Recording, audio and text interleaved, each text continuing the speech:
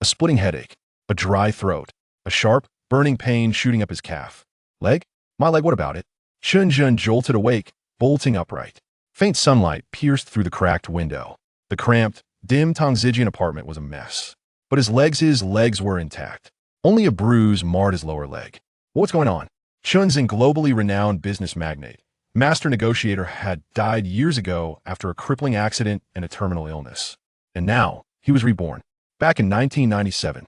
Coincidentally, the man head possessed was also named Chen Zhen. 25 years old, jobless, and a textbook deadbeat. He drank. He gambled. When broke, he leached off his parents.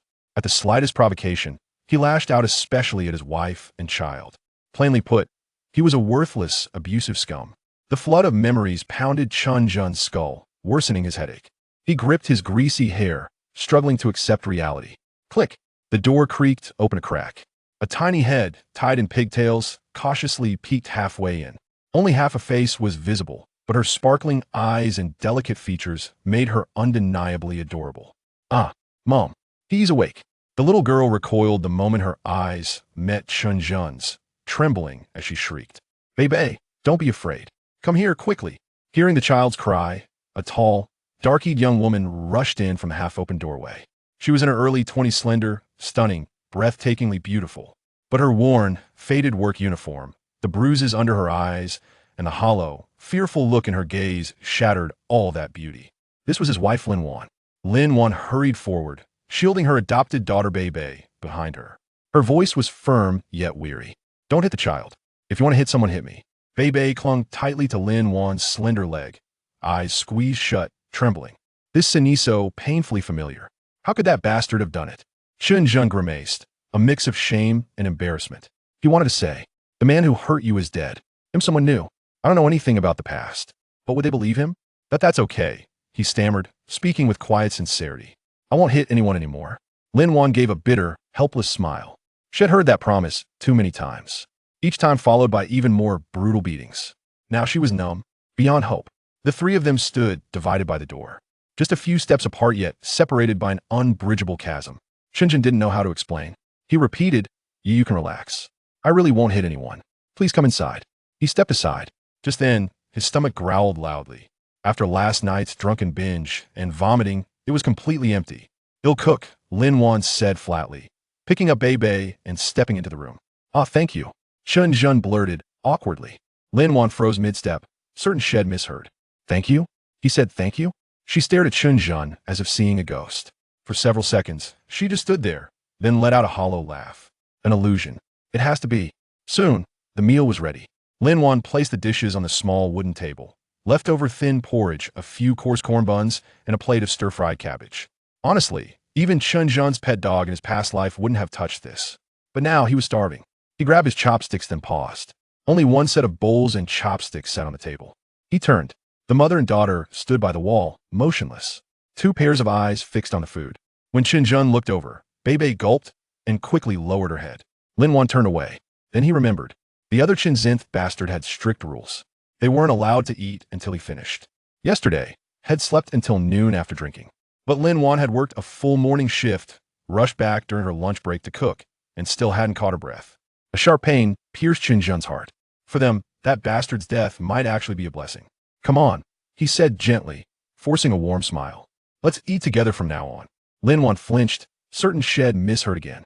Come, what's with the formality? We're family, Chen Zhen urged. When he said family, Lin Wan's eyes welled up. Hesitantly, she sat down, holding Beibei close. Chen Zhen stood, fetched two more sets of bowls and chopsticks from the windowsill, and poured full bowls of porridge. Here, eat, he smiled at Beibei, handing her the bowl. Then he glanced at the bruise on Lin Wan's face. That doesn't hurt? No, it's fine, Lin Wan stammered, flustered by the sudden concern. This is too strange. How can he? Wait, I get it now. Lin Wan suddenly understood. Reluctantly, she pulled out an old handkerchief from her pocket, slowly unfolded it. This is last month's salary. He'll keep 50 for groceries. The rest is for you. She took out 5 big sheep 100 yuan notes, placing the rest before Chen Zhen. The debt's outside, we'll pay them slowly. As long as you stop gambling, we'll manage. If she glanced nervously at Chen Zhen, bit her lip. If you could talk to them, ask for more time, maybe send some money home. Dad's condition is getting worse. He needs treatment. Your brother works the fields all year, barely earns enough to eat. How can he afford medicine? Her voice faded, barely audible, because she noticed Chen Zhen staring at her. Only then did Chen Zhen recall the depths of the original Chen Zhen's cruelty. Chen Zhen claimed he'd get a factory job. His father borrowed heavily from the village to bribe officials. But the money? All gambled away. His father collapsed in rage, his health deteriorating ever since. His elder brother? A simple farmer, struggling to feed 4 or 5 mouths on a few acres. No spare cash for medicine. Yet the original Chen Zhen ignored it all, drinking, gambling, indifferent. Only Lin Wan, the daughter-in-law, couldn't bear it. She had advanced her salary to send money home. That bastard. He deserved to die. Chen Zhen clenched his fist, slamming it on the table with a loud thud. Lin Wan flinched, bracing for violence. She shielded Beibei, lips pressed tight, tears welling. Chen Zhen took a deep breath, pushed the money-wrapped handkerchief back. Keep the money. We'll find a way to cover the medical bills. Lin Wan froze, staring at him in disbelief. Chen Zhen softened his voice, smiling. Nothing's insurmountable. Don't worry. I've got this. Everything will get better. Now let's eat. Lin Wan sat stunned, unable to believe this was real. This man so familiar, yet so alien, had brought her nothing but fear and despair. But now could he actually bring hope? Emotion? Could it be? Chapter 2. The Price of True Love. Has Chen Zhen really changed? Did he suddenly turn good after passing out drunk last night? Impossible. How could this be? This sudden happiness overwhelmed Lin Wan. She looked at Chen Zhen, then at Beibei, and suddenly tears streamed down her face. What's wrong? Chen Zhen asked gently, setting down his chopsticks. Nothing. I'm just happy. Lin Wan wiped her tears, forcing a smile. She was happy. She had never dreamed of wealth or grandeur. Never expected Chen Zhen to be brilliant. All she wanted was for him to reform, to live a peaceful, ordinary life like other families. That's good. Eat. Chen Zhen smiled. Lin Wan chirped, her eyes crinkling into a radiant smile. Seeing her finally smile, the dark cloud in Chen Zhen's heart lifted slightly. In his past life, Chen Zhen was worth billions. Almost nothing was beyond his reach. Yet his inner world was profoundly lonely. At 7, a car accident took both parents. He grew up in others' homes, enduring scorn and humiliation, fighting tooth and nail. He clawed his way to the top, stood triumphant on the peak. But what good was it? The glaring moon over his ocean view mansion, the howling wind atop his skyscraper, had endured too much crushing solitude, too much pain without tears. Of course, after success, people flocked to him. But Chen Zhen knew. They were all flies chasing fame and fortune. If he weren't a business titan, a billionaire, if he weren't a negotiation legend, if he were just a penniless nobody, would anyone care? They'd flee faster than you could blink. His final years in the hospital revealed the cold truth of human nature. But now reborn, seeing Lin Wan finally understood. True feelings do exist. Some people just don't know how to cherish them. The original Chen Zhen, lazy, drunk, gambling, beating his wife and child. But Lin Wan, bearing bruises, swallowing humiliation, working tirelessly to support the family. Hearing his stomach growl, she immediately cooked warm meals. Knowing her father-in-law was ill, she still saved money to send home despite the abuse. This was true love. This was true warmth. The child's fear, Lin Wan's bruises, their crushing poverty. Chen Zhen was deeply moved. Even his ironclad heart strong as a mountain shattered in an instant. I ill-washed the dishes, Chen Zhen mumbled, grabbing the bowls to hide his tears. Lin Wan froze again, staring at his back, mouth opening but no words coming. He's doing housework. Even Beibei looked stunned. Her big, shiny eyes wide. She whispered, "Mom, has he really changed?" Her young face glowed with fragile hope. Lin Wan bit her lip, suddenly pulled Beibei into her arms, and wept freely. Chen Zhen squatted by the sink, scrubbing dishes, mind racing. If heaven gave me a second chance with a healthy body, with this warm family ID, be no better than that bastard if I don't live right this time. The most urgent task now, make money. But in 1997, where should he start? Are you lying? A childish, milky voice cut through his thoughts. Chen Zhen turned. Adorable little Beibei stood a few steps away, sucking her finger, tilting her head, blinking her big, watery eyes at him. Huh? Lying about what? Chen Zhen asked, puzzled. You said you'd never hit us again. Is that true? Beibei looked up, full of hope. Chen Zhen nodded firmly, cheeks warming. I promise. Then can we pinky swear? Beibei held out her tiny finger, deadly serious. Of course. Chen Zhen smiled, extending his finger. 2 fingers hooked. 2 voices chorused. Pinky swear 100 years, no backsies. No lying after this. Beibei pouted, solemn. Of course not. Chen Zhen chuckled, gently pinching her chubby cheek.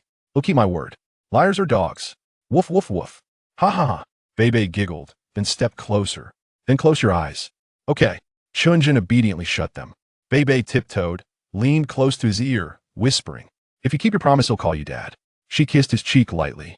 Chen Zhen opened his eyes. Beibei was already running off, shy. A few steps away, she turned, wiggling her finger. Dad, keep your promise. Liars are dogs.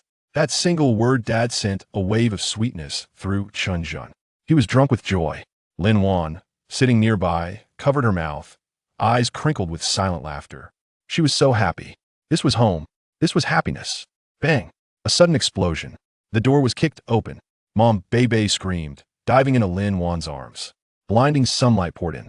A thick, bulky silhouette blocked the doorway. Lin Wan's face paled. It was Lu Lijuan, her supervisor, a woman who tormented her daily. Lu Lijuan, in her 30s, slightly overweight, permed hair, waved a dark blue work uniform in her hand, bellowing. Lin Wan, you shameless little slut. Get the hell out here. Chen Zhen started to rise, furious. But Lin Wan, panicked, quickly blocked him. The supervisor might need me. He'll go see. She hurried out, closing the door behind her. Supervisor, what is it? Lin Wan forced a smile. What is it? Lu Lijuan spat. You little slut. Your man's useless. So you're chasing after other men's husbands? I didn't. Lin Wan stammered. Still lying? Is this your washing? Lu Lijuan waved the uniform, screaming. Got some nerve, huh? Coming to my house to seduce my man. Tell me, what's this about washing my husband's clothes? Lin Wan stammered. It's not what you think. Beibei accidentally stopped the machine. Brother Zhang climbed up and down to fix it. He got all oily. I felt bad. Then yesterday you told me to mop the workshop.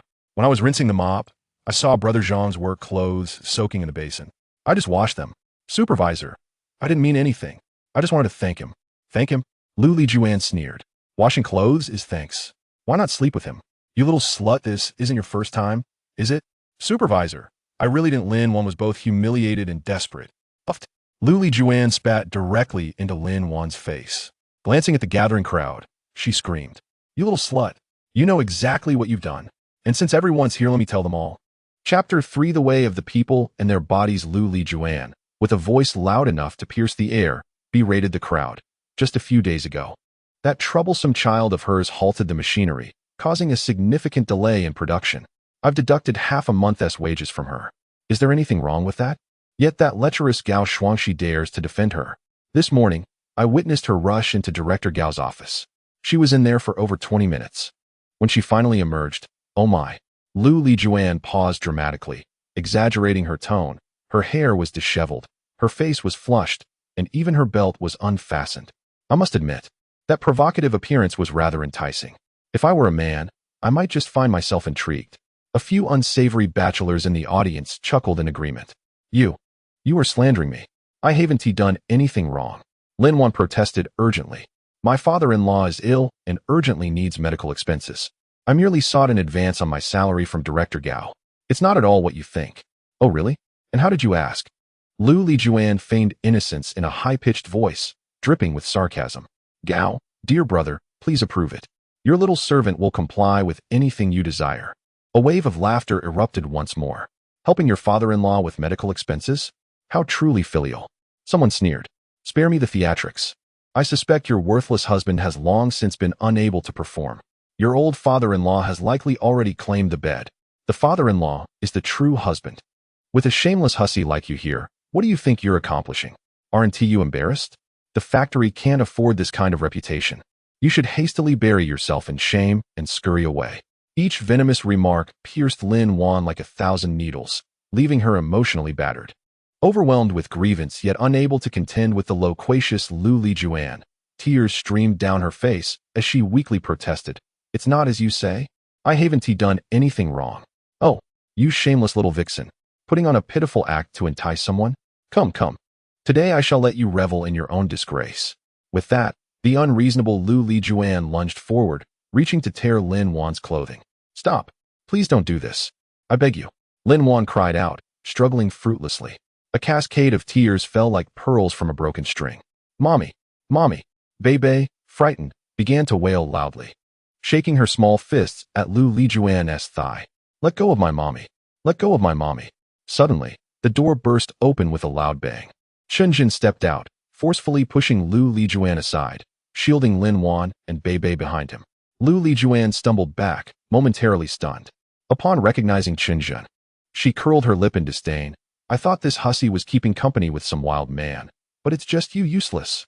Before she could finish her sentence, a bucket of foul, viscous water cascaded down upon her, drenching Lu Lijuan and turning her into a soggy mess. The thick makeup on her face washed away in streaks, resembling a scene of a mudslide. Ugh! Lu Lijuan spat out the filthy water and cursed. Damn you, Chen Zhen. I'll settle this with you. With that, she lunged fiercely at Chen Zhen. Smack! Without waiting for her to approach, Chen Zhen swung his arm and delivered a resounding slap to Lu Lijuan's plump face. Stumbling back 3 steps, Lu Lijuan felt blood seep from the corner of her mouth.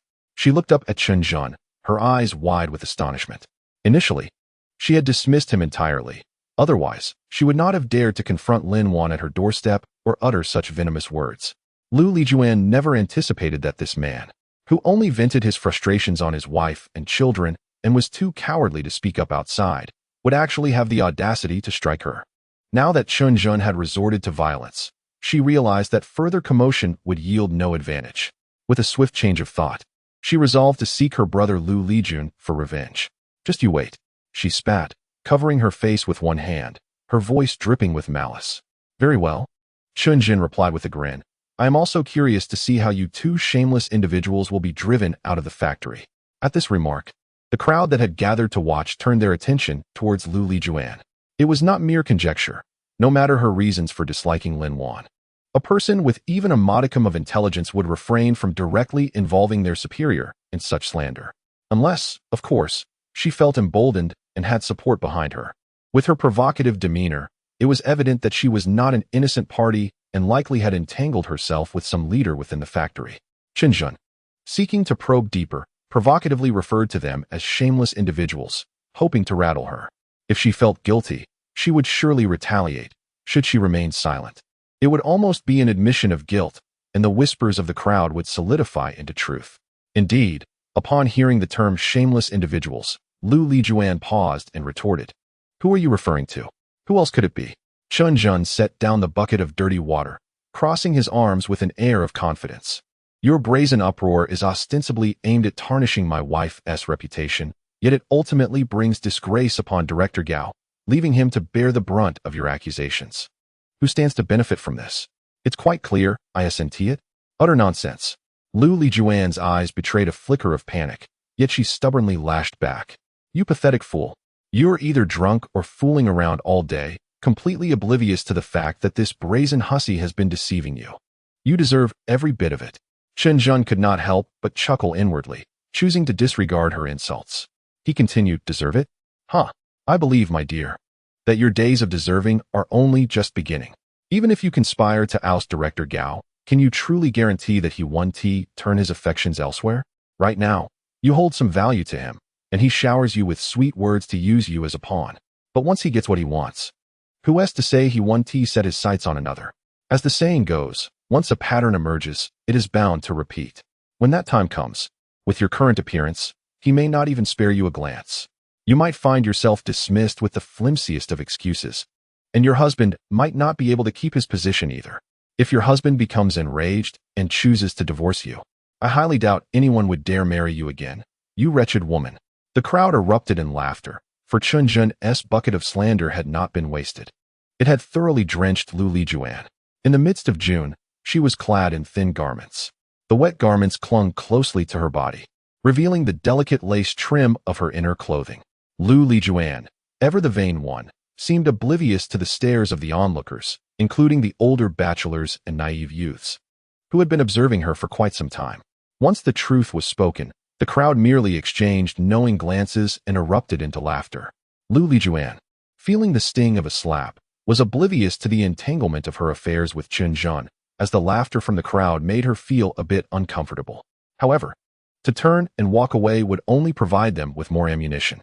So, she crossed her arms defiantly and retorted harshly, Chen Zhen, stop your nonsensical chatter.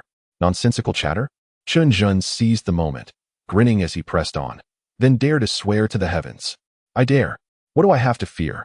I am innocent, and shadows cannot harm me. Lu Lijuan declared, her round face lifted proudly. Then dare to say you aren't slandering Xiaowan. I dare. She is nothing but a little harlot. Then dare to claim he is older than your husband? I dare. He is indeed older. Lu Lijuan abruptly halted. But the crowd erupted into laughter. Chapter 4. A bet must be honored. Chen Zhen's questions came faster than the last. Each step he took closing the distance further, creating an overwhelming sense of pressure. Lu Lijuan, arms crossed, was in a defensive stance, unwilling to yield an inch, both mentally and physically.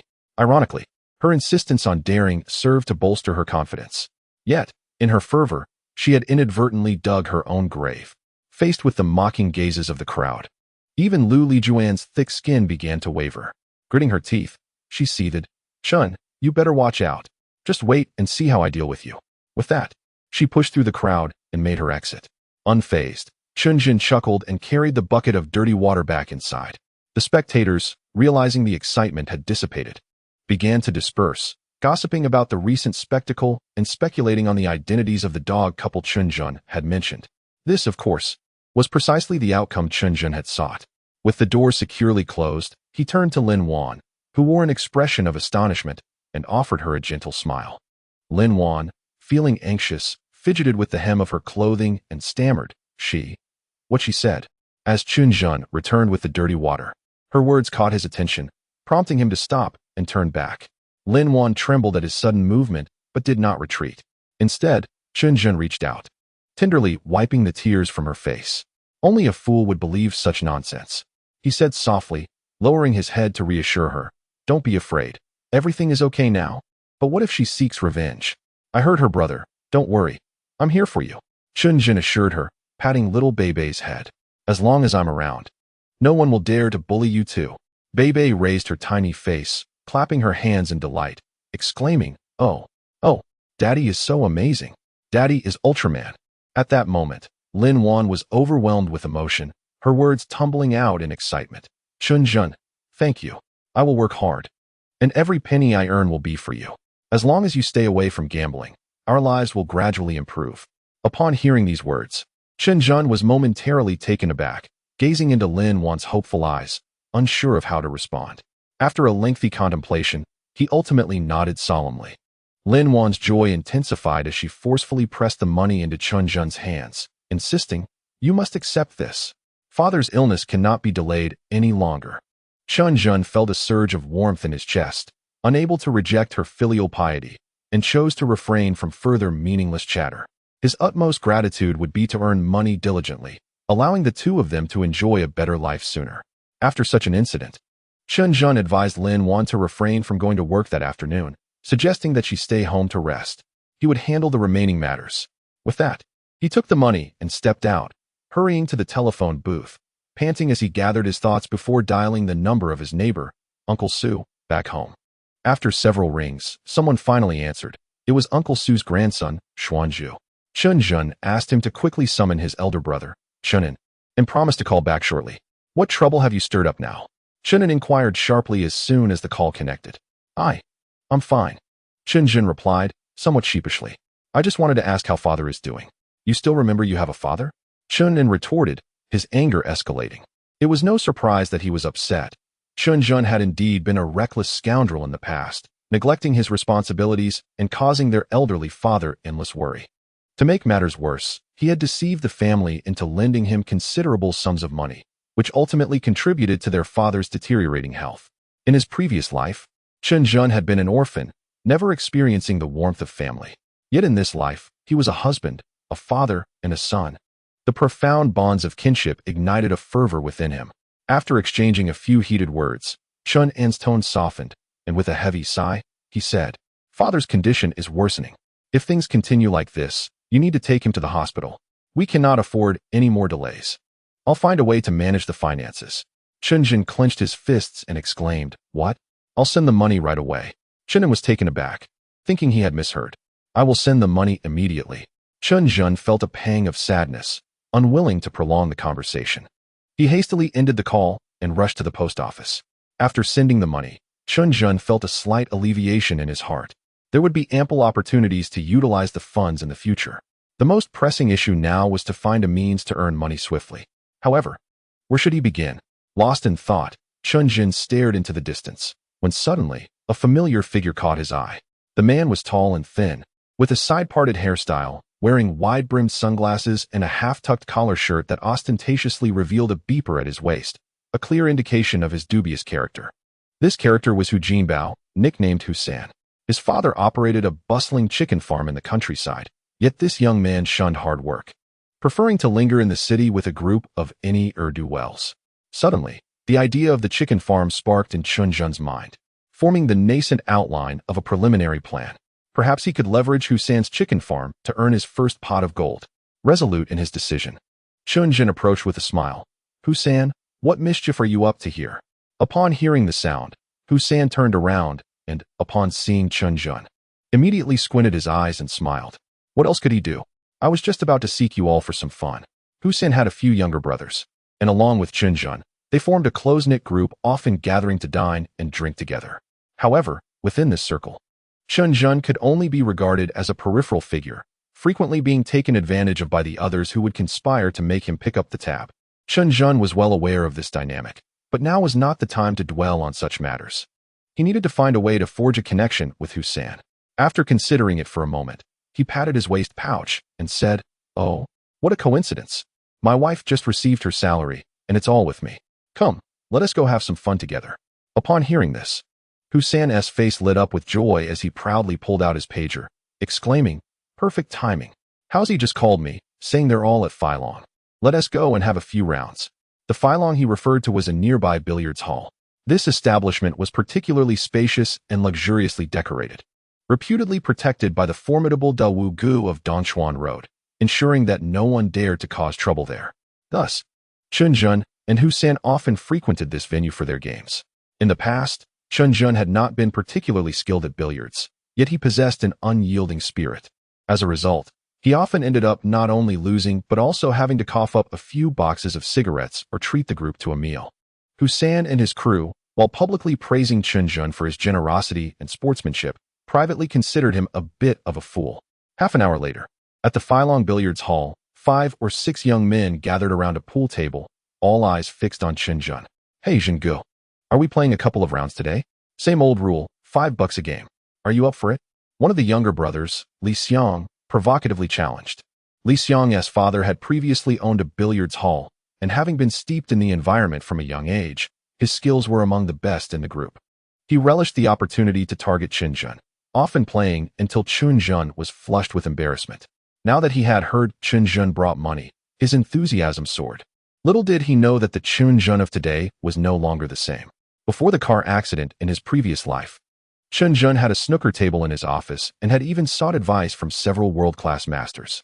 For him, playing this simpler form of billiards was akin to child's play. Chuckling, Chen Zhen deliberately stoked Li Xiang's ire, saying, "Xiangzi, if I play with you, wouldn't that be bullying? Forget it, it's not worth it." Their youthful bravado and competitive spirit ignited. Li Xiang immediately became agitated. "Come on, Chen Zhen, have you forgotten how I used to dominate you? Today, I'm going to show you something." Seeing Li Xiang so easily riled up made Chen Zhen secretly chuckle, but he still shook his head, replying, "I'm not interested in playing, it's just not appealing. $5 a game doesn't pique my interest." Upon hearing this, the group of younger brothers burst into laughter. In terms of billiards, Chen Zhen was no match for Li Xiang, and financially, he could not compete either. With such bravado, wasn't he just asking for trouble? Yes, let us win his pants off him. They all laughed together, and Li Xiang, with a squinting smile, said, "Chen Zhen, you name the stakes, and I'll match you." Chen Zhen let out a sigh. In truth, he merely sought an opportunity to converse with Husan privately, without the intention of playing billiards with Li Xiang for money. However, since the latter insisted on seeking a challenge and throwing money away, he had no grounds to decline. "Right? Very well, let us play casually. How about 51? "Oh, 51. The group of younger brothers erupted with excitement. In this day and age, 50 yuan was no trivial sum, and such a grand game was unprecedented in their experience. "Chen Zhen, isn't that a bit too much?" Husan cautioned from the side. Yet, Li Xiang retorted, "Husan, what do you mean? Chen Zhen wants to play. It's none of your business." Seeing this, Husan shrugged and fell silent. However, 20 minutes later, the onlookers were left in shock, and Li Xiang's face turned as purple as an eggplant. With 6 consecutive shots, Chen Zhen had cleared the table without giving Li Xiang a single chance to play. 300 yuan had just vanished into thin air. Still want to play? Chen Zhen set down his cue and asked with a smile. Leaning on the billiard stick, Li Xiang looked utterly bewildered, taking a long moment to recover. What nonsense is this? He gritted his teeth in frustration. Well, to each their own. 300 yuan, please, Chen Zhen remarked, seemingly oblivious to Li Xiang's dark expression. He rubbed his fingers together and chuckled. Old rule, the loser treats. By the looks of it, it's your turn, Xiangzi. Upon hearing this, the crowd erupted into cheers and laughter. Who cared about winning or losing? As long as someone was treating, that was all that mattered. Li Xiang, however, was fuming. 300 yuan represented nearly all his possessions, and handing it over meant he would be left to fend for himself. No, that's too much. I'll give you 200. Li Xiang blurted out defiantly, rolling up his sleeves as if ready to pick a fight. Zhang Yunhao, a robust figure, stepped forward to mediate. Li Xiang, enough already. This is Mei's territory. If you stir up trouble, don't drag us into it. Hearing this, Li Xiang shivered in fear. Mei's big brother, known as the fiercest in Dongchuan, had been undefeated in the North City since he was 17. Surrounded by numerous ruffians and even parolees, no one dared cross him. Causing a scene in his domain would have consequences far graver than losing 300 yuan. Reluctantly, Li Xiang handed over the money, throwing his cue in frustration as he stormed out of the billiard hall with the others. Phew! Just as they stepped outside, a sleek black Crown car that had been idling at the entrance suddenly roared to life, kicking up dust and enveloping them in a cloud. Damn, can't you drive any better? Li Xiang cursed, already in a foul mood. Keep it down. Are you trying to get killed? Zhang Yunhao quickly intervened, glancing nervously at the distant vehicle's retreating silhouette. Are you blind? That's Mei Sanjia's car. If she finds out, you're done for. Have you forgotten how Ma Shun broke his leg? At this reminder, Li Xiang flinched, his bravado faltering as he muttered, She didn't hear us, did she? Besides, we're all brothers. No one would spread rumors. Exactly. The others chimed in, making their way toward Lu's stewed dishes restaurant. The speaker had no intention, but the listener took heed. Beside him, Chen Zhen's thoughts began to stir, initially contemplating how to forge a partnership with Husaner. However, it became evident that Mei Sanjia could serve as a crucial link between the poultry farm and himself. Chapter 5. An extraordinary individual. According to Chen Zhen's recollection, Mei Sanjia, whose real name was Mei Shangnan, was approximately 25 or 26 years old. She earned the nickname Sanjia because she had 2 formidable elder brothers. The eldest, Mei Xingguo, was a well-known figure whose reputation preceded him.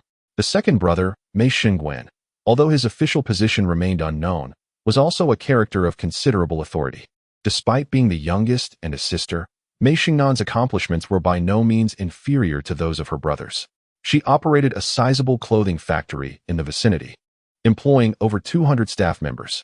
In the northern part of the city, aside from the state-run textile factory where Lin Wan resided, Mei Sanjia's factory was the largest. In this era, the ability to own such an enterprise spoke volumes. If I can connect through this avenue. Chen Zhen pondered as he walked alongside a few ruffians. Li Xiang, Zhang Yunhao, and others would never have imagined that the feared female tyrant was being outmaneuvered by Chen Zhen. After a silent journey, once the group had indulged in their feast, Chen Zhen subtly pulled at the sleeve of Niu Damon beside him under the table. Niu Damon, somewhat puzzled, looked at Chen Zhen and asked, What's up, Xingge? He was the most straightforward among them, with a large head and small eyes, appearing rather simple-minded. Let us go. I need to relieve myself, Chen Zhen said, patting his shoulder as he stood up. Oh, Niu Damon replied quickly, rising to follow. Come back soon. We'll play another round after. Li Xiang exclaimed, feeling aggrieved at being taken advantage of. Sure, Chen Zhen responded heartily, but once he finished at the wall, he seized Niu Damon firmly. Damon, fetch the car. Huh. Niu Damon blinked in surprise. What for? We haven't even finished drinking. I have something to attend to. You'll drive me. I'll treat you another day. Oh. Niu Damon seemed reluctant, but said nothing further. The two turned back to the entrance of the Filong billiard hall, unlocked the car, and pulled out a sturdy 280. Xingge, where are we headed? The tall Niu Damon inquired as he stepped on the gas. To Hongtu Clothing Factory. Chen Zhen indicated towards the front seat, as he took his place in the back. Oh, Neo Damon nodded. Just as he was about to turn around, he suddenly spun back, astonished. Zhenggu, you're not going to report us, are you? Li Xiang didn't mean any harm. Besides, we're all brothers. Where are you getting that from? Chen Zhen laughed. I genuinely have matters to attend to, so let us move. All right. Neo Damon ceased his questioning and accelerated the 280 straight towards the Hongtu clothing factory. The factory wasn't particularly far, yet not very close either. Neo Damon pedaled fervently, and within 10 minutes, they arrived at the exterior of the factory's walls, just around the corner from the main entrance. Stop! Chen Zhen quickly called out. He instructed the bewildered Neo Damon to conceal the car nearby and spoke with utmost seriousness. You must address me as Director Chen from now on, understood? Director Chen? Neo Damon scratched his head. What about me? Should I be called Director Neo too? Director? Nonsense. You're more like a livestock. Chen Zhen patted Neo Damon on the shoulder and reiterated, make sure not to make any mistakes. With that, he straightened his collar and tidied his wind-tousled hair, striding purposefully toward the entrance. Neo Damon hesitated for a moment before following closely behind. In the shaded area outside, the doorman, holding a large tea mug, noticed the two approaching and was about to rise to question them. However, Chen Zhen took the initiative, rebuking him sharply. Are you still wanting to work? Are you here to work or just to retire? With your attitude, is this factory even going to stay open? The doorman, taken aback by the reprimand, was momentarily at a loss, daunted by Chen Zhen's imposing presence and dared not utter a word. This is outrageous. It's all because of Shungnan's indulgence. Chen Zhen exclaimed, his hands clasped behind his back as he strode through the doorway. The doorman bowed his head respectfully, not daring to utter a single word. Once inside the factory, Chen Zhen scanned the surroundings and made his way towards where the cars were parked. Though the distance was too great to clearly see the license plate, in this era, aside from Mei Shengnan, there could be no other owner of that car. With Chen Zhen leading the way and Neo Damon following closely, they walked with their heads held high, their confident demeanor intimidating all they encountered, leaving no one brave enough to approach them. Upon reaching the top floor and nearing the director's office, a bespectacled young woman boldly inquired, "Excuse me, are you looking for Mei Shengnan?" Chen Zhen interrupted her before she could finish. "Oh, Mei, is Director Mei inside?" The young woman quickly stepped aside, gesturing inward. Anyone bold enough to mention the name Mei Shengnan here surely had reasons to tread carefully. Neo Damon was startled, but seeing Chen Zhen's calm composure, he felt reassured, albeit curious about this newfound aura of authority. As Neo Damon hesitated, Chen Zhen had already taken several strides forward. Bang! Without knocking, he pushed the door open. The expansive and brightly lit office exuded a commanding presence. On the wall directly ahead hung a grand calligraphic banner inscribed with the words "Great Ambitions Unfold." Beneath the banner, a woman in a crisp white business suit lounged in the executive chair. She appeared to be around 28 or 29, with fair skin and striking features, her eyes glinting with a hint of resolve. With one leg draped over her desk, her alluring figure was perfectly accentuated by her attire, creating an enticing yet somewhat unrefined posture. Upon noticing the door being flung open, Mei Shengnan swiftly retracted her leg and stood up, surveying Chen Zhen with a cold, piercing gaze. "May I inquire who you are?" she asked, her tone a blend of surprise and authority, maintaining a polite demeanor while exuding an air of dominance. Chen Zhen silently marveled at her composed demeanor, yet he could not suppress a flicker of disdain as he boldly made himself comfortable on the sofa. At that moment, Neo Damon hurried in, having lagged behind. Upon hearing Mei Shengnan's question, he promptly replied, "This is our general manager Chen. You must be Mei Shengnan, right?" "Yes, indeed." Chen Zhen nodded slightly and gestured towards the sofa beside him, saying, "Please, take a seat." Mei Shengnan furrowed her brow, contemplating inwardly. "Who is this Mr. Chen? I have no recollection of him. He barges into my office without knocking, taking command, and even instructing me to sit? What kind of approach is this?" Turning her gaze towards Neo Damon, she asked, "Forgive my ignorance, but who might this gentleman be?" Neo Damon, caught off guard by Mei Shengnan's inquiry, stumbled over his words, casting a furtive glance at Chen Zhen, and managed to utter, He's that Damon." However, Chen Zhen adeptly interrupted, instructing, "You wait for me outside." "Ah, certainly." Neo Damon, feeling the tension ease, nodded vigorously and flashed a nervous smile at Mei Shengnan. This smile, initially one of fear and anxiety, took on a different significance when coupled with Chen Zhen's composed demeanor and the scrutinizing gaze of someone in a position of authority. It was a blend of concealment and revelation. Mei Shengnan observed Chen Zhen, her mind racing with speculation about his background. Was he a powerful official, a business magnate, or perhaps a figure of the underworld? He seemed to embody elements of all three, yet none at the same time. Meeting Mei Shengnan's questioning gaze, Chen Zhen casually crossed his legs and remarked in a leisurely manner, "No need to ponder. We have not met before. I come with no ill intent. Rather, I wish to assist you in truly realizing your ambitions, rather than engaging in futile endeavors." Upon hearing the latter part of his statement, Mei Shengnan's pupils dilated in surprise. To realize one's ambitions was easily understood, as the clothing factory was named home to. However, futile endeavors subtly referred to her elder brothers, Mei Shengwu and Mei Shengguan. Although each had chosen different paths, they were both prominent figures in Dongchuan. What level of individual would dare to use such terminology in reference to them? Unable to restrain her curiosity, Mei Shengnan scrutinized Chen Zhen, who had confidently taken a seat across from her. With a tone laced with skepticism, she inquired, "Since you are so confident, I would like to know how you intend to help me realize my ambitions." Her words conveyed a sense of guardedness. Her piercing gaze akin to two sharpened swords, locking onto Chen Zhen, as if to say, "If you do not elucidate your intentions, I shall relish the sight of you attempting to exit through that door. You possess a considerable amount of unsold inventory, do you not?" Chen Zhen stated directly, "Tomorrow, prepare all the stock for transport. I shall return in 3 days to collect it and assist you in liquidating everything at once." Mei Shengnan was taken aback, incredulously asking, "All of it?" "Indeed," Chen Zhen affirmed with a nod. The clothing factory had accumulated over 100,000 units of unsold goods, leading to cash flow issues and operational difficulties that had long plagued Mei Shengnan. Yet, hearing this man speak so casually about it all in just 3 days, it seemed implausible. To be candid, my father is set to arrive in Dongchuan shortly, and I wish to seize this opportunity to advance my career, Chen Zhen stated with conviction. In truth, this was not a fabrication. His father indeed was coming to Dongchuan, but merely for a medical appointment. However, to Mei Shengnan, this statement bore an altogether different implication. Unfortunately, Chen Zhen shook his head slightly and remarked, "Across the entirety of Dongchuan, there exists a plethora of inept individuals. The only one possessing the audacity to catch my discerning eye is you, Mei Shengnan." As he spoke, Chen Zhen leaned forward, his gaze fixed intently upon her, and inquired, "So what do you say? Are you interested in embarking on a grand venture with me?"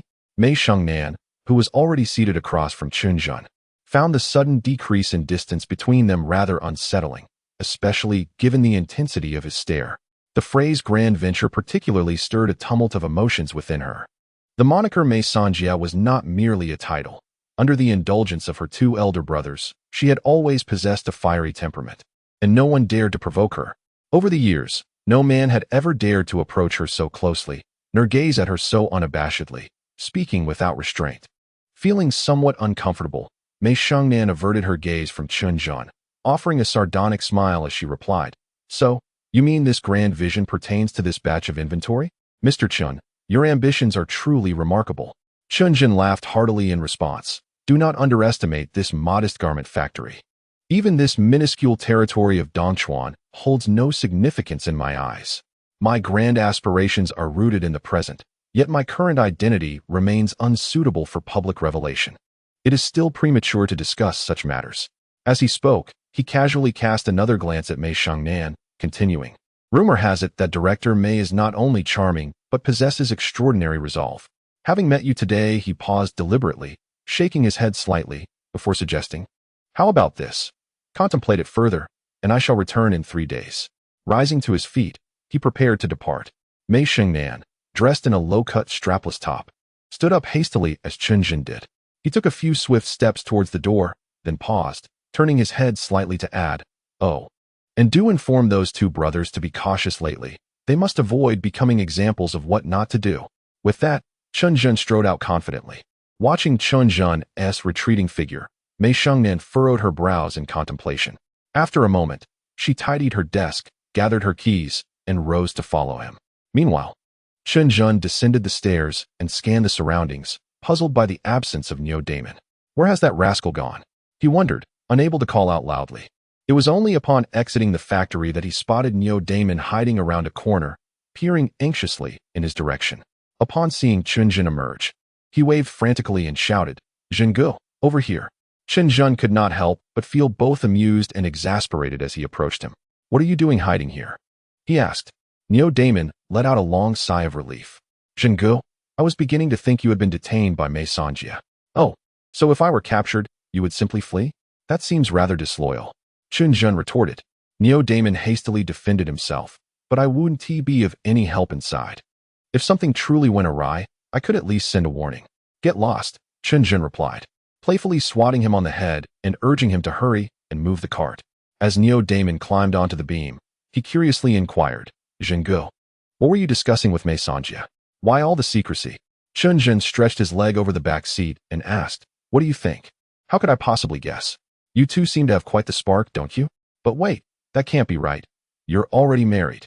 Suddenly, a light bulb went off in Neo Damon's head as he pedaled, and he exclaimed, I know. Brother Zhen, do you have some hidden identity? Just like the character played by Ekin Chung in the Nine Dragons Ice Room, who appears to be just a waiter, but is actually a big boss?" He continued, "While I and Husaner are unaware of your background, it seems Sister Mei has recognized you from somewhere." Listening to Neo Damon's nonsensical ramblings, Chen Zhen couldn't help but chuckle. Was this fellow dazed by the videos he had been watching? Deciding not to clarify, he simply replied, "You're not far off. I hadn't intended to share this, but I've genuinely regarded you all as brothers during this time." However, Chen Zhen was merely boasting. But the naive Neo Damon took him at his word. Just moments ago, he had witnessed Chen Zhen's formidable presence, which even overshadowed Sister Mei. Such charisma could not simply be feigned. Suddenly, Neo Damon felt a surge of excitement. He had never imagined that such an impressive figure was right beside him. And what's more, he had confided in him the hidden truth. "Brother Zhen, where are we heading now?" Neo Damon asked cheerfully, straightening his back. Though he was pushing an old bicycle, he felt as spirited as a character from a film riding in a luxurious Mercedes. Chen Zhen glanced at the dilapidated bike and frowned, saying, "Let us lock up the bike. We'll just take a cab." Huh. Neo Damon was puzzled. In this day and age, only the wealthy took cabs. It wasn't that they couldn't afford it. But nearly 10 yuan for a single ride was indeed a painful expense. Chen Zhen, contemplating the taxi ride, was not frivolously spending money. His keen observation had led him to conclude that Mei Shangnan was a rational and meticulous woman. Such individuals are inherently suspicious, and mere flattery would not win their trust. Thus, Chen Zhen surmised that Mei Shangnan would likely continue to investigate him, possibly through connections or even direct surveillance. If she were to spot him riding that shabby bicycle, his subsequent plans would be utterly thwarted, perhaps even inviting trouble. Desiring to strategize effectively, Chen Zhen hailed a taxi and settled into the back seat. Neo Damon, intending to join him, was playfully kicked into the front passenger seat. "Driver, to the technology city," Chen Zhen declared confidently. With the vigorous promotion of investment policies, the old Liberation Road had undergone a transformation, and the newly constructed technology city had become a landmark of Dongchuan. Chen Zhen's visit to the technology city was twofold. Firstly, he sought to uncover new business opportunities, for his memories of the era around 1997 were somewhat hazy, and he feared missing vital details. Secondly, he aimed to create something of significance to reassure Mei Xingnan. As the saying goes, all's fair in love and war. Chapter 7. Playing into the plan, Chen Zhen circled the entrance of the science and technology city, yet he found no trace of Mei Xingnan. "Hey, Damon, are you thirsty?" Upon arriving at a shop selling printers, Chen Zhen suddenly halted, pulling out 10 yuan and handing it to Neo Damon. "Go buy 2 bottles of Beibei mineral water. I'll wait for you here." "Huh, Beibei?" Neo Damon, somewhat perplexed, took the money and asked, "Zhenggu, that stuff costs 250 a bottle. It's just boiled water, not even as invigorating as Coca-Cola. Just go and get it, no need for chatter." Chen Zhen frowned, disinterested in the sugary beverage, preferring plain water to quench his thirst. Watching Neo Damon sulk as he departed to buy the water, Chen Zhen stepped into the printing shop. "Boss, can you print documents and make business cards?" "Of course. What do you need?" replied a young man wearing thick glasses. "Well, I'd like to get a set done." Chen Zhen briefly outlined his requirements. The young man scratched his head awkwardly. "Brother, I understand what you're asking, but I haven't learned how to do that yet. Perhaps you could come back tomorrow and let my master handle it." "Not a problem. I can use your computer to do it myself," Chen Zhen said, deftly clicking on the hummingbird icon on the screen. The young man was about to intervene, but he was taken aback as Chen Zhen's fingers flew across the keyboard, executing a flurry of impressive maneuvers that swiftly brought the design to life. With a click, the connected printer immediately produced the original image. Following that, a series of stamped official documents emerged in quick succession. "Brother, you're incredible. Truly a master." The awe and admiration in the young man's eyes were evident even behind his glasses.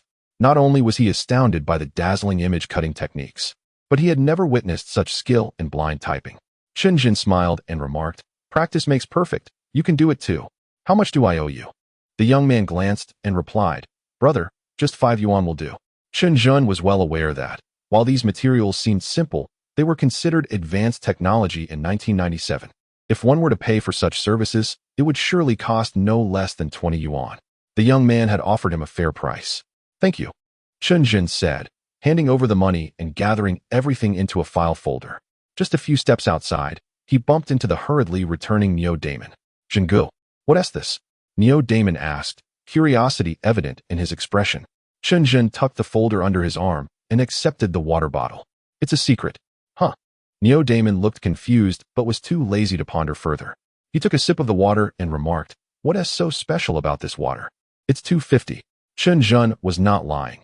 Indeed, this was a secret weapon prepared for Mei Sanjia. Having just engaged in a bit of deception, she could not yet fully trust him. In 3 days, armed with this secret weapon, it would be effortless for her to stage her own rendition of Jiang Gan's stealing the book. After descending the stairs, Chen Zhen also picked out some small gifts for Lin Wan and Beibei at a nearby mall, and on the way, he bought some meat.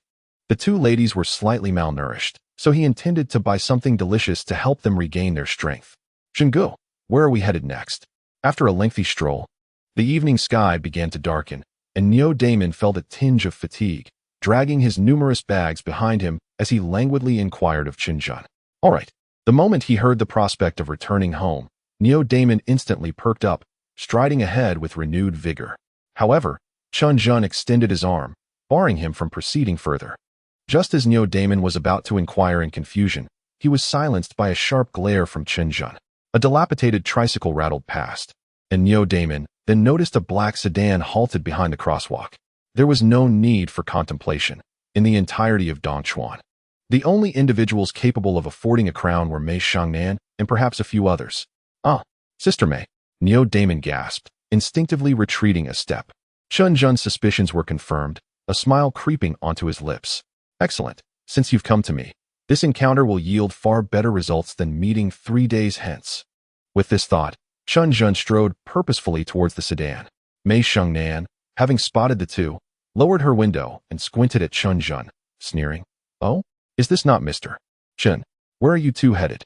"To the northern part of the city," Neo Damon replied, unable to lie, his trepidation palpable in the presence of Sister Mei. Yet, Chen Zhen, composed and assured, replied with a smile, "What a coincidence, running into Director Mei again. I have been entrusted to meet someone in the northern city." He gestured towards the bags Neo Damon was carrying, maintaining a neutral expression. Mei Shengnan scrutinized the file bag in Chen Zhen's possession, pondering for a moment before expressing her bewilderment. "Oh, the northern part is quite far." "Indeed," Chen Zhen continued, "I have only just arrived in Dongchuan, and being unfamiliar with the area makes hailing a cab somewhat troublesome. Director Mei, would you be so kind as to give me a lift?" Before Mei Shengnan could respond, Chen Zhen abruptly opened the car door and instructed Neo Damon, "Damon, place the items in the car and head back. Having Director Mei drive me is sufficient." "Oh," Neo Damon replied, somewhat dazed, hastily depositing the bags onto the back seat. Chen Zhen settled into the passenger seat, calling out through the window, "Make sure to fill the tank. Don't let anything go awry tomorrow morning." Without waiting for a response from Neo Damon, he pressed the window button, tossing the file bag onto the dashboard, causing several documents marked with red headers to cascade out. Beep, beep. Just as Mei Shengnan was about to speak, the traffic light turned green, and the vehicles behind her began honking impatiently, prompting her to accelerate. "Hey, Damon, what are you doing here?" Neo Damon, scratching his head in confusion as he stared at the retreating vehicle, was suddenly jolted by a thump on his shoulder. Turning around, he found Hussein and Zhang Yunhao, who were intoxicated. "Nothing much. Where's Chen Zhen?" Zhang Yunhao inquired. "In Sister Mei's car," Neo Damon pointed ahead. "What?" The group was momentarily taken aback. The crown poised to turn the corner was indeed Sister May's vehicle. Through the window, it was unmistakable. Chen Zhen was seated in the passenger seat. The group stood in stunned silence for a while, before finally regaining their composure and hurriedly questioned Neo Daemon about the unfolding situation. Neo Daemon, unwavering in his honesty, recounted the events with utmost sincerity. He then remarked, "Brother Zhen has always regarded us as kin, yet we have somewhat let him down. Director May, it truly seems that fate has intertwined our paths. It appears that this opportunity is simply inescapable." Chen Zhen deftly secured his seatbelt while tidying the deliberately scattered red documents, adding, "Director May, you must see this through." Mei Shengnan, though reluctant, could not help but respond inwardly. Had it been anyone else, I would have kicked him out long ago. Yet, this fellow seems to possess some significant connections. She had clearly noticed that among the scattered red documents was a conspicuous paper titled Dongchuan City State-Owned Enterprise Reform Plan. Such a document could not possibly belong to an ordinary individual. Could he truly be that high-ranking official's son? If he could indeed ally himself with such a formidable figure, revitalizing the garment factory would be nothing short of a blessing. With this thought, Mei Shengnan suppressed her anger for the time being, refraining from ejecting Chen Zhen from the vehicle. Chapter 8. Intrigue and rivalry. As Mei Shengnan maneuvered the steering wheel, redirecting the car towards the northern textile factory, she engaged in casual conversation. However, as they conversed, she abruptly realized that this man, in terms of eloquence and knowledge, as well as his perspective and understanding, far surpassed her expectations.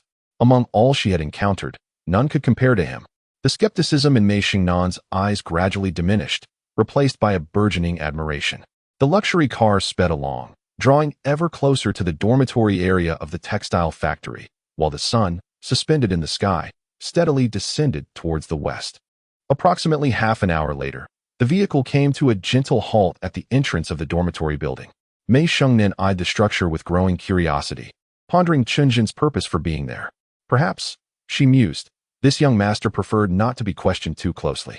After Chen Zhen opened the car door and casually expressed his thanks, he turned and strode directly towards the dormitory. Upon reaching the entrance, he suddenly sensed something amiss. A throng of people had gathered at the doorway, their silence palpable as they fixed their gazes upon him. At the forefront of the crowd stood several unruly youths, their eyes gleaming with menace. "Chen, we've been waiting for you," Lu Lijuan bellowed, pointing an accusatory finger at Chen Zhen.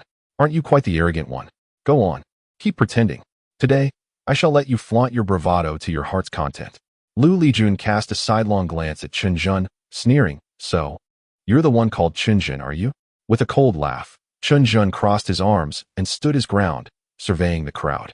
"If you have something to say, then say it. I have a myriad of matters awaiting my attention." The onlookers collectively gasped in astonishment. Chen Zhen had returned after a day out, and now he dared to provoke even Lu Lijun? A woman squatting by her dormitory door, preparing vegetables while observing the spectacle, scoffed. A man who relies on his wife for sustenance suddenly finds his bravado? This is quite the rarity.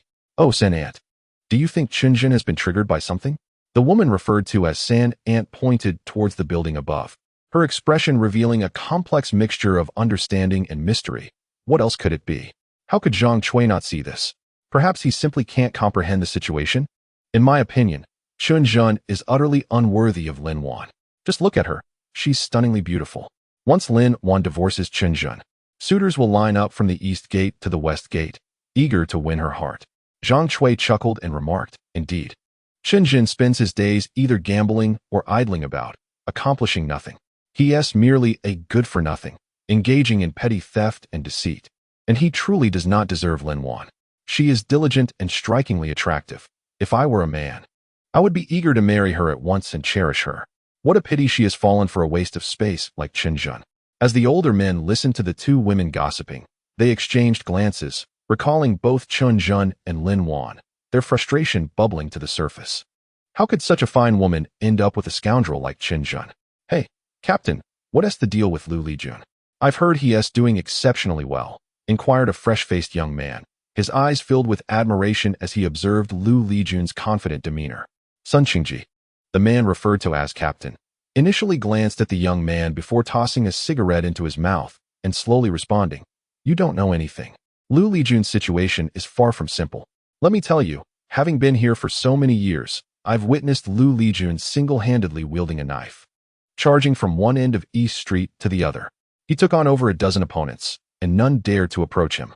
Last year, our factory manager intended to expel Lu Lijun, but do you know what happened? Lu Lijun stormed over to the manager's house one night with a knife, and the manager was so frightened he nearly wet himself, almost bowing to Lu Lijun.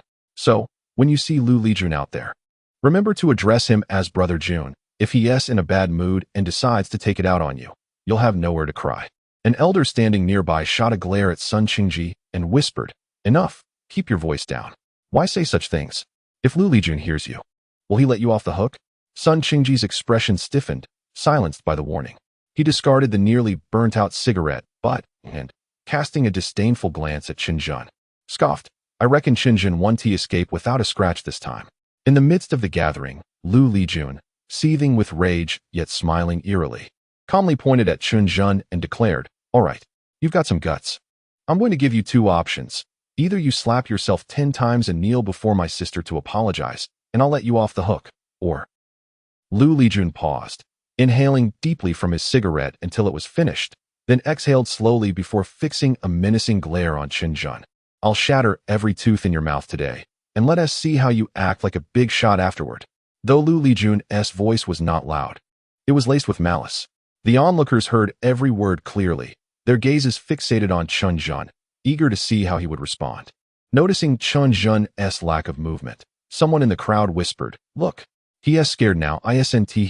All he can do is bully women." With that, the crowd began to murmur amongst themselves, echoing the sentiment that Chen Zhen was nothing but a worthless coward. To label him as worthless would be an overstatement. In my opinion, Chen Zhen is nothing more than a spineless coward. "Kneel down. What are you still standing there for?" Chen Zhen, seemingly indifferent to the murmurs of the crowd, paid them no heed. They were merely onlookers relishing the chaos, and he saw no reason to engage with them.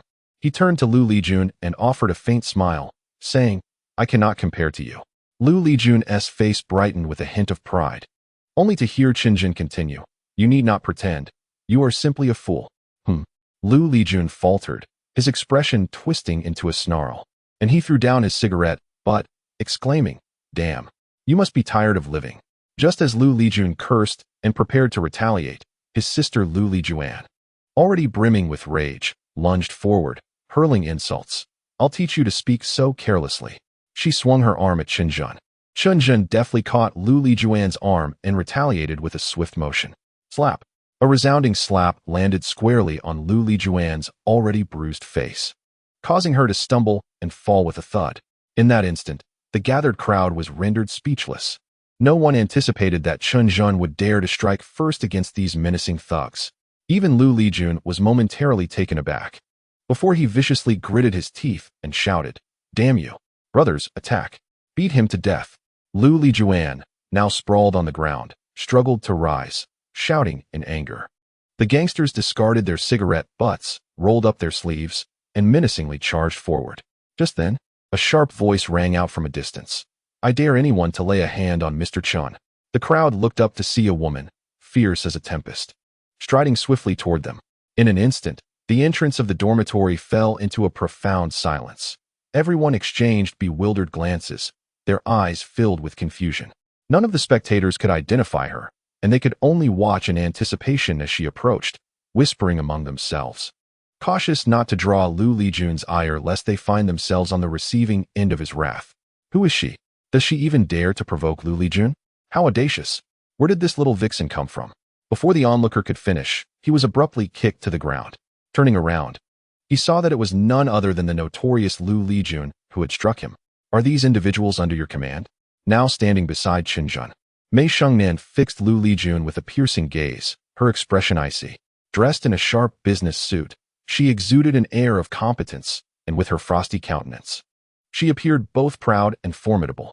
Beside her, Chen Zhen wore a subtle smile, his demeanor calm, leaving others uncertain of his intentions. Lu Lijun, intimidated, shrank back, swallowing hard as he stammered, Sister San, I apologize to Mr. Chen." Mei Shengnan glanced at Chen Zhen. Lu Lijun, taken aback, dared not defy her command. Mei Sanjia's elder brother, Mei Xingguo, held considerable sway in the northern part of the city being among the most formidable figures throughout the entire Dongchuan region. Lu Lijun was merely a petty thug. How could he dare to offend him? He hurried to Chen Zhen's side. Lu Lijuan, just recovering from her fall, was still disoriented and shouted angrily, "Dijun, give him a good beating. Get the hell out." Lu Lijun suddenly turned around and bellowed at Lu Lijuan. This caught not only Lu Lijuan off guard, but also stunned the onlookers. Mr. Chun, Lu Lijun approached Chen Zhen, bending slightly in a gesture of humility. "I have misjudged you. Please do not take offense. My sister can be unreasonable, so I hope you can overlook her behavior." Having been in this world for some time, Lu Lijun understood that although this situation was humiliating, he had not completely severed his options. If Mei Sanjia were to catch wind of this, De Wuzi would undoubtedly not spare him. Chen Zhen regarded him with a smile, his expression unchanged, merely extending his hands to lightly pat Lu Lijun's face. First on the left, then on the right. Some matters can be tolerated once or twice, but not thrice. Lu Lijun, you've been in this game long enough. You understand my meaning, don't you? The crisp sound resonated in everyone's hearts. All present stood in stunned silence, afraid to utter a word. Furthermore, I see some potential in you, so let me advise you to find a legitimate path. This line of work does not lead far. Having said this, Chen Zhen turned away, striding past the crowd without a backward glance. Hearing Chen Zhen's words, which sounded akin to a death sentence for Lu Lijun if he continued down this path, Mei Shengnan felt a jolt of realization. Her brother had thrived in this world for years, appearing to be flourishing, yet she had always sensed that this was not a sustainable way of life. What about the future? Would things remain unchecked? Especially considering her brother's current standing in Dongchuan. If authorities ever intervened, he would undoubtedly be the first to be taken away. Reflecting on this, Mei Shengnan's gaze flickered as she scrutinized Chen Zhen with newfound seriousness. This Chen Zhen was likely no ordinary individual. Have you heard? If there's a next time, you want need Mr. Chun to intervene. I'll ensure you vanish from Dongchuan, she said coldly, glaring at Lu Lijuan and Lu Lijun. After casting a glance at Chen Zhen, who had already ascended the stairs, she turned and walked away without hesitation. Take care, third sister. Lu Lijun observed as Mei Shengnan disappeared from view before slowly straightening his back and pulling Lu Lijuan aside. Sister, don't provoke him anymore.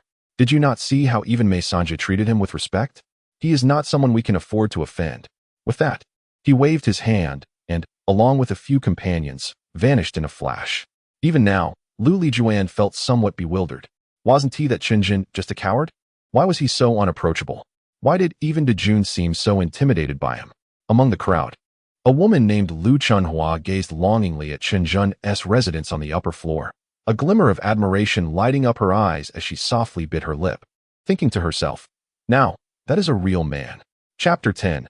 A promising future. At this moment, Chen Zhen could hardly contain his excitement as he returned home.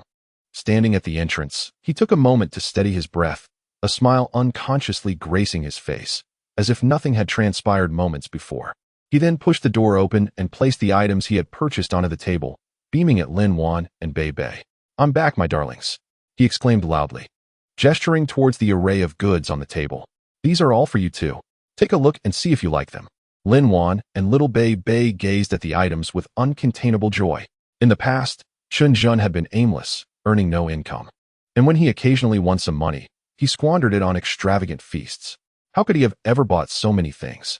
Chen Zhen smiled at the mother and daughter duo, and like a magician, he pulled a doll from a small bag, waving it at Beibei. Do you like it, Beibei? I love it, Beibei replied, her eyes sparkling with delight as she eagerly accepted the doll and planted a kiss on it.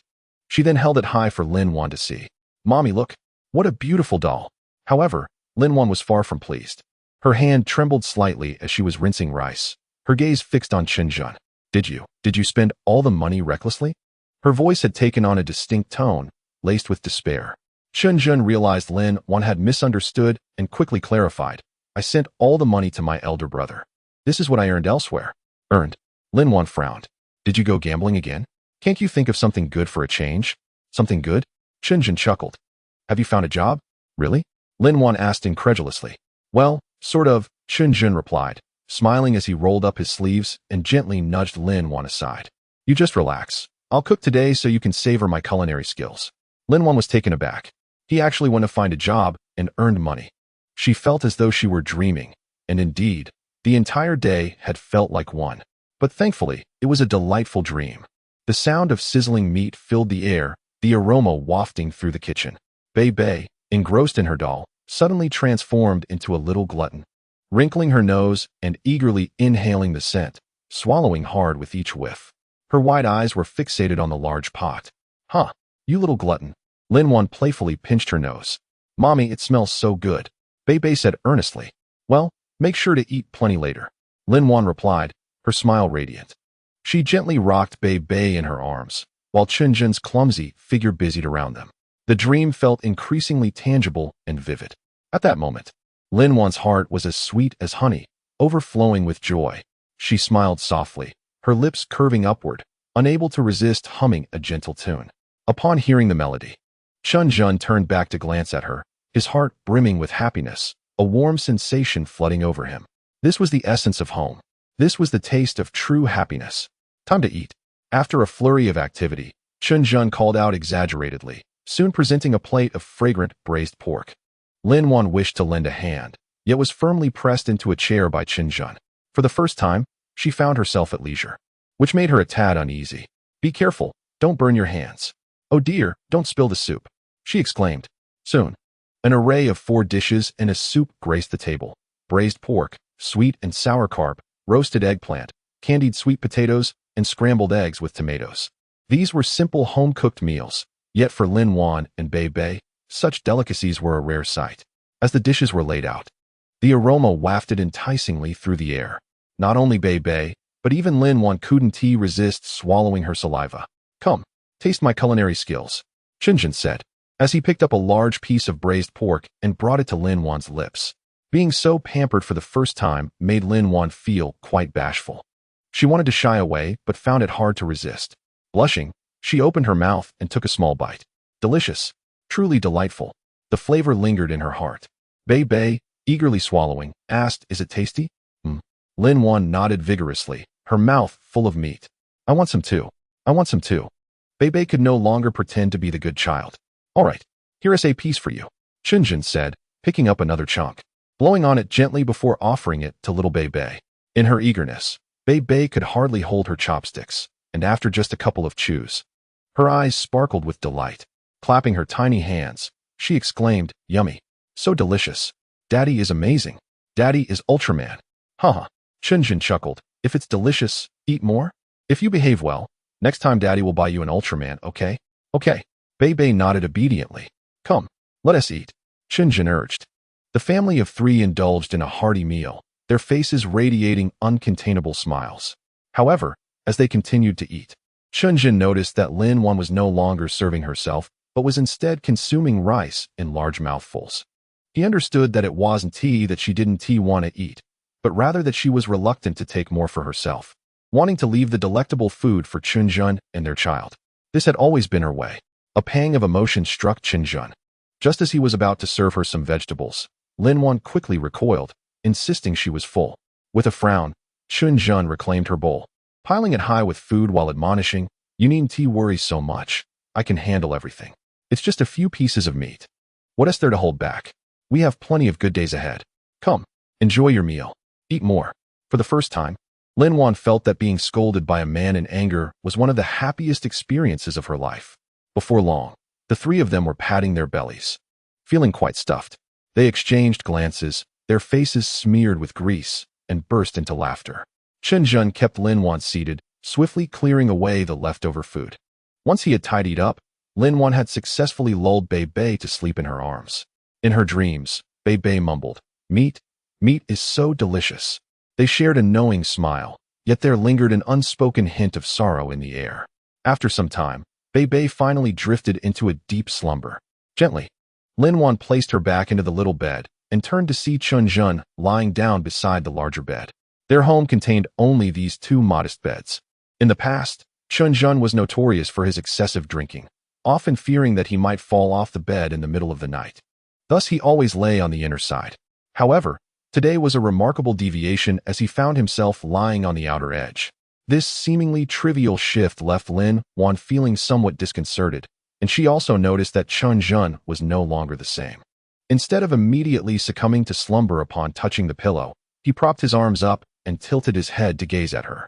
This unexpected attention made Lin Wan feel a bit embarrassed.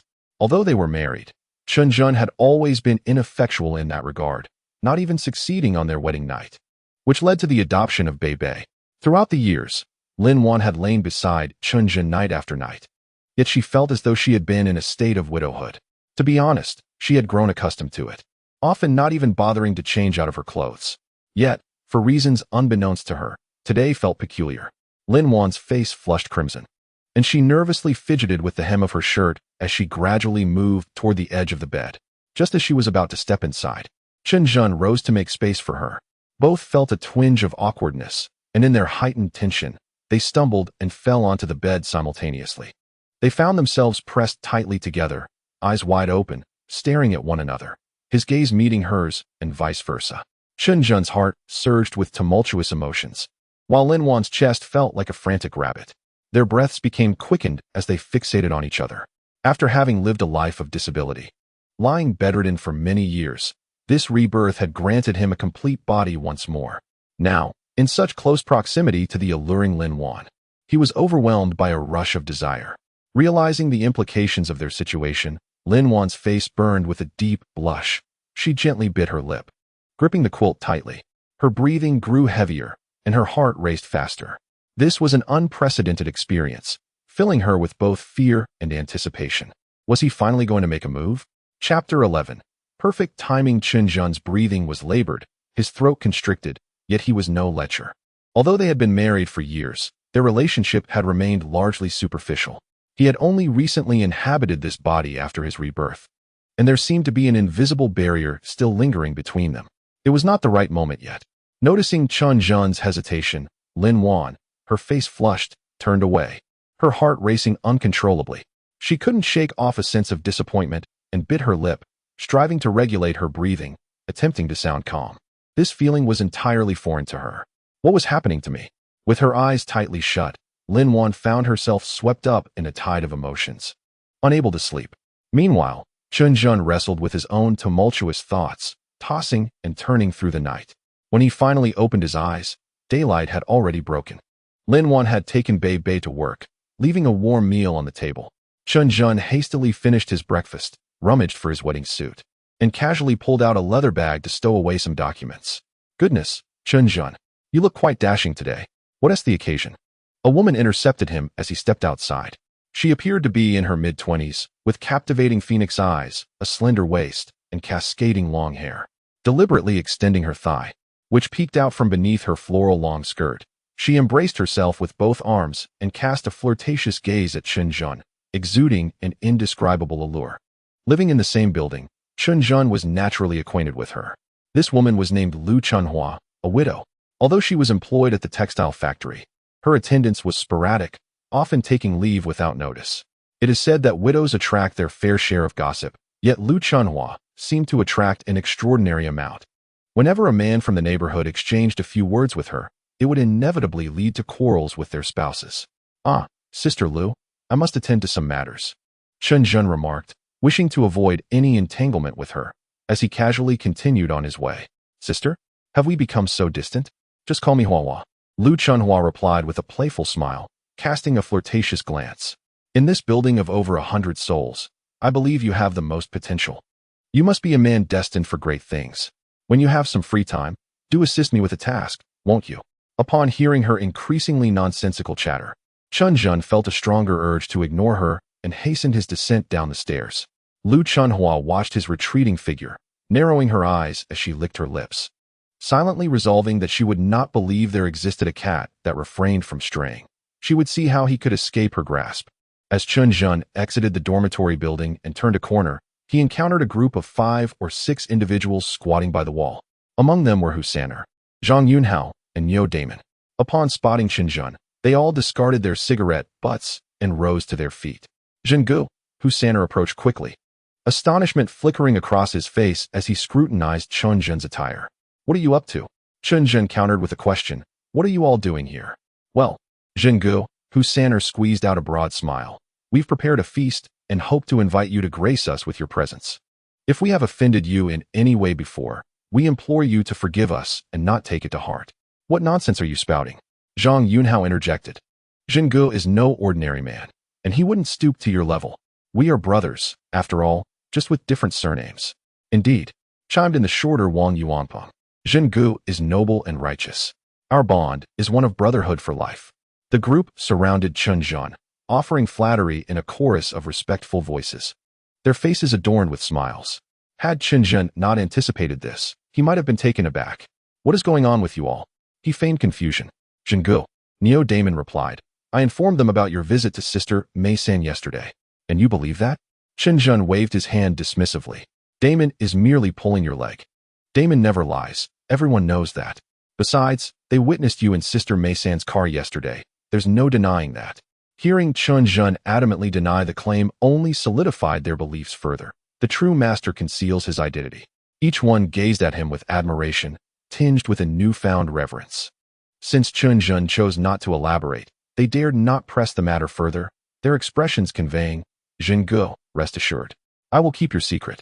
Zhenggu, shall we go for a drink? It's on me. Hu San'er promptly redirected the conversation, striving to foster a cordial relationship with Chen Zhen. Let's postpone it for another day. Chen Zhen tightened his grip on his bag, stating, once I manage this batch of goods, I shall treat you all to a splendid meal at Zhuangyuangu. Zhuangyuangu is the most luxurious restaurant in Dongchuan City, with rumors suggesting that a meal there costs no less than 300 yuan. Upon hearing this, the eyes of the group sparkled with excitement.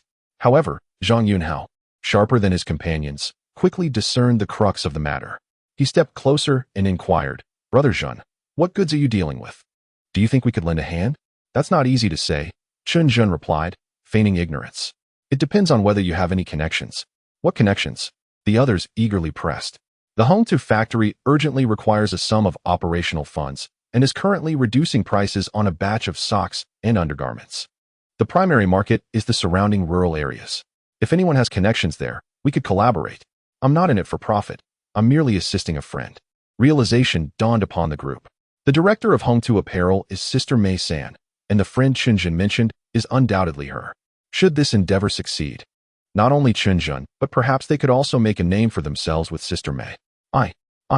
Hu San'er exclaimed, Brother Zhen, have you forgotten? My father runs a chicken farm in the countryside. He is known in every village for miles. Leave this to me. Knowing people isn't enough, Chen Zhen feigned skepticism. Your father sells eggs. Socks and undergarments are quite different. Hongtu is in a rush to move the goods. They cannot wait. Not a problem, Hu San'er declared, thumping his chest for emphasis. Let my father buy them first, and then we can take our time selling them. After all, those items can be stored for 3 to 5 years without spoiling. Are you certain your father will agree? Chen Zhen pressed further. If we transport the goods, and your father refuses to accept them, it would create a problematic situation with Hongtu. Brother Zhen, you need not worry. My mother calls the shots at home. She has long been tired of the chicken farm and has been eager to venture into selling goods. If this works out, she might even commend me. Very well. Chen Zhen clapped him on the shoulder. I didn't misjudge you. Let us go. Time to collect the goods. Absolutely. Hu San'er replied, brimming with joy. The others, feeling envious, racked their brains, contemplating which rural relatives they could approach to sell some goods. Chapter 12. A net gain of over 3,000 at the intersection of West Street lies the renowned hub for freight taxis in Dongchuan. After a brief tour with Hu San'er, Chen Zhen decisively chartered a 4.2-meter Jianghuai cargo truck. In this day and age, few can afford a truck, and this particular Jianghuai was co-owned by 3 brothers. The 3 young men were robust and of commendable stature, which caught Chen Zhen's attention. The vehicle drove directly into the Hongtu Apparel factory, and Hu San'er, feeling both anxious and exhilarated, closely followed Chen Zhen without straying an inch. Chen Zhen, indifferent, led him straight to Mei Shengnin's office. I'm here to collect the goods. Please arrange for someone to load the truck promptly, he declared, entering the room and plopping down onto the sofa, facing the astonished Mei Shengnin. Mei Sanjia, suppressing her irritation, remarked, Mr. Chen, could you possibly exhibit a modicum of courtesy and knock on the door? It wouldn't consume much of your time. Upon witnessing the famed Mei Sanjia's displeasure, Hu San'er felt his heart race, unsure of where to place his feet. Meanwhile, Chen Zhen calmly cast a glance at the magnifying glass in Mei Shengnin's hand and the delicate jade bracelet adorning her slender wrist, shrugged, and commented, Dushan jade. Pure in color and with natural patterns. No need for further examination. It is indeed a fine piece. Mei Shengnan, taken aback, raised her eyebrows in surprise. She had not anticipated that Chen Zhen would accurately identify the origin of her bracelet. In this day and age, few could afford to indulge in jade artifacts, and she herself had only recently begun her exploration, seeking novelty during her work hours. An expert like Chen Zhen, who could recognize jade from such a distance, was undoubtedly a figure of wealth and status. Exhaling deeply to regain her composure, Mei Shengnan forced a smile and said, "I apologize, Mr. Chen. I was a bit rude earlier. Are you here to collect that batch of inventory? Very well, I shall make the arrangements." With that, she picked up the phone on her desk and communicated with the warehouse. As Mei Shengnan concluded her call, Chen Zhen waved to Husaner, instructing, "Go and inspect the goods, be diligent and avoid mistakes." Husaner, already on edge, felt a wave of relief wash over him at this command, nodding vigorously like a chick pecking at grain before hastily exiting the office. Once outside, he breathed deeply, having broken into a cold sweat at the thought of Mei Sanjia's earlier outburst. Yet, reflecting on Chen Zhen's composed demeanor, which had quelled the tension like a steadfast fisherman on his perch, he felt a surge of admiration. It truly was impressive. Feeling as if he had latched onto a powerful ally, Husaner grew increasingly enthusiastic, emboldened in his management as he arrived at the warehouse, directing the workers assertively. "Hey, be careful. Can you afford to pay for the goods if you drop them? Make sure to keep a precise count. If there's an error, there will be consequences." Before long, the backlog of goods filled an entire truck. Husaner inspected the load several times before nodding in satisfaction. At that moment, Chen Zhen and Mei Shengnan approached side by side. Noticing the efficiency of Chen Zhen's team, Mei Shengnan felt a surge of trust. When Chen Zhen announced that he would have the payment delivered the following day as he prepared to depart, she thought little of it and personally escorted the vehicle to the factory gates. The truck, showing no signs of delay, journeyed straight to the countryside, arriving at Husaner's chicken farm. "Husaner, you and your friends can unload the goods. I'll wait here," Chen Zhen said, feigning a frown as he surveyed the dirty ground of the farm, adopting a look of disdain. Husaner, perceiving this, offered a slightly ingratiating smile. "Brother Zhen, please wait a moment. We'll unload promptly and be right out." The home-to-garment factory was renowned throughout Dongchuan, and Husaner's father had initially doubted that his seemingly unambitious son could forge such a connection. However, upon seeing the truck brimming with goods emblazoned with the Hongta logo, he was momentarily taken aback, struggling to comprehend the reality before him. Husaner eloquently remarked, "Father, mother, you may find it hard to believe, but when we were transporting goods, the factory director of Home 2 personally delivered them to the entrance." Husaner's mother, a simple rural woman with a penchant for gossip, was rather uninformed about many matters. However, she was well aware of the illustrious Mei Shengwu from Dongchuan Road. Upon hearing that her son had established a connection with the Mei family, she became quite exhilarated. "How wonderful! Saner is making a name for himself and has dealings with the Mei family. Just wait and see who in our village dares to cross us now." Seeing his mother's joy, Husaner felt even prouder and urged, "Mother, please hand over the payment for the goods. Although Mei Sanjia is generous, we cannot owe anyone money. Especially if we intend to collaborate frequently, we must not engage in short-sighted dealings." Upon hearing the mention of money, Husaner's mother grew somewhat cautious. "Saner, this cargo is indeed from Home 2, but we are in the poultry business. Transitioning to selling clothing is not our forte. We mustn't allow ourselves to falter." "Mother, what are you saying? Home 2 is a major factory in Dongchuan, and these goods are in high demand. I have a rare opportunity to strike it rich. You must not dissuade me." After considering her son's reasoning, Husaner's mother reluctantly agreed and handed him the money just as the goods were unloaded. With an air of triumph, Husaner rushed out and handed the money to Chen Zhen, exclaiming, "Brother Zhen, here is a total of 7,400 yuan. Please count it." Chen Zhen promptly stowed the money in his bag, chuckling, "We are brothers. Do you think I would doubt you?" He then added, "Sell these goods as you can. If they don't move, there's no need to panic. New policies are on the way that will assist you in selling them, ensuring your profit." Husaner, already exhilarated, caught only the mention of new policies and the prospect of great wealth. Overwhelmed with gratitude, he bowed several times to Chen Zhen before joyfully returning to explain everything to his parents.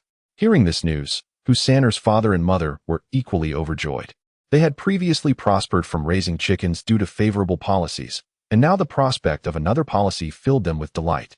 While Hu San'er intended to return to the city with Chen Zhen, he was advised to remain home to assist his parents in managing their inventory. Subsequently, he took a freight truck back to Dongchuan, paying the three brothers a fare of 180 yuan, which was 30 more than initially agreed upon. The brothers expressed their heartfelt gratitude, promising not to forget Hu San'er when they needed transportation again. Chen Zhen nodded in agreement, yet his mind was busy formulating his next plan. Following the financial crisis of 1997, many urban dwellers found themselves financially strained while rural residents began to accumulate wealth. Chen Zhen contemplated venturing into the rural market for appliances, intending to integrate home appliances, clothing, and eggs into a cohesive supply chain that would cater to every household's needs, ensuring that none of these products would go unsold. However, there was no rush. The immediate priority was to deliver the payment to Mei Xingnan. He explained that the cargo was valued at 4,000 yuan, and since he received 7,004 from Hu San'er, the net profit would exceed 3,000. Chapter 13. Contacting the appliance factory. Of course, sending money requires a certain etiquette. Repeatedly making the trip personally could be seen as a loss of face. It was acceptable to have someone else deliver it, but one must choose a trustworthy individual. Chen Zhen contemplated the reliable, yet timid Niu Damon, believing that entrusting him with the task would yield positive results. As anticipated, upon receiving the hefty sum of 5,000 yuan, Niu Damon nearly buckled at the knees, exclaiming, "Zhengge, what is this for?" "Deliver this money to Mei Sanjia at Home to Garment Factory," Chen instructed. "Make sure to hand it to her personally and bring back the receipt. There will be rewards for you if you succeed." Niu Damon, slightly flustered, meticulously wrapped the money in a plastic bag and tucked it into his waistband before pedaling off. Meanwhile, Chen Zhen pondered how to source electrical goods. Employing the same approach as with Home To seemed rather audacious. However, given that most electrical factories were state-owned, reaching out as an individual would indeed prove challenging. Lost in thought, he was surprised when Niu Damon returned, panting heavily and drenched in sweat. Upon spotting Chen Zhen, he promptly presented a neatly folded receipt. Chen glanced at it, noting the elegant script that read, Mei Xingnan. He couldn't help but admire the beauty of the handwriting, suggesting that she had received an education. After setting the receipt aside, Chen casually inquired, "Damon, do you happen to know anyone with connections to an electrical factory?" Although he did not expect much from Niu Damon, to his astonishment, Niu scratched his head and replied, "Zhengge, my brother-in-law is the workshop director at our Dongchuan electrical factory. Are you looking to purchase electrical goods?" Chen Zhen's spirits soared.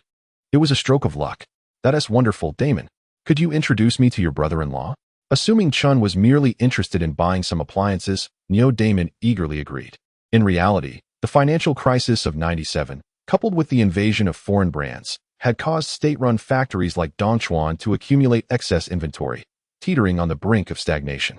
Upon hearing about Chen Zhen's inquiry, Niu's brother-in-law, Hu Jianxi, was instantly intrigued and insisted on meeting with Chen. "Greetings, you must be Boss Chen?" Hu Jianxi greeted warmly as they shook hands. This time, Chen Zhen was less aloof. After the handshake, he threw an arm around Niu Damon's shoulders and said, "Director Hu, since Damon and I are friends, I would like to discuss a matter with you.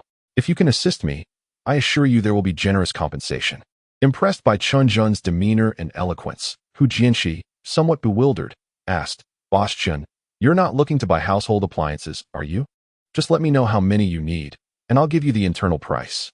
Chen Zhen smiled slightly, responding, "There's no rush. I certainly need the goods, but let us find a place to eat and chat." Niu Damon, thrilled at the prospect, having cycled back and forth several times, was genuinely hungry and quickly led Hu Jianxi and Chen Zhen to a fine restaurant. Chen reserved a private room, ordering an array of sumptuous dishes along with a bottle of Shuanggo Daku, a well-known strong liquor in Dongchuan during that era. Upon seeing the Shuanggo, both Niu Damon and Hu Jianxi's appetites were ignited. After pouring some, they took a sip, immediately praising the robust flavor of the drink.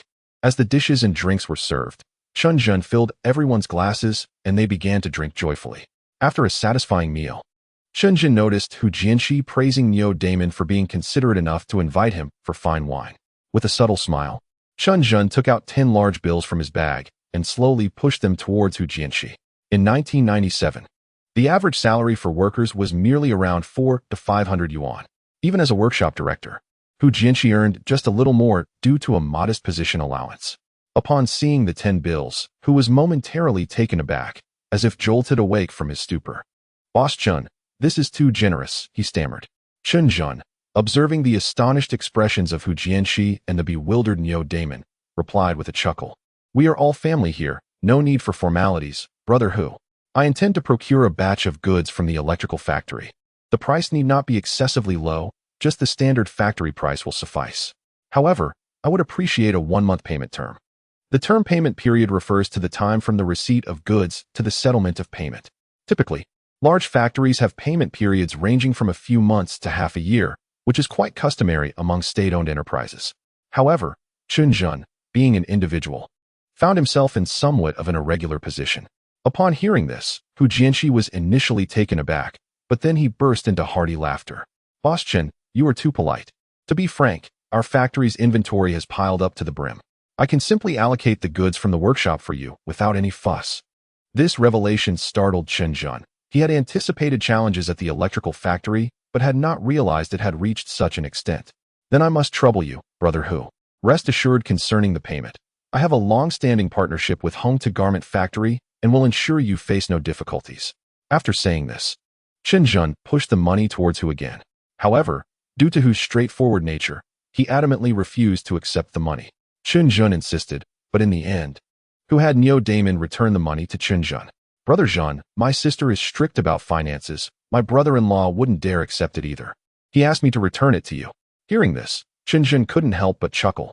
Yet he was inexplicably reminded of the moment when Lin Wan handed her wages to him, stirring feelings of melancholy.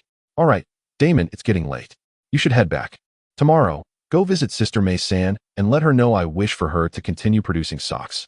I will need them regularly." Niu Damon, sensing Chen Zhen's trust, eagerly agreed and quickly pedaled away after escorting Chen Zhen to his doorstep. Chen Zhen, having only encouraged others to drink while consuming little himself, turned to ascend the stairs when he was met with an overpowering scent of perfume. "Chen Zhen, the bulb in my home is broken. Come quickly and help me fix it." Lu Chunhua stood at the top of the stairs, gazing at Chen Zhen with sultry eyes. Without waiting for his response, she seized his arm and pulled him into her room. With a loud click, the room's light flickered on. Chen Zhen furrowed his brow and inquired, "What is going on?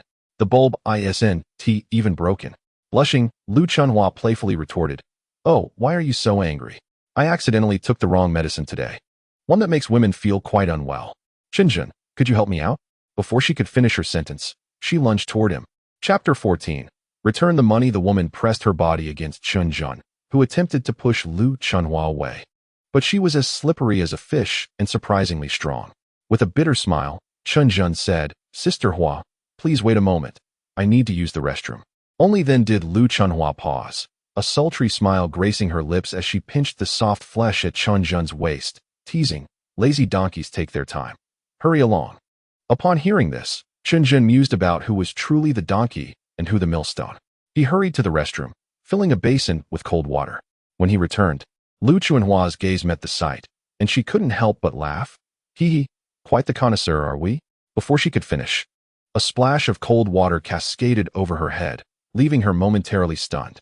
"Sister Hua, it would be wise for you to regain your composure," Chen Zhen remarked before turning on his heel and exiting her room without a backward glance. "You scoundrel!" Lu Chunhua's frustrated voice echoed behind him. Ignoring her, Chen Zhen rounded a corner and collided with Zhu Fang, a worker from Lin Wan's workshop. They exchanged casual greetings, and Chen Zhen made his way home. Zhu Fang cast a glance at Lu Chunhua's door before turning to observe Chen Zhen's retreating figure, a knowing smile illuminating her face. In the garment factory, the roar of machinery was deafening, compelling workers to shout to be heard. Lin Wan, a skilled seamstress, was expertly operating her machine, sending garments to the ironing workshop one after another. Suddenly, Zhu Fang appeared, her eyes sparkling with mischief as she leaned in close to Lin Wan's ear and whispered, "Lin Wan, guess what I just saw?" Lin Wan, aware of Zhu Fang's penchant for gossip and disinterested in whatever she had to say, continued her work without responding, pretending not to hear. "Well, aren't you the epitome of coolness?" Zhu Fang pouted, displeased. "It's a pity that while you toil away here, your man is having a grand time in the widow's abode." Zhu Fang's words struck Lin Wan like a bolt of lightning, causing her to tremble in disbelief as she turned to ask, What did you just say?" "What else could I say?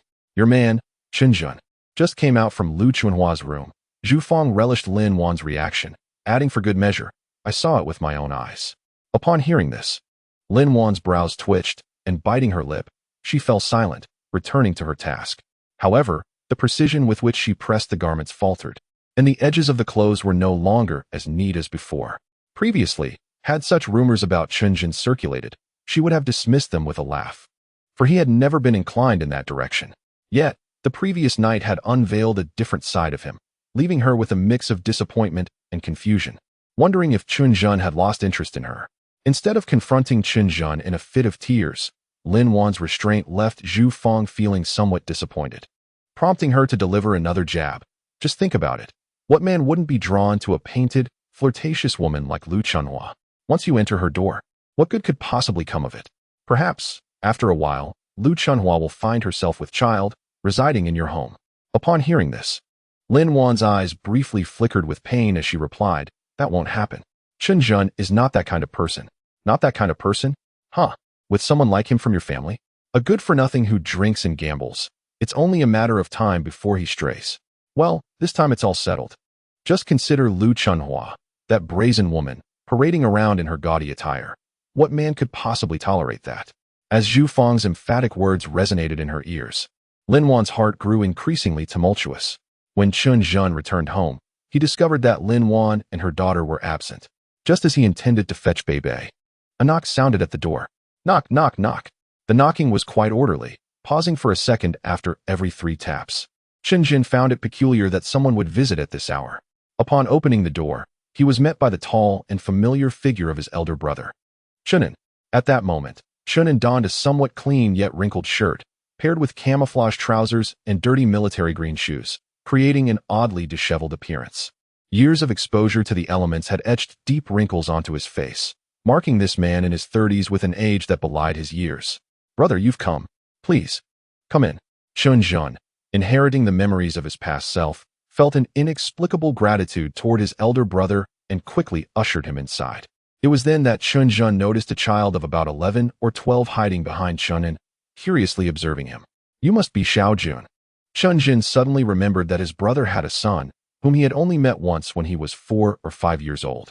As Chenin entered the modest home, he surveyed the sparsely furnished space and sighed softly, placing a full bag of items against the wall.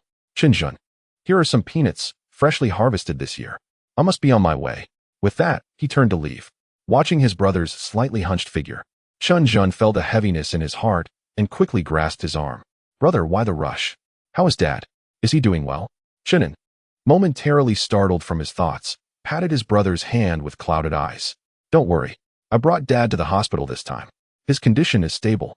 It's just the medical expenses, but I will figure something out. Chenin hesitated, and Chen Zhen realized that his brother, seeing him struggle, wished to spare him the burden of discussing the medical fees. Urging Chenin to sit down, Chen Zhen rummaged through the cupboards until he found a not-so-fresh apple. After washing it, he offered it to Xiao Jun, who shook his head vigorously like a rattle drum. Uncle, I'm not hungry. Save the apple for Beibei. Chen Zhen felt a warmth in his eyes but refrained from insisting, instead turning to his brother. Brother, how much are the medical expenses in total? Don't worry about the medical fees. Just focus on living well with Lin Wan. You should feel fortunate to have such a wife. Chen An's voice was low, tinged with a hint of irritation, yet the burdens of life seemed to have long since extinguished any fire within him. In response, Chen Zhen reached into his pocket and placed 1,000 yuan gently on the table. Brother, take this 1,000 yuan for now. If it's not enough, I will give you more. Upon encountering 10 crisp bills of unity, Chenin was taken aback. Chen Zhen, did you not just send me over 400? How did you come into such a fortune? You aren't involved in any nefarious dealings, are you? No, you must return this money at once. Chapter 15. The elder's generosity. Seeing his elder brother's anxious demeanor, Chen Zhen could only manage a wry smile. Brother, rest assured, this money is entirely legitimate. However, you are unemployed and Lin Wan's salary is fixed. How is this possible? Oh, do not view people through a narrow lens. I have found a job now. Chen Zhen added, noticing Chen En's puzzled expression. I am currently working with others to deliver goods for a clothing factory. It is quite lucrative. Hearing that his younger brother was engaged in a respectable occupation, Chen En let out a sigh of relief, and unexpectedly, tears of joy welled up in his eyes. Wonderful. Wonderful. You have secured a proper job, Soon, your little family will flourish. Father will surely be delighted to hear this. With that, he counted out 7 bills from the stack and pushed the remaining 3 back, declaring, the medical expenses total over 2,000. You previously sent back 400. And with this additional 700, it will suffice. We shall split the costs evenly. Chen Zhen felt a pang of sorrow at his elder brother's straightforward words. This brother had quietly cared for their aging father for 4 to 5 years, and he had no idea how much he owed him, yet Chen never mentioned it. Brother, I truly do not need the money right now. Keep this 300 for yourself. When I am more financially stable, I will send more back home. Chen Zhen was nearly certain his brother desperately needed that 300, yet Chen stubbornly refused to accept it, merely smiling and saying, Haha, little brother, with your words, I am already content. You have just found work. Focus on building a good life with Lin Wan. That is what will bring me joy. Chen Zhen felt as though a torch was igniting within him, radiating warmth from the inside out. Even during his previous life of affluence, he had never experienced such a profound sense of warmth. Grasping Chen En and his nephew Xiao Jun's hands, Chen Zhen declared, Let us not dwell on such matters. Come, I will treat you to a meal. On their way, Chen En repeatedly cautioned against frivolous spending, but Chen Zhen remained resolute, dragging them to a small eatery where they ordered 2 large bowls of knife-cut noodles. With Xiao Jun eating with gusto, Chen En, too, finished his meal in one breath, praising the delectable food from the city's restaurants. After satiating their hunger, Chen Zhen led them to the largest department store in Dongchuan. Faced with the dazzling lights of the mall, both Chen En and Xiao Jun felt a bit intimidated and were reluctant to enter. Chen Zhen, however, persisted in pulling them inside. Chen Zhen, truly, do not squander your money. Earning even a little is no easy feat. Oh, brother, it is rare for us to be in Dongchuan. I must buy Xiao Jun a stylish outfit. You must listen to me. Seeing he could not sway his younger brother, Chen En relented, and the 3 of them wandered from the first floor to the third, overwhelmed by the myriad of choices. Ultimately, Chen Zhen selected a chain store featuring the Pure brand, which, in this era, was considered the epitome of fashion in Dongchuan. Xiao Jun, though still young, is quite tall, standing nearly at 1.60 meters, making him well suited for a sporty, casual wardrobe. With a smile, Chen Zhen said to his nephew, Xiao Jun, just tell your uncle which one you like, and I shall buy it for you. Xiao Jun gazed at the array of clothing with envy, hesitating for a moment before stepping forward to point at a dark green cardigan, saying, Uncle, I'd like this one, if that's all right. Before Chen Zhen could respond, Chen En noticed the price tag of 99 yuan hanging from the garment and was taken aback, exclaiming, What kind of clothing costs so much? No way, that's nearly half a month's salary. The nearby saleswoman, having perceived the shabby appearance of the trio upon their entrance, dismissed them as unlikely customers who could afford any of the store's offerings. Upon hearing Chen An's remark, her disdain only deepened. Hey, this isn't a place for country folk. You should head to the back and shop at the flea market. She then brusquely shoved Xiao Jun, who, though not shorter than the saleswoman, was merely an 11 or 12-year-old boy. Startled, he stumbled several steps back and collided with a nearby rack, causing a commotion as garments tumbled to the floor. The saleswoman's expression darkened immediately at the sight of the disarray. I told you to leave. Do you think this is a place for you to wander aimlessly?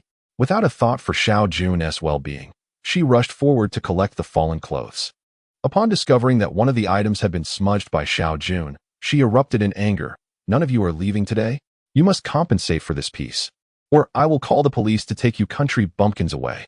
Chen Zhen, finally incensed by her insults, stepped forward to help Xiao Jun to his feet and coldly retorted, Did your parents teach you nothing? You label us as rural folk, yet with your demeanor, I suspect you hardly embody the essence of a city dweller. The saleswoman's face flushed with embarrassment. She too hailed from a rural background, but had spent 2 years in a vocational school in Dongchuan, leading her to believe herself superior to those from the countryside. You have no right to lecture me. Regardless, you must pay for the clothing. Chen Zhen sneered, I am willing to compensate for the garment. Yet the manner in which you pushed my nephew will not go unaddressed. Tell me, how will you make amends? The saleswoman furtively glanced at Xiao Jun's arm, noticing a red mark where he had brushed against the rack. Though it was not bleeding, it was conspicuous. Panic surged within her, yet she stubbornly retorted, Country folk are tough. A mere scrape is nothing to worry about. The rising argument drew a crowd of onlookers, among them a tall, imposing figure who pushed through to see what was amiss. It was Lu Lijun, the local tough from West Street, initially there to enjoy the spectacle. Lu Lijun's demeanor brightened upon spotting Chen Zhen. Ever since he learned of Chen Zhen's connection with Mei Xiangnan, he felt a mix of conflicting emotions. On one hand, he wished to leverage this relationship to connect with Mei Xiangnan's brother, De Wu, yet his pride held him back, especially considering their previous encounter where he had sought to trouble Chen Zhen. However, this time, Lu Lijun felt that she had encountered a tremendous opportunity. Observing Chen Zhen embroiled in a heated argument with the waiter, Lu Lijun swiftly stepped forward, pointing an accusatory finger at the waiter and unleashing a torrent of vitriol. "How dare you argue with Mr. Chen? Do you believe I could easily have you dealt with?" Initially, the waiter was unyielding, but Lu Lijun's sudden outburst left him trembling with fear. Upon recognizing her familiar face, his complexion turned pale. How could Lu Lijun not recognize him? He was a notorious local thug, frequently extorting money from the mall's owner, who had no means to deal with him. As a mere salesperson, she certainly could not afford to provoke him. "Brother Jun, are these rural folk your friends? How dare you insult Mr. Chen? Apologize immediately." The waiter then realized his grave error in not recognizing someone of such stature and hurriedly approached Chen Zhen, exclaiming, "Mr. Chen, please forgive my indiscretion and spare me." Chapter 16. Heart-racing Chen Zhen glanced at Lu Lijun not far off, then turned his gaze to the bowing waiter, speaking coldly, "Wrap up the garments from earlier, as well as this one. I will not spare you a single cent." The waiter, drenched in cold sweat, understood the peril he was in. Knowing Lu Lijun's association with Chen Zhen left him no courage to confront her, especially since he was in the wrong. No, Mr. Chen, it is all my fault. I will consider these 2 garments as a gift for you." The waiter swiftly packaged the clothes and attempted to hand them to Lu Lijun. Chen Zhen frowned, initially intending to settle the payment for the clothes, but reflecting on the waiter's despicable behavior, he decided to teach him a lesson instead. Thus, he remained silent, patted Chen Zhen and Xiao Jun on the shoulder, and exited the store. Seeing Chen Zhen leave without uttering a word filled Lu Lijun with disappointment. She lamented the seemingly insurmountable rift between them, blaming herself for failing to recognize a golden opportunity to connect with Mei Xiangjie. Just as Lu Lijun was wallowing in her discontent, Chen Zhen unexpectedly reappeared at the entrance, smiling at her as he said, "Lu Lijun, I am clear about my debts of gratitude. You have assisted me this time, and I shall remember this favor." With that, Chen Zhen departed once more, but this time, Lu Lijun was overjoyed. A favor owed to her? Did this not imply a chance to meet Mei Xiangjie? Lu Lijun shot a fierce glare at the waiter and left, humming a cheerful tune. The waiter, however, was left with a pained expression, realizing that the value of those 2 garments exceeded 100, equivalent to half a month's salary.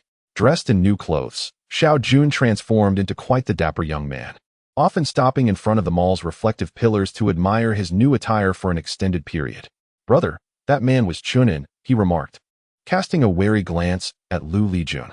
Chen Zhen, aware of his brother's concerns, chuckled, "Rest easy, brother. My acquaintance with him is merely superficial. We have no significant dealings." "That is a relief," Chunin said, his voice suddenly thick with emotion. "Little brother, you have achieved much now. I shall refrain from nagging you. Just make sure to visit our father when you have the chance." Upon hearing Chun An's words, Chen Zhen was momentarily overwhelmed with a multitude of emotions, leaving him at a loss for words. He simply led the 2 back home. At that moment, Lin Wan and Beibei had already returned. Upon seeing Chen Zhen, Lin Wan greeted him warmly, inquiring whether he had eaten. Upon learning that they had dined out, she rummaged through her belongings to find some loose tea leaves, preparing tea for both Chen Zhen and his brother-in-law. Subsequently, she engaged in playful activities with Xiao Jun and Beibei. Witnessing this scene, Chen Zhen felt a surge of emotions. Second brother. Which city-born wife is as virtuous as Lin Wan these days? When visitors from the hometown arrive, they either wear a long face or speak in veiled insults. "You must cherish such a wonderful wife." Chen Zhen nodded in agreement. Having spent only a few days together, he was already deeply touched by Lin Wan's kindness and simplicity. Without needing his elder brother's admonition, he was determined to cherish this opportunity bestowed upon him by fate and would do everything in his power to ensure this woman's happiness. "Elder brother, I have taken note of your words. Once my finances allow, I plan to move out and acquire a larger house. At that time, I will welcome you both to visit frequently. If our father requires medical attention, he need not go to town. It would be much more convenient to come directly to Dongchuan. Upon hearing Chen Zhen's intention to buy a house, both Chen Zhen and Lin Wan were taken aback. In their minds, the notion of purchasing a home had never crossed their thoughts. After a brief moment of shock, Chen Zhen quickly waved his hands, saying, No, Chen Zhen, you mustn't say such things. Not only have you just started working, but the prospect of buying a house is still far from reality. Even if you were to buy one, rest assured, I would never impose upon you. Not content with merely addressing Chen Zhen, Chen Zhen turned to his sister-in-law, Lin Wan. You need not worry either. Our Chen family does not harbor ungrateful individuals. After this departure, I assure you, I will not return.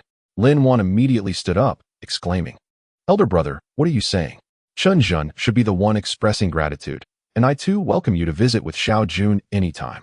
Chen Zhen silently nodded in acknowledgement, choosing not to speak further. He stood up and said, It is getting late.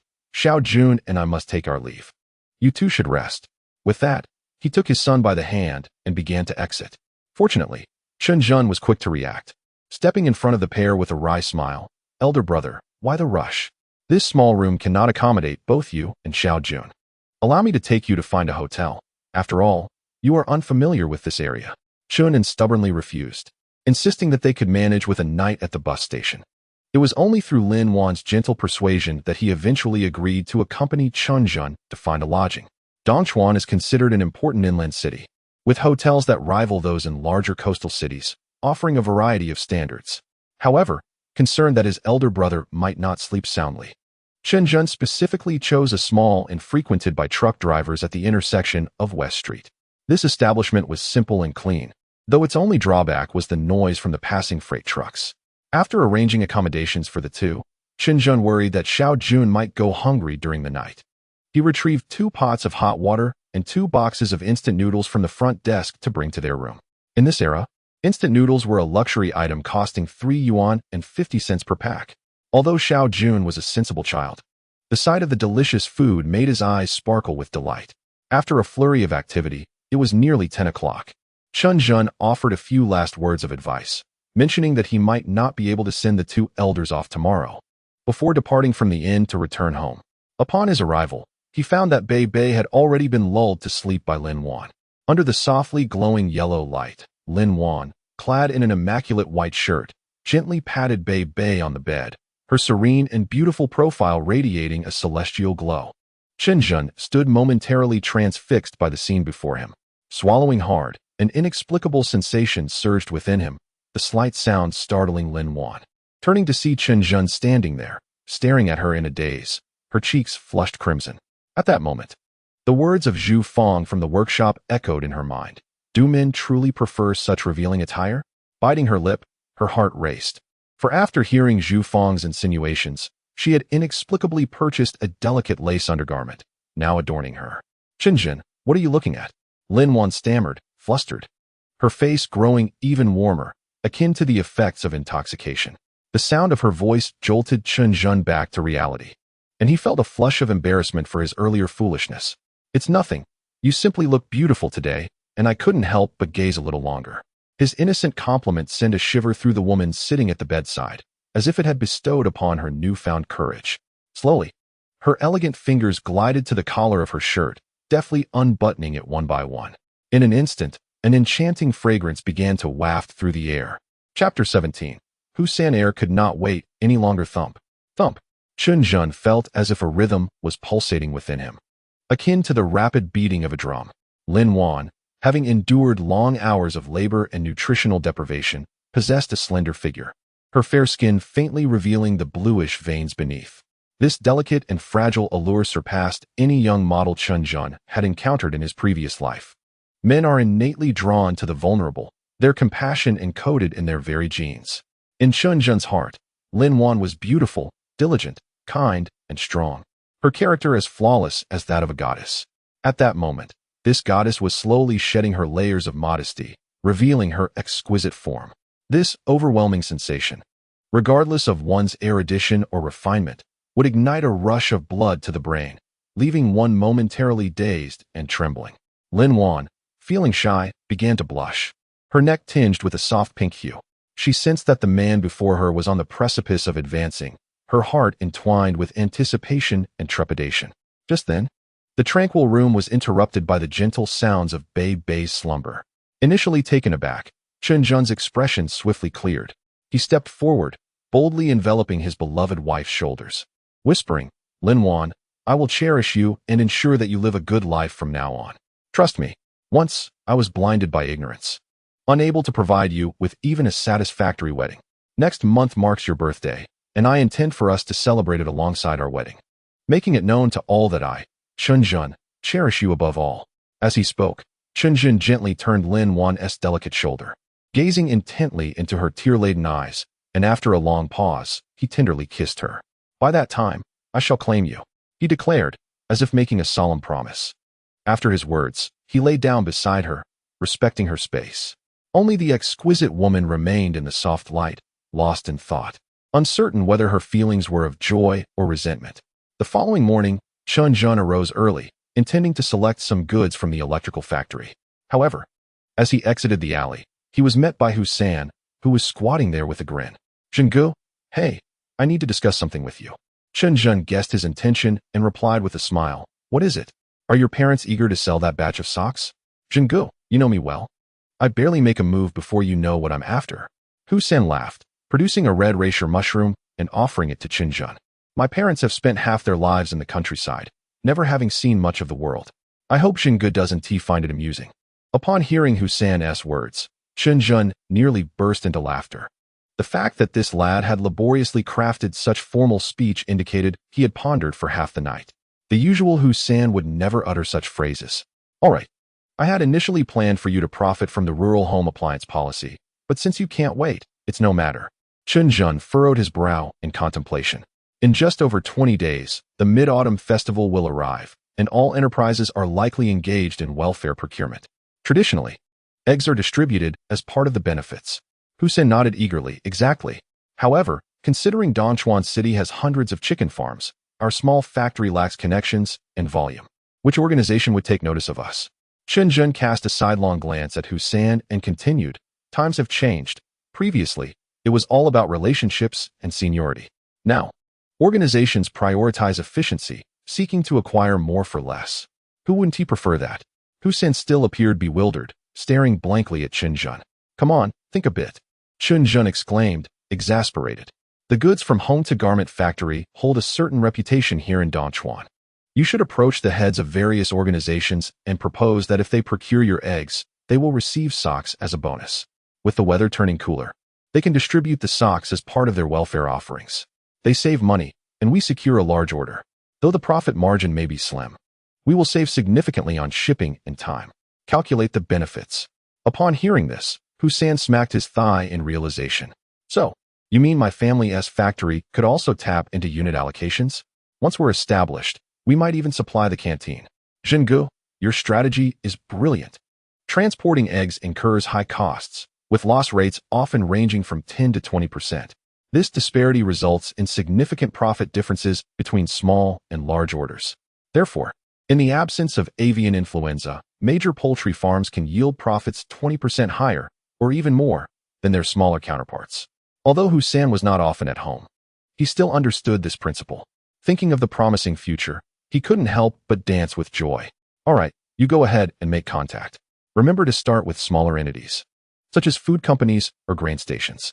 The larger organizations have too many employees, and your small operation simply cannot accommodate them."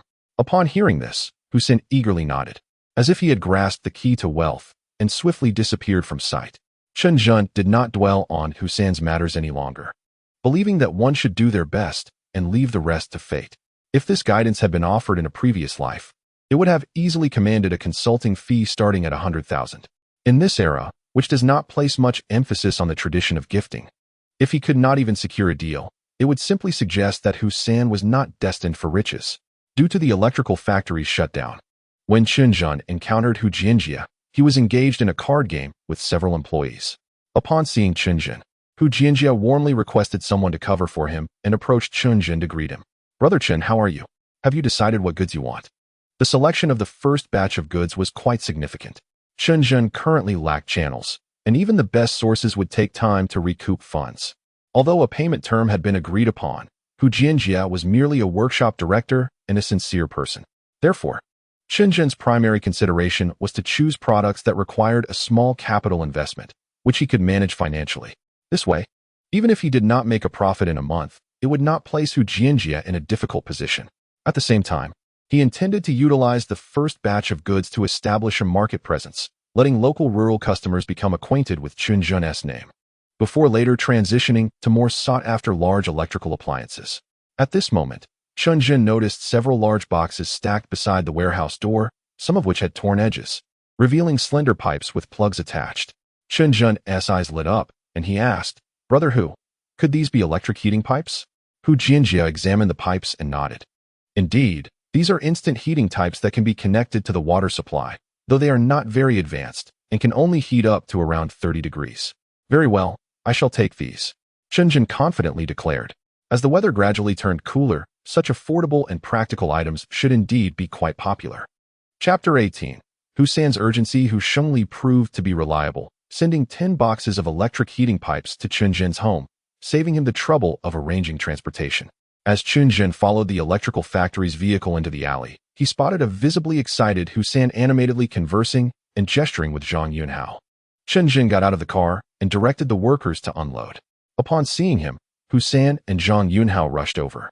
Before reaching Chen Zhen, Hu San exclaimed with enthusiasm, "It worked, Brother Zhen. I followed your advice and approached the grain station, and they immediately placed an order for 3,000 pounds of eggs." It was no wonder Hu San was delighted. Delivering to small shops and farmers' markets typically yielded a profit of merely 10 cents per pound. However, delivering to the grain station could earn as much as 35 cents per pound. Chen Zhen smiled upon hearing this. "Congratulations. If you secure a few more contracts for long-term supply, your family's chicken farm will likely need to expand within 3 months." Absolutely. Hu San seemed to be savoring the sweetness of doing business for the first time, beaming with pride.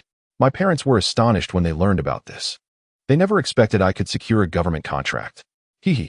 Go away. It's all thanks to Brother Zhen's idea." Zhang Yunhao, feeling envious, remarked. He had always been less successful than Hu San, and now that this young man had struck it rich, his resentment only deepened. "Hey, Brother Zhen, what business is this? Can you spare me some? Even Hu San is making money. You can't forget about your brother." Zhang Yunhao suddenly asked, watching the workers unload goods. Hu San, intrigued, pried open a box and inquired, "Brother, what is this thing for? Is it useful?" Chen Zhen shook his head helplessly. "These are electric heating pipes. Yunhao, since you run a car dealership, you won't have any use for them. Hu San, if you're interested in playing around, I can certainly spare you a few."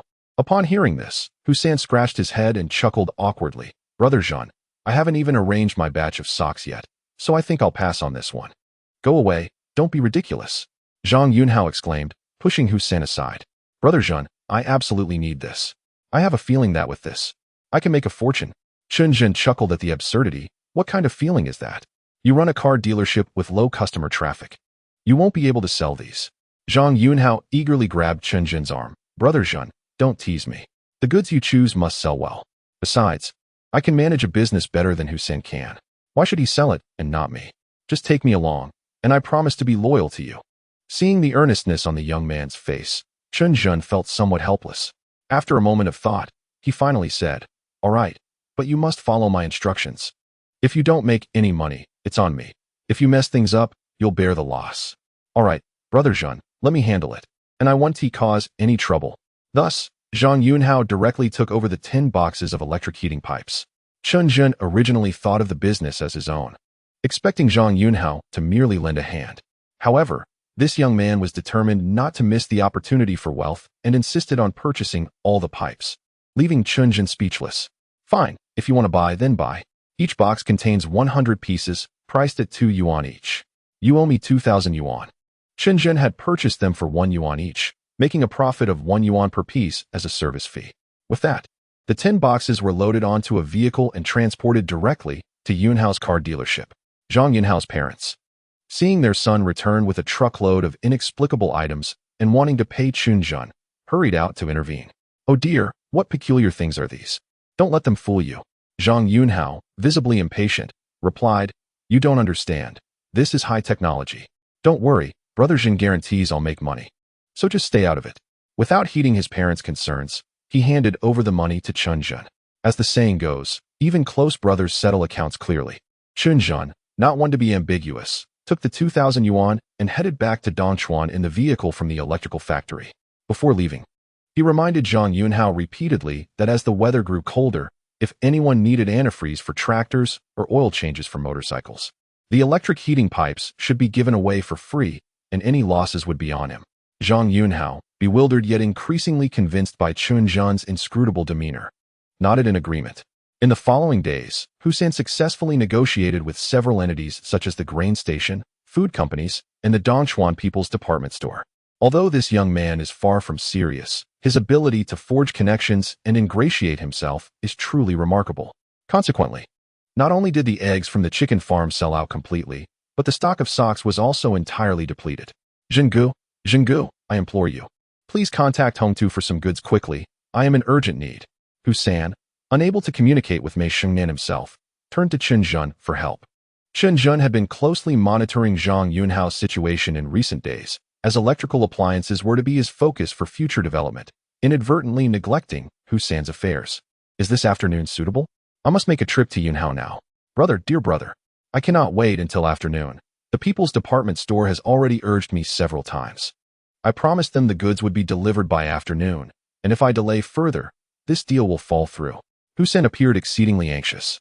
Seeing his distress, Chen Zhen chuckled, narrowing his eyes at the young man, and remarked, Hussein, it seems you've been raking in profits lately. That last batch of socks was from your inventory. If you wish to procure more, the price will need to be adjusted. Understood. Hussein replied without hesitation, Zhenggu, my ability to earn is entirely due to your guidance. I will follow your lead. You dictate the price, and once this matter is settled, as per our agreement, we shall head to Zhuangyuan building. Observing Hussein's straightforwardness, Chen Zhen found him somewhat intriguing and thought he might be worth cultivating further. Very well. You wait at the chicken farm. I shall place the order for you. With that, Chen Zhen and Hussein parted ways. Chen Zhen heading to home to garment factory, while Hussein returned home to load the eggs, eagerly awaiting the arrival of the socks before they set off for delivery. Upon arriving once again at Mei Xingnan's office, Chen Zhen gently knocked on the door, but to his surprise, it swung open immediately. Mei Xingnan, clad in a sharp lady's suit, appeared to be in a hurry as she rushed out. Mr. Chen? Upon seeing Chen Zhen, Mei Xingnan looked a bit taken aback, but quickly apologized. I'm sorry. I have an urgent matter today. Let us discuss this another day? She attempted to pass by Chen Zhen, who quickly interjected, Wait, please arrange some goods for me. I am in urgent need.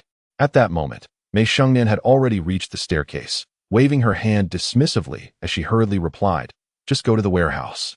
Take whatever you need, and we can settle the payment later. With that, she hurried down the stairs in her high heels. Watching her delightful figure depart, Chen Zhen mused, Well, it seems I've secured another free credit period. Chapter 19. Hussein's display of wealth. A Yamaha 250 motorcycle, emitting a trail of blue smoke, pulled up in front of Yunhao's car dealership. Hussein removed his sunglasses and, with a sense of pride, called out, Howsy, fill up the antifreeze for me. Zhang Yunhao, with a scowl on his face, tossed a bottle of antifreeze back while retorting, Do you have no hands or feet? Do it yourself.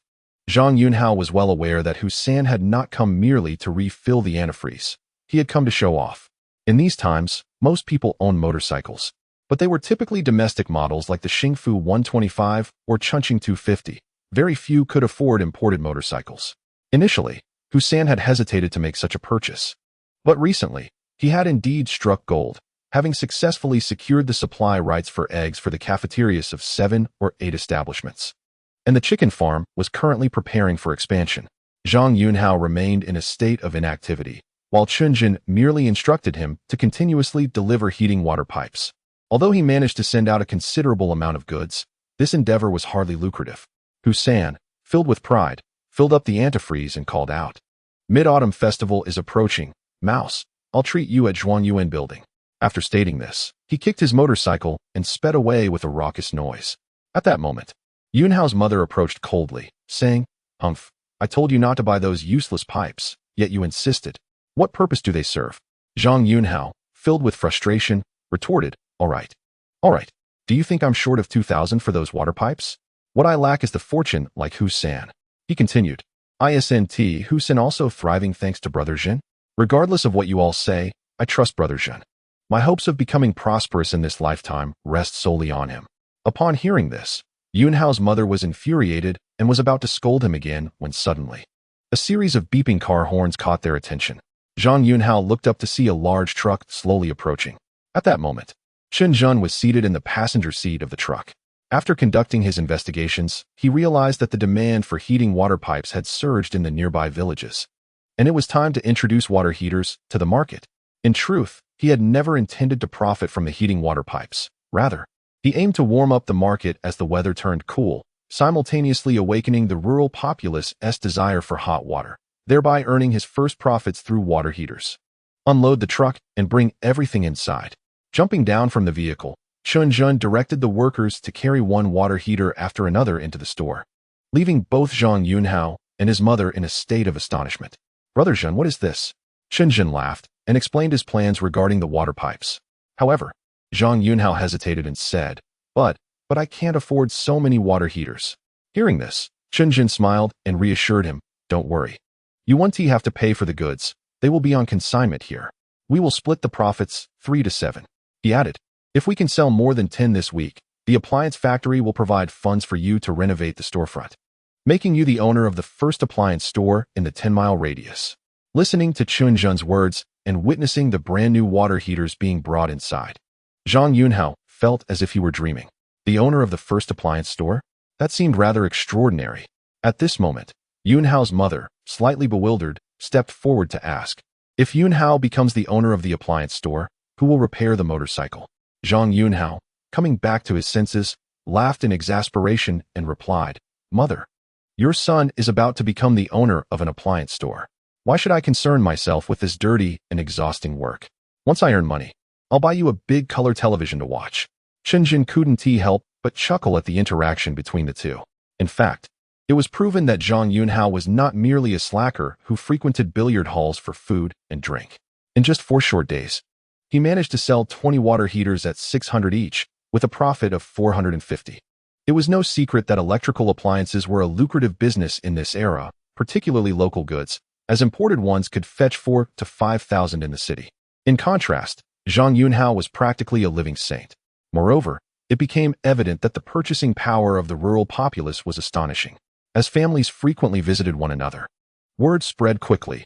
Once one household made a purchase, others would inevitably follow suit. Consequently, Zhang Yunhao found himself running low on stock. This time, Chen Zhen did not hesitate. He immediately communicated with Hu Jianxi and arranged for another batch of goods to be sent over. Hu Jianxi exclaimed excitedly, "Chen Zhen, you truly possess remarkable skills. In such a poor market, you can still move products." Chen Zhen waved his hand dismissively, saying, "Brother Hu, this current sales volume is hardly noteworthy. Could you possibly discuss with the leadership about establishing a direct connection? If we could expand the payment limit, I anticipate that we could double our sales volume." "Good heavens! You want to increase it by another half?"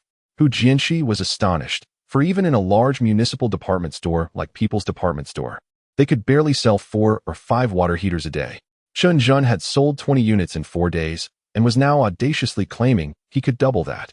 His confidence, however, was not unfounded. The rural market was currently a vast blue ocean, and with the people's propensity for comparison, a purchasing frenzy could easily ensue. The more scarce the goods, the higher the interest in buying.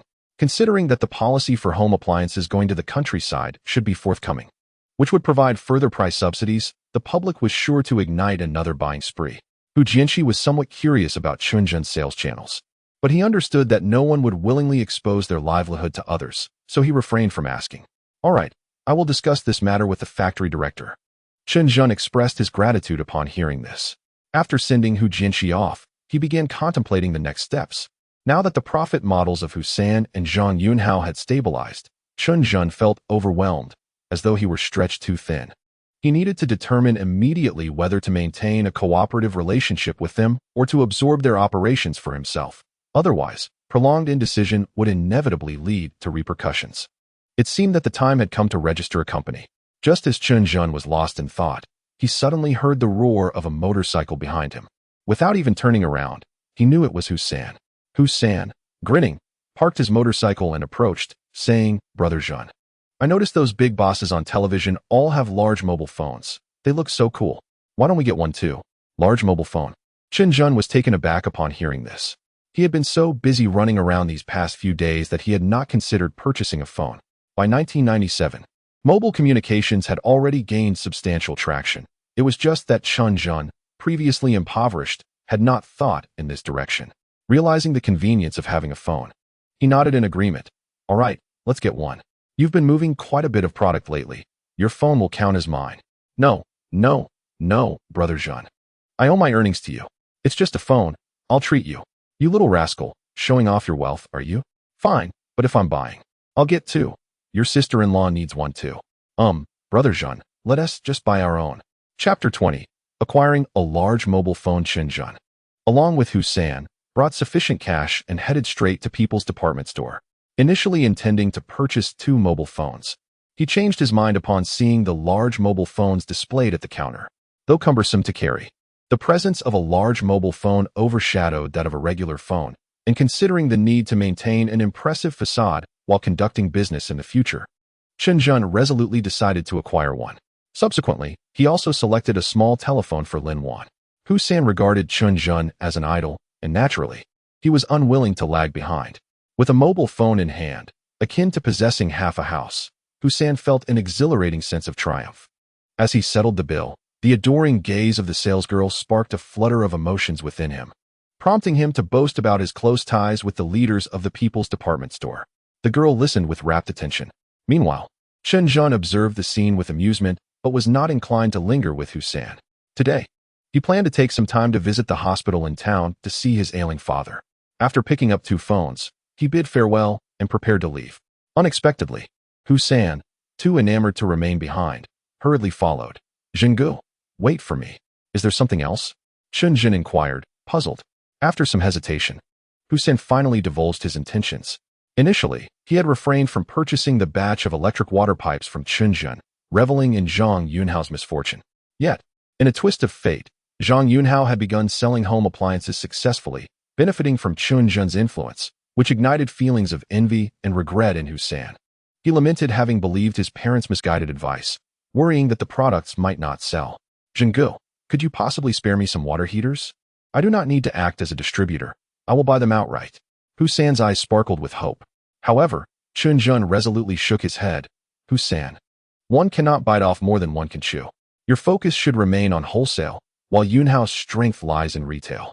One caters to the urban market, while the other serves the rural populace. Both are my dear friends. Neither can be overlooked, and I will ensure fairness to all. Trust me in this matter. But there are no buts, Chen Zhen interjected, furrowing his brow and fixing Hussein with a piercing gaze. You must trust my judgment and follow my plan. If you doubt me, then I cannot assist you. With that, he turned abruptly and left.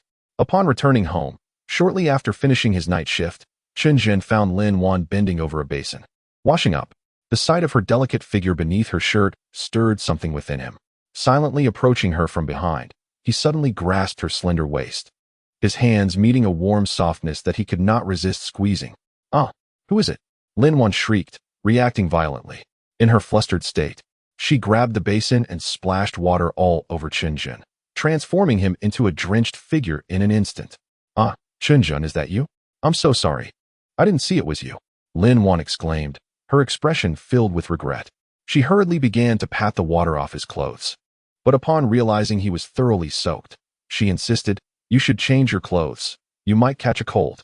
Seeing her flustered demeanor, Chen Zhen could not help but chuckle. It's fine. I'm not a child, and I won't catch a cold. Your vigilance is commendable. Her face flushed with embarrassment. Lin Wan stood there, at a loss for words. Fearing she might genuinely be upset, Chen Zhen playfully revealed 2 boxes from behind him. Tada? Look what I bought for you. Lin Wan blinked in surprise, staring at the 2 exquisite boxes, unable to discern their contents after a prolonged gaze. Is this a flashlight? Upon hearing these words, Chen Zhen initially felt inclined to smile, yet upon gazing into Lin Wan's eyes, which sparkled with innocence and curiosity, an inexplicable wave of emotion washed over him. Indeed, Lin Wan was beautiful, diligent, intelligent, and resilient. If it were not for her marriage to him, which had relegated her to a monotonous life of toil in the factory and the home, how could she possibly be unfamiliar with the concepts of a pager and a mobile phone? With this thought in mind, Chen Zhen gently took Lin Wan's hand, guiding her to sit beside the table, all while her perplexed gaze lingered upon him. He proceeded to unwrap the packaging of the two telephones, placing one into her hands. "My dear, this is a pager, also known as a mobile phone, a type of cellular device. Each of us shall have one, enabling us to communicate no matter where we are." As he spoke, Chen Zhen demonstrated its use to Lin Wan. At that moment, a flicker of understanding crossed Lin Wan's face, and she asked in astonishment, "I see. The factory manager has one of these. They say it's quite expensive. Chen Zhen, how much does this cost?" Chen Zhen chuckled softly, refraining from disclosing the price. Instead, he affectionately patted Lin Wan's head and said, "The cost is inconsequential. With this, you will always be able to reach me, regardless of my whereabouts."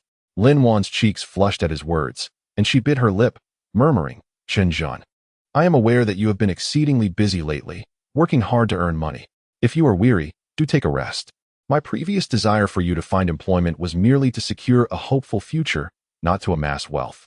As Lin Wan's words trailed off, Chen Zhen tightened his grip on her hand.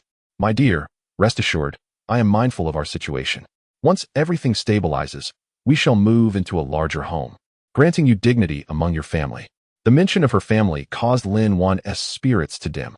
Chen Zhen understood her thoughts, but he recognized that he lacked the means to address these matters at present. Taking a deep breath, he placed 1,000 yuan into Lin Wan's palm.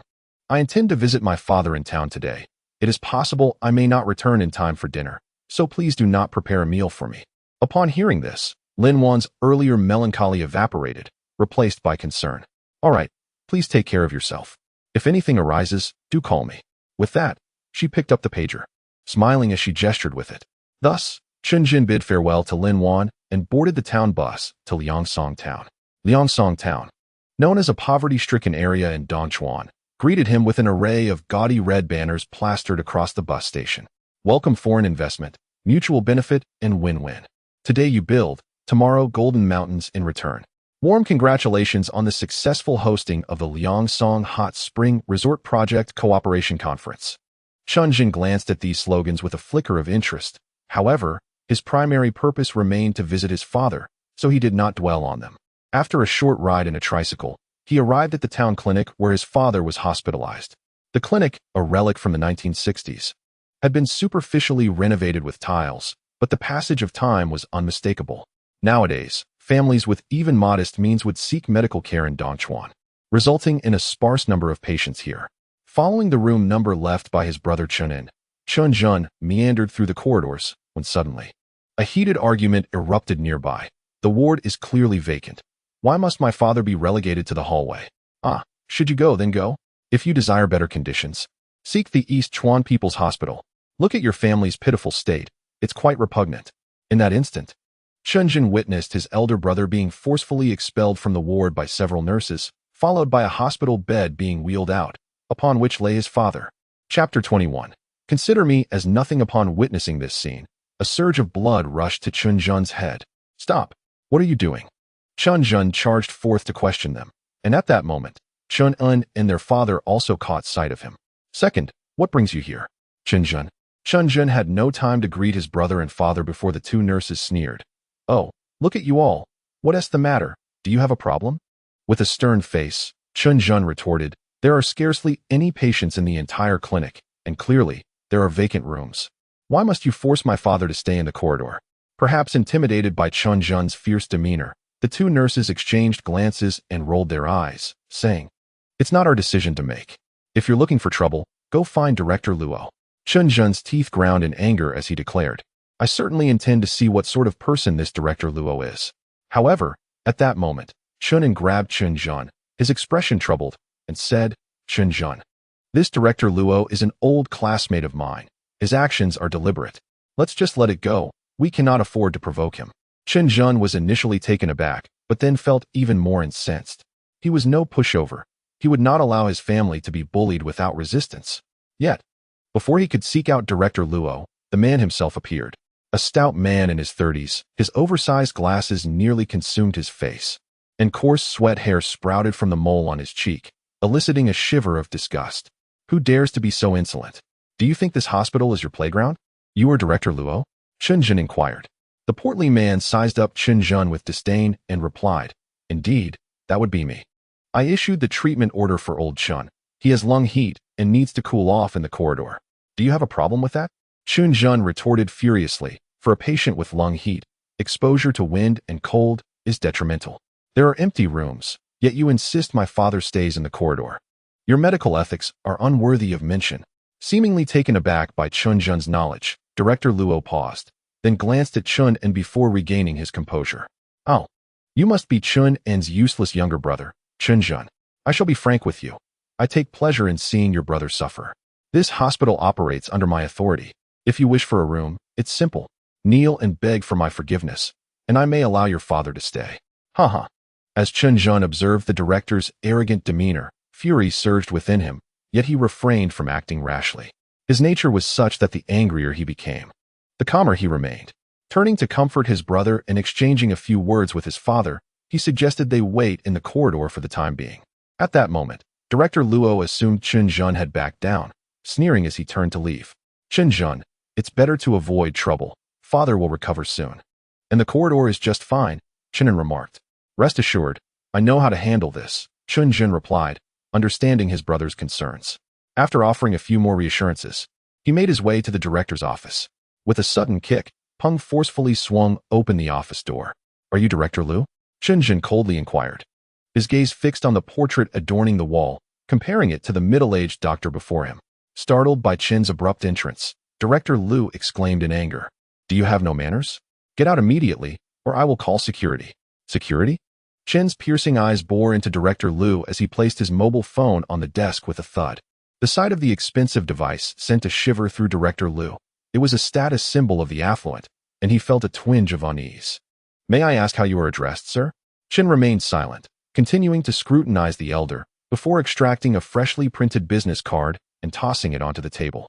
"I just came from Mayor Su's office. Even he would not treat me with such disdain as to summon security." Upon hearing Mayor Su's name, Director Lu was taken aback. He quickly picked up the business card and read aloud, "Representative from Dongchuan Electric Appliance Factory, Chen Zhen." A flicker of astonishment crossed his face, and his demeanor shifted to one of respect. "Ah, so you are a comrade from the Electric Appliance Factory. Please, have a seat. Allow me to pour you a glass of water." Once a cup of hot water was placed before Chen, Director Lu cautiously probed, "Comrade Chen Zhen, you mentioned visiting the mayor. May I inquire about the nature of your business?" Chen scoffed lightly, taking a sip of water before responding, "I am a native of Liangsong. The town is planning to construct a hot spring resort, and the factory leadership has expressed interest in investing. I was discussing this matter with Mayor Su when I discovered the rampant corruption in our town. One of your clinic's doctors, harboring a personal vendetta against my brother, has retaliated by forcing my father to stay in the corridor." Director Lu was taken aback. While he had heard whispers of such occurrences, he had never imagined that someone would dare to target a person from Dongchuan, especially one who was there to discuss potential investment. If this angered Chen to the point of withdrawing investment, and he reported the incident to the mayor, what would become of Director Lu's position? Who is the troublemaker? "Comrade Chen, please reveal their identity, and I assure you I will investigate this matter thoroughly." Chen observed the shift in Director Lu's expression, recognizing that he had successfully intimidated him. Unhurriedly, he replied, "Regardless, I will certainly bring my father to Dongchuan. I will also be reporting this incident to Mayor Su." Director Lu's face drained of color, realizing that his worst fears were materializing. The clinic had been struggling with dwindling patients and annual losses, and now, with this scandal emerging, the town was already contemplating budget cuts and potential closure of the clinic. "Ah, Comrade Chen, please calm down. Allow me to fetch you another cup of tea. We take your concerns seriously, and if you disclose the identity of this individual, I will ensure they apologize to both you and your father in person. And of course, to your elder brother." Chen Zhen licked his lips, feeling that the moment was ripe, and remarked, "A director surnamed Luo. Such a person is truly unworthy of holding the position of director." Dean Lu, with a stern expression, retorted, "I have long admonished him. This individual is consistently detached from the masses. I shall summon him immediately." "There's no need for that. I am quite busy." Chen Zhen waved his hand dismissively. "I will head downstairs to attend to my father and await the outcome of that fellow's reckoning." With that, Chen Zhen swept away in a flurry. Dean Lu exhaled a sigh of relief and promptly picked up the phone, dialing with urgency. "Hello, Luo Fei, you scoundrel. Get over here at once. As soon as Chen Zhen returned to the first floor, Chen Zhen anxiously approached him. Chen Zhen, are you going to confront that director Luo? Oh, I've told you not to stir up trouble. We common folk cannot afford to provoke them. However, before Chen Zhen could finish his words, he noticed Dean Lu hurriedly bringing along the visibly distressed Luo, who wore a mournful expression. Luo hastily rushed to the trio of Chen family members, bowed deeply, and pleaded, Comrade Chen, I apologize sincerely. I failed to recognize your stature. Chen Zhen, this matter is my fault. I am deserving of blame. For the sake of our long-standing friendship, please grant me a reprieve. Uncle Chen, I am truly sorry. You may disregard my existence and let me go. Luo's actions left the nearby nurses utterly astonished. Who would have thought that the usually arrogant director Luo would so humbly apologize? Yet, their astonishment was eclipsed by what transpired next. Chen Zhen regarded the despondent Luo with cold eyes, devoid of any sympathy, and turned to Dean Lu, saying, Dean Lu, do you believe that such an unethical person is fit to remain employed at the health clinic? Upon hearing this, Dean Lu nodded without hesitation. Indeed, Comrade Chen, we will not tolerate such a rogue in our clinic. He then pointed disdainfully at Luo, declaring, Luo Fei, from this moment forth, you are dismissed from the health clinic. I suggest you leave immediately, or I shall have security escort you out. This pronouncement caused Luo to tremble, his face turning ashen, collapsing to the ground like a deflated balloon. After several attempts to dissuade him, Dean Lu ultimately arranged for Chen Zhen's father to be placed in a private ward. The old gentleman's condition was not particularly severe. The arduous journey to Dongchuan would be less beneficial than remaining here, especially with Dean Lu's attentive care, which could prove superior to that of the hospital in Dongchuan. Observing his unambitious younger son managing to have Luo dismissed with just a few words, the old man felt a mixture of shock and concern. He repeatedly cautioned Chen Zhen to exercise restraint and avoid impulsive actions, to which Chen Zhen nodded in agreement. He then called Chen Zhen out of the ward, handing him 1,000 yuan, saying, Brother, I have matters to attend to, so I shall not linger. Take this money for emergencies. Chen Zhen insisted that he had enough and hesitated for a long while, but upon seeing Chen Zhen's determination, he reluctantly accepted. After bidding farewell to his elder brother, Chen Zhen intended to catch the late bus back to Dongchuan, but unexpectedly ran into Niu Damon at the station. Damon, what brings you to town? Chen Zhen inquired, somewhat surprised. Upon seeing Chen Zhen, Niu Damon felt a surge of joy and hurriedly approached with a smile, saying, Zhenggu, you are here too. I'm in Liangsong to take care of some business. Usually straightforward and candid, Niu Damon appeared to harbor some secrets this time. Chen Zhen chose not to expose him at that moment, instead patting Niu Damon on the shoulder with a smile, since we've run into each other. Let us find a restaurant, have a bite first. Excited by the prospect of a meal, the two brothers ambled over to a small eatery near the bus station. They ordered several dishes and a bottle of shuangou, with Chen Zhen generously pouring for Niu Damon. However, Niu Damon couldn't take his eyes off Chen Zhen's mobile phone. Observing this, Chen Zhen chuckled. This mobile is for convenience in communication. With a hint of envy, Niu Damon inquired, Zhenggu, that must have cost quite a bit, right? I heard Husen also has one. Sensing the underlying jealousy in Niu Damon's words, Chen Zhen teased, Damon, you're not upset that I'm earning money with Husan and not with you, are you? Absolutely not. Niu Damon quickly waved his hands, saying, Zhenggu, I know your character. As long as I'm with you, there will only be benefits, never drawbacks. We'll surely make a fortune someday. That is good to hear. Chen Zhen raised his glass. Let us have a toast. Niu Damon hurriedly lifted his glass low, clinking it with Chen Zhen's before downing it in one gulp. As the liquor slid down his throat, Chen Zhen couldn't help but smack his lips. And after munching on a few peanuts, he began to scrutinize Niu Damon from head to toe. Feeling the piercing gaze of Chen Zhen upon him, Niu Damon felt uneasy and awkwardly laughed. Zhenggu, why do you keep staring at me? Ha. Damon, since you claim not to hold anything against me, why are you keeping things to yourself? Chen Zhen raised an eyebrow, causing Niu Damon to shiver in fright. The Chen Zhen of today was no longer the same reckless youth. His newfound confidence and the air of mystery surrounding him among the brothers had rendered him sharp and authoritative. Niu Damon stammered an explanation. Zhenggu, please don't misunderstand. I came to Liangsong to buy a house. It's just that Husan and Zhang Yunhao have both profited alongside you, and I feared you would mock me if I came along, so I decided to come to Liangsong discreetly. Chen Zhen's heart leapt at his words. Indeed, How had he not thought of that? If Liangsong could successfully develop the hot spring resort, given its geographical advantages and the burgeoning tourism industry, property prices would undoubtedly soar. Slapping his thigh, Chen Zhen exclaimed, "Damon, you clever lad. You've reminded me. Let us find a place to stay tonight. And tomorrow I'll accompany you to buy a house." Neo Damon, oblivious to Chen Zhen's thoughts, nodded in confusion and began to toast and drink with Chen Zhen. After a bottle of liquor, they filled their bellies and sought a hotel to rest, sleeping soundly until dawn the next day. Speaking of the commercial housing in Liangsong, it truly wasn't much less than that in Dongchuan. The China Railway Group had once stationed a project here for several years, which included the construction of a batch of commercial properties. However, after the project concluded, the group withdrew entirely, leaving behind a number of unoccupied houses that had since been largely ignored. Chen Zhen and Neo Damon finally located the residential area, but upon surveying the surroundings, Neo Damon's expression soured instantly.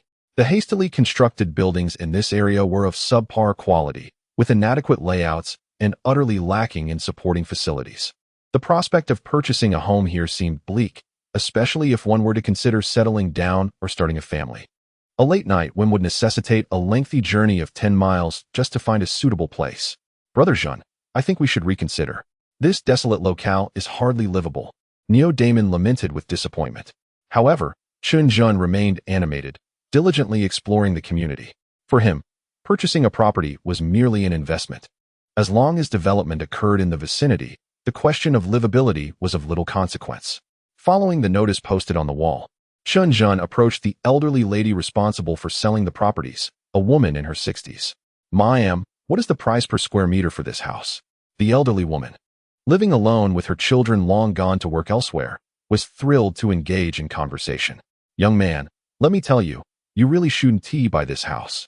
Don't be deceived by the low price. The quality here is far from satisfactory." She spent the next several minutes enumerating the myriad faults of the community, leaving Neo Damon with a sore jaw, relieved to have encountered such an earnest woman. Yet, Chen Zhen's eyes sparkled with excitement as he absorbed her words. He learned that a hot spring resort was located less than 2 kilometers away. If he were to acquire a property here and it became subject to demolition, it could yield more than just a modest profit. The investment returns could skyrocket. Chapter 23. Mei Xingwu, the elderly lady, could hardly fathom that such a naive young man existed. Despite her lengthy analysis, Chen Zhen remained resolute in his decision to purchase, prompting her to feel a twinge of pity for the youth of today. Alas, the world has changed. People have lost their values. In my youth, when I married, your uncle presented me with a flashlight. Nowadays, young women demand houses. Look at how they've driven such a fine young man to this. The elderly lady mistakenly believed Chen Zhen was driven mad by societal pressures to marry and even attempted to introduce him to several potential partners. Chen Zhen hastily declined. "Ma'am, please just help me figure out how to buy this house. Once we finalize the deal, I'll ensure to reward you generously." Seeing his determination, the elderly lady eventually took them back to her small shop, where she made a phone call. After concluding the call, she said, "The leaders at China Railway have stated the price is at least 3,000 per unit." 3,000? Chen Zhen exclaimed in surprise. The community had no shared space fees yet, and he had observed that the units were at least 80 to 90 square meters. That translated to roughly 20 to 30 yuan per square meter. The elderly lady, startled by his exclamation, hesitated before responding. All right, young man. I want to profit from you. To be honest, the leaders mentioned the minimum price is 2,500. Upon hearing this price, Chen Zhen was truly delighted, calculating how many units he could potentially buy when suddenly a sarcastic voice emerged from behind him. "Oh, Zhao Laotai, looks like business is booming." Chen Zhen and Neo Damon turned towards the sound, only to see a young man with a few strands of yellow hair swaggering over. "Give me a pack of gum. The green kind." The young man pulled out a crumpled 1 yuan bill with a sense of pride and handed it over. He then glanced at Chen Zhen and Neo Damon, disdainfully remarking, "Humph, just a bunch of country bumpkins from the villages below. These poor wretches will never be able to afford green gum." Upon hearing the young man's words, Neo Damon was instantly enraged. The group was not to be trifled with, and although Neo Damon had a gentle disposition, his temper was far from mild. He stepped forward, grabbing the young man's collar, and exclaimed, "You little brat. Do you want to die?" Startled by Neo Damon's aggression, the young man still tried to hold his ground, emboldened by his familiarity with the territory. What are you doing? Did I say anything wrong? Is anyone coming here to buy a house not poor? Not wishing to stir up trouble. Chen Zhen waved for Neo Damon to release the young man and turned to the elderly woman, saying, Madam, I would like to purchase a building. Could you please advise on the most convenient payment method? A building? The elderly woman seemed taken aback, rubbing her ears in disbelief. Young man, did you just say you want to buy how many? I want to buy one building. Please tell me how I can conveniently make the payment. Chen Zhen reiterated, aware that his decision was somewhat unusual. At that moment, the young man noticed the large mobile phone in Chen Zhen's hand, and his face turned pale. Be brother, even I, Xiao Huang, know that in this day and age, only those who can afford such phones are worth anything. Hearing someone say they want to buy a building nearly left me dumbfounded. Chen Zhen cast a cheerful glance at the young man, ignoring him entirely. As he began to pull out stacks of pristine blue bills from his leather bag, carefully laying 3 stacks in front of the elderly woman. Madam, this 30,000 yuan is a deposit. Shall we sign the contract? The elderly woman stood there in shock, while the young man trembled in fear, scrambling away in a panic. As the elderly woman was an agent entrusted by the China Railway Construction Commission, Chen Zhen confidently signed a contract with her, agreeing to settle the remaining balance within a month. On the ride back to Donchuan, Neo Damon couldn't fathom why Chen Zhen insisted on purchasing property here, even wanting to buy for himself. He pondered deeply, furrowing his brow throughout the journey. Noticing his friend's troubled demeanor, Chen Zhen chuckled. Don't worry, Damon. This investment will surely yield returns. If you find it unreliable, you can always sell the property back to me. What do you think? Hearing this, Neo Damon replied earnestly. Brother Zhen, we share fortune and misfortune together. I, Neo Damon, will follow you, and even if I incur losses, I shall never regret it. Chen Zhen observed Neo Damon's earnest expression and silently nodded. This young man was honest and loyal. He could certainly assist Chen Zhen in the future. As he contemplated the remaining balance for the building, Chen Zhen found himself in a bit of a dilemma. 80,000 yuan was still needed. 30,000 was already committed to Mei Xingnan's payment, which had yet to be settled. Where would he procure the remaining 80,000? Upon returning to Donchuan, Chen Zhen and Neo Damon went their separate ways home. As Chen Zhen approached the dormitory of the textile factory, a figure suddenly emerged from the alley, blocking his path. Hey, Chen boss, you finally returned. I've been waiting for you for quite some time, said Lu Lijun with an oddly cheerful demeanor. Chen Zhen raised an eyebrow, surprised by the change in Lu's attitude. Previously, he had been obsequious towards him. How could such a transformation occur in just a few days? If you have something to say, then say it plainly. Chen Zhen replied coldly, showing no mercy to the young man before him. Lu Lijun's face twitched as he forced a smile. Mr. Chen, the situation is this. Sister Mei-san has a banquet and asked me to relay a message to you. Chen Zhen was taken aback. Mei Xingnan. When had Lu Lijun established communication with her? Suddenly, Chen Zhen understood the crux of Lu's attitude shift. The lad must have thought that by associating with Mei Xingnan, he could act without fear of retribution from him. Chen Zhen's brow furrowed, and his piercing gaze swept over Lu Lijun's face. Are you certain that Mei Xingnan wants you to invite me? Because it feels more like you're trying to drag me along. Under Chen Zhen's scrutinizing gaze, Lu Lijun felt an inexplicable shiver and instinctively softened his tone. Ahem, Mr. Chen. I apologize. I've been waiting for so long. I was simply overjoyed to see you. Humph. Chen Zhen scoffed, raising his mobile phone and pointing the antenna at Lu Lijun's nose as he spoke deliberately. I have made it clear before that I am a person who distinguishes between gratitude and grievance. Remember, both are distinctly separate. This statement left Lu Lijun pale with fear, and he quickly bowed in deference. Mr. Chen, you are magnanimous. I truly was muddled earlier and dared to speak to you in such a manner. Enough of your chatter. Let us go. I am curious to see what Mei Xingnan is up to. With that, Chen Zhen strode ahead. Lu Lijun gulped nervously and hurried to follow. However, instead of taking Chen Zhen to meet Mei Xingnan, he hailed a taxi that whisked them directly to the Dafahao nightclub. Inside the nightclub, Chen Zhen encountered an unexpected figure, Mei Xingnan's elder brother, Mei Xingwu. Chapter 24. Confrontation. Mei Xingwu was a notorious figure along Donchuan Road, currently seated in the main chair of a private room. The coffee table was littered with over a dozen overturned beer bottles, mingling with remnants of food in a chaotic mess that hardly resembled a gathering meant for hospitality. 2 alluring women nestled beside Mei Xingwu, contrasting sharply with the raucous atmosphere he exuded. As soon as Chen Zhen entered, 4 or 5 tipsy lackeys sprang to their feet, blocking the expansive private room with a formidable presence. Who the hell are you? Get lost. Can't you see that Dafu is busy? The brashness of the thugs would have intimidated anyone else, but not Chen Zhen. Having owned several nightclubs in a past life, he was well versed in such environments and was far from daunted by a few ruffians. With a stern expression, he locked eyes with the closest thug, refusing to yield an inch. The thug, caught off guard, swallowed hard and instinctively recoiled. At that moment, Lu Lijun, who was behind Chen Zhen, rushed in with a smile and addressed the 2 subordinates ahead. Hey Gu, Xiaobao Gu, this is Mr. Chen Zhen, sent by Dawu Gu to invite you. Upon hearing Chen Zhen's name, Mei Xingwu, who was lounging on the sofa, immediately straightened up and grabbed the microphone to shout, "Bring that kid Chen Zhen up here." It was still the same fellow, known as He Gu, one of Chen Zhen's recent subordinates. Upon receiving the order, he advanced to seize Chen Zhen by the collar. However, to his surprise, Chen Zhen was not intimidated. He deftly brushed aside He Ji's arm and walked past him, causing him to stumble twice. Damn, He Gu cursed under his breath, furious. Yet whether out of respect for Mei Xingwu or intimidated by Chen Zhen's aura, he refrained from pursuing further confrontation. By this time, Chen Zhen had already stood before Mei Xingwu, gazing down at him.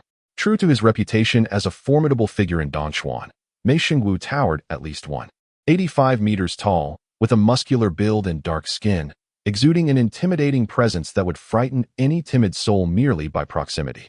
Mei Xingwu glared at Chen Zhen, akin to a tiger assessing its prey, his eyes fixated while he scrutinized Chen Zhen from head to toe. Finally, he spoke. So you are Chen Zhen.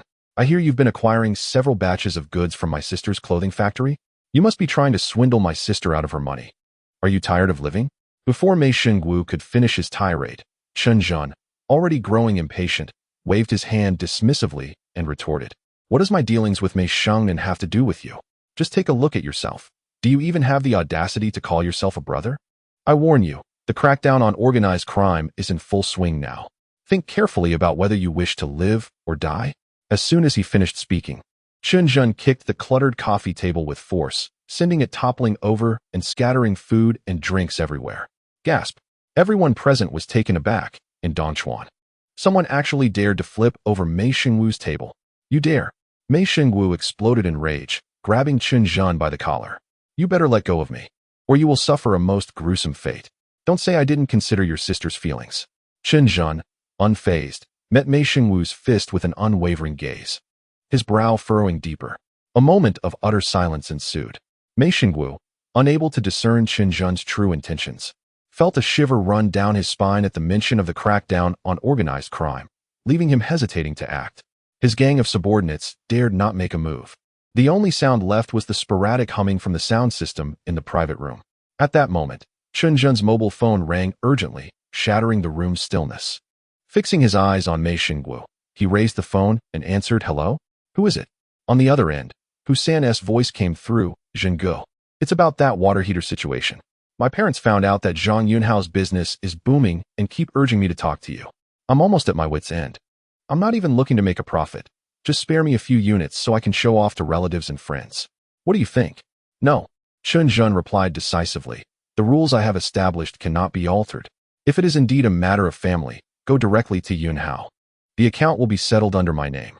If not, I suggest you leave at once." With that, Chen Zhen hung up the phone, his gaze unwavering from Mei Xingwu's face. Is it time to let go?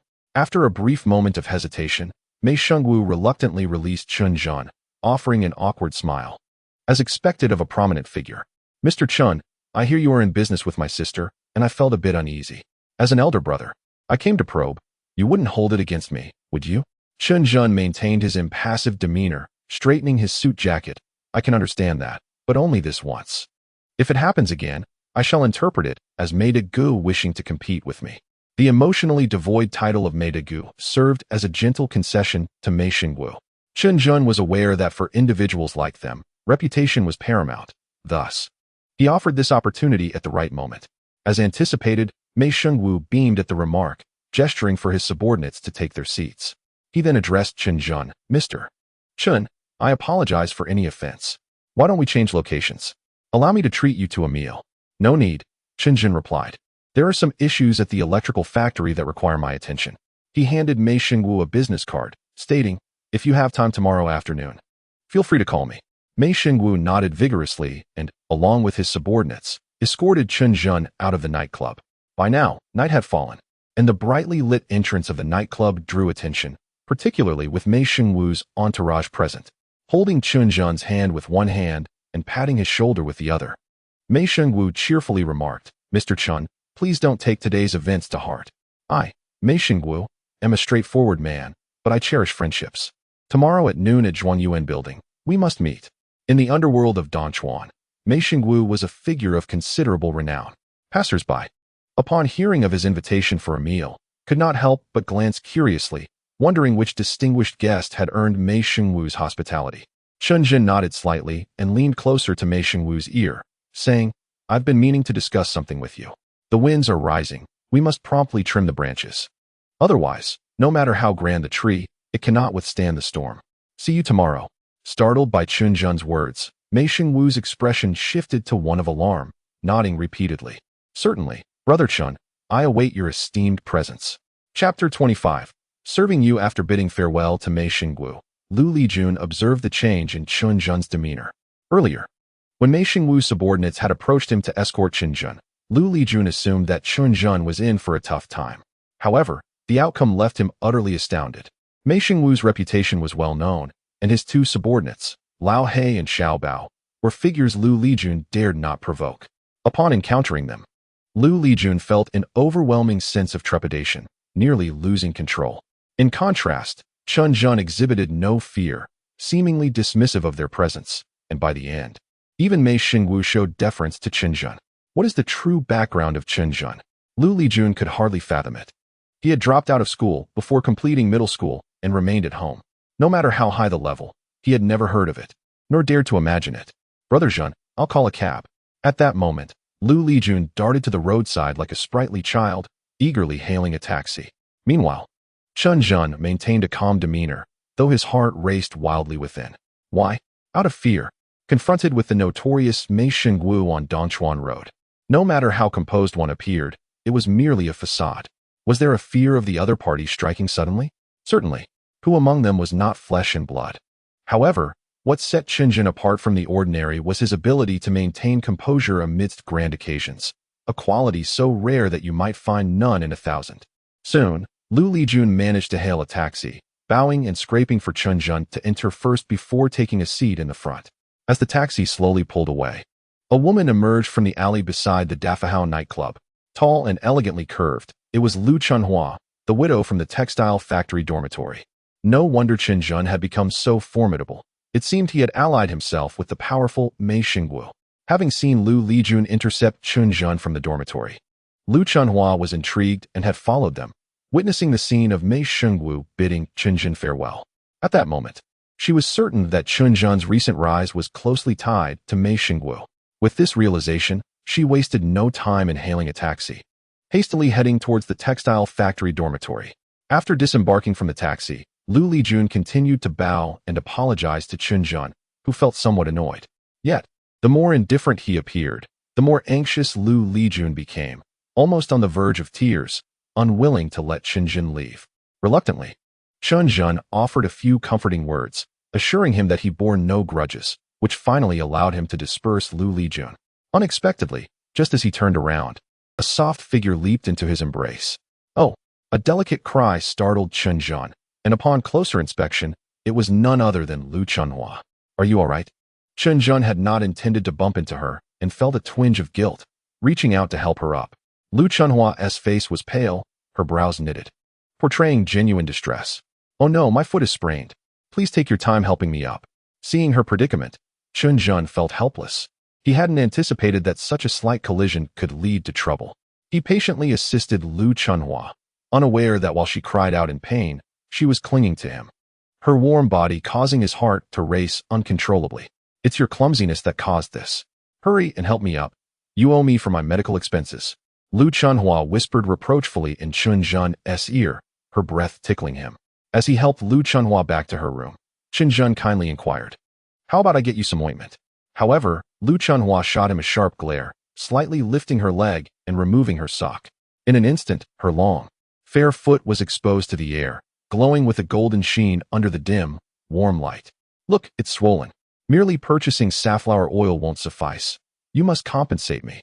Lu Chuanhua's eyes sparkled, seemingly a blend of anger and playful teasing. Even Chen Zhen, accustomed to the charm of women, felt a flutter of disarray within him. Fine. How much do you wish for me to pay? Chen Zhen, somewhat flustered, found the woman's allure overwhelming, prompting him to hastily toss 2 large bills onto the table and inquire, "Is 200 enough?" Upon seeing the crisp notes, Lu Chuanhua's eyes brightened.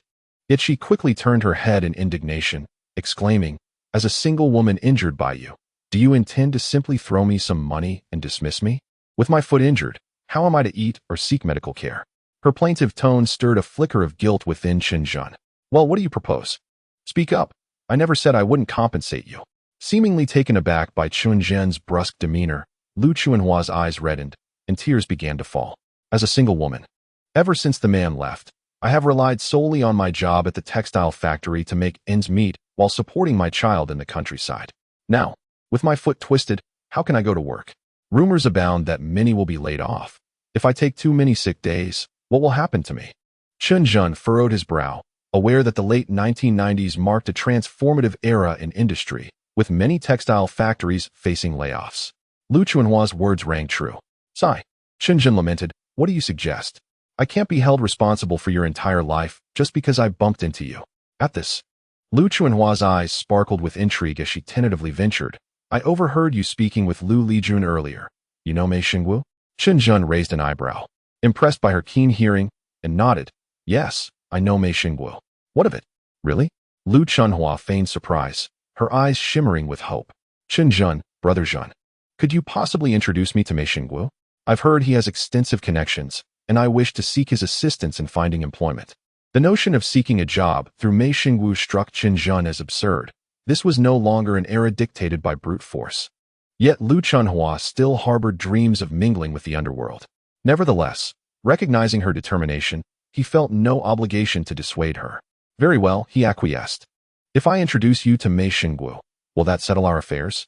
Reclining on the bed, Lu Chuanhua placed her hand on her slender waist, inadvertently adopting a delicate and alluring posture.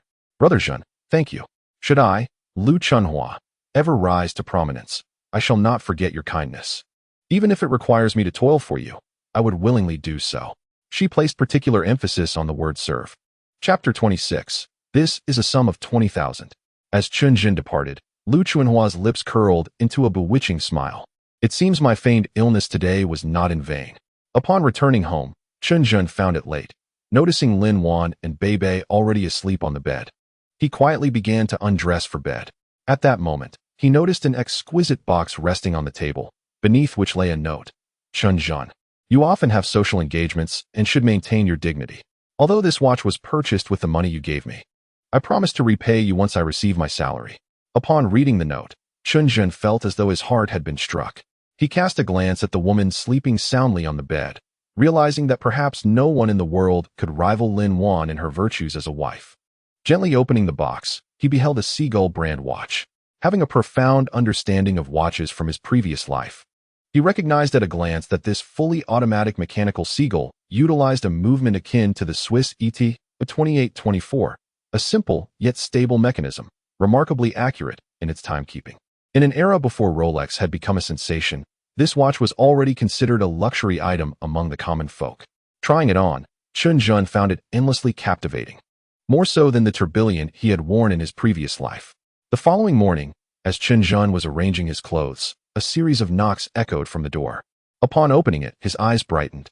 There stood Lu Chuanhua, clad in a white shirt tucked into a black skirt, though she wore only a pair of black canvas shoes. Her nearly 1.65-meter stature accentuated her elongated figure. "Zhenggu, I've come to accompany you to meet Mei Xingwu," Lu Chuanhua said with an ingratiating smile, raising a pancake roll filled with fruit.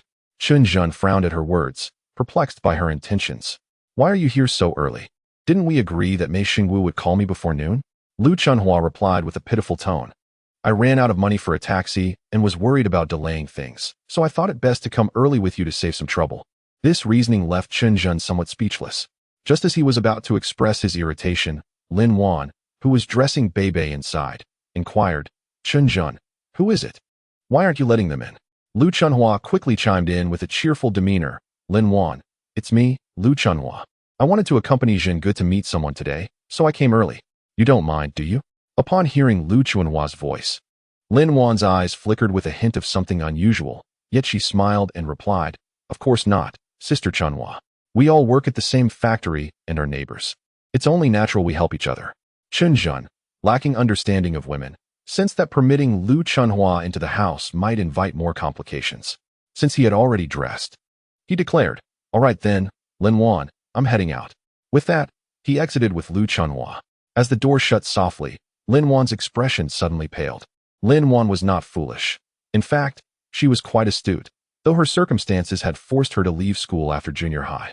She had witnessed the remarkable transformation in Chen Zhen over the past few days. He had shifted from a life of reckless drinking to one of maturity and stability. Consequently, more and more people around Lin Wan began to discuss Chen Zhen, speculating on his newfound wealth, evidenced by his acquisition of a mobile phone and the fact that he had also bought Lin Wan a small phone. There are whispers that Chen Zhen possesses extensive connections, with claims that he is backed by Mei Sanjia of the Hongte garment factory, to the extent that even rascals like Lu Lijun would steer clear of him. Although these are flattering remarks, they only serve to amplify Lin Wan's sense of pressure, as she is merely an ordinary factory worker. She feels her world drifting further away from Chen Zhen's. Mom, who was that lady just now? At this moment, having dressed, Beibei curiously inquired. Lin Wan snapped back to reality and smiled as she replied, That was a colleague of mine, seeking a favor from your father. Oh, Beibei pouted. That lady is quite pretty, but she pales in comparison to you, Mommy. Observing her daughter's expression, Lin Wan couldn't help but chuckle. On the way to drop Beibei off at kindergarten, Lin Wan began to contemplate quietly. The fact that layoffs were imminent at the factory had become an open secret. Many were already plotting their next moves. In terms of skill and capability, Lin Wan should not be on the layoff list. Yet, she found herself entertaining the notion of seizing this opportunity to leave the factory, perhaps to rent a small shop or even set up a stall. She yearned to broaden her horizons, believing that only by doing so could she avoid falling too far behind Chen Zhen. At this juncture, Lin Wan was engulfed in inner conflict, much like anyone standing at a crossroads in life. Meanwhile, Chen Zhen had taken the bus to Zhang Yunhao's auto repair shop.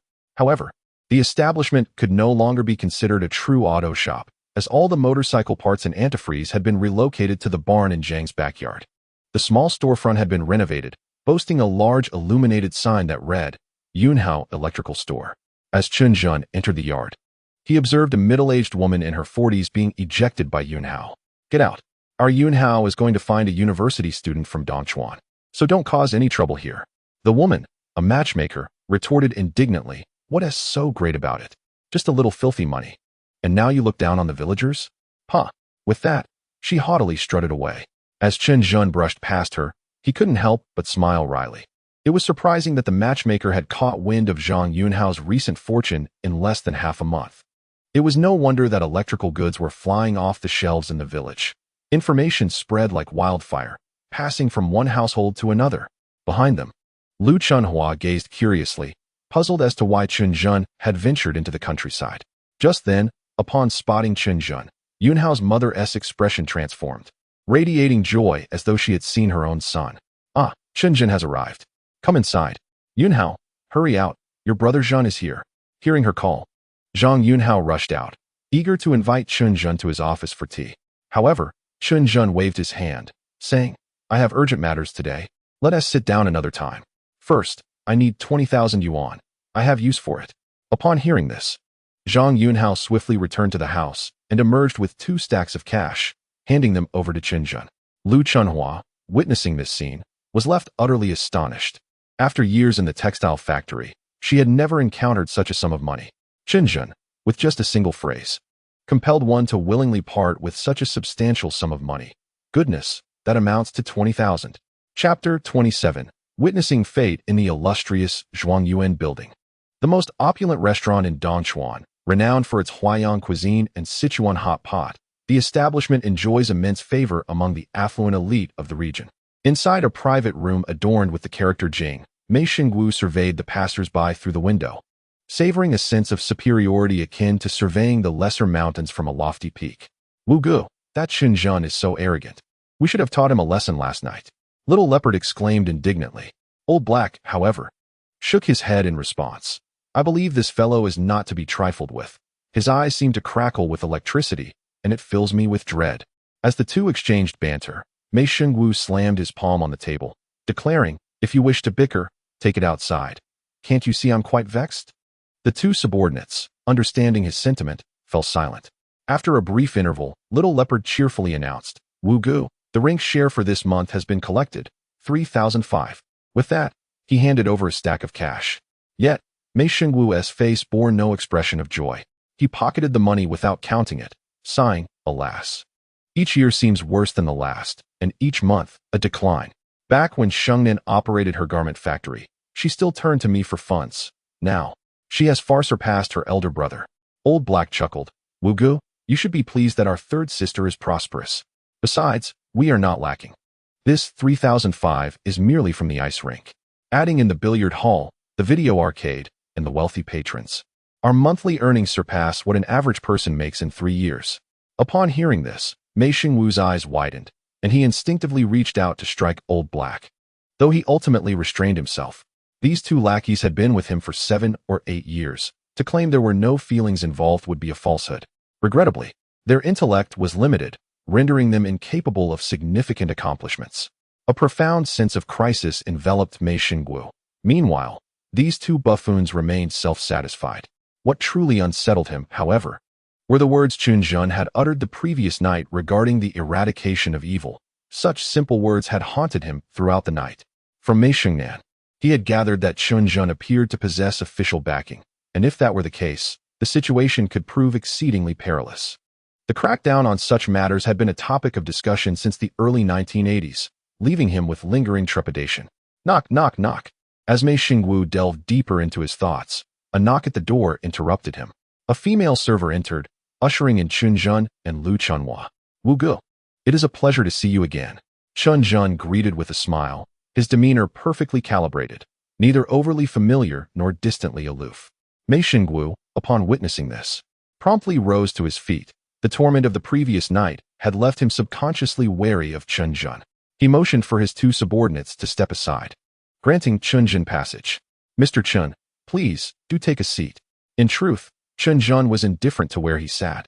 However, seeing Mei Shengwu's deference, he settled into the main seat, which sent a wave of panic through Lu Chunhua. Mei Shengwu was a figure of significant stature. The proximity of such an encounter caused her heart to race, and she never expected Chen Zhen to occupy the primary position. Big Wu Gu, greetings. My name is Lu Chunhua, and I am a friend of Zhen Gu. Lu Chunhua, feeling somewhat anxious, reached out her hand in an attempt to shake hands with Mei Shengwu. However, Mei Shengwu cast a glance at Chen Zhen, uncertain about the nature of Lu Chunhua's relationship with him. Instead of shaking hands, he merely nodded with a smile. Although those in the underworld may lack formal education, they are well versed in etiquette. They would never overstep boundaries with a friend's woman. Thus, the host and guests took their seats. Yet in Xiao Bao's eyes, there was a glint of resentment, believing Chen Zhen was overly presumptuous, which he deemed utterly absurd. You think you're so special? Just wait, I'll drink you under the table. Xiao Bao silently opened a few bottles of Shuanggo, pouring drinks for Chen Zhen and his companions with a cold smile. As the host of the banquet, Mei Shengwu began to toast, and Chen Zhen did not hold back, graciously downing his drink in one go. Meanwhile, Xiao Bao seized the opportunity to frequently propose toasts, harboring the intent to outdrink Chen Zhen. The Huayan cuisine was rather mild, and before long, the group indulged to their heart's content, thoroughly satisfied with their feast. Observing that Chen Zhen appeared only slightly inebriated, Xiao Bao grinned and remarked, "This cup is too feeble. Let us switch to a larger bowl." Without waiting for Chen Zhen's response, he promptly removed Chen Zhen's cup. Chen Zhen furrowed his brow, sensing the provocation in Xiao Bao's actions. What? Do you wish to challenge me to a drinking contest? Chen Zhen sneered, fixing his gaze on Xiao Bao. Xiao Bao smirked and replied, Zhen Gu, you are Brother Wu's friend, therefore my friend as well. When friends meet, it is only right to drink heartily. Come, let us use the large bowl. With that, he presented a large bowl of liquor before Chen Zhen. Chen Zhen hesitated, grappling with the dilemma of whether to refuse and appear cowardly, or to accept and be forced to drink by some petty thug. Just then, Lu Chunhua chimed in with a bright smile. Chen Zhen has had his fill today. I shall drink in his stead. Xiao Bao was taken aback, not expecting Lu Chunhua to intervene, and felt a surge of frustration, yet he had no recourse. According to the rules of the underworld, when a woman obstructs a drink, one must first outdrink her. Otherwise, it would imply that one is incapable of drinking more than a woman. Seeing Lu Chunhua's delicate demeanor, Xiao Bao's confidence surged as he cheerfully declared, "All right then. Let us have a few bowls with this sister." Lu Chunhua, not one to back down, took the large bowl, tilted her head back, and drank it all in one go. Chen Zhen, observing from the side, furrowed his brow. He was well aware of the potency of Shuanggo, and feared that one bowl would not sit well with her. Xiao Bao shared this sentiment.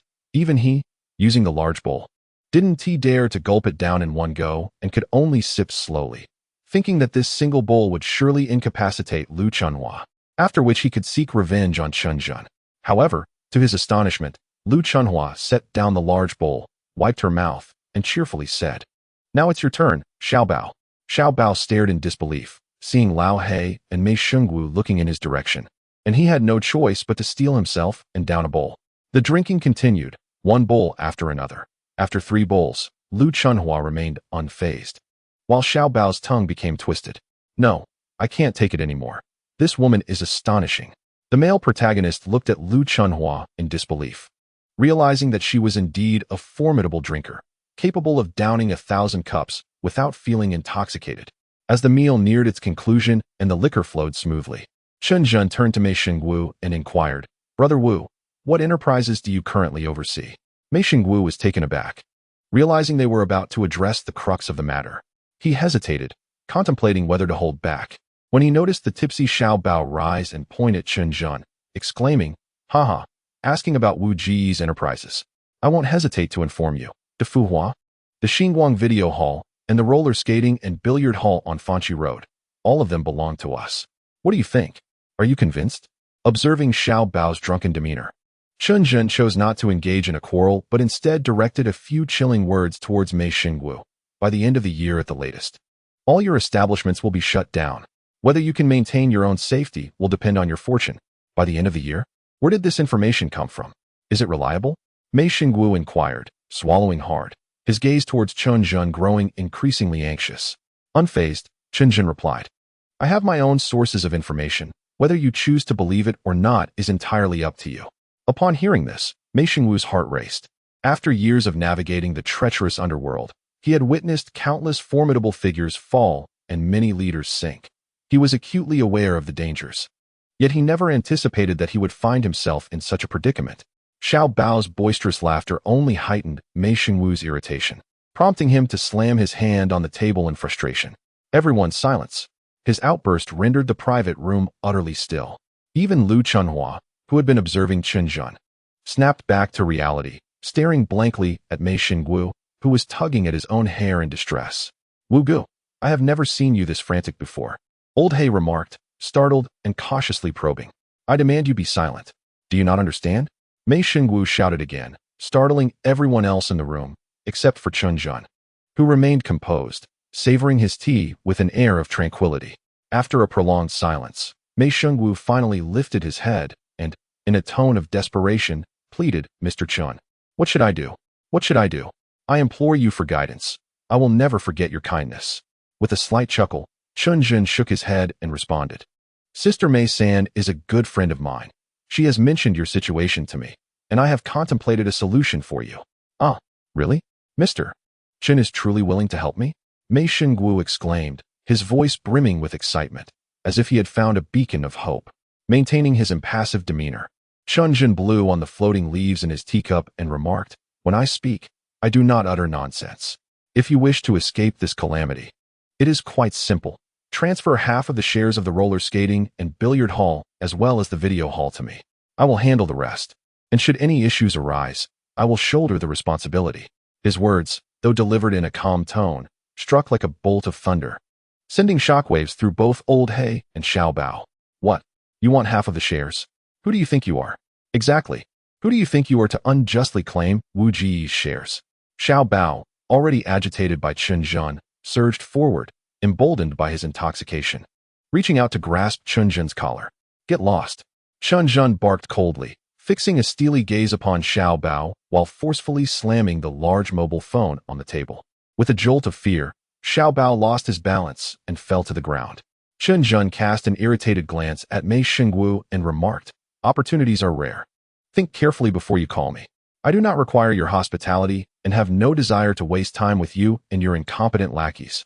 With that, he pulled out a substantial stack of crisp 100 yuan bills from his bag and slammed it onto the table. "This round is on me." Having delivered his statement, Chen Zhen turned on his heel and departed. "Wait for me, brother Zhen." Lu Chunhua, taken aback by the abruptness of Chen Zhen's departure, felt a pang of regret and frustration as she gazed at the pile of money left on the table. Nevertheless, she hurried after Chen Zhen, trailing him outside. In the private room, Xiao Bao, both furious and anxious, scrambled to his feet and directed his ire at Mei Xingwu. "Brother Wu, that Chen guy is too arrogant. Just watch me deal with him." Mei Xingwu, however, shot him a fierce glare and retorted, "Get lost. You were so frightened that you fell to the ground. And you still have the audacity to talk back. If you can handle him, then I'll change my surname." With that, a myriad of emotions churned within Mei Xingwu. His instincts told him that Chen Zhen was not to be trifled with, yet he felt a sense of indignation at the prospect of relinquishing his assets without reason. After much contemplation, he resolved to consult with his sister regarding their strategy. Seeing his brother wavering, Xiao Bao grew increasingly anxious. He managed the billiards hall, ice rink, and video arcade, often skimming off a little for personal use. If Chen Zhen were to take over, his life would become exceedingly difficult. "Brother, you must not be swayed by Chen's deceit." Meanwhile, as Chen Zhen exited the Zhuangyuan building, he realized that Lu Chunhua had followed him out. Weren't you looking to work with Mei Xingwu?" Lu Chunhua tossed her hair and smiled charmingly. "Chen Zhen, I've come to see that no one is as formidable as you." The way you spoke to Mei Xingwu was reminiscent of a high-ranking official from a television drama, so succinct, yet so impressive. At her words, Chen Zhen frowned.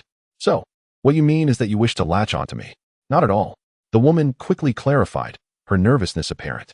"I find myself without support and am forced to seek your assistance. Chen Zhen, I know you possess great capability.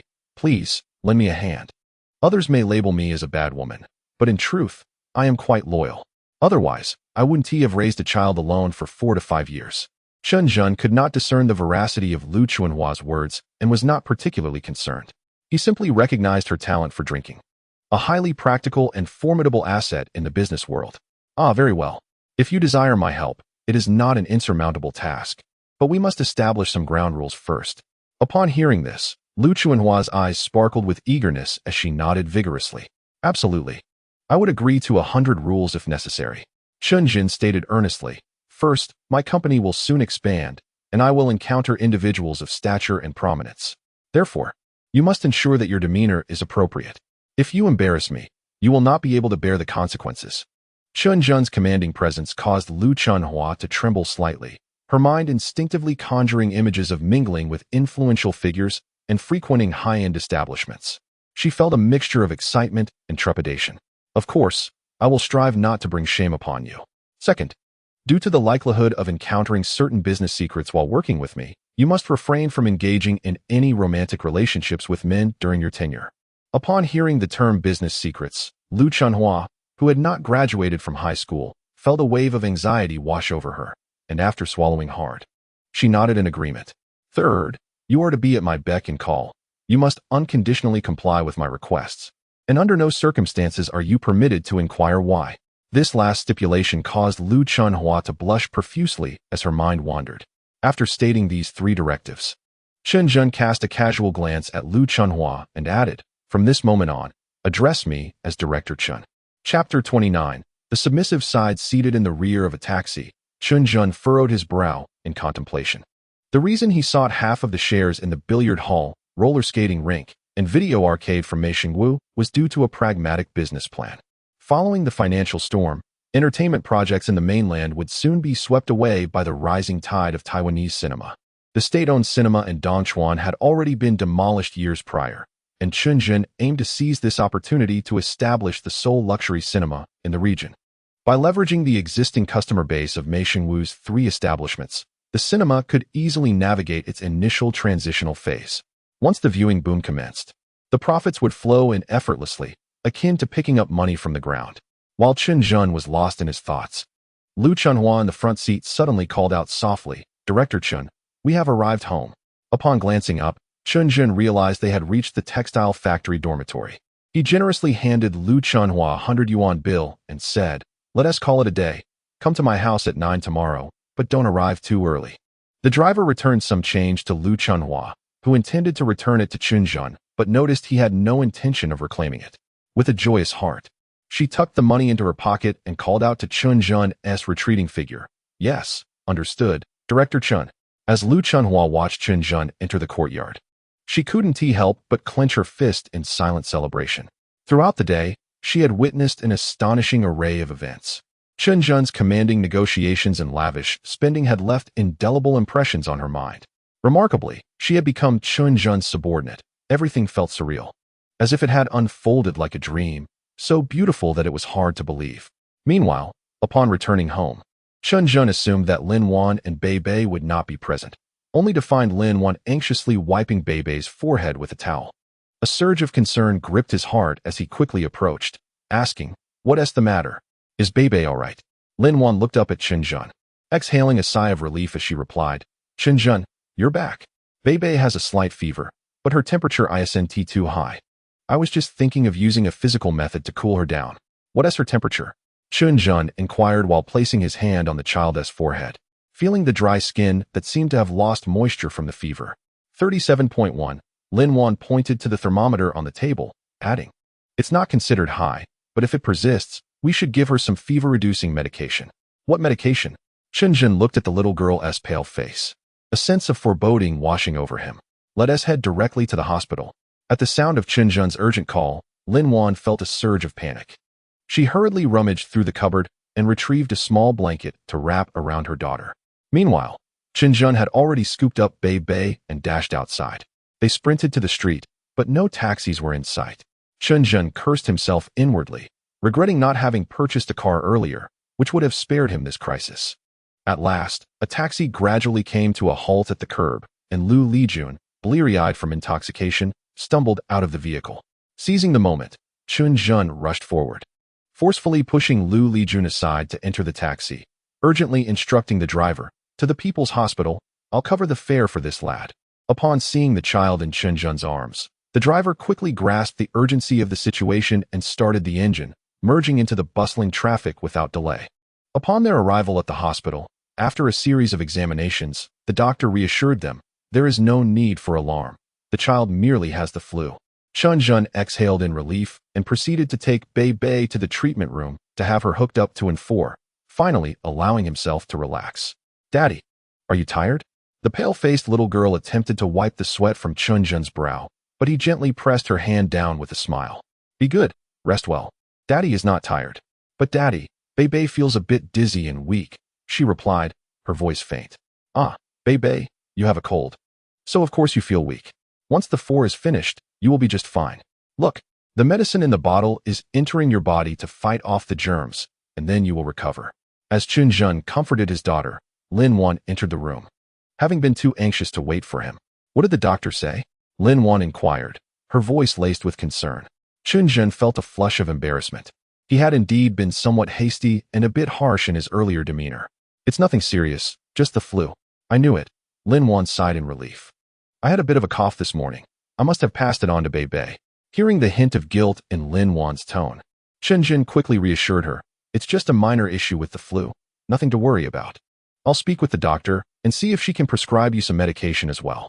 Although Lin Wan insisted it was unnecessary, Chen Zhen was adamant about her receiving a checkup, and soon enough, she too was connected to N4. "Haha, you two are truly in sync this time. Even getting IVs together." Chen Zhen jested, hoping to uplift the spirits of his wife and child. Indeed, Beibei giggled at his words, while Lin Wan shot Chen Zhen a playful glare, her weakness only enhancing her charm. Seeing the two of them in good spirits, he seized the opportunity to broach a topic. "Lin Wan, there's something I wish to discuss. Lu Chunhua is worried about being laid off from the factory and wants to assist me. I could really use a helping hand. What do you think?" "Chen Zhen, I'm not familiar with your affairs. You can decide," Lin Wan replied, a flicker of something unusual crossing her eyes, which she quickly concealed. After a moment's hesitation, she added, "I was actually thinking of discussing something with you." In light of the layoffs, I would like to leave the factory and start a small business. But you are a key technician at the factory. How could they lay you off? Chen Zhen responded, perplexed. Lu Chunhua was laid off because she could no longer keep up. Lin Wan, upon hearing this, averted her gaze slightly and said, I just want to experience the world. To venture out. If you can succeed in business, I believe I can too. Upon hearing this, Chen Zhen chuckled softly. Business isn't as simple as that. Besides, the money I earn is sufficient for our family's needs. Whatever you desire, I can provide for you. He thought this would please Lin Wan, but to his surprise, she became quite upset. Chen Zhen, are you looking down on me? I have hands and feet. Why should I rely on your money? Chen Zhen was momentarily taken aback by Lin Wan's words, rendered speechless. He had not anticipated her strong sense of independence. Compared to those rural women of the past, she was indeed a breath of fresh air. Noticing the flush of anger rising on her fair cheeks, he worried that her agitation might worsen her health. He hastily reassured her, all right, you can pursue your business, and I will support you. I do not look down on you. I merely fear that you may overexert yourself. If anyone outside were to witness this exchange, they would be utterly astonished. Who would have imagined that the composed and resolute Chen Zhen would exhibit such a subservient demeanor towards his wife? Chapter 30. Is he reliable?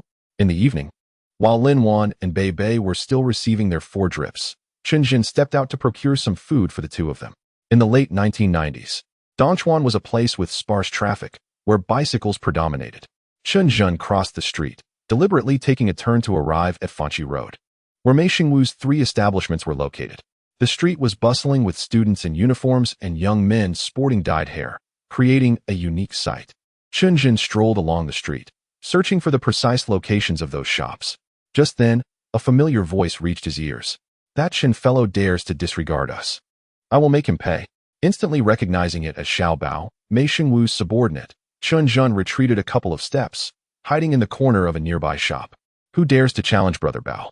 One word from you, and we will teach him a lesson, shouted a henchman with a hoarse voice. Following this, Xiao Bao's ominous voice rang out. Humph, he wants to take our shop. That cuts off our livelihood. I don't understand what Brother Wu is thinking, but we can't let that happen. We should deal with him discreetly. Hearing this, Chen Zhen furrowed his brow tightly. It was evident from Xiao Bao's words that he had previously engaged in such nefarious acts. Chen Zhen's principle was to show no mercy towards such ruffians. He boldly stepped out in front of Xiao Bao and his companions, startling them as they conspired. You, Chen, how did you get here? Haha. I came with Brother Wu, Chen Zhen replied with a cold smile. He is waiting for you at the street corner. I was sent to fetch you. Xiao Bao, believing him without suspicion, shot Chen Zhen a glare before heading toward the street corner. The remaining henchmen exchanged glances, watching Chen Zhen closely. Chen Zhen surveyed several henchmen with an indifferent expression and said, You lot, come with me. Without further ado, he strode into the billiard hall's courtyard. The henchmen exchanged glances, hesitating momentarily before following him. As they entered, Chen Zhen wasted no time and stated, De Wu has already discovered that Xiao Bao intends to siphon off the shop's funds. I am here to ascertain whether you are aligned with him. At this pronouncement, the henchmen's faces paled. In their eyes, Mei Xingwu was akin to a deity, and the mere thought of him suspecting Xiao Bao, especially after summoning him, sent chills down their spines. Xiao Bao, no? This fellow has pilfered from the shop without sharing a dime with us. We are too afraid to voice our anger. One of them exclaimed. Indeed, we would rather face death than deceive Wu Ge. If blame is to be assigned, it should fall upon that fool Xiao Bao, who dares to embezzle from Wu Ge. Chen Zhen narrowed his eyes, slowly retrieving a stack of money from his bag and tossing it onto the ground. Wu Ge is granting you an opportunity to prove your loyalty. When Wu Ge confronts Xiao Bao, that scoundrel will undoubtedly refuse to admit his guilt. When he returns, you are to deal with him. This money is a token from Wu Ge. The henchmen, filled with a mix of fear and excitement, eagerly grabbed the money and divided it among themselves. Mr. Chen, rest assured, we have long held disdain for Xiao Bao. He has disrupted the rules of the underworld and is a traitor. We will ensure he pays for his transgressions. Just as they finished speaking, Xiao Bao's voice erupted from outside, cursing vehemently. Upon entering the courtyard, he was met with Chen Zhen's calm smile, which ignited his fury. Damn it, Chen. You have the audacity to act like a big shot? I already know you're nothing but a waste of space, and your wife is just a poor worker. Upon hearing Xiao Bao's derogatory remarks towards Lin Wan, Chen Zhen gestured to the eager henchman, saying, Attack. With a single command, Before Xiao Bao could comprehend the situation, the henchmen charged at him, seemingly competing to prove their own innocence, pummeling him mercilessly. Caught off guard, Xiao Bao was soon left bleeding from his nose, howling in agony. Chen Zhen observed Xiao Bao coldly, showing no sympathy until the latter lay motionless, barely alive. One of the leading henchmen turned and asked, "Mr. Chen, shall we continue? This traitor seems on the brink of death." Chen Zhen frowned, surprised at Xiao Bao's fragility. Approaching him, he remarked with a smile, "Do not feign death. Mei Xingwu is already aware of your embezzlement from the shop.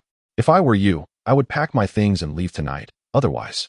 Chen Zhen left the sentence hanging, picking up his bag and exiting the courtyard.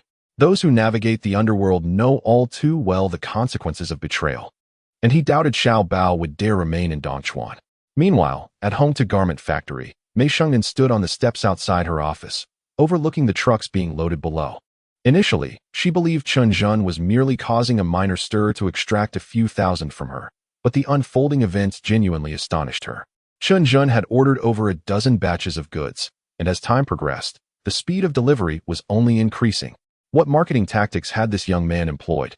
Mei Shengnan was filled with curiosity. As she pondered, a rather dilapidated Songhua River van pulled into the factory premises. The mere sight of this vehicle caused Mei Xingnan's brow to furrow. The owner of the van was none other than her elder brother, Mei Xingwu. This time, he came alone. As the more he contemplated Chen Zhen's words, the more apprehensive he became. Matters of life and death could not be delayed. Hence, he drove straight to the factory to discuss strategies with his sister. "Shengnan, it's fortunate you're here. I have something to discuss with you," Mei Xingwu called out, waving to his sister on the second floor. However, Mei Shengnan did not respond. Instead, she turned away with a scowl and returned to her office. Mei Xingwu, well aware of his sister's temperament, was not offended. He retrieved her favorite cherries from the van and followed her into the office. "I thought I told you not to come to the factory anymore. This is a serious business, and I prefer to keep my distance from you," Mei Shengnan said angrily upon seeing her brother enter. Mei Xingwu, with a smile, placed the fruit before her and settled onto the sofa, saying, "Don't be upset. I'm here for serious matters this time." Mei Shengnan glanced at the vibrant cherries and sighed, stating, "Brother, please don't take my attitude personally. I'll advise you once more. You cannot continue down this path. It's time to quit." Mei Xingwu chuckled and replied, "Sister, you needn't worry about convincing me this time. I simply want to ask you one question. Is that Chen Zhen reliable?" "Chen Zhen?" Mei Shengnan paused, then exclaimed in shock, "You encountered him? You didn't provoke him, did you?" Concerned that her brother might have carelessly stirred up trouble, she gazed anxiously at Mei Xingwu. "Of course not." Mei Xingwu felt a bit uneasy. He had nearly confronted Chen Zhen. However, now seeing his sister's reaction only reinforced his belief that Chen Zhen was not to be underestimated. "We merely had a meal together." That's a relief, Mei Shengnan sighed, though she herself was uncertain about Chen Zhen's true nature. Nevertheless, judging by his apparent influence, he should not be taken lightly.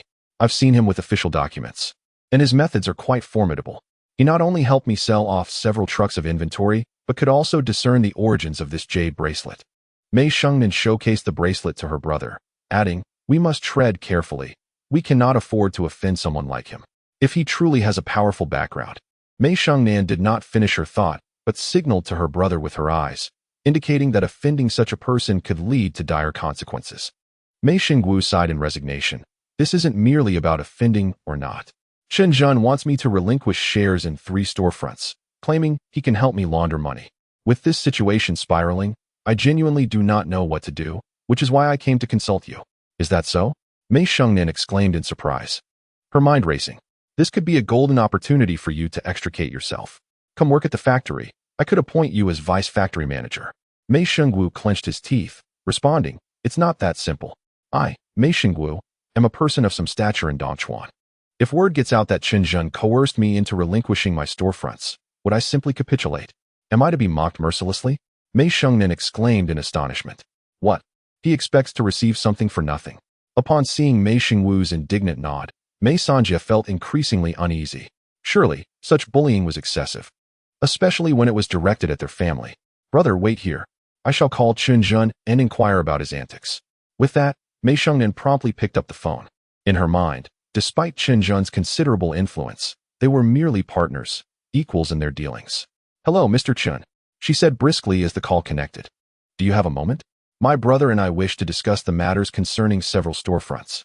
However, the response from the other end nearly infuriated Mei Sanjia. Sorry, I'm currently unavailable. And with a dismissive beep, the call ended abruptly. Mei Shengnan nearly hurled the phone in frustration. This is outrageous. To his credit, Mei Shengwu remained composed, chuckling as he remarked, "This fellow is insufferably arrogant. There are times I genuinely wish to confront him."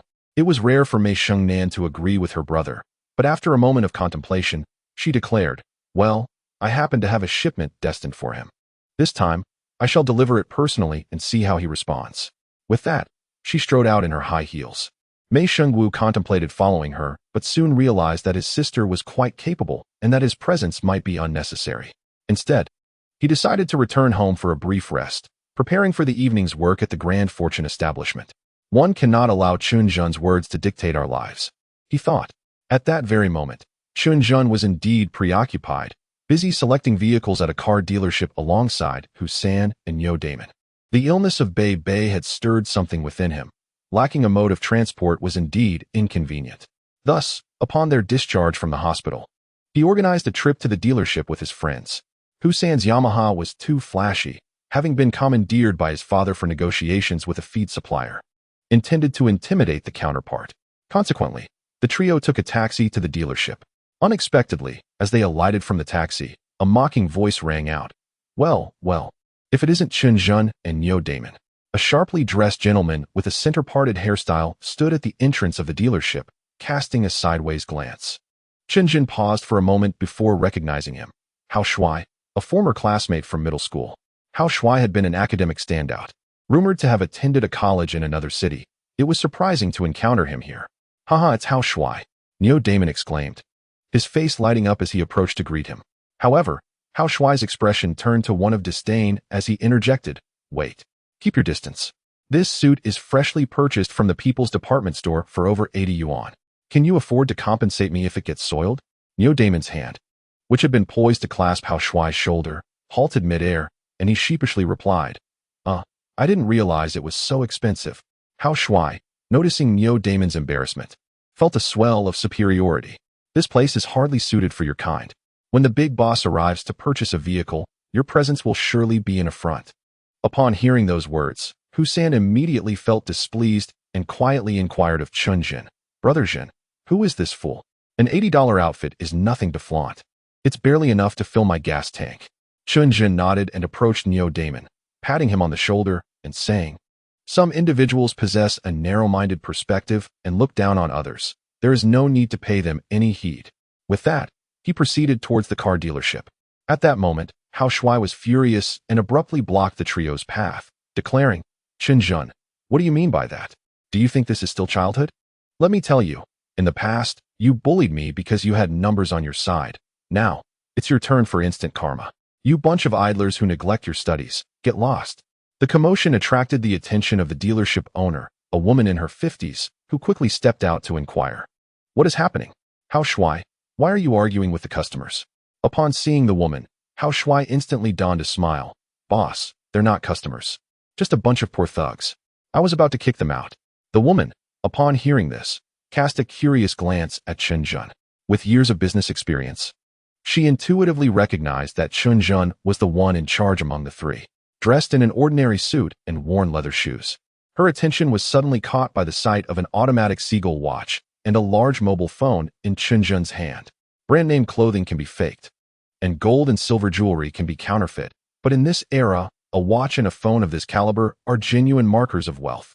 In that instant, the woman comprehended that Chen Zhen was not merely affluent, but a subtly extravagant tycoon.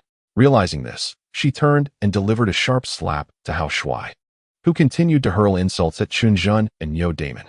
Smack. "You are the real poor fool. Your entire family is filled with impoverished fools."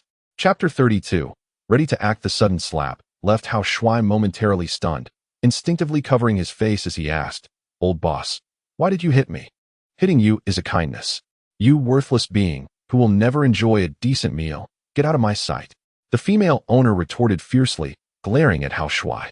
Witnessing Hao Shuai's pathetic state, even the usually kind-hearted Yo Damon could not suppress a chuckle. "Enough of him. Let us proceed to purchase a car." Chen Zhen was unfazed by Hao Shuai's presence. To him, they were from entirely different worlds, and uttering another word would be a waste. The female owner, observing Chen Zhen's demeanor, became even more convinced of his exceptional status and warmly invited, "Gentlemen, please come inside. I apologize for the inconvenience today. Any car you choose will be offered at a 5% discount." Chen Zhen nodded and, after a brief tour of the showroom, ultimately selected a Santana 2000. In this era, the Santana 2000 was a coveted model among small business owners, a tier above the typical old models, second only to Audi and Crown. Though Hussein and Yo Damon were not car enthusiasts, they were nonetheless captivated by the brand-new sedan, admiring it inside and out, exclaiming about its impressive stature. After settling the payment, Chen Zhen noticed the duo still exploring the car and chuckled, "Hussein, in a couple of days, you too can acquire one." Hussein swallowed hard, ultimately deciding against it. "Haha, how could I compare with Brother Zhen? I shall stick to my Yamaha." Chen Zhen chuckled and tossed the keys to Yo Damon. "Damon, Hussein and Yunhao have their own businesses now, so you will be my designated driver from now on, as you are the only one among us with a license." Yo Damon received the keys, trembling with excitement, and incredulously asked, "Really? Brother Zhen, you don't think I'm foolish? We're brothers. Who cares about foolishness? Besides, I appreciate your dependable nature," Chen Zhen replied, bestowing praise upon him. Energized by Chen Zhen's compliment, Yo Damon eagerly said, "Brother Zhen, Hussein, let us get in the car and set off." Hussein took the front seat, while Chen Zhen habitually settled into the back. As the new car roared to life with a melodious mechanical sound, Yo Damon deliberately slowed down at the entrance and smiled at Hao Shuai, saying, "Hao Shuai, keep it up. You can do it." With that, he pressed the accelerator, leaving a cloud of dust in their wake. Hao Shuai, engulfed in exhaust fumes, stood there in a daze, utterly perplexed. How could these delinquents afford a Santana 2000? A car he wouldn't even dare to dream of? Meanwhile, Mei Shengnan instructed the workers to park the car in front of the textile factory dormitory. She jumped out, intending to call Chen Zhen, but serendipitously encountered Lu Lijuan, who was preparing to ride her bicycle. "Hey, are you from the textile factory?" Mei Shengnan called out to Lu Lijuan, her demeanor reflecting her authoritative status, which left little room for pleasantries. Although Mei Shengnan did not recognize Lu Lijuan, the latter was well aware of the renowned Mei Sanjia. It was Mei Sanjia who had intervened last time when Lu Lijun sought to confront Chen Zhen. Seeing Mei Shengnan beckon to her, Lu Lijuan was startled and quickly got off her bicycle, timidly responding, "Yes, I work at this factory. Sanjia, my brother is Lu Lijun, and he knows Xingwu Ge." Fearing that Mei Shengnan might give her a hard time, Lu Lijuan hastily invoked their convoluted connections, a favor stemming from Lu Lijun's previous errands for Mei Xingwu. Mei Shengnan, particularly irked by such convoluted relationships, frowned and coldly interjected, "Spare me the trivialities. Tell me, do you know Chen Zhen?" "Chen Zhen?" Lu Lijuan was momentarily taken aback, but her expression quickly morphed into one of disdain. "Sanjia, I have long wanted to tell you. Someone of your stature should not associate with a waste like Chen Zhen. He is utterly unworthy of your regard." Mei Shengnan, intrigued, inquired, "What do you mean by that? Why do you speak ill of Chen Zhen?" Sensing that Chen Zhen and Mei Sanjia were not well acquainted, Lu Lijuan seized the opportunity. "Sanjia, you don't know him? Let me enlighten you. He is a complete failure, having muddled his way from the countryside to Dongchuan. He barely does anything worthwhile. Not only does he drink to excess, but he also beats his wife and mingles with petty thugs, idling away his time," she continued. Before Lu Lijuan could finish her tirade, Mei Shengnan was already engulfed in confusion. A failure? From the countryside? Idling away? None of this aligned with her perception of Chen Zhen. "Repeat that. Chen Zhen is from the countryside? He drinks and beats his wife?" "Absolutely," Lu Lijuan exclaimed, her enthusiasm palpable. She has begun to realize that something is amiss. Chen Zhen must have deceived Mei Sanjia. Recently, his sudden wealth is undoubtedly a ruse to swindle Mei Sanjia out of her money. That scoundrel Chen Zhen hails from a small, impoverished village in Liangsong, neglecting his father, and if it weren't for his foolish brother, that old man would have starved long ago. As Mei Shengnan listened to Lu Lijuan's account, the flames of anger within her ignited gradually. "Get lost. Don't bother me here. Just go." Irritated, she dismissed Lu Lijuan, her fury toward Chen Zhen intensifying. How dare this scoundrel deceive her?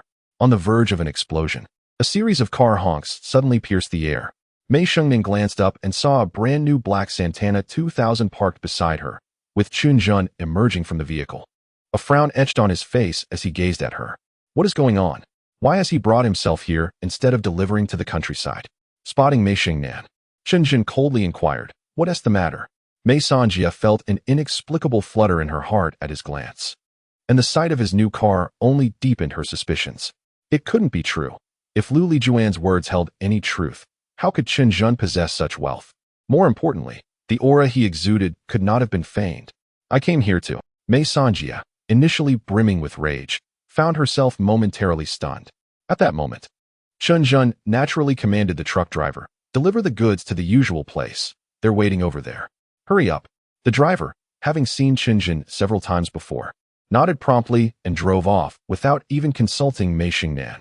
Confusion and anger welled up within Mei Xingnan, and after a long pause, she finally asked, Chen Zhen, I heard your father is ill and currently recuperating in Liangsong town? Upon hearing this question, Chen Zhen instantly grasped the situation, displaying no signs of panic, but rather raised an eyebrow and retorted, How did you know? Mei Xingnan was taken aback, her anger surging as she gritted her teeth and replied, Your father is merely a farmer. How did you acquire those connections and the necessary documents? Chen Zhen glanced at her fair, delicate face with disdain and said, Do I owe you an explanation? Let me just say this. If you wish to terminate our collaboration, you may do so at any time. As for your brother's matters, he can handle them himself. I truly have no interest in his fate. Chapter 33. The dawn of the internet. Mei Xingnan was left speechless by Chen Zhen's retort, especially upon hearing about her brother Mei Xingguo, which abruptly cooled her temper. I came to discuss my brother's 3 venues with you. Setting everything else aside, I must ask, by what right do you take those venues without justification? Chen Zhen opened the car door and gestured, Get in.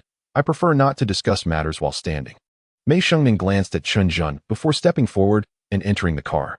Chen Zhen followed suit, closing the door behind him, and the faint scent of her perfume soon filled the air. Neo Damon had been silently listening to their exchange, the tension between them making him uneasy. He dared not breathe too loudly, slowly starting the car and aimlessly driving while stealing glances at Chen Zhen through the rearview mirror. I do not intend to take advantage of Mei Xingwu's establishment, Chen Zhen slowly remarked, inhaling deeply. By the end of this year, unregulated entertainment venues will face a severe crackdown. I plan to acquire 3 establishments to rectify them, allowing us to evade the impending storm. Moreover, I only seek a 50% stake. You are well aware that with the effort I am investing, I cannot simply work for your family without compensation. Mei Xingnan was momentarily taken aback. Mei Xingwu had never indicated that he only desired half. She had assumed Chen Zhen was being overly ambitious. But this revelation was entirely different from her expectations. Just as she was about to speak, Chen Zhen continued, Do not rush, although I will take half the equity. I can assure you that after the rectification, the profits from these 3 establishments will undoubtedly exceed double, if not more, than their current returns. Therefore, your brother will only gain from this. Mei Xingnan felt a flicker of temptation at Chen Zhen's words, yet something seemed amiss. After pondering for a while, she realized that she had uncovered Chen Zhen's secret, yet somehow found herself in a rather passive position. How can you guarantee that? Mei Sanjia inquired, her tone tinged with reluctance. Chen Zhen smirked, countering her question, Is a guarantee truly necessary? Our dealings are not new. Have I ever put you at a disadvantage? This was indeed true. Mei Xingnan reflected on the multiple transactions Chen Zhen had facilitated for her, with payments consistently settled promptly. He was, without a doubt, the most reliable partner she had encountered. Then we must sign a contract. If your words prove empty, I shall not let you off easily. Chen Zhen laughed softly, shaking his head. Not let me off? How would you do that? Have your brother confront me? Mei Xingnan found herself momentarily speechless in response to Chen Zhen's grin. She could not fathom why this man, seemingly devoid of leverage, rendered her utterly helpless, as if everything were subject to his orchestration. What was the source of his enigmatic confidence? Curiosity mingled with trepidation stirred within Mei Xingnan, as she feared that uncovering Chen Zhen's background might only deepen her apprehension. You must provide me with a reason to trust you. She eventually conceded, a hint of frustration in her voice. At this juncture, Chen Zhen turned to observe Mei Xingnan. Recognizing her uniqueness, she was particularly tenacious. Most women were solely focused on profit, yet she was intent on preserving her dignity, a sentiment evident in her words. If a reason is absolutely necessary, then let it be the bond we share, Chen Zhen declared. A sudden jolt ran through Mei Xingnan, and a flush crept to her cheeks as she lowered her gaze, remaining silent for what felt like an eternity. Finally, after a pause of at least 3 minutes, she replied, "Very well, I trust you, but do not deceive me." Chen Zhen nodded and instructed Neo Damon to drive to Hongta Garment Factory. Mei Xingnan had arrived with the goods and had not brought her own vehicle. Upon reaching the factory gate, she disembarked without a backward glance. Chen Zhen found himself at a loss, sensing a double standard from her. He recalled how she had insisted he knock before entering, yet now, as she departed, she offered no words of gratitude. At that moment, Neo Damon wiped the sweat from his brow and remarked, "Brother Zhen, you are truly remarkable. The way you spoke to Mei Sanjia was so articulate. If I were in your position, I would likely be too intimidated to utter a single word." Chen Zhen did not respond, as his attention was captivated by a slogan on a utility pole at the entrance of the Hongtu factory, "Surfing the Internet, choose Tongfang." Indeed, the time had come for the Internet wave to rise, Chen Zhen thought, with a furrowed brow. In the coming decades, the Internet would develop at an astonishing pace, transforming from a neglected entity to an essential part of everyone's lives, ultimately surpassing the real economy. This opportunity was one that Chen Zhen could neither afford to miss nor overlook. Of course, with his current capabilities, he was not yet in a position to make significant waves. What he needed to do now was to maximize the existing resources and accumulate sufficient capital.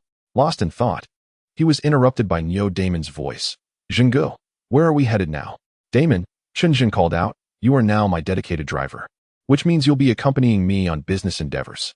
Therefore, pay attention to your appearance. After we return home, make sure to buy a few designer outfits. I have plans for tomorrow." With that, Chen Zhen handed a few hundred yuan to Neo Damon. As Damon hesitated, Chen Zhen's expression hardened. "If you are to be my driver, you must follow my instructions. Can you not manage even this?" Seeing Chen Zhen's displeasure, Damon hurriedly accepted the money. The following morning, Chen Zhen specifically asked Neo Damon to pick him up early, and they would also drop off Lin Wan and Beibei. Upon seeing the car, both women were momentarily rendered speechless. As Lin Wan drowsily exited the vehicle at the factory entrance, she instantly drew a crowd of onlookers, filled with admiration and envy. "Wow, what a luxurious car. I wonder which leader is arriving," someone exclaimed. "It's Lin Wan. Can you believe it? Lin Wan's family actually bought a luxury vehicle." "Huh, you don't know? Lin Wan's partner is that former drunkard, Chen Zhen. He turned his fortunes around overnight. He's already got a big shots vehicle now. In this day and age, you never know which cloud might bring rain. Too bad my partner doesn't smoke or drink. He's just a timid soul destined for a life of mediocrity," lamented another. Amidst the envious gazes of her colleagues, Lin Wan was taken aback and nervously waved at Chen Zhen before blushing and lowering her head as she entered the factory. This incident drew a group of curious female workers who surrounded Lin Wan. "Lin Wan, Chen Zhen is incredible. You truly married well," one exclaimed. "Exactly, Sister Wan. You've struck it rich. Don't forget about us sisters." Another chimed in. "Lin Wan, could you perhaps put in a good word for me? My husband is strong and hardworking. I assure you he will follow Chen Zhen's every command." Lin Wan wished to clarify that she was not involved in Chen Zhen's affairs, but the earnest expressions of her colleagues made it difficult for her, a kind-hearted person, to refuse. Unbeknownst to her, this moment of sympathy would unwittingly pave the way for the establishment of the largest re-employment base for laid-off workers in Dongchuan. Chapter 34. The textile factory begins layoffs. Lin Wan was like a star, surrounded by layers of female workers. Just then, a sudden commotion of hurried footsteps echoed through the factory. "Ahem, quiet down, everyone." A woman in her 40s with a poker face entered the workshop, frowning in displeasure. Upon seeing her, the female workers quickly dispersed in fear. The individual in question is none other than Ni Chunhong, the director of the textile factory's office. Her perpetually stern demeanor and harsh treatment of subordinates have earned her the nickname, the merciless matriarch among the workers. With a disdainful glance sweeping over a group of downcast female workers, she scoffed coldly. "Humph, the work shift is about to commence, and you are still frolicking here. Truly audacious." Coincidentally, after deliberations among the leadership, the list of layoffs has been finalized. I shall post it now. Those whose names appear on this list need not report for duty tomorrow. Upon hearing this announcement, a wave of uproar erupted among the female workers. "What? Layoffs? Why weren't we informed sooner?" What about the bonus evaluations for this month? They hastily gathered to examine the list, fervently hoping to avoid being included. The document affixed to the wall drew a crowd of workers. Some breathed a sigh of relief after checking it, while others turned pale, their eyes filled with despair. This is unjust. It's not fair. We need a grace period. If you lay us off like this, how will we survive next month? Shouted one worker in indignation. In that moment, Lu Lijuan, the team leader, suddenly stepped forward, confronting her fellow workers with ire. Silence. Do you not heed Director Ni's words? Are you insubordinate? Startled by the fierce reaction of the workers, Ni Chunhong regained her composure and retaliated with fury. Behave yourselves. If you cause further disturbances, you won't receive last month's wages. At this proclamation, a worker named Ma Mei, possibly overwhelmed by the stress, turned pale and collapsed to the ground. Ma Mei! Ma Mei! Lin Wan, standing nearby, rushed to assist her. Lin Wan was acutely aware that Ma Mei, in her 40s, had recently been diagnosed with uremia, and her monthly dialysis was a significant financial burden. With 2 children in high school, the timing of this sudden layoff felt like a death sentence. Director, I implore you to show mercy to Ma Mei. She cannot survive without her job, Lin Wan pleaded, gazing imploringly at Ni Chunhong. Lu Lijuan, overhearing this, scoffed derisively. Show her pity? Spare me the theatrics. I am well aware of how many days she feigned illness and was absent last month. If we do not lay off such individuals, who shall we lay off? Lin Wan, it seems you are intent on inciting rebellion, deliberately contriving to undermine Director and I. Aren't you? The rise of Chen Zhen had overshadowed Lu Lijuan, and she seized this opportunity to stoke discord between Ni Chunhong and Lin Wan. With a dismissive look, Ni Chunhong addressed Lin Wan. Lin Wan, since marrying that good-for-nothing Chen Zhen, have you turned into a waste yourself? The purpose of these layoffs is to eradicate the pests plaguing the factory. If you continue to defy me, you might as well prepare to leave as well. With that, Ni Chunhong turned on her heel and departed, leaving the workshop steeped in a somber atmosphere. Get to work, get to work. Lu Lijuan relished the misfortune of the dismissed female workers, exclaiming triumphantly, everyone, hurry and labor, lest you end up like these pitiful souls. The workers who had not been laid off initially felt some sympathy, but upon hearing Lu Lijuan's remarks, they dared not extend their concern to their laid-off colleagues. Lin Wan gazed at the 30 or so despondent laid-off female workers, her heart heavy with sorrow. These women were the most diligent and honest, devotedly laboring without resorting to flattery. Yet now, they faced the grim reality of unemployment, a cruel twist of fate. Sisters, let us not despair.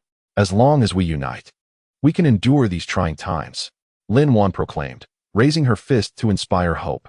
One of the women sighed, but we possess no skills beyond our labor. Another suddenly exclaimed, Lin Wan, your husband Chen Zhen is quite capable. Could you possibly arrange a job for me? I implore you. This remark ignited a spark of hope, and all the women turned their hopeful gazes toward Lin Wan, convinced that Chen Zhen, the esteemed boss, could easily provide employment. Lu Lijuan, overhearing this, burst into laughter. Huh? What a bunch of fools. Have you considered how many of you there are? Who would want to hire such a crowd, aside from a state-owned enterprise? If Chen Zhen were to secure jobs for all of you, I, Lu Lijuan, would willingly eat dirt. Her words fell upon the laid-off workers like a bucket of cold water, intensifying their anxiety and heightening their yearning glances at Lin Wan. Caught in a dilemma, Lin Wan acknowledged Lu Lijuan's point. After all, over 30 individuals had been laid off. Arranging employment was no simple task. Yet, seeing the desperate hope in her sister's eyes, she found it difficult to utter a refusal. After a prolonged internal struggle, Lin Wan gritted her teeth and finally nodded. Very well. I will discuss this matter with Chen Zhen and endeavor to find a solution. The moment the words left her lips, the women erupted in cheers. Thank you, Lin Wan. Our family's livelihood depends on you, they exclaimed, encircling her with gratitude, declaring her their future matriarch. Meanwhile, Lu Lijuan seethed with frustration, feeling both anger and envy at being overshadowed by Lin Wan, despite her higher status. Ugh, that wretched woman. Just wait until these workers find themselves jobless and hungry. Let us see how she fares then. Lu Lijuan seethed. As for Chen Zhen, after dropping Beibei off at kindergarten, he instructed Neo Damon to drive him directly to Home to Garment Factory. He had already arranged to meet with the Mei siblings to discuss the renovation of Mei Xingwu's 3 shops in detail. Upon entering the factory grounds, His vehicle attracted considerable attention from the workers. Though Chen Zhen's car paled in comparison to Mei Xingnan's luxurious crown, its gleaming paint exuded an aura of prestige, suggesting that its occupant was indeed remarkable.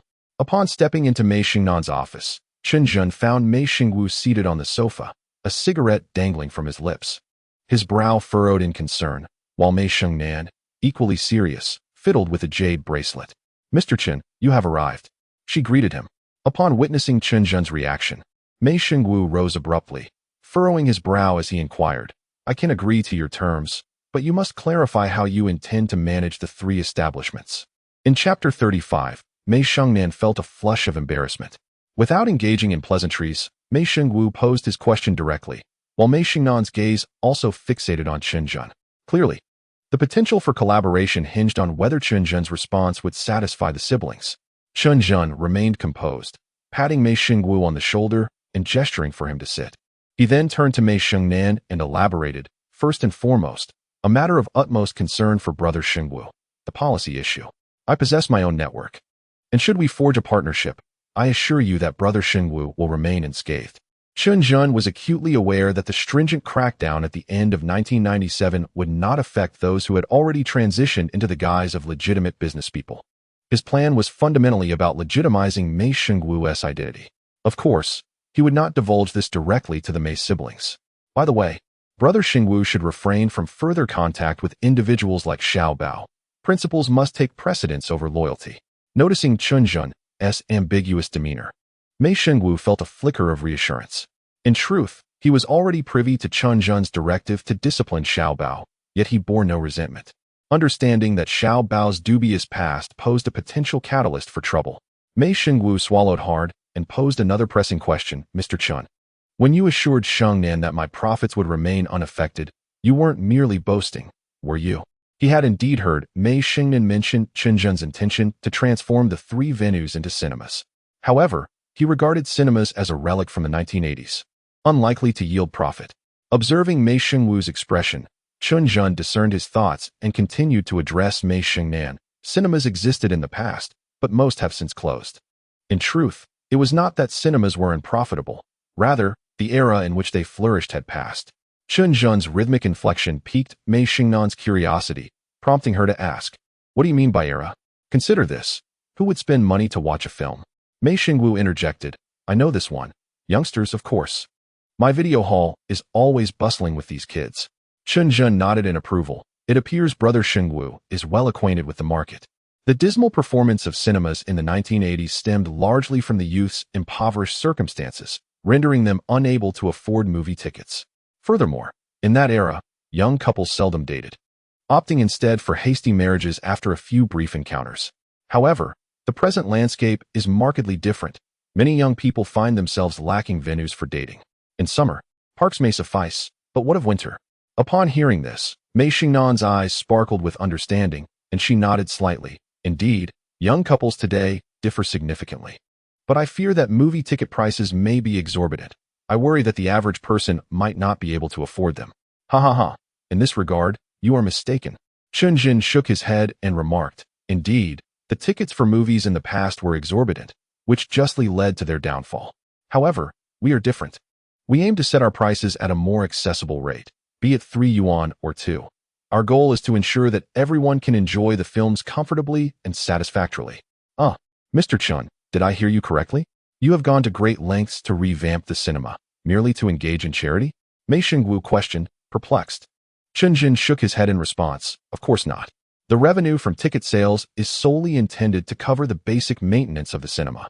Our profit will derive from ancillary consumption." "Ancillary consumption? What on earth is that?" Mei Xingwu sighed, realizing his lack of business acumen. Chen Zhen patiently elaborated.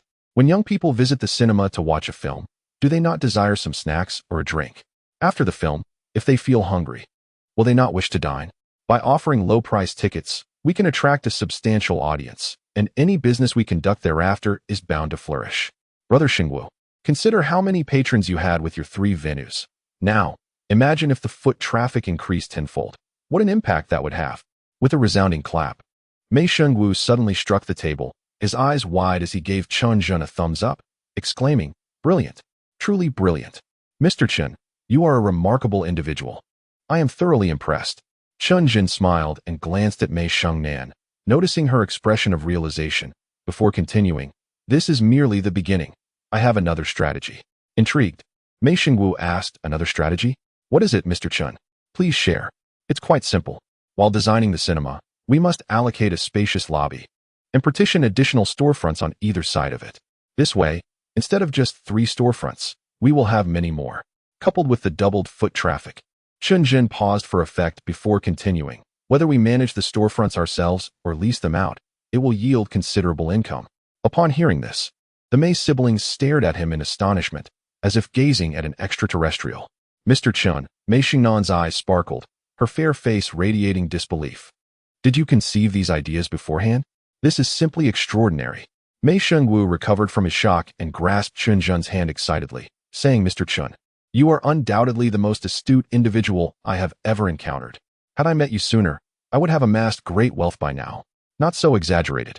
Chen Zhen waved his hand dismissively, responding calmly, "However, we must expedite the implementation of this plan. The Mid-Autumn Festival is swiftly approaching. If we can commence operations before the holiday, the results will surely be remarkable." "Exactly," Mei Xingwu exclaimed, slapping his forehead with a laugh. "Ha ha ha.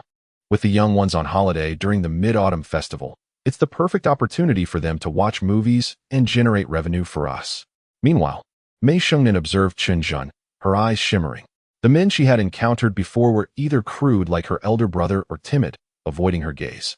Lacking the essence of masculinity, none possessed the serene elegance and articulate demeanor that characterized Chen Zhen. Particularly, his extensive knowledge and meticulously calculated business strategies genuinely stirred Mei Sanjia's heart. Mei Shengnan, an avid reader with a particular fondness for Zhuge Liang from Romance of the Three Kingdoms, found Chen Zhen's demeanor reminiscent of the famed strategist, composed and cultured. Perhaps this epitomized the essence of a true man, as portrayed on television. Alas, he was already wed. Mei Shengnan suddenly realized the embarrassment of her thoughts and hastily lowered her head to conceal her nervousness. However, the rosy hue spreading from her neck to the roots of her ears betrayed her. "Hey, sister, why is your face so flushed? Are you unwell?" Mei Xingwu inquired with curiosity. His words drew Chen Zhen's attention to Mei Shengnan, causing his heart to skip a beat. Perhaps it was her typically bold demeanor that obscured the fact that she was, in truth, a stunning woman. At that moment, Mei Sanjia slightly lowered her head, allowing a delicate strand of hair to fall, as a soft blush graced her long, fair neck, resembling the dawn's glow stretching towards her cheeks. The elegant women's suit draped from her shoulders, accentuating her exquisite curves. Sensing Chen Zhen's gaze, Mei Shengnan fluttered her eyelashes, bit her lip, and suddenly raised her head, casting Chen Zhen a playful glare before saying, "I'm perfectly fine. Why are you staring at me? Let's continue discussing the cinema."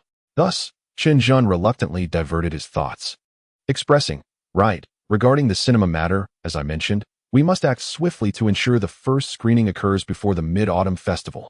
At this point, Mei Xingwu, already deeply impressed by Chen Zhen, pounded his chest in boastful assurance. "Mr. Chen, rest assured, I cannot vouch for other matters. But when it comes to finding someone to renovate and demolish walls, I, Mei Xingwu, am second to none in Dongchuan." Mei Xingwu had initially ventured into the world by leading a group of men in the renovation business, a detail Chen Zhen had heard of, yet he remained somewhat apprehensive. Responding, "Do not underestimate this cinema. It involves not only renovation but also wall partitioning. Moreover, the most crucial aspect." Chen Zhen organized his thoughts and continued. "The cinema will comprise 4 screening halls, categorized into 4 tiers, A, B, C, and D, each correlating to distinct ticket prices. This way, whether catering to budget-conscious couples or affluent patrons who value ambience, we can accommodate all without offending anyone.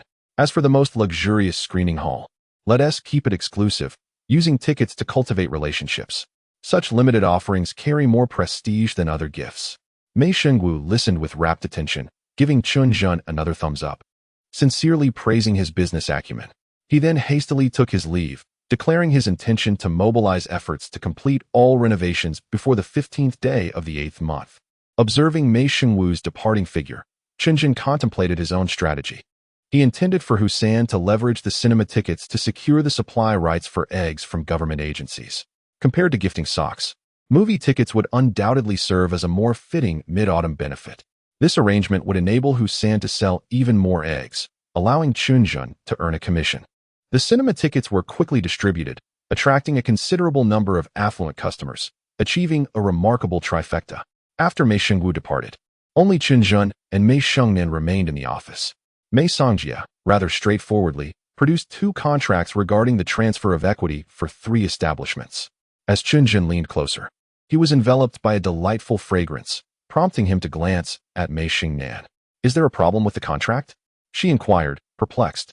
No, Chen Zhen replied, signing the contract but emphasizing, "The legal representative of the cinema still needs to be Brother Shengwu. He is more capable of managing such a public entertainment venue." "Really? Are you sincere?" Mei Xingnan was taken aback. Having listened to Chen Zhen's earlier plans, she understood that the cinema would undoubtedly become a lucrative venture. Yet she couldn't fathom why Chen Zhen did not wish to retain control over it. Chen Zhen nodded, placing the capped pen on the table.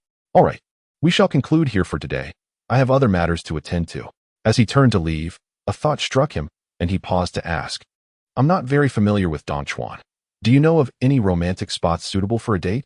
As Chen Zhen prepared to exit, Mei Shengnan instinctively moved to accompany him a few steps, only for him to pivot back, nearly colliding with her.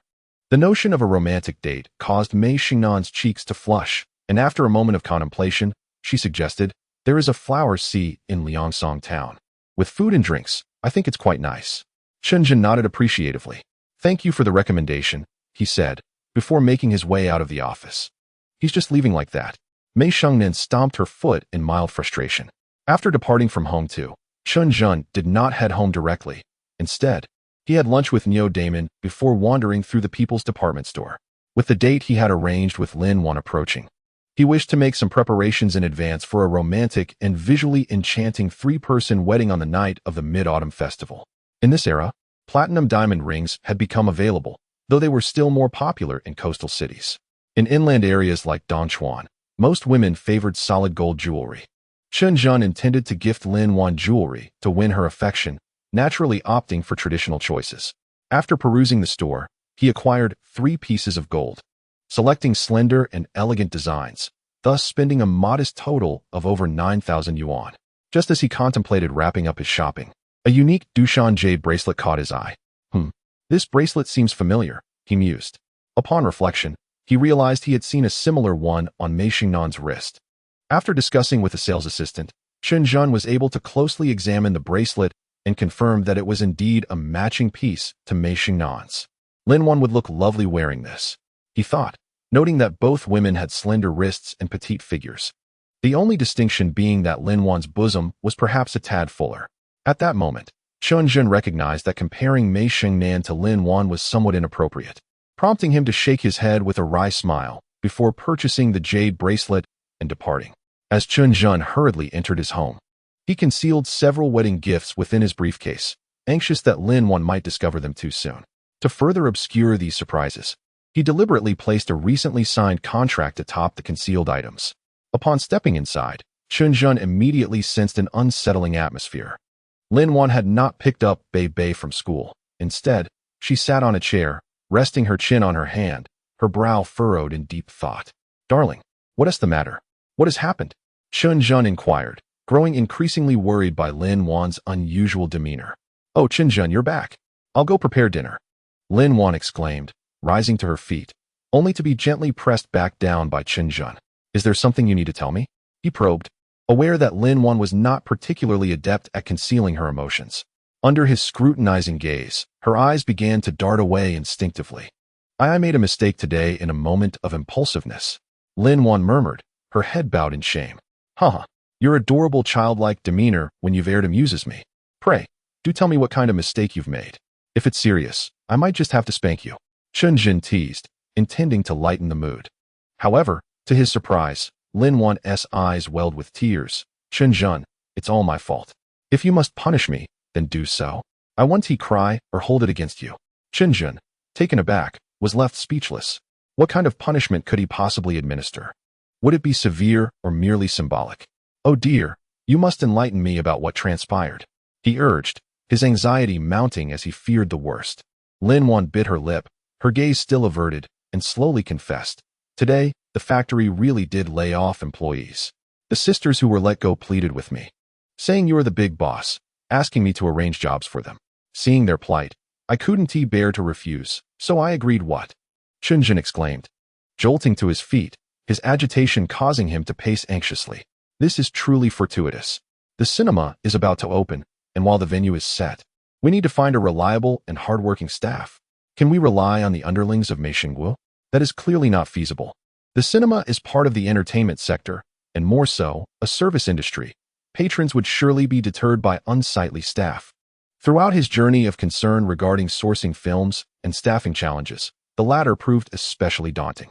Yet, unexpectedly, upon returning home, he found that a pressing issue might have been resolved. Lin Wan, witnessing Chen Zhen's fervor, nearly burst into tears, despite the fact that he had not physically reprimanded her for quite some time.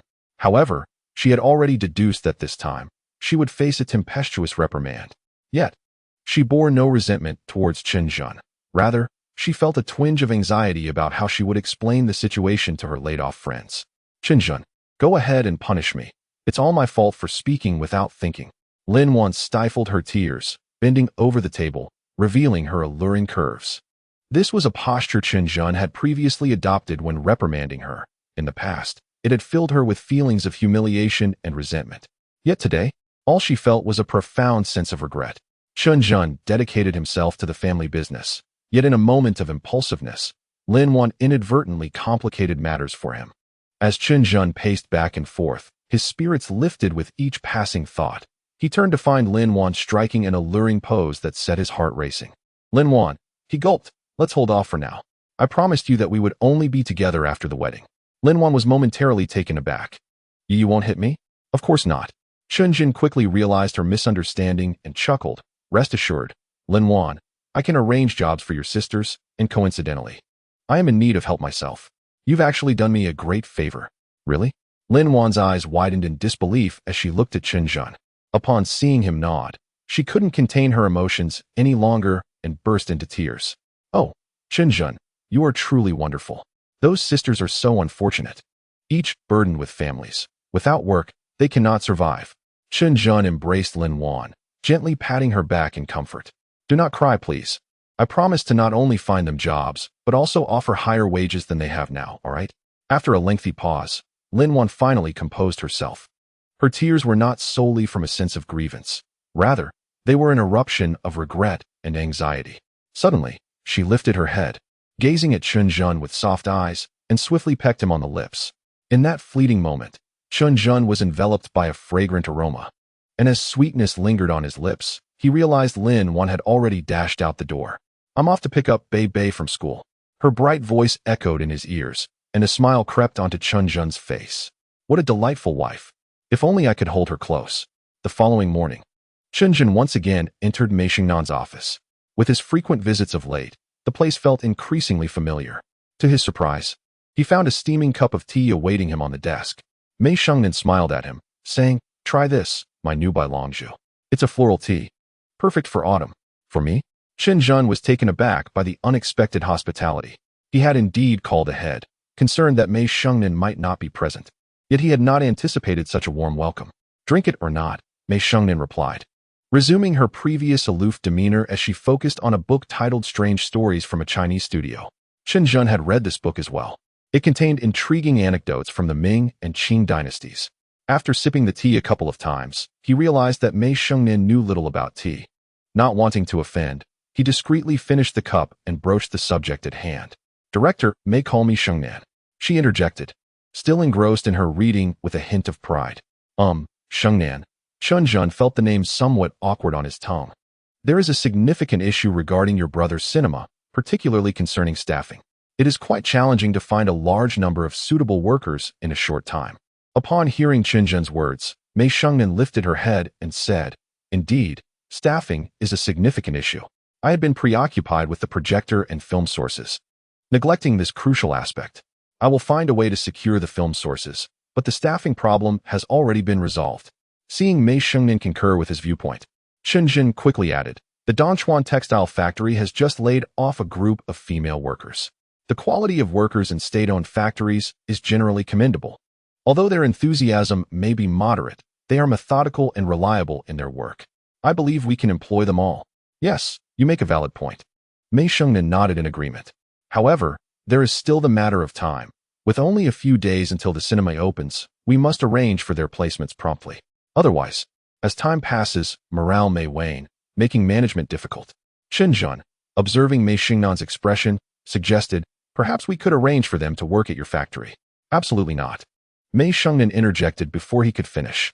Our factory operates on a piece rate system, while the Dongchuan workers are on a fixed salary. If they come to my facility, complications may arise. Chen Zhen chuckled wryly. It's just for a few days. Once the cinema is ready, we can transfer them all over. Is that so? Mei Shengnan hesitated.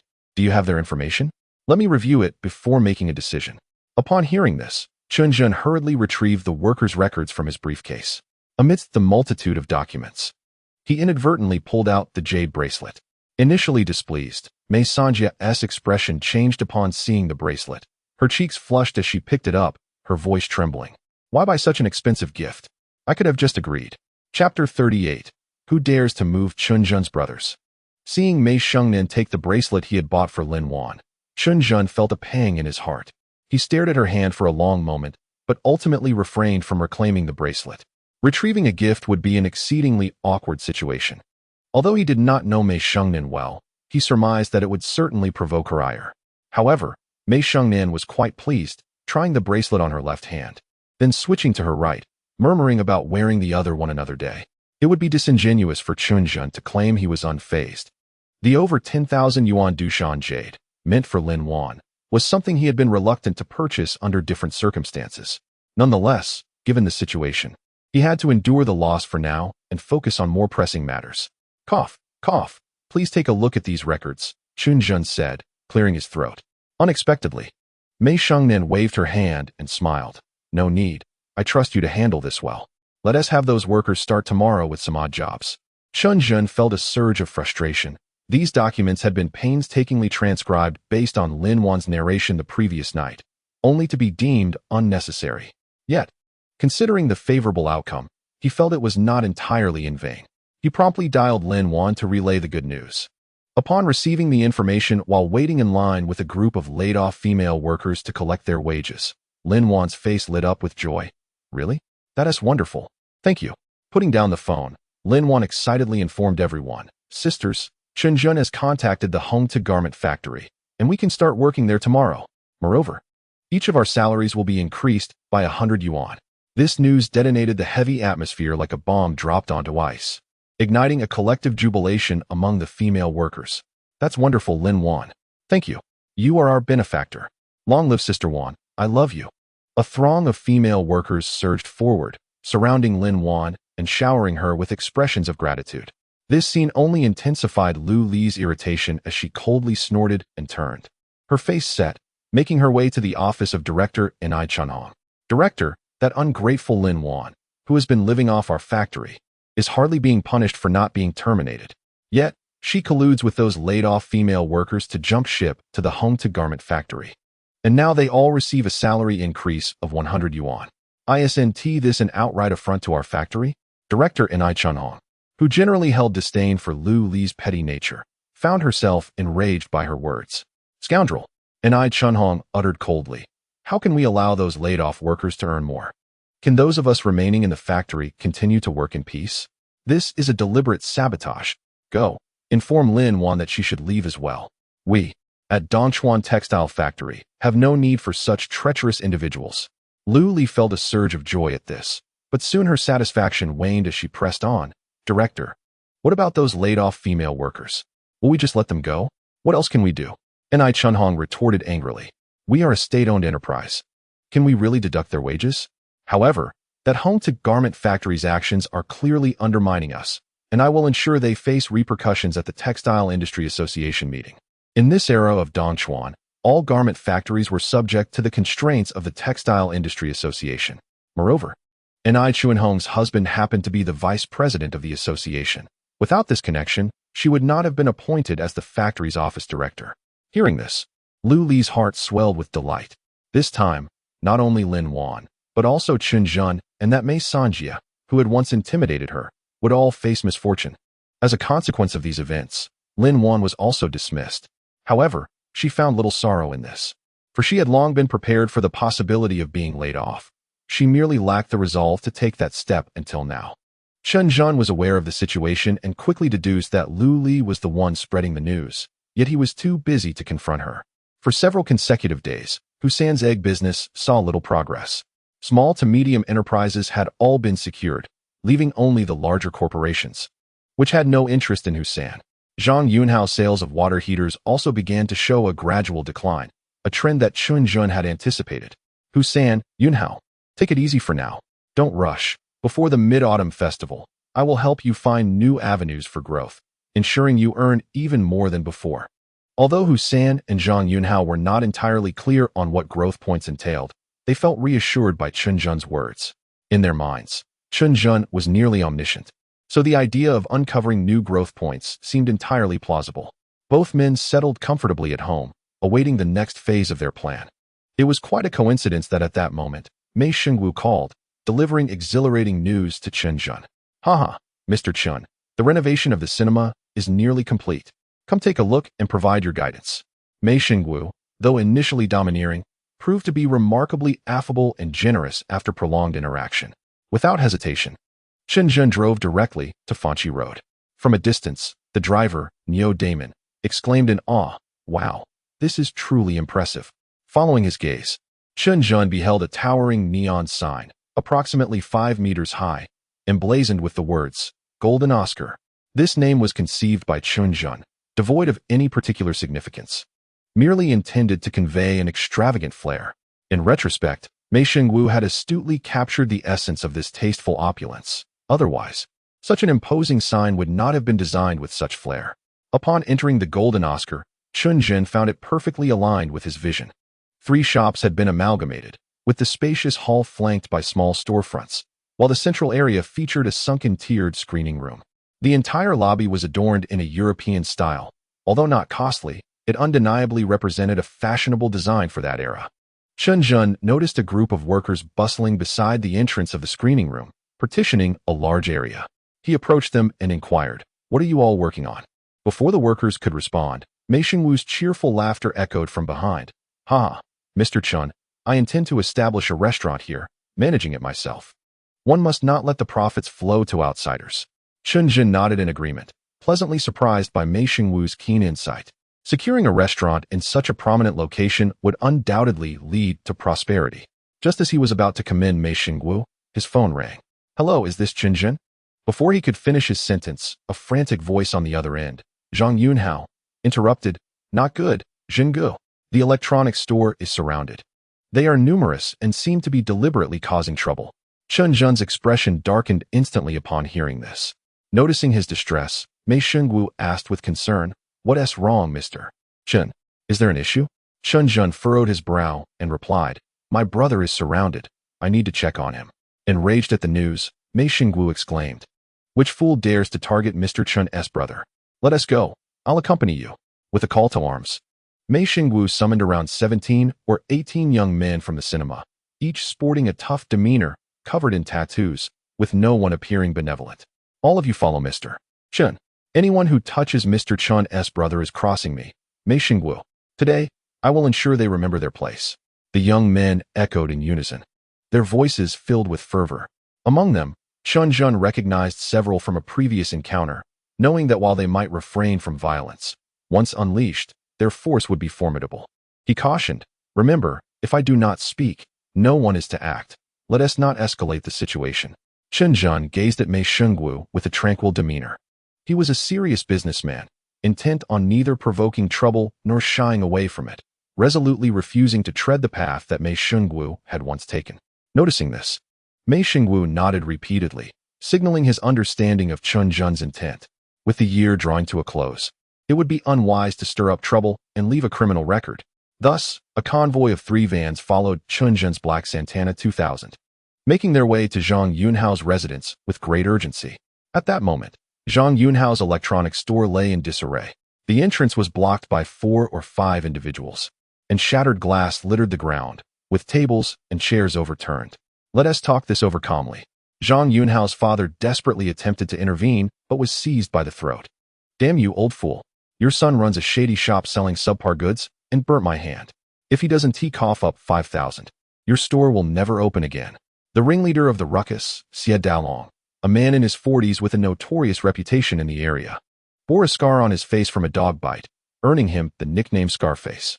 Known for extorting protection fees, he had hinted several times at collecting from Zhang Yunhao, who, undeterred, had ignored his threats, prompting the current conflict. At that moment, the elderly Zhang Yunhao was jostled by several young men, left floundering and his face flushed with rage. Just after Zhang Yunhao had spoken with Chen Zhen, he turned to find his father being humiliated. With his eyes reddening, he charged forward, shouting, "Release my father, you bunch of scoundrels." Zhang Yunhao, a robust man who often fought alongside Hussein and Chen Zhen, unleashed his fury, momentarily startling a few of his adversaries. However, street fights are not as glamorous as martial arts films. One cannot easily overpower multiple opponents, especially in the confined space of the store. Soon, Zhang Yunhao found himself pinned to the ground. "Damn it, you little brat still dare to resist?" Scarface sneered, placing a foot on Zhang Yunhao's face and yanking his hair as he threatened, "If you utter another word, I'll shatter your teeth one by one."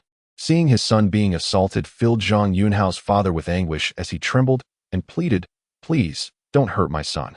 Let us settle this reasonably." "Reasonably? Do you think I've come here to discuss terms? I'm here to collect money." With that, Scarface raised his hand to deliver a vicious slap to Zhang Yunhao's cheek. Yet, before the blow could land, a booming voice interrupted, reverberating in their ears. "Collect money? Which dog dares to demand money? Step forward and show yourself." Mei Xingwu arrived in a commanding stride, his towering 185-meter frame accentuated by his muscular build. He seized Scarface, causing him to stumble. "Who the hell dares to touch me?" Scarface began to curse, but upon seeing Mei Xingwu's imposing figure, his face drained of color. "Brother Wu?" Mei Xingwu was a formidable figure in Dongchuan Road, a legendary presence whom both village ruffians and city thugs regarded as a benchmark of success. However, it was evident that Mei Xingwu did not recognize Scarface and was disinterested in making his acquaintance. Without uttering a word, his large palm, resembling a fan, struck Scarface's grotesque visage. With a resounding slap, Scarface's face contorted violently, his eyes rolling back in shock. Before he could utter a cry of anguish, Mei Xingwu delivered a swift kick to his abdomen. Following the blow, Scarface's visage turned a deep shade of purple as he knelt on the ground, clutching his belly.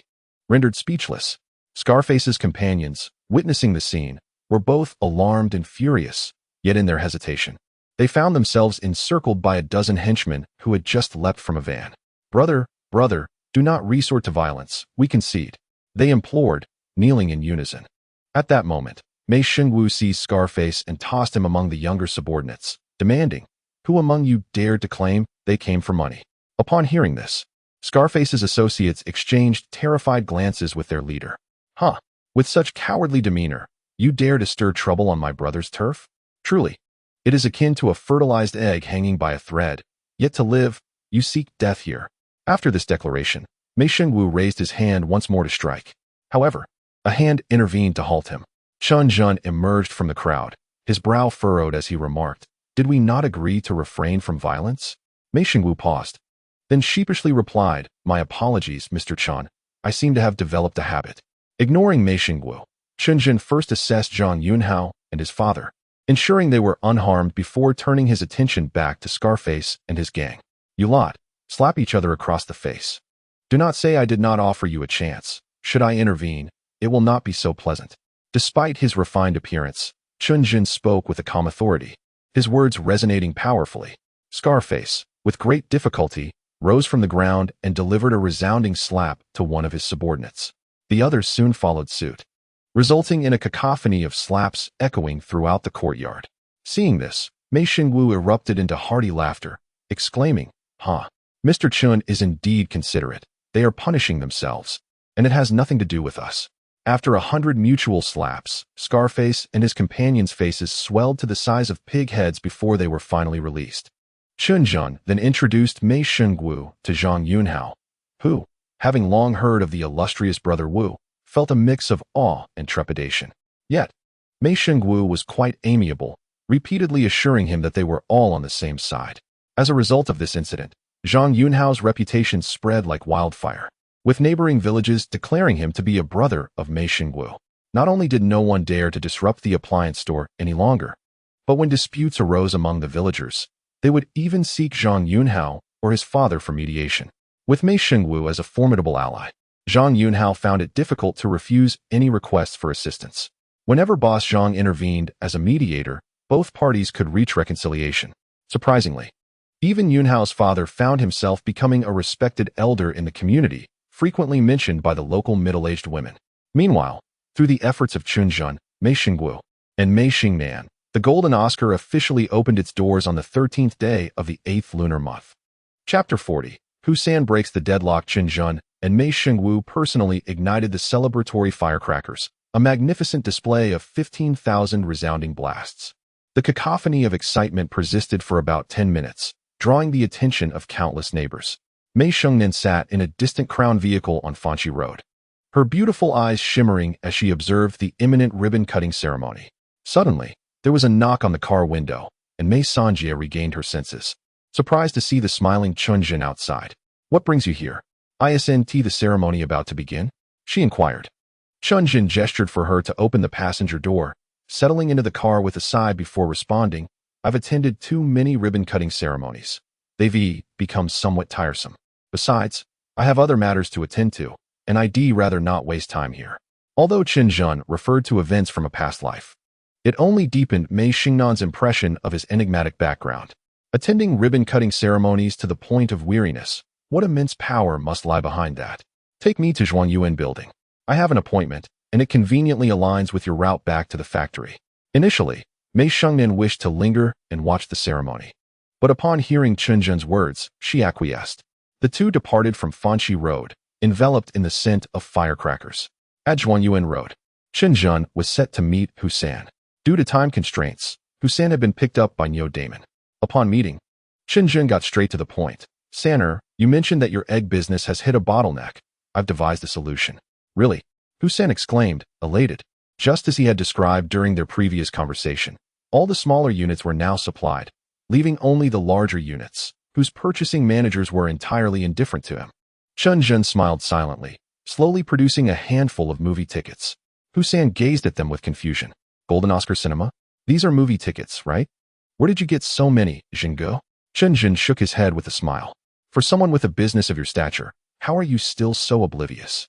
The function of these tickets is akin to that of socks from home to garment factory, but even more coveted."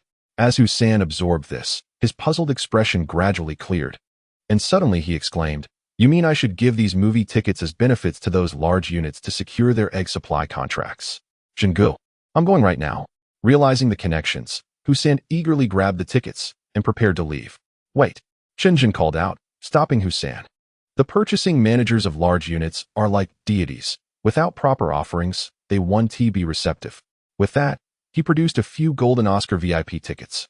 Husan, not lacking in understanding, was filled with admiration and gratitude for Chen Zhen's meticulous planning.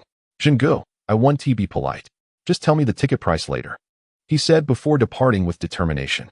Chen Zhen was not overly concerned about the ticket prices, as the cinema had just opened and lacked an established market. The true value lay in Husan's ability to forge connections, attract a steady audience, and create demand, thereby achieving his objective. Undoubtedly, the movie tickets would also aid Husan in selling a considerable number of eggs. This exemplified the principle that one can learn from the experiences of others to enhance one's own endeavors. After settling matters with Husan, Chen Zhen still felt uneasy and requested Niu Damon to accompany him back to the cinema. Upon entering the cinema's doors, Chen Zhen furrowed his brows. The lobby was filled with groups of spirited young men, sporting dyed hair and smoking cigarettes, adorned with tattoos and sunglasses, dressed in shorts and tank tops. Passers-by were intimidated and quickly fled from this unruly crowd. Without hesitation, Chen Zhen sought out Mei Xingwu. "Where did these ruffians come from? Find a way to disperse them." Chen Zhen's words were sharp, his tone commanding. Mei Xingwu, taken aback, replied, "Mr. Chen, these individuals were specifically invited to liven up the atmosphere. Otherwise, our cinema would appear rather desolate." Chen Zhen understood that Mei Xingwu had good intentions, yet he insisted, "That won't do. What is the purpose of opening a cinema? It is to navigate through strict regulations. With these individuals causing chaos, what will we do if problems arise? Mei Xingguo, upon hearing this, hesitated briefly before nodding in agreement. You are right, Mr. Chen. I will take care of it immediately. Soon, the rowdy youths were cleared out, restoring tranquility to the cinema. Have the female workers been transferred over? How is their training going? Is anyone struggling? Chen Zhen inquired. Mei Xingguo, with admiration, responded, These workers are quite commendable, very diligent. Although they may be a bit slow, their work is accurate, making them well suited for our industry. This is all thanks to your introduction. Chen Zhen had a general expectation regarding the female workers' performance. His inquiries were merely to ensure that no workers were left unassigned, for he had made a promise to Lin Wan that he could not afford to overlook. After circling the cinema with Mei Xingguo several times, Chen Zhen suddenly furrowed his brow again. People had begun to enter and exit the ticket booth for inquiries, yet the foot traffic remained somewhat lackluster. Brother Xingguo, do you have any attractive and innocent young women at that luxurious nightclub of yours? Indeed, there are plenty, Mei Xingguo replied with a beaming smile. How many would you like, Mr. Chen? A new batch of fresh faces has just arrived, and they all seem quite appealing. Stop right there, Chen Zhen exclaimed, exasperated. What are you implying? Am I that kind of person? Mei Xingguo scrutinized Chen Zhen for a moment before stating, Mr. Chen, to be honest, it's quite difficult to discern someone's character just by their appearance. Chen Zhen, taken aback by Mei Xingguo's bluntness, quickly clarified. I want you to find young women to act as decoys for our cinema. Just imagine, having a few beautiful ladies standing in the lobby would be quite enticing. Absolutely, Mei Xingguo exclaimed, smacking his thigh. How did I not think of that? If we are to find decoys, they must be attractive. Chen Zhen continued, please select wisely. Ideally, they should have at least a junior high school education and exhibit graceful conversation. Our cinema aims to pursue a high-end, mass-market approach, so we must elevate our ambience. Although Mei Xingguo did not fully comprehend what a high-end, mass-market approach entailed, he recognized the allure of beautiful women. He devoted himself to selecting 7 or 8 young and attractive girls, dressing them in fashionable attire, resulting in a striking presentation. Thus, unbeknownst to them, the cinema's appeal gradually began to rise. Soon, Chen Zhen received delightful news from Husan. Zhenggu, this is fantastic. Over at Big Brother Da, Husan's voice trembled with excitement. I've secured the contract with the telecommunications company. Chapter 41. One cannot disregard face in the late 1990s. With the proliferation of landlines and the advancement of mobile phones, telecommunications companies emerged as some of the most lucrative enterprises. Naturally, they also became one of the most demanding sectors in terms of logistics supply. The telecommunications company employs at least over 1,000 staff. If we assume each person consumes 2 eggs daily, Husan could sell an additional 8,000 pounds of eggs in just 1 month. This accounts solely for regular supply, excluding the festive benefits. Quite impressive. Senaire, you have not disappointed me, Chen Zhen expressed with delight. Huh, Zhenggu, it's all thanks to the movie tickets you arranged. I had approached the logistics supervisor, Old Ma, before, but that old rascal is just a smiling tiger, polite on the surface, but never regarded me as a serious player. This time, as soon as I presented the movie tickets, his eyes widened. Husan laughed heartily, reveling not only in the successful deal, but also in a sense of vindication. Chen Zhen, though not as exuberant as Husan, reminded him to seize the opportunity in the 2 days leading up to the festival, urging him to work diligently and pursue other units. Husan, now quite addicted to business, readily agreed and settled the payment for over 1,000 movie tickets with Chen Zhen. As Husan's progress accelerated, Chen Zhen also provided some tickets to Zhang Yunhao, encouraging him to seek opportunities to distribute them. Both acted swiftly, and merely the next day, the number of patrons flocking to the cinema surged unexpectedly. The laid-off female workers employed at the cinema faced their first significant test. Attention, dear audience. Please cooperate with the ticket inspectors. Parents with children, please ensure their safety to prevent separation. Observing the bustling scene, Chen Zhen felt a profound sense of accomplishment for the first time, having previously immersed himself in finance and cryptocurrency. Achieving such success in entertainment filled him with a quiet pride. By the afternoon of August 14th, the cinema's attendance reached a new high, as many young women from Dongchuan traditionally returned to their familial homes during the Mid-Autumn Festival. Thus, the afternoon of August 14th was anticipated to be the zenith of viewership. Not only were the attendees those tickets distributed by Husan and Zhang Yunhao, but also a significant number purchased directly from the box office. On this day, the box office attendant was thoroughly exhausted, calling in 2 extra helpers to manage the overwhelming crowd. However, amidst the cinema's busiest moments, the overarching proprietor, Chen Zhen, found a moment of respite and drove to the Sea of Flowers in Liangsong town. He intended to prepare for the wedding he had promised his wife, Lin Wan. In this life, Chen Zhen cherished his healthy legs and the unwavering support of Lin Wan above all else. Thus, he deemed it more crucial to honor his commitment to her than allow the cinema's business to suffer. Chen Zhen was acutely aware of the reasons behind it. At this moment, Liangsong town had yet to escape the clutches of poverty, with the majority of its residents still toiling as farmers, their faces to the dirt and backs to the sky, leaving little room for romantic pursuits. The adage "advance 3 years to choke the pig, advance 10 years to starve the wolf" aptly illustrated the situation. Chen Zhen instructed Damon to arrange the pre-prepared flowers and balloons and entrusted the fireworks to the staff at Huahai. He also discreetly handed each person a modest sum of 50 yuan as a token of appreciation, agreeing to observe his own gestures for the fireworks display the following day. On their return journey, Damon couldn't help but express his envy, saying, "Zhenggu, having a wife is truly wonderful. You can orchestrate such elaborate affairs." Chen Zhen felt a surge of speechlessness within. Alas, regardless of the era, the plight of the single individual remains the most lamentable. As dusk settled, and while traversing the bumpy rural road, Chen Zhen had intended to catch a brief nap before reaching home. Unexpectedly, he received a call from Mei Shengwu midway. "Mr. Chen, hey, good news." Old Hu from the forestry office reached out through connections and expressed interest in purchasing a batch of movie tickets. Oh, Chen Zhen perked up at the news. He had long anticipated that Husan's ticket distribution would prompt other units to follow suit, as information in dual-income households traveled swiftly. Once one unit's benefits were announced, word would spread to another in no time. "How about this? Inform him that I am hosting a banquet at Zhuangyuan Lu, eagerly awaiting his esteemed presence." "Sure thing." Mei Xingwu was the type who valued social standing, and upon hearing that Chen Zhen held their relationship in high regard, he felt quite pleased. As the vehicle turned towards Zhuangyuan Lu, Chen Zhen had reserved the most opulent Chenhao private room, with 3 bottles of Shuanggo elegantly displayed.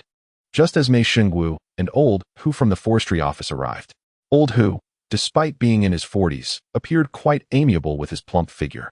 "What a pleasure to meet you." Old Hu extended his chubby hand for a handshake with Chen Zhen. Chen Zhen reciprocated with ample enthusiasm, inviting both to take a seat. "Mr. Chen, I have known Old Mei since childhood, so let us dispense with pleasantries. I simply wish to purchase some tickets, so please provide a straightforward answer." Chen Zhen glanced at Mei Xingwu, slightly puzzled by the situation. Isn't it just selling tickets?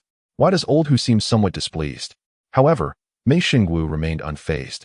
Smiling as he replied, "Old Hu, do not hold it against my childhood friend for not being more accommodating.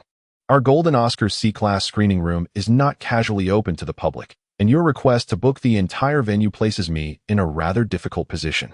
Upon hearing this, Chen Zhen couldn't help but chuckle, realizing that the bond between Mei Xingwu and Old Hu was not as solid as he had presumed.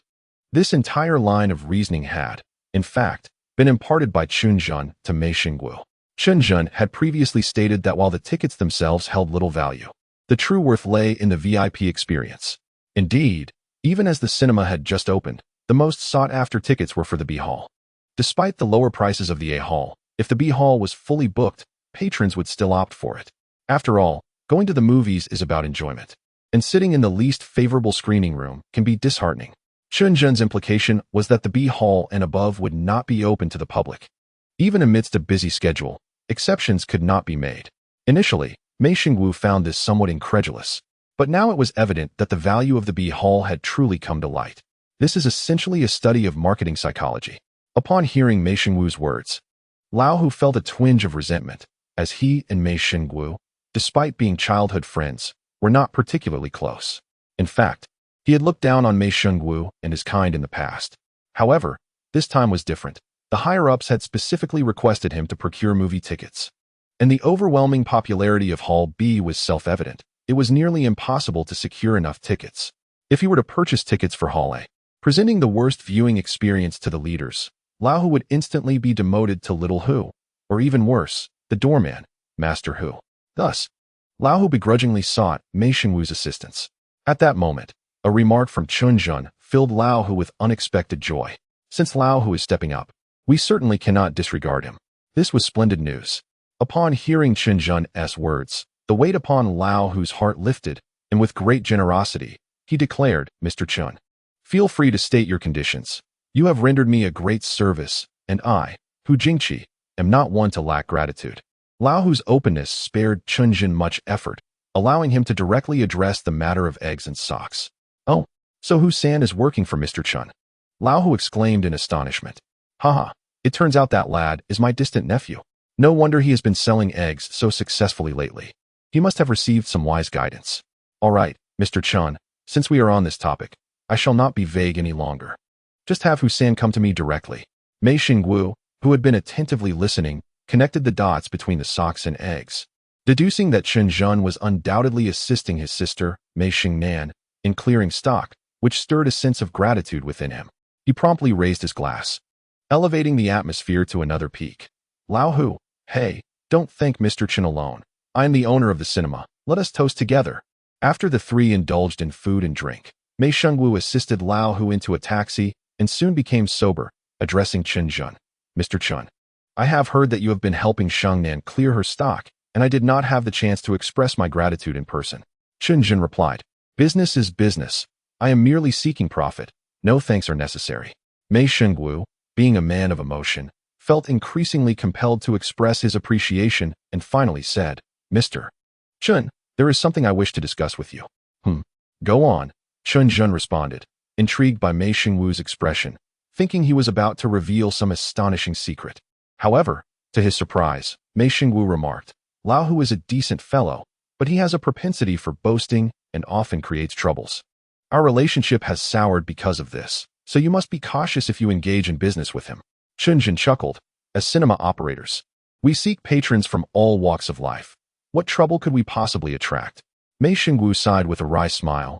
You may not be aware, but about 3 years ago, when this lad first joined the forestry office, he boasted of inviting colleagues to sing at my dafa hao. While one might sing casually, he insisted on renting out the entire venue. Can you believe it? He forced me to clear the place, causing me to offend numerous individuals. His meager salary was hardly sufficient to cover the bill, and it took a full 3 years for him to repay me. That incident was infuriating. Upon hearing Chen Zhen's words, he felt a twinge of annoyance. Old Hu, with his plump appearance, seemed surprisingly lacking in decorum. Indeed, your reminder holds some merit. Yet I wonder how he manages to navigate the forestry office so adeptly despite his unreliability. Mei Xingwu elucidated. As the saying goes, no coincidence, no story. This fellow's bravado in pretending to be more than he is has, quite ironically, led some to believe he possesses extensive connections, prompting the leadership to delegate tasks to him for the sake of convenience. One might say that each person has their destiny. Hu Jingqi serves as a prime example of someone fortunate enough to thrive amidst chaos. Chen Zhen, expressing gratitude for the advice, patted Mei Xingwu on the shoulder, and the two parted ways. Upon receiving Chen Zhen's notification, Hu San promptly delivered eggs and socks along with 200 tickets for the Sea Hall to Old Hu, naturally securing his right to daily supplies. Brother Zhen, you're incredible. That rascal Hu Jingqi completely reversed his attitude. He used to disdain me, but now he can't stop praising me, making me feel a tad embarrassed. Hu San exclaimed. Well, Hu Jingqi is, after all, your distant uncle. It would be wise to nurture that relationship, Chen Zhen advised. Hu San promised to heed his counsel. Approximately an hour after Hu San shared his good news, Mei Xingwu's prediction materialized. Chen Zhen received a call from Old Hu. Haha, Mr. Chen, your efficiency is remarkable. Our colleagues are thrilled to have received the movie tickets. Old Hu expressed, filling the conversation with pleasantries that Chen Zhen found somewhat vague. Old Hu, among friends, we can speak candidly, Chen Zhen said. After a brief pause, Old Hu replied, well, Mr. Chen, our colleagues from the education office noticed our acquisition of Sea Hall tickets and have expressed some envy. Would it be possible for you to assist them as well? We've all worked together for so many years. Chen Zhen was taken aback, feeling both delighted and conflicted. Delighted that Old Hu had introduced a promising batch of clients to the cinema, yet conflicted because organizing an additional screening on the 15th of August, with only 1 day to spare, would require meticulous coordination among the staff. He would prefer not to subject clients to a subpar viewing experience. I'll need to coordinate this before giving you a response, Chen Zhen replied candidly. However, Old Hu grew anxious, exclaiming, Mr. Chen Zong, dear brother, you must assist me. I've already committed to this. If you help me this time, I assure you that I'll return the favor without hesitation in the future. Chen Zhen could only smile wryly, lamenting the limited 4 halls of the Golden Oscar. Old Hu, I can only promise to do my best. In the future, could you perhaps consult with me beforehand? Otherwise, it leaves me quite unprepared. Absolutely. Old Hu agreed eagerly. Brother Chen, if you help me this time, I will certainly be more mindful in the future. Setting down the phone, Chen Zhen reflected on the amusing nature of Old Hu and dialed Mei Xingwu again. Brother Xingwu, could you arrange for an additional screening in C Hall tomorrow afternoon? Goodness, is that rascal Old Hu pestering you again? Mei Xingwu remarked succinctly. I knew this fellow would act this way. Mr. Chen, it's not that I have no desire to earn money. Our cinema is on the verge of bursting at the seams, and I am utterly overwhelmed. Mei Xingwu's tone was a blend of joy and urgency. I understand your predicament. However, since we have opened our doors for business, the objective is to prosper, and there is no justification for pushing customers away. Chen Zhen replied. How about this? Tonight, you could transfer some personnel from Dafahao, and we can conduct overnight training. I will provide each of them with 300 yuan in overtime pay. Though Mei Xingwu initially thought to mention that Dafahao had no available staff, he ultimately swallowed his words. He had resolved that once the Golden Oscar business flourished, he would permanently close Dafahao. Sacrificing a lesser venture to safeguard the more promising one did not feel like a loss. All right, let's proceed with that. Following a single phone call between Chen Zhen and Mei Xingwu, dozens of employees quietly sprang into action, including several hostesses from Dafahao, thereby altering their life trajectories. Chapter 43. A phone call. Brother Chen, you are truly my dear sibling. Upon receiving Chen Zhen's affirmative response, Hu Jingqi repeated the affectionate phrase, to serve the people. Chen Zhen, rarely humorous, momentarily stunned Old Hu, who soon burst into hearty laughter. My dear brother, the 15th is fast approaching, and I still need to arrange for our unit's personnel to receive their benefits. Shall I have my colleague from the education office reach out to you directly? Chen Zhen expressed his gratitude over the phone. There was substantial significance behind this. Whether the education office required eggs or socks, Old Hu had no final say. It necessitated Chen Zhen's face-to-face discussions. More importantly, having personnel from the education office approach Chen Zhen directly was an excellent opportunity for networking. Once relationships were established, routine purchases of eggs and other items would be trivial. As Chen Zhen praised Old Hu's adeptness in social dealings, a call from the education office came through. Hello, is this Mr. Chen? I am Xiao Lu, introduced by Brother Hu. The caller spoke with remarkable courtesy, clearly a person of poise. Chen Zhen responded warmly, and they arranged to meet at a tea house. The visitor, named Lu Jing, was relatively young, donned glasses, and exuded a scholarly demeanor that harmonized beautifully with the ambience of the tea house. Brother Chen, I won't engage in pleasantries. I kindly ask for your assistance regarding the ticket issue. However, our unit's mid-autumn festival welfare budget is already exhausted. We have ample time ahead, Lu Jing stated candidly. Upon hearing this, Chen Zhen maintained a smile, though inwardly he began to calculate. The conditions presented were indeed quite unreasonable, requesting assistance without purchasing his products. Yet, given that they were already seated, refusing would mean losing the temporary staff on that end and compromising Hu Jingqi's reputation, which was far less advantageous. After some contemplation, Chen Zhen resolved to agree, viewing it as an investment in relationships. Very well. This decision proved somewhat burdensome. Having navigated the tumultuous waters of commerce in his previous life, he had developed a habit of not engaging unless assured of success. Such emotional appeals were foreign to him, and in the past, he would undoubtedly have refused. Perhaps it was in this lifetime that Chen Zhen, having experienced the sweetness of affection through Lin Wan and Chunin, began to undergo a subtle transformation. Upon hearing Chen Zhen's agreement, Lu Jing stood up in a burst of joy. Brother Chen, I sincerely thank you. I shall not say much more. All my words reside within this cup of tea. With a single gulp, Lu Jing decisively declared, although we cannot procure eggs for the time being, we can certainly arrange for a long-term subscription to Brother Chen's movie tickets. Chen Zhen nodded, engaging in a detailed discussion with Lu Jing regarding the plan. With the Mid-Autumn Festival looming, both were exceedingly busy, and after finalizing the details, they each set off to organize the movie outing for the following afternoon. After several days of hectic activity, The Golden Oscar project was finally on track. Although it was Chen Zhen's first foray into the realm of physical cinema economics, he was acutely aware of the fervent passion for cultural consumption in this era. Indeed, despite the shadows cast by the economic crisis, ordinary people yearned for an outlet for their emotions. There was truly a viable business to be found in cinema. Chen Zhen mused aloud as the car pulled up to the entrance of the textile factory dormitory. The small dormitory no longer suited his elevated status. Yet he had been preoccupied with expanding his business, leaving him somewhat short on funds. The final payment for the property in Liangsong town remained unsettled. Hence he had not rushed to find a new residence. Brother Zhen, what time shall I come to pick you up tomorrow? After some days of refinement, Neo Damon had become considerably more composed, dressed sharply in a suit, exuding the demeanor of a professional bodyguard. Tomorrow we can take it easy. Around 10 o'clock in the morning should suffice, Chen Zhen replied. Not only was tomorrow the Mid-Autumn Festival, but it was also the day he had promised Lin Wan to hold their wedding. Although it was inconvenient to invite friends and family, Chen Zhen had planned to dedicate the entire day to his wife and child. All right, Neo Damon acknowledged, driving away.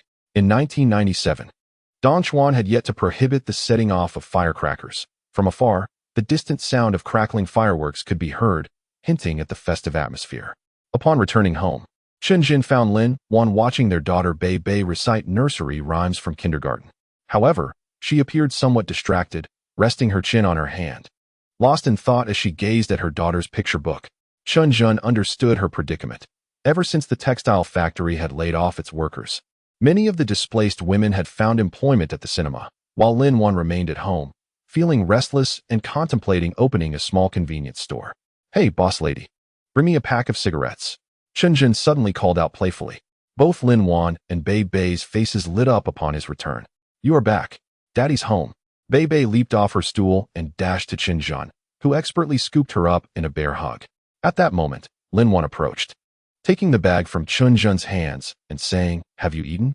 Let me prepare you a meal. Chen Zhen shook his head, signaling that it was unnecessary, gently setting the little girl down and pulling Lin Wan to sit beside him, saying, Tomorrow, I will take you both to a delightful place. What place? Upon hearing the playful banter, Beibei was instantly invigorated and pressed further for details. It's still a secret, Chen Zhen replied, glancing at Lin Wan. Dress beautifully tomorrow. Lin Wan was taken aback by his words and speculated. Are we going back to your hometown? Is Dad feeling better? Not back to the hometown. We're heading somewhere else, Chen Zhen chuckled, yet was reminded by Lin Wan's inquiry. Realizing that the holiday was approaching and he had yet to inform his elder brother, he picked up the phone and stepped outside. He called Uncle Su next door, asking him to contact his elder brother, Chen and hello? Chen Zhen. Chen and S voice finally came through. It's me, brother, Chen Zhen replied with a smile. This year, I plan to take Lin Wan out for some fun during the holiday, so we won't be returning home. How is Dad doing? Is the money I sent last time sufficient?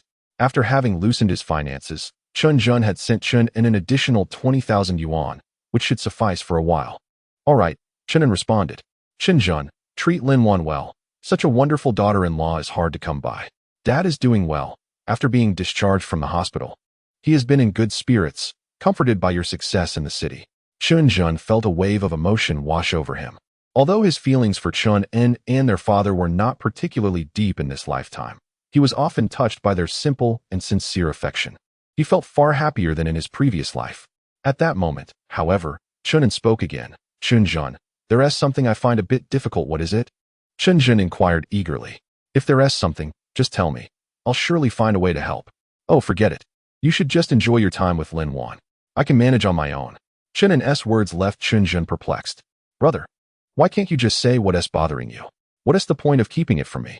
Chen Zhen pressed on.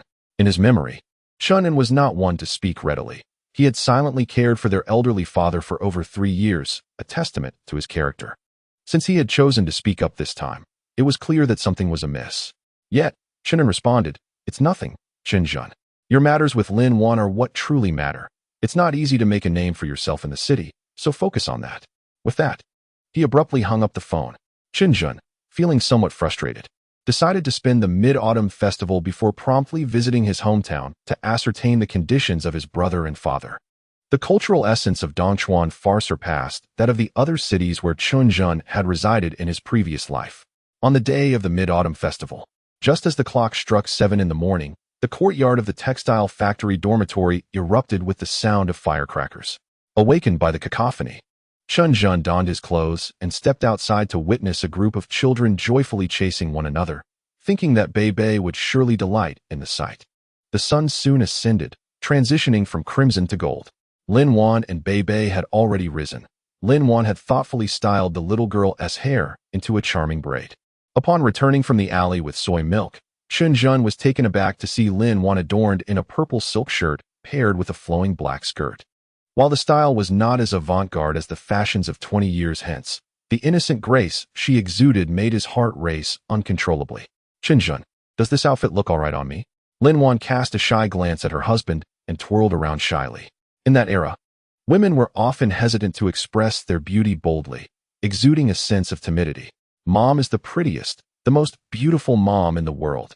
Little Beibei twirled around Lin Wan, her voice tinged with pride. She looks stunning, like a star, Chen Zhen remarked, nodding in affirmation. Upon hearing this, Lin Wan's cheeks flushed crimson, unaware that Chen Zhen merely spoke the truth. Dressed as she was, she bore a striking resemblance to the renowned actress Joey Wong. After finishing breakfast and tidying up slightly, the clock struck 10, and Neo Damon arrived punctually to pick up the Chen family. As they settled into their modest car once more, Lin Wan was suddenly engulfed by an overwhelming sense of unreality, as if the Chen Zhen of yesteryears were merely a different person altogether. While lost in thought, a large hand unexpectedly reached over, gently resting on her thigh. This bold yet natural contact sent a shiver coursing through her body. Chen Zhen and Lin Wan felt their faces heat up to their very ears. Stealing a glance at Beibei, who stood excitedly peering out of the window, Lin Wan called out softly. Chen Zhen, meanwhile, gazed at his beloved wife, who was pure, beautiful, gentle, yet resilient. At that moment, he cherished the unadulterated shyness that adorned her face. The hand did not withdraw, but rather caressed her through her skirt, akin to a lion leisurely surveying its territory under the radiant morning sun. Lin Wan nibbled on her crimson lip. Her breath, deepening as a ray of sunlight streaming through the car window, left her momentarily dazed. The affection of her beloved seemed to flow through their subtle contact, transforming into warm, gentle streams that nourished her heart. The early Santana 2000 was built on the robust MQB platform from Volkswagen, providing a solid ride as it transported the three of them to a sea of flowers in Liangsong town. Damon, take a break here. I will call you if needed, Chen Zhen greeted Neo Damon, stepping out of the car to open the door for Lin Wan and the child. As Lin Wan and Beibei alighted and beheld the breathtaking expanse of blooming roses, joy bubbled within them. Wow, it's so beautiful. The little girl darted towards the flower bushes like a swift swallow, while Lin Wan called out for her to be careful. Immersing herself in the vibrant hues of autumn's bounty, Chen Zhen approached, encircling Lin Wan's delicate waist and inhaling the fragrance of her hair, asking, "What do you think? My dear, do you like it?" At that moment, Lin Wan felt utterly enraptured, nodding softly and murmuring something incomprehensible as she leaned closer into Chen Zhen's embrace. Supporting his wife, Chen Zhen beckoned the little girl to follow them into the flower garden. The sight remained a riot of colors, but in the distance, a small marble pool emitted wisps of steam. It was a petite hot spring. "Shall we take a dip in the hot spring? There are clothes prepared," Chen Zhen suggested. "No," Lin Wan quickly shook her head. "Beibei is still here." "No worries. There is a children's playground with staff to supervise," he reassured her. Chen Zhen harbored a certain anticipation. Despite being married for quite some time, he had never taken a close look at Lin Wan's figure. It seemed somewhat unreasonable to miss the opportunity to observe his wife during the Mid-Autumn Festival. Perhaps not. Lin Wan declined once more. At that moment, a considerate middle-aged female attendant, around 40, approached and reassured, "Madam, please rest assured. I have received formal caregiving training, and our recreational facilities are impeccably maintained, ensuring absolute safety." Lin Wan, accustomed to the monotonous routine of factory work, could scarcely believe such a high-end and thoughtful place existed. Encouraged by Chen Zhen, she unwittingly consented. Thus, Beibei was excitedly escorted away to play, while Lin Wan was guided by the attendant to change into a modest white gauze dress, which made her feel bashful. She returned to the hot spring, where Chen Zhen was already reclining in the warm water, enveloped in a veil of mist, appearing quite at ease.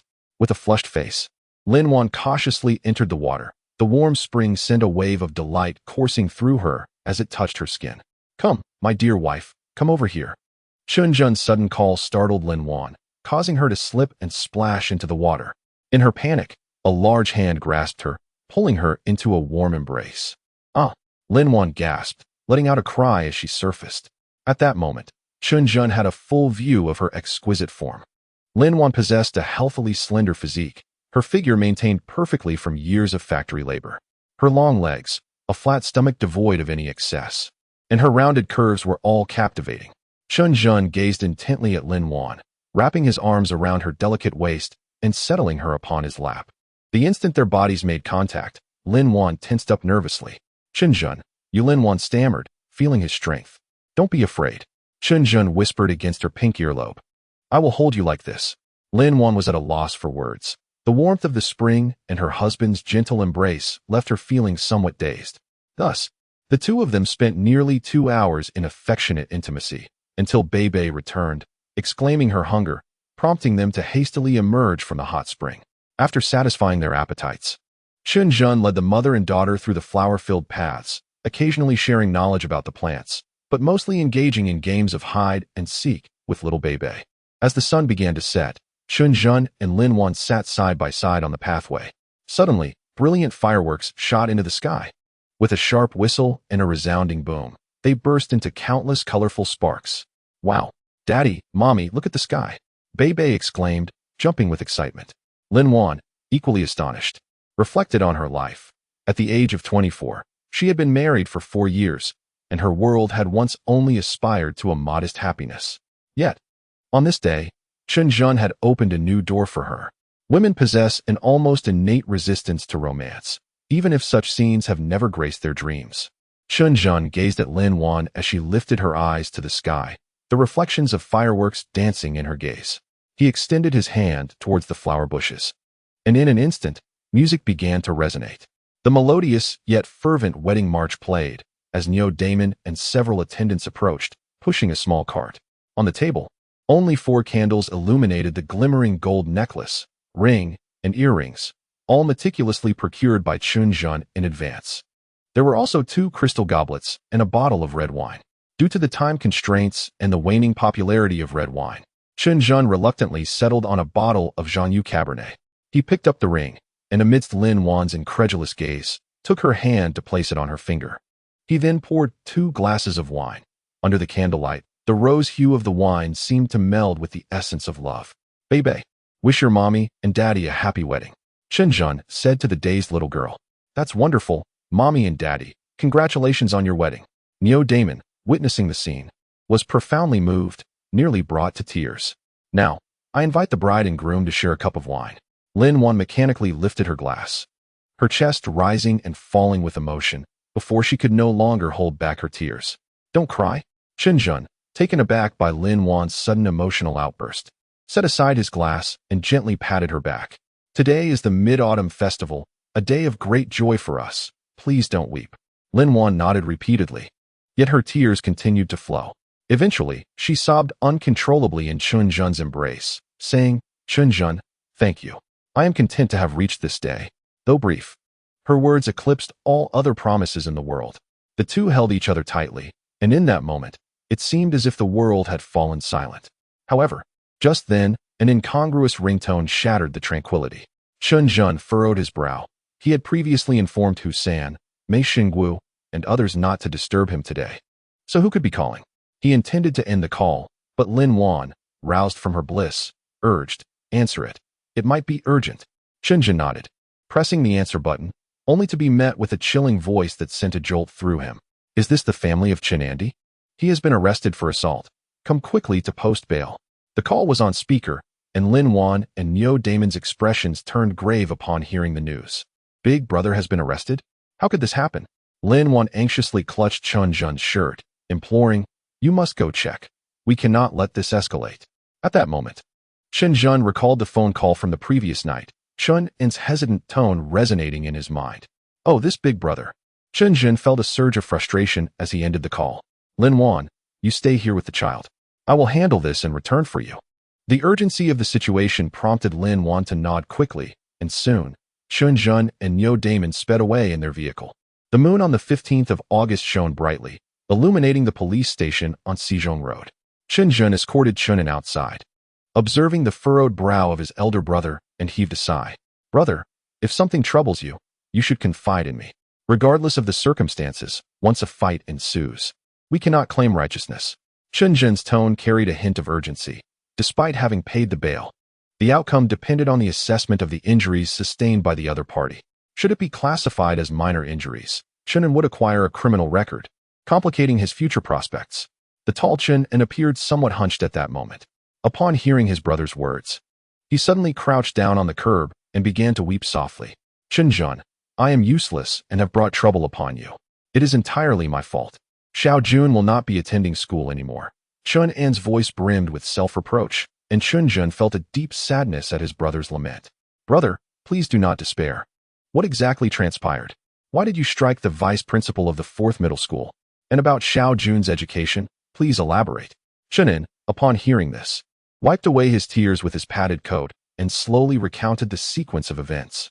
It turned out that although Xiao Jun was enrolled in the local junior high school, he had performed exceptionally well in the entrance examination, making him a prime candidate for enrollment in Dongchuan 4th Middle School. However, over a month into the school year, they had yet to receive any notification. Chen An inquired around, and the villagers informed him that the prestigious high schools in the city were now demanding bribes. Without such offerings, admission was impossible. Determined to rectify the situation, Chen An planned to leverage the Mid-Autumn Festival to deliver some local specialties to the principal of the 4th Middle School while discreetly seeking information. To his dismay, upon arrival at the school, he was met with a thunderous revelation. Xiao Jun had already been attending classes for a month. However, this Xiao Jun was not Chen An's son, but rather Chen Zhen's nephew, Chen Xiao Jun, who had been replaced by a city-dwelling child named Qian Yujun. Unfamiliar with the machinations of the world, Chen An realized that his son had been impersonated. In a fit of anger, he confronted the responsible vice principal for an explanation. Yet, upon seeing Chen An, the vice principal wore a face of disdain and retorted, "What are you shouting about? A rural dweller like you has no right to attend our esteemed 4th Middle School. Leave at once." Subsequently, he summoned security to expel Chen An, falsely accusing him of assault. Listening to this account, Chen Zhen's fury ignited, his fists clenching tightly. Brother, do not worry. The Chen family will not allow such indignities to befall us. Rest assured, I will handle Xiao Jun's schooling, and that vice principal must come to apologize to you. Taken aback by Chen Zhen's wrath, Chen An intended to dissuade his brother from acting impulsively, yet Chen Zhen would not afford him the opportunity, pulling him towards the car instead. Chapter 46. Coincidence. As night had fallen, the matter concerning Xiao Jun would have to wait until tomorrow for resolution. Chen Zhen was determined to avenge his brother's grievances then. Upon returning Chen into the floral haven, it was already late. Chen Zhen ensured that the front desk arranged a room for his brother to stay in for the night. Reaching the door of the room, Chen An hesitated for a moment before turning back to say, Chen Zhen, concerning Xiao Jun, perhaps we should let it go. It is my failure. I have already consulted the police. It has been a month, and no matter how many connections we leverage, Xiao Jun's chance at school is likely lost. Chen An's clothing was both soiled and tattered, and his voice trembled slightly as he spoke. Gazing upon this honest and simple rural man, Chen Zhen felt a pang of sorrow in his heart. In his previous life, he had never experienced familial affection. However, in this life, he was blessed with an elder brother, a father, and a wife and daughter. Chen Zhen had vowed not to allow them to suffer even the slightest indignity. Men like his elder brother, humble rural folk, held little expectation for worldly pleasures, for their hopes rested entirely upon their children. They wished for Xiao Jun to excel academically, to gain admission to the finest schools, and to achieve success. Yet now, that opportunity had been snatched away. Chen Zhen placed a reassuring hand on Chen An's shoulder and softly said, Elder brother, do not worry, I will handle this matter. However, Chen An remained apprehensive. Just be careful not to cause any trouble. It seems your life is improving now.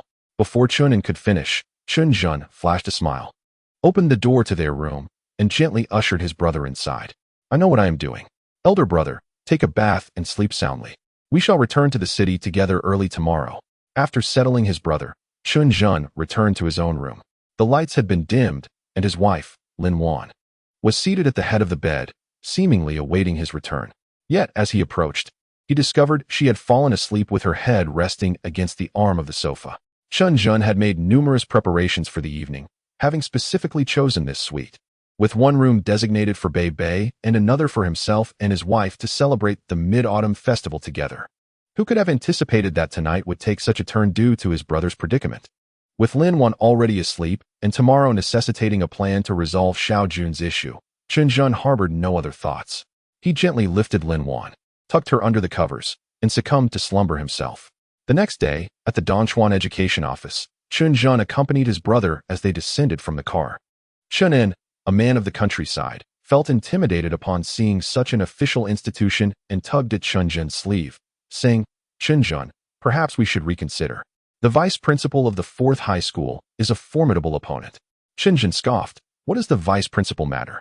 The Chen family is not one to be trifled with. Just then, a young man rushed out from the building, dressed plainly and with a serious expression. Lu Jing. Spotting Chen Zhen, he hurried over, lowering his voice to ask, "Brother Chen, what you mentioned over the phone, was it all true?" Although Lu Jing maintained a humble demeanor, Chen Zhen did not reciprocate with warmth, responding coldly, "Do you think I have time for jest?" Instead of being offended, Lu Jing became even more deferential. Bowing his head and hastily apologizing, "I sincerely apologize, Brother Chen. How about this? Let me take care of this matter." Chen Zhen remained silent, fixing his gaze firmly upon Lu Jing's eyes, which made Lu Jing feel increasingly uneasy. He pulled Chen Zhen aside, offered him a cigarette, glanced around to ensure no one was watching, and lowered his voice. "Brother Chen, allow me to explain. If this matter escalates, the entire administration of the 4th high school will be purged from top to bottom. You should know that the principal of the 4th high school is my uncle, and he is set to retire this year." As he concluded, Lu Jing's tone carried a hint of desperation. In his eyes, Chen Zhen, the businessman who could call Hu Jingxi a brother, undoubtedly possessed formidable connections. If Chen Zhen were to escalate matters, it would be impossible for anyone to suppress the situation. Originally, Chen Zhen sought his assistance, yet he felt, paradoxically, that it was Chen Zhen who was aiding him.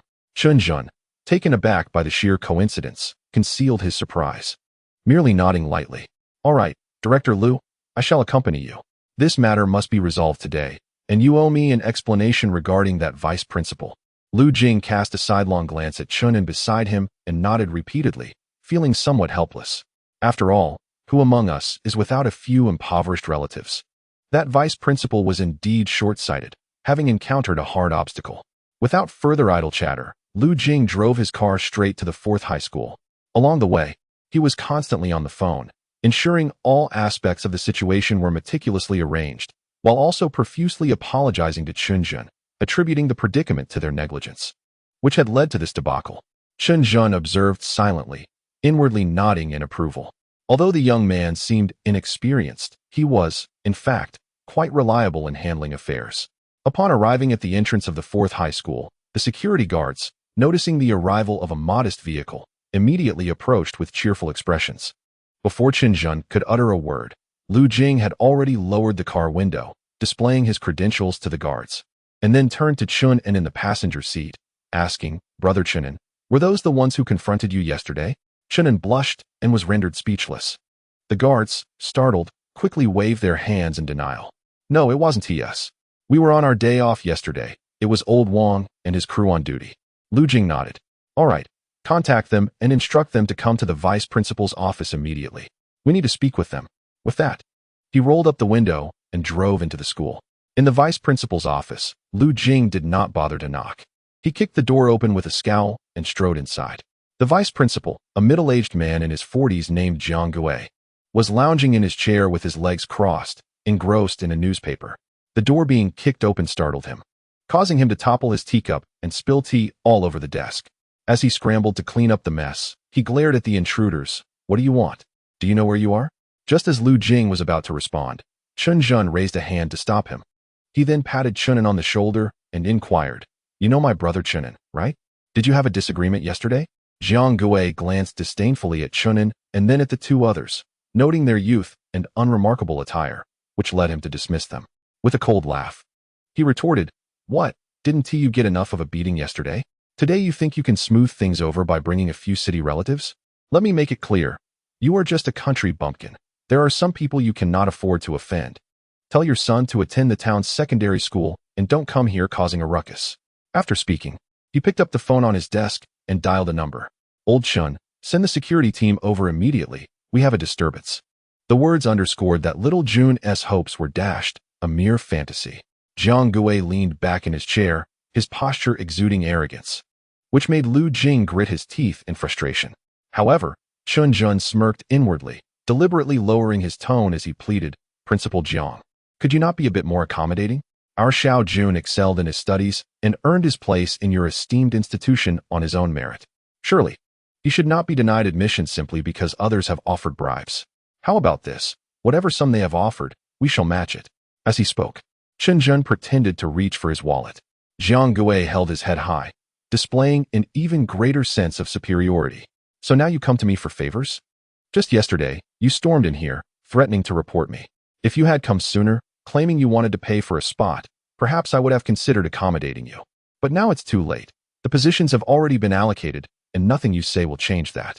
However, if you are insistent on offering money, I could still facilitate a spot in a key town school for you. At last, Lu Jing could no longer contain his anger. He stood up, gritting his teeth. You, Jiang Gui, vice principal of a key middle school, occupy such a significant position yet indulge in corruption. Not only do you seize spots meant for students, but you also openly accept bribes. I ask you plainly, will you return Chen Xiaojun's spot or not? Jiang Gui sneered. Stop trying to pin these labels on me. I've already said the spots are determined. No one can change that. Just then, the door swung open once more, and an elderly man in his 50s or 60s, with graying hair, entered the room. His hawk-like nose and shaggy beard, combined with his tall stature, made it difficult to ascertain his age at first glance. His cold, piercing gaze fixed on Jiang Gui as he asked icily, Am I heard when I speak? Jiang Gui, accustomed to mocking retorts, began to dismiss him, but midway through, he sensed something amiss and quickly sat up. Upon seeing the tall, elderly figure in the doorway, he trembled in fear. Principal. The man outside was none other than Lu Jing's second uncle, the true principal of the school, Lu Chen. He strode forward and coldly remarked, Do you realize that I am the principal of this institution? Jiang Gui, now drenched in sweat, scrambled to his feet, trembling as he stammered, Principal. It's not as you think. Before he could finish, Lu Chen interjected calmly, If you wish to avoid imprisonment, draft your resignation letter and submit it by tomorrow. He then turned to Chen Zhen and Chen Yin, his expression softening into a kind smile. As for the issue of Xiao Jun's enrollment, I have already resolved it. Chen Xiao Jun can start school tomorrow, and I will arrange for a tutor to help him catch up on the missed month of classes. The matter of enrollment indeed falls under the purview of the vice principal in the admissions office. The director's negligence led to this oversight, and I have dismissed him. On behalf of the entire faculty and student body of the school, I extend my sincerest apologies to you both. With that, Lu Chen, at the age of 50 or 60, actually bent down to bow respectfully to Chen Zhen, and Chen Zhen remained unconvinced. Sensing that Lu Chen was not as simple as he appeared, with just a few ordinary sentences, Lu had deftly deflected responsibility. And if his elder brother's family were to cause a ruckus, the worst that would come of it would be a label of mismanagement affixed to him. In contrast, Chen Zhen was visibly moved, his eyes brimming with tears. As a rural man, he held great respect for intellectuals and promptly assisted Lu Chen to his feet, proclaiming that it was all a misunderstanding and that resolution was the priority. As for Old Wang and his cohort of security personnel, they were swiftly dismissed after arriving at the vice principal's office, and not only that, they all extended apologies to Chen Zhen. The matter concerning Xiao Jun had been resolved completely. He would return to school the following day, and Chen Zhen had to hurry back to make arrangements for his nephew. So he departed without asking Chen Zhen to see him off. Before leaving, he grasped Chen Zhen's hand, expressing heartfelt gratitude, stating that once Xiao Jun found success, he need not honor his own father, but should certainly show respect to his uncle Chen Zhen. At noon, Lu Jing hosted a gathering at a prominent hotel near the 4th middle school, inviting Hu Jingqi to join the feast. While he claimed it was to express gratitude for Chen Zhen's assistance in securing movie tickets for them the previous day, Chen Zhen understood that Lu Jing was actually thanking him for preventing a scandal involving his uncle. At the table, the elder Lu Chen displayed no airs, dedicating a toast to Chen Zhen with a cheerful demeanor, saying, Young Chen, I've heard that the Mid-Autumn Festival benefits being offered over at Hu Jingqi's side are all supplied by you. They include top-quality socks and local farm eggs. The leaders of several middle and high schools are my students, and they have been troubled by the issue of egg supply for the school canteens, particularly during holidays for the faculty and staff. Can you manage this? Upon hearing this, Chen Zhen felt a surge of excitement. This indeed represented a significant business opportunity. The number of middle and high schools across the city meant that the canteen egg supply alone constituted an impressive figure. Moreover, considering the holiday benefits for faculty and staff, these resources could elevate Hu San and Mei Xingnan's business to new heights. Furthermore, while Lu Chun presented this as a request for assistance, it was, in truth, a gesture of gratitude for Chen Zhen's discretion in not escalating the matter regarding the quota. This order represented not merely a transaction, but also a form of compensation. If it were anyone else, they would undoubtedly be overjoyed at such a prospect. However, Chen Zhen maintained an impassive expression. He understood that if this were merely compensation, the supposed supply might only amount to 1 or 2 opportunities. What he desired was not a fleeting partnership, but a long-term supply agreement, indeed, an outright monopoly. Therefore, after a moment of contemplation, he furrowed his brow slightly and responded, "Principal Lu, what you propose is no trivial matter. I must return and deliberate thoroughly, for it concerns students and teachers. If we are to provide, we must offer the very best. Principal Lu, let us exchange contact information, and once I have confirmed matters on my end, I shall reach out to discuss further, shall we?" In a world where respect for educators has waned significantly, Lu Chun, an elder educator, found great solace in Chen Zhen's words and nodded appreciatively. Beside them, Hu Jingqi cheerfully raised his glass, exclaiming, "Uncle Lu, my brother Chun is no ordinary businessman. He is indeed an extraordinary figure. Have you heard of the recent Golden Oscars? Among the numerous video halls in our city, it is brother Chun who has established the most upscale one." Lu Chun, seemingly indifferent to Hu Jingqi's enthusiasm, merely nodded in a perfunctory manner before drinking from his glass and refraining from further conversation. Observing this, Chen Zhen discreetly rolled his eyes. It appeared that Principal Lu Chun was not fond of ostentation. As an educator, he likely preferred antiques, cultural relics, or other refined pursuits. Moreover, from his words, it seemed that many leaders from schools across the city were Lu Chun's former students. Indeed, Lu Chun was a revered sage. Clearly, when next they met, Chen Zhen would need to cater to his preferences. While the incense for such a venerable figure may be difficult to burn, if done well, it would yield boundless prospects. Chapter 48. The bottleneck of ambitious production capacity after the meal. Chen Zhen took the opportunity to express his gratitude to Lu Chun and proposed the idea of escorting the elder back to the school. The autumn wind was fierce, and many sycamore leaves had fallen along the streets of the 4th middle school. Seated in a santana, Lu Chun gazed out at the falling leaves and casually remarked, "Ah, autumn is deepening, and my frail old bones cannot endure much longer." Chen Zhen, overhearing, understood that Lu Chun was lamenting the recent incident involving Jiang Gui, who had exploited his position for personal gain. During the gathering, Chen Zhen had learned that Jiang Gui was actually a student Lu Chun had personally nurtured, someone he had trusted immensely and held great hopes for, only to discover that the individual was duplicitous, pretending to be one way in front of him while behaving quite differently behind his back. Chen Zhen could only offer words of consolation. "Principal Lu, there is no need for lamentation. While the autumn wind is indeed merciless, it can only strip away the brittle branches and withered leaves of the weak-willed. A robust cedar like yourself will undoubtedly withstand the test." Upon hearing such sincere words, Lu Chun cast a sidelong glance at him and curiously inquired, "Young man, I have always found your eloquence impressive. Which prestigious university did you graduate from?" Chen Zhen quickly waved his hand, saying, "Principal Lu, you flatter me. I am merely a high school graduate.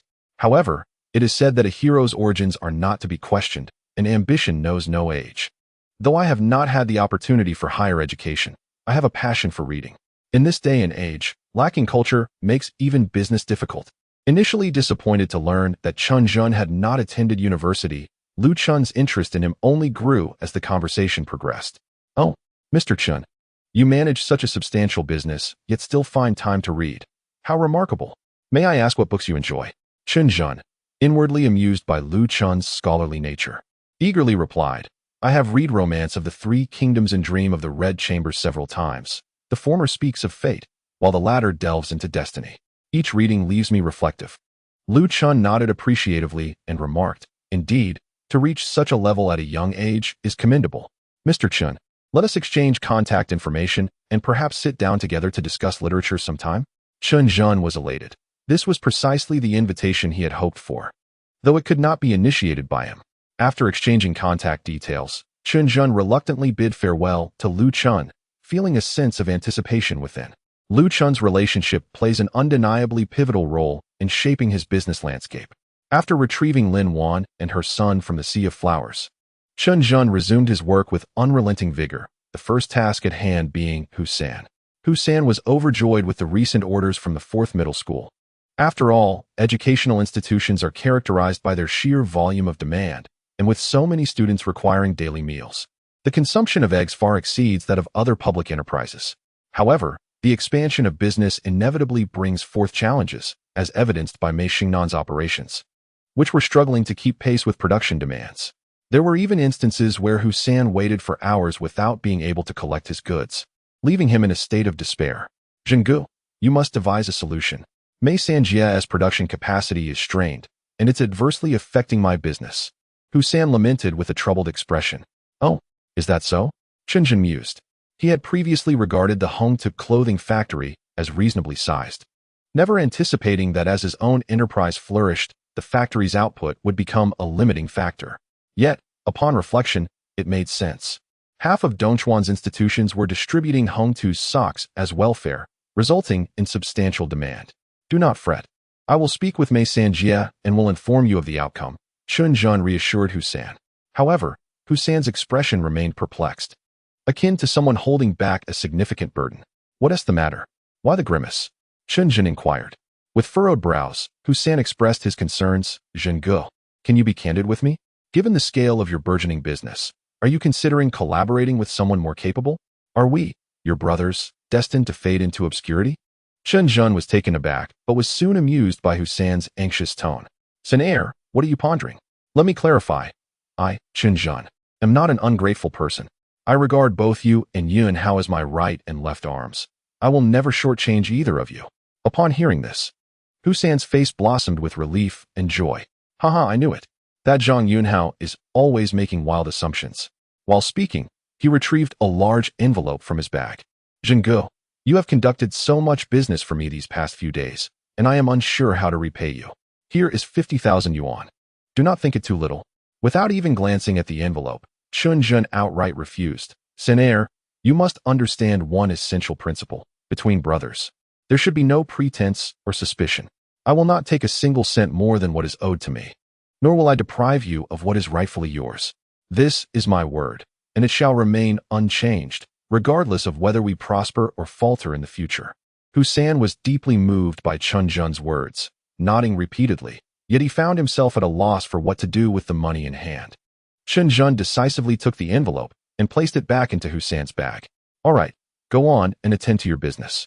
I assure you, Mei Sanjia is not intentionally holding up your goods. The production capacity is genuinely insufficient. After reiterating his point, Chen Zhen sent Husan on his way. Subsequently, he called Mei Xingnan to inquire about the situation. On the telephone, Mei Xingnan's crisp voice responded directly. Chen Zhen, our current production capacity is indeed at full capacity. While improving equipment is straightforward, the real challenge lies with the workforce. The workers? Chen Zhen queried in confusion. Are you saying we can't recruit? Mei Xingnan replied with concern. It's not just about recruitment. Due to prolonged overwork, our existing workers are starting to show signs of distress. I've calculated that the number of workers taking sick leave this month has doubled compared to last month. Chen Zhen, upon hearing her words, felt both admiration for her management acumen, her ability to analyze absenteeism so thoroughly, and a deepening worry for her.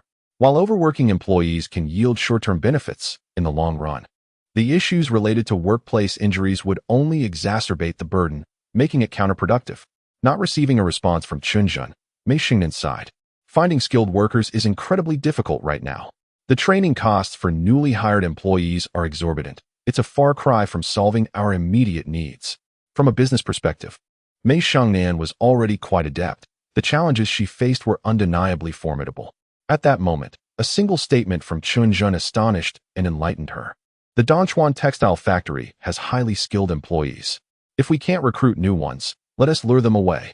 Chen Zhen's suggestion was nothing short of audacious. How bold of him to consider poaching employees from a state-owned enterprise. Mei Xingnan's heart raced, yet she felt that while Chen Zhen's approach was daring, it was indeed a brilliant idea. However, the obstacle posed by the Textile Industry Association loomed large. Although Chen Zhen had been in business for many years, he was unaware of the association's formidable authority in the current landscape. While it was a splendid idea to attract workers from Dongchuan, it would inevitably invite penalties from the association. After expressing her concerns, Mei Xingnan noticed Chen Zhen furrowing his brow again. Is that so? Let us not dwell on that for now. Expanding production is our priority. You draft an appealing plan, and I'll see what I can do to navigate the situation. Chen Zhen asserted with conviction. Regardless of the association, we cannot delay our plans to target the Dongchuan textile factory.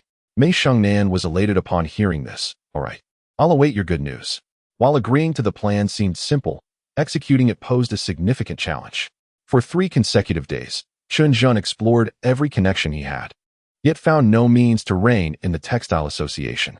Ultimately, it was the visit from Zhang Yunhao that sparked an idea. Brother Zhen, this is a gift for your sister-in-law.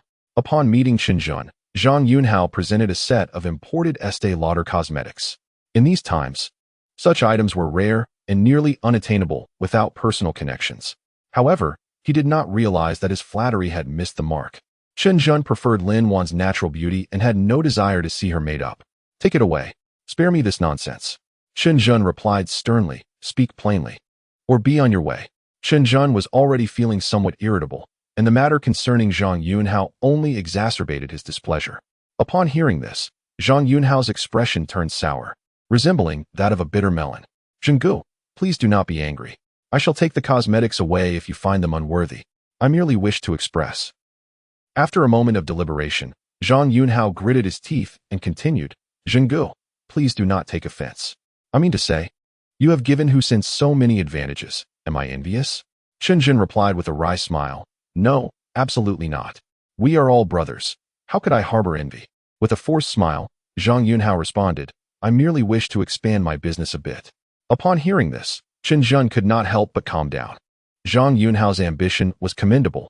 He certainly did not want to stifle his enthusiasm.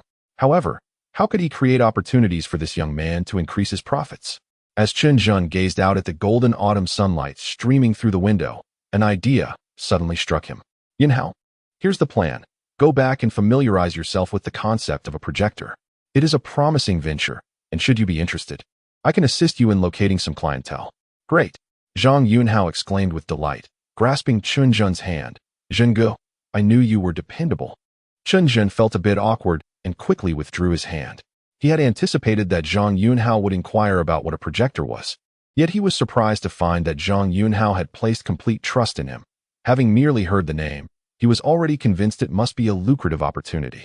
By the late 1990s, many prominent universities had begun piloting multimedia education, with PPT presentations significantly accelerating classroom progress and garnering favor with educators.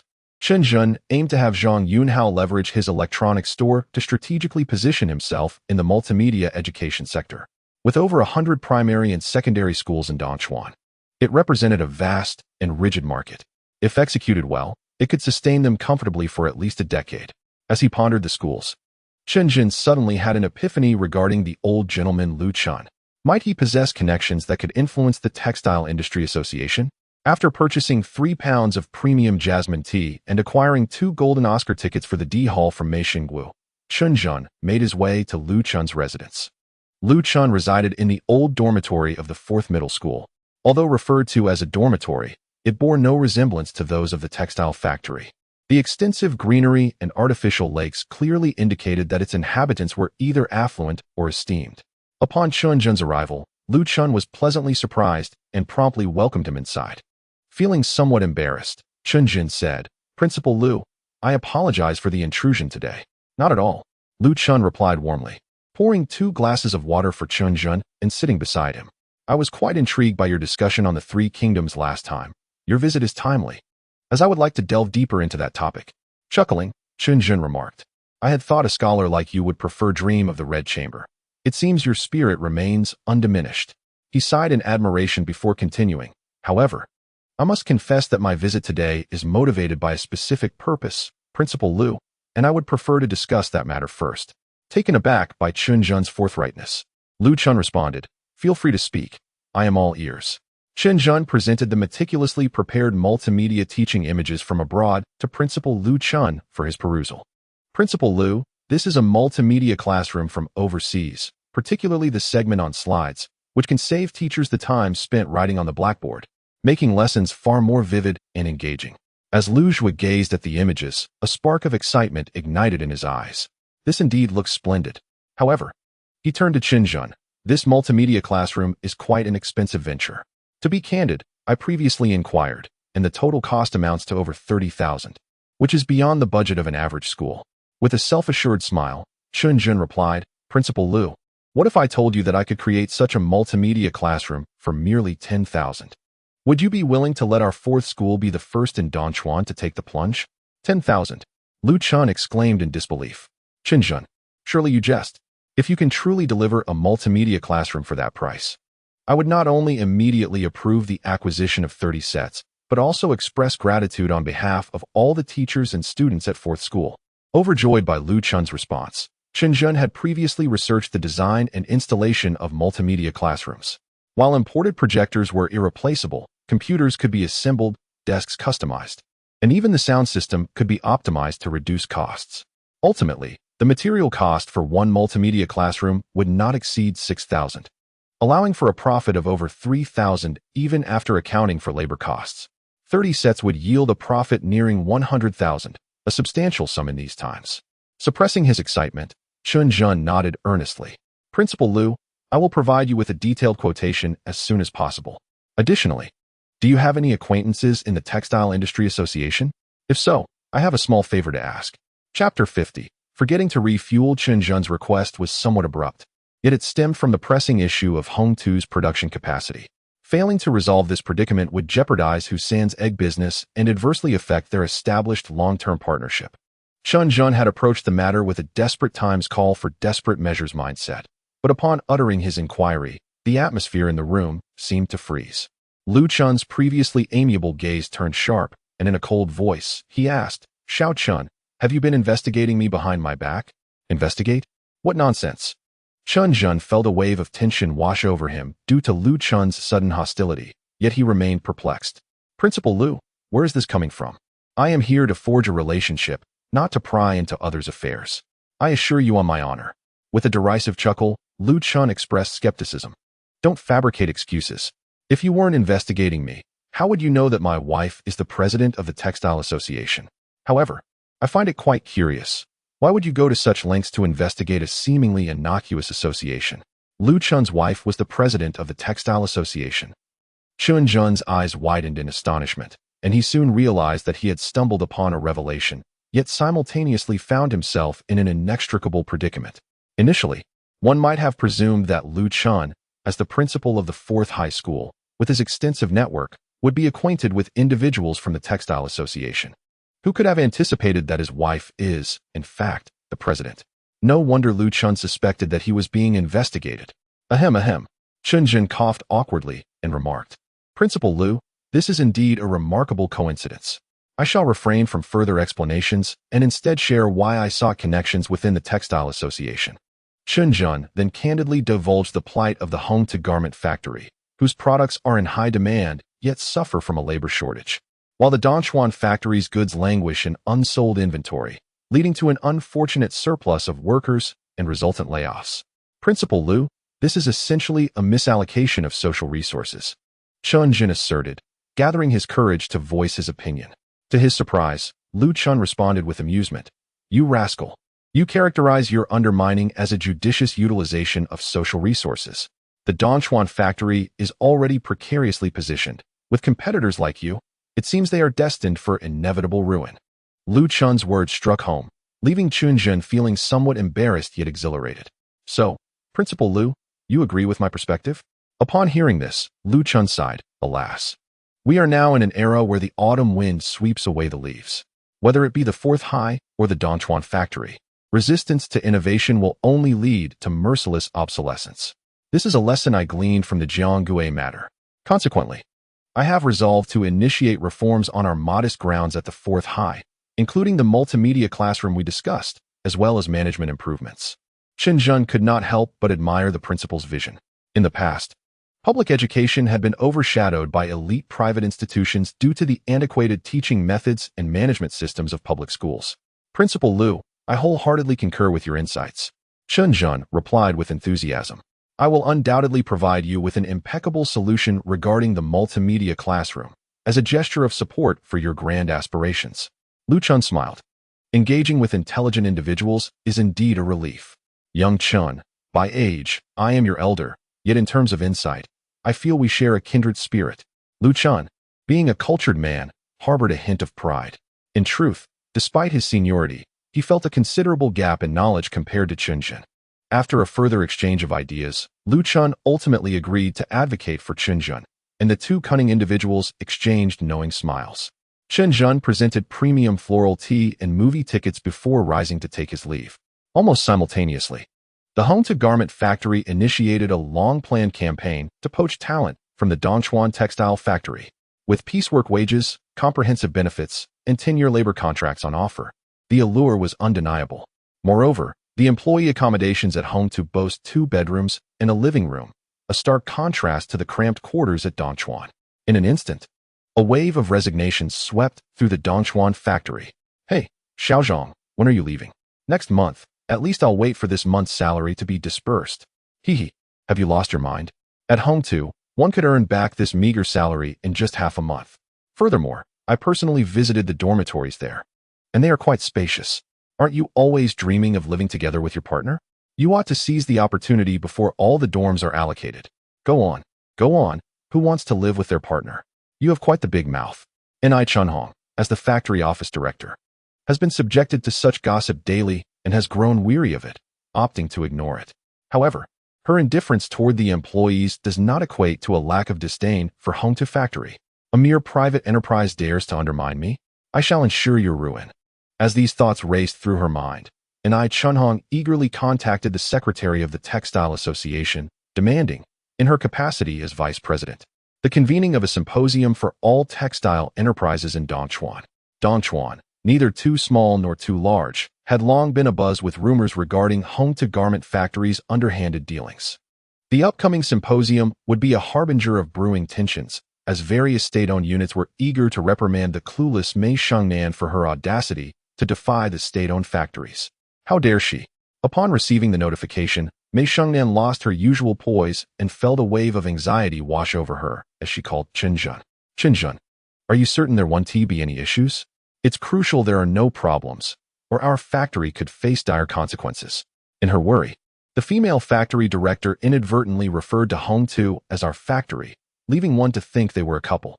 Chen Zhen recognized the immense pressure Mei Shengnan faced from the Textile Association and, without hesitation, assured her, rest assured, I will accompany you to the meeting tomorrow. His tangible support proved far more comforting than mere words, instantly alleviating Mei Sanjia's tension. Oh, honestly, I'm fine. I just had a slight concern and wanted to confirm with you. The female factory director regained her defiant spirit. Chen Zhen chuckled inwardly at her stubbornness. Noticing her tone had shifted, yet she feigned righteousness, which struck him as amusing. All right then, if you're unafraid, I shan't accompany you, as I have matters to attend to tomorrow. As soon as he said this, Mei Shengnan softened, exclaiming, No, please don't leave me to face this alone. I'm not scared, but I forgot to fuel my car. Chapter 51. The Textile Association is under my authority. Listening to the female factory director's peculiar excuse, Chen Zhen could only shake his head and decided to cease teasing her. All right, I was just joking. Don't worry, I'll pick you up tomorrow, and I promise I won't be late. After receiving Chen Zhen's assurance, Mei Shengnan finally hung up. At that moment, Chen Zhen found himself seated in the last row of Theater D at the Golden Oscar, where the first row was occupied by 2 elderly individuals engrossed in a film from Hong Kong. These 2 were none other than Lu Chun and his wife, Zhao Xiangji. A smile crept onto Chen Zhen's lips. With the blessings of these venerable figures, tomorrow's symposium should pass without significant incident. The White Building Hotel, in an era devoid of foreign hotels, stood as the epitome of luxury in the hearts of the Dongchuan people. Consequently, numerous conferences opt to convene here. On this day, the autumn breeze was refreshing and colorful banners fluttered in the air. Shenzhen Santana 2000 was parked steadily in front of the White Building. And then Neo Damon hurriedly exited the vehicle to open the door for Chen Zhen, adhering to the principle of ladies first. Chen Zhen casually remarked, "No need for that." Neo Damon promptly rushed to the right side, where Mei Shengnan sat, to open the door for her. Upon stepping out, Mei Shengnan jested, "Well, Chen Zhen, this Santana certainly gives off an Audi vibe. And you have a dedicated chauffeur." Chen Zhen opened the door for himself and, observing Mei Sanja still in a playful mood, smiled back, saying, "I hope you maintain this cheerful disposition during the meeting." However, as he spoke, he gestured with his chin, and when Mei Shengnan followed his gaze, her mood shifted dramatically. There stood Ai Chunhong on the hotel steps, flanked by several leaders from state-owned enterprises, all looking down at Mei Shengnan with disdain. "Mei Shengnan, you have quite the audacity, pretending to be something you are not as a mere individual entrepreneur. Today, you'll regret it. Indeed, it's like a lapdog chasing a tank. Living recklessly." They mocked. "Look at her gaudy appearance. She must have relied on some man to run her business." Chen Zhen keenly observed Mei Shengnan's expression darkening and quickly positioned himself in front of her. It was crucial to avoid any physical confrontation in a situation that had seemed manageable. "Shengnan, pay them no mind," he advised, unaware that Mei Shengnan's face flushed with an unexpected hue before she nodded, choosing to disregard the state-owned enterprise representatives. Yet, the more one attempts to ignore certain individuals, the more insistent they become. As Chen Zhen and Mei Shengnan made their way to the venue, Ai Chunhong suddenly obstructed their path, her gaze challenging as she directed her attention at Chen Zhen. "Who are you? This is a symposium for the textile industry, and we only invited Mei Shengnan. No outsiders are permitted." Chen Zhen paused momentarily, then retorted with a sardonic smile, "I am hardly an outsider. I hold shares in Hongtu Factory. I've heard some clowns are plotting against my factory, so naturally, I must see for myself." And Ai Chunhong's fury ignited at his words. "Who do you call a clown? Anyone who dares to target Hongtu is a clown. Madam, you wouldn't be one of those intending to target Hongtu, would you? You are sharp-tongued and brash." And Ai Chunhong fumed, gritting her teeth. "Remember my name. I am Ai Chunhong, Vice President of the Textile Association. Offending me means your factory can forget about operating." "Are you out of your mind?" Chen Zhen scoffed. "Just a vice president, yet you think you hold significant weight. Let me be clear, whether I operate my factory is not for you to determine." With that, Chen Zhen forcefully pushed Ai Chunhong aside, causing her to stumble due to his imposing stature. "You idiot. We'll see about this." Ai Chunhong exclaimed, nearly toppled in front of the crowd, infuriated and stamping her foot. Chen Zhen, however, paid her no mind and led Mei Shengnan straight into the conference hall. "You were incredibly impressive just now," Mei Shengnan remarked, her eyes sparkling with a hint of vindication. Chen Zhen nodded slightly. There was no need to reason with the self-important. The two individuals found their seats, and Ai Chunhong, accompanied by a group of imposing figures, strode in with great fervor. In an instant, countless hostile gazes descended upon Chen Zhen and Mei Shengnan. If looks could kill, these two would undoubtedly have been subjected to 1,000 torturous executions. As more attendees gathered, the Textile Association's seminar officially commenced. Almost immediately after the commencement was announced, Ai Chunhong rose with impatience, surveying the crowd before her cold gaze settled on Chen Zhen and Mei Shengnan. "The Hongtu Garment Factory has unilaterally offered generous conditions to poach from Dongchuan Factory, disrupting market order and violating commercial ethics. On behalf of the Textile Association, I propose a fine of 500,000 yuan against Hongtu. Those in agreement, please raise your hands for a vote." Astonishingly, a fine of 500,000 yuan. The moment Ai Chunhong's words left her lips, the entire hall erupted into whispers. In this day and age, 500,000 could nearly establish a new factory. 100 workers would need to toil without sustenance for 10 years merely to earn that amount. All the representatives from state-owned enterprises shared knowing smiles. Vice President Ai was determined to eradicate Hongtu Factory. If the fine remained unpaid, the factory would cease operations. Yet if they paid, what difference would it make from bankruptcy? Mei Shengnan's complexion paled at the mention of the fine, and Ai Chunhong's cruelty was astonishing. The Textile Association had imposed fines before, yet they had never exceeded 30 or 20,000. This time, however, a staggering fine of 500,000 was clearly a personal vendetta. Sister Mei felt a twinge of panic and turned to Chen Zhen beside her. Noticing his calm demeanor, she managed to steady herself and whispered, "What should we do?" "Chen Zhen, if a vote is taken, the outcome will undoubtedly be one-sided." Chen Zhen surveyed the room. realizing that the figure he had hoped for had yet to arrive. He frowned and stood, declaring, "Are you simply going to impose a fine of 500,000 without any basis? Why not suggest a fine of 1 million while you're at it?" Upon hearing this, Ni Chunhong smirked with satisfaction. "The fine of 500,000 is indeed justified. Your Hongtiv factory must compensate Dongchuan factory tenfold for the losses incurred due to your underhanded tactics. Dongchuan factory has recently faced significant employee turnover, resulting in losses exceeding 50,000 yuan. The 500,000 is, after all, a familial discount." Ni Chunhong's words elicited a chorus of laughter, as the attendees reveled in the misfortune of Hongtu. In their eyes, private enterprises were inferior to state-owned ones, and one must maintain a low profile before them. The vote began. It was beyond Chen Zhen's capacity to halt the proceedings.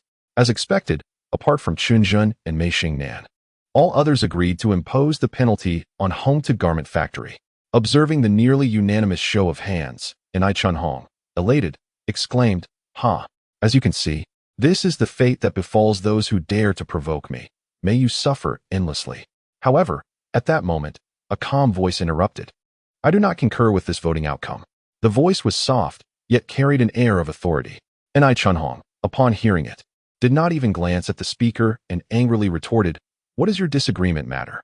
As long as I serve as vice president, the Textile Association is governed by my decree."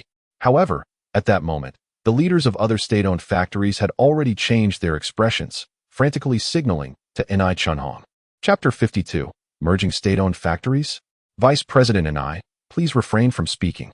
The deputy director of the oilcloth factory was making faces at Ni Chunhong. "Not speaking? Why not?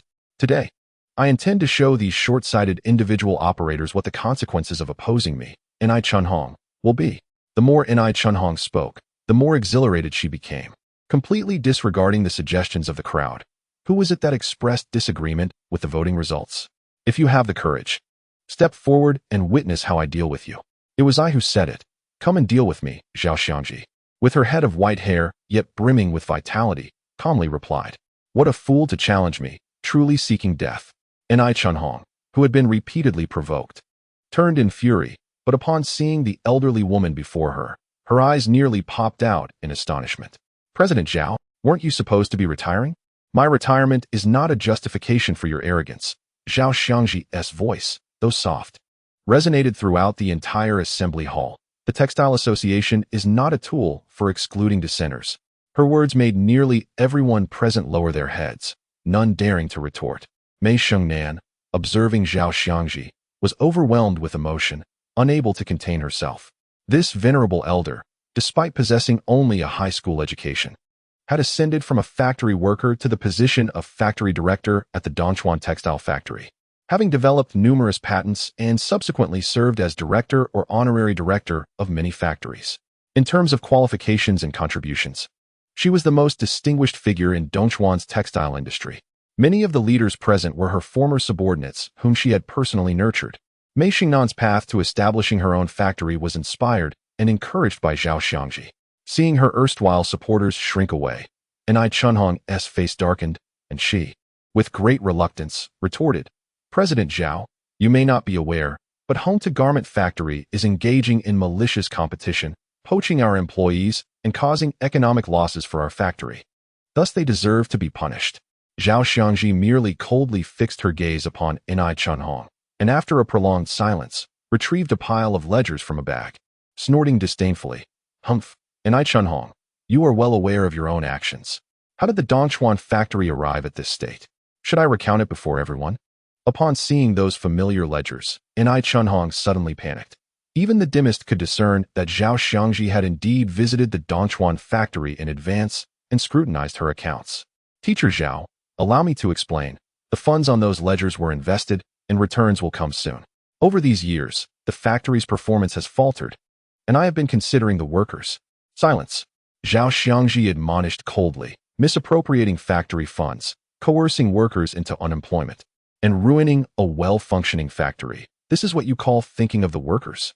Now, you still wish to leverage the name of the Textile Association to undermine private enterprises and line your own pockets. I have never encountered such shamelessness." All attendees were utterly bewildered by this astonishing turn of events. So it turns out that Ni Chuanhong's imposition of fines on Hong Tu was merely an attempt to cover up her own embezzlement from the Dongchuan factory. Is this still human? The Dongchuan factory was once a leading enterprise, painstakingly established by Chairman Zhao, and now it has been ruined by her. Indeed, when Ni Chunhong emerged from the countryside, had it not been for Teacher Zhao's promotion, could she have achieved her current status? Who would have thought she would turn around and tarnish Teacher Zhao's reputation? Truly worse than a beast. Such a parasite must face justice. Having embezzled such a large sum of money, she must surely be maintaining a young lover outside, the offspring of a shameless act. Every industry can be seen as a realm of its own, witnessing Ni Chuanhong's downfall. The state-owned factory leaders who had just been fawning over her suddenly performed a complete about-face, launching a tirade against her, even elevating the discourse to issues of conduct. They even unearthed incidents from when Ni Chuanhong's daughter was in kindergarten, attacking other children, proclaiming that like mother, like daughter, if the upper beam is not straight, the lower beam will be crooked. Enough. Everyone shut up. Ni Chunhong, battered and bruised by the criticisms, finally erupted, surveying the crowd with a mocking laugh. Huh. What do you all think you are, paragons of virtue?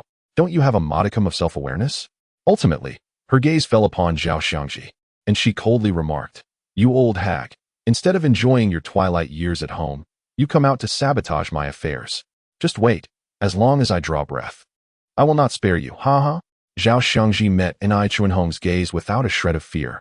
Meanwhile, personnel from the prosecutor's office, who had been waiting outside the venue, swiftly took Ni Chunhong away. Even as she was led away, she continued to curse Zhao Xiangji. Witnessing the entire scene, Mei Shengnan was left dumbfounded, vaguely suspecting that it was Chen Zhen who had summoned the formidable Zhao Xiangji. Not only was she astonished by the power behind Chen Zhen, but she was also curious about how he had come to know about Ni Chuanhong's embezzlement. Yet, she could never have imagined that Chen Zhen had witnessed the downfall of numerous large enterprises, all linked to corruption. Observing the once prestigious Dongchuan factory descend to such depths, one could easily surmise that there were indeed underlying issues. The subsequent symposium was chaired by Zhao Xiangji, who discreetly noted the names of several individuals, serving as a warning. She established the tone. In the future, the retention of employees would be entirely dictated by the market. Those who performed well would naturally attract interest. If you cannot pay salaries, do not expect to hold on to your staff. By the time the meeting concluded, everyone understood that a transformation was imminent in Dongchuan's garment industry. The Hong Tu factory, already leading in performance, was poised to capitalize on Dongchuan's misfortunes, heralding a second round of frenzied expansion. Director Mei, please take good care of us in the future. Yes, I will organize a team to visit and learn from the Hong Tu factory. I hope Director Mei will generously impart your wisdom. Ah, a heroine indeed. Director Mei is truly formidable. Mei Shengnan gazed at her colleagues, whose loyalties shifted faster than the turning of pages, filled with disdain. At that moment, Zhao Xiangji passed by Chen Zhen and Mei Shengnan, smiled at them, slipped a note into Mei Shengnan's hand, and departed without a backward glance. Chen Zhen and Mei Shengnan exchanged bewildered glances, opened the note, and were left in stunned silence. This elderly lady certainly had grand designs. The note read, "The Dongchuan factory is nearing its end. Acquiring it would be beneficial for you, and it would also leave me with a memory." Mei Shengnan swallowed hard and turned to Chen Zhen, asking, "Can our private enterprise truly acquire a state-owned factory?" Chen Zhen felt his heart race. He had merely intended to take a shot at the Dongchuan factory, yet unexpectedly, his shot had obliterated their base. Chapter 53. Do you believe I can ruin you? Soon, Mei Shengnan and Chen Zhen received a notification from the inspection office, requesting their presence to confront Ni Chunhong. In essence, it was a matter of direct confrontation. Upon seeing Ni Chunhong again, the once arrogant woman was now disheveled, her hair tousled and streaked with gray, her lips cracked and pale. Upon noticing Chen Zhen and Mei Shengnan, she averted her gaze, unable to meet their eyes. Ni Chunhong, do you not recall stating in the meeting that you would retaliate against those whose crimes you reported?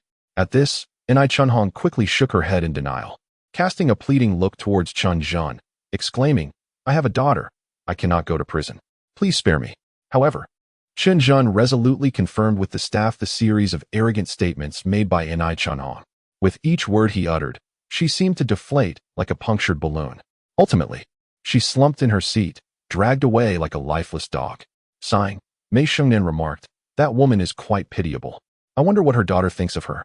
Chen Zhen coldly replied, evil begets evil. She is merely paying for her mistakes. Besides, what we can prove does not encompass her gravest offense, misappropriating funds from the Donchuan factory, which is her utmost transgression. Seeing Chen Zhen's resolute expression, Mei Shengnan subtly pursed her lips, seemingly disapproving of his cold-heartedness. They then parted ways, each taking their own transport. Chen Zhen hurried to find Zhang Yunhao to discuss matters concerning multimedia education, while Mei Shengnan returned to oversee production, aiming to make up for the previously neglected output. Upon arriving at Yunhao Electric, Chen Zhen found it transformed, shedding its former dismal appearance as a repair shop. Several women in their 30s, clad in uniforms, busily introduced products to customers, while Yunhao's mother sat behind a desk, meticulously working on a calculator. Aunt, is Yunhao around? Chen Zhen politely inquired of Yunhao's mother. Upon recognizing him, her face lit up with a radiant smile. Ah, it's Chen Zhen. Come in, come in. Let me get you a cup of coffee. Chen Zhen couldn't help but chuckle at the sight of Yunhao's mother, who was in her 50s, serving coffee. No need to fuss. Aunt, I don't drink coffee. I'm here to see Yunhao. With Chen Zhen's interruption, Yunhao's mother's expression shifted to one of concern, and she sighed. Oh, Chen Zhen. I was just about to tell you. Yunhao has been acting like he's bewitched lately, spending all his time holed up in his room fiddling with that thing. What is it called? Oh yes, the computer. He neglects the business entirely. When I ask him, he just claims he is working. Do you think playing with that thing will bring in money? Despite the lucrative business opportunity, Chen Zhen could not help but feel a flicker of joy as he listened to Yunhao Nyang's accusations. The endeavor of assembling computers was a task he had assigned to Zhang Yunhao.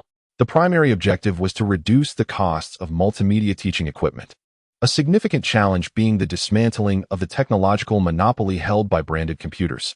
In 1997, the market was dominated by branded machines, often exceeding 10,000 yuan per unit. However, by opting for assembled machines, costs could be slashed by 2/3. Having agreed to assist Yunhao Nyang in guiding Zhang Yunhao, Chen Zhen stepped into Zhang Yunhao's room. Upon entering, he was taken aback to find the floor strewn with motherboards and CPU boxes, with an abundance of memory sticks cluttering the space. Zhang Yunhao, his hair resembling a bird's nest, was oblivious to Chen Zhen's arrival, fixated on the computer as he tinkered with a motherboard in hand. Witnessing this scene, Chen Zhen felt an unexpected pang of sympathy. Was it too much to expect someone with only a primary school education to delve into the complexities of computer assembly? As he pondered whether to seek the assistance of professional technicians from afar, Zhang Yunhao suddenly let out an exclamation. I did it. It's finally working. He had inserted the memory into the PCI slot, and, as he pressed the power button, the CPU fan of the assembled computer whirred to life. To Zhang Yunhao, that sound was akin to celestial music. He swiftly connected the monitor, and indeed, the familiar Windows 95 interface illuminated the screen. Hurrah! It's truly functioning. Zhang Yunhao exclaimed, leaping into the air, nearly stepping on Chen Zhen's foot. Chen Zhen quickly retreated a couple of steps, chuckling. Congratulations, Yunhao. You are now the tech whiz among us brothers. Zhengge. Only then did Zhang Yunhao realize Chen Zhen was beside him, joyfully pointing at the computer he had assembled. Zhengge, come look.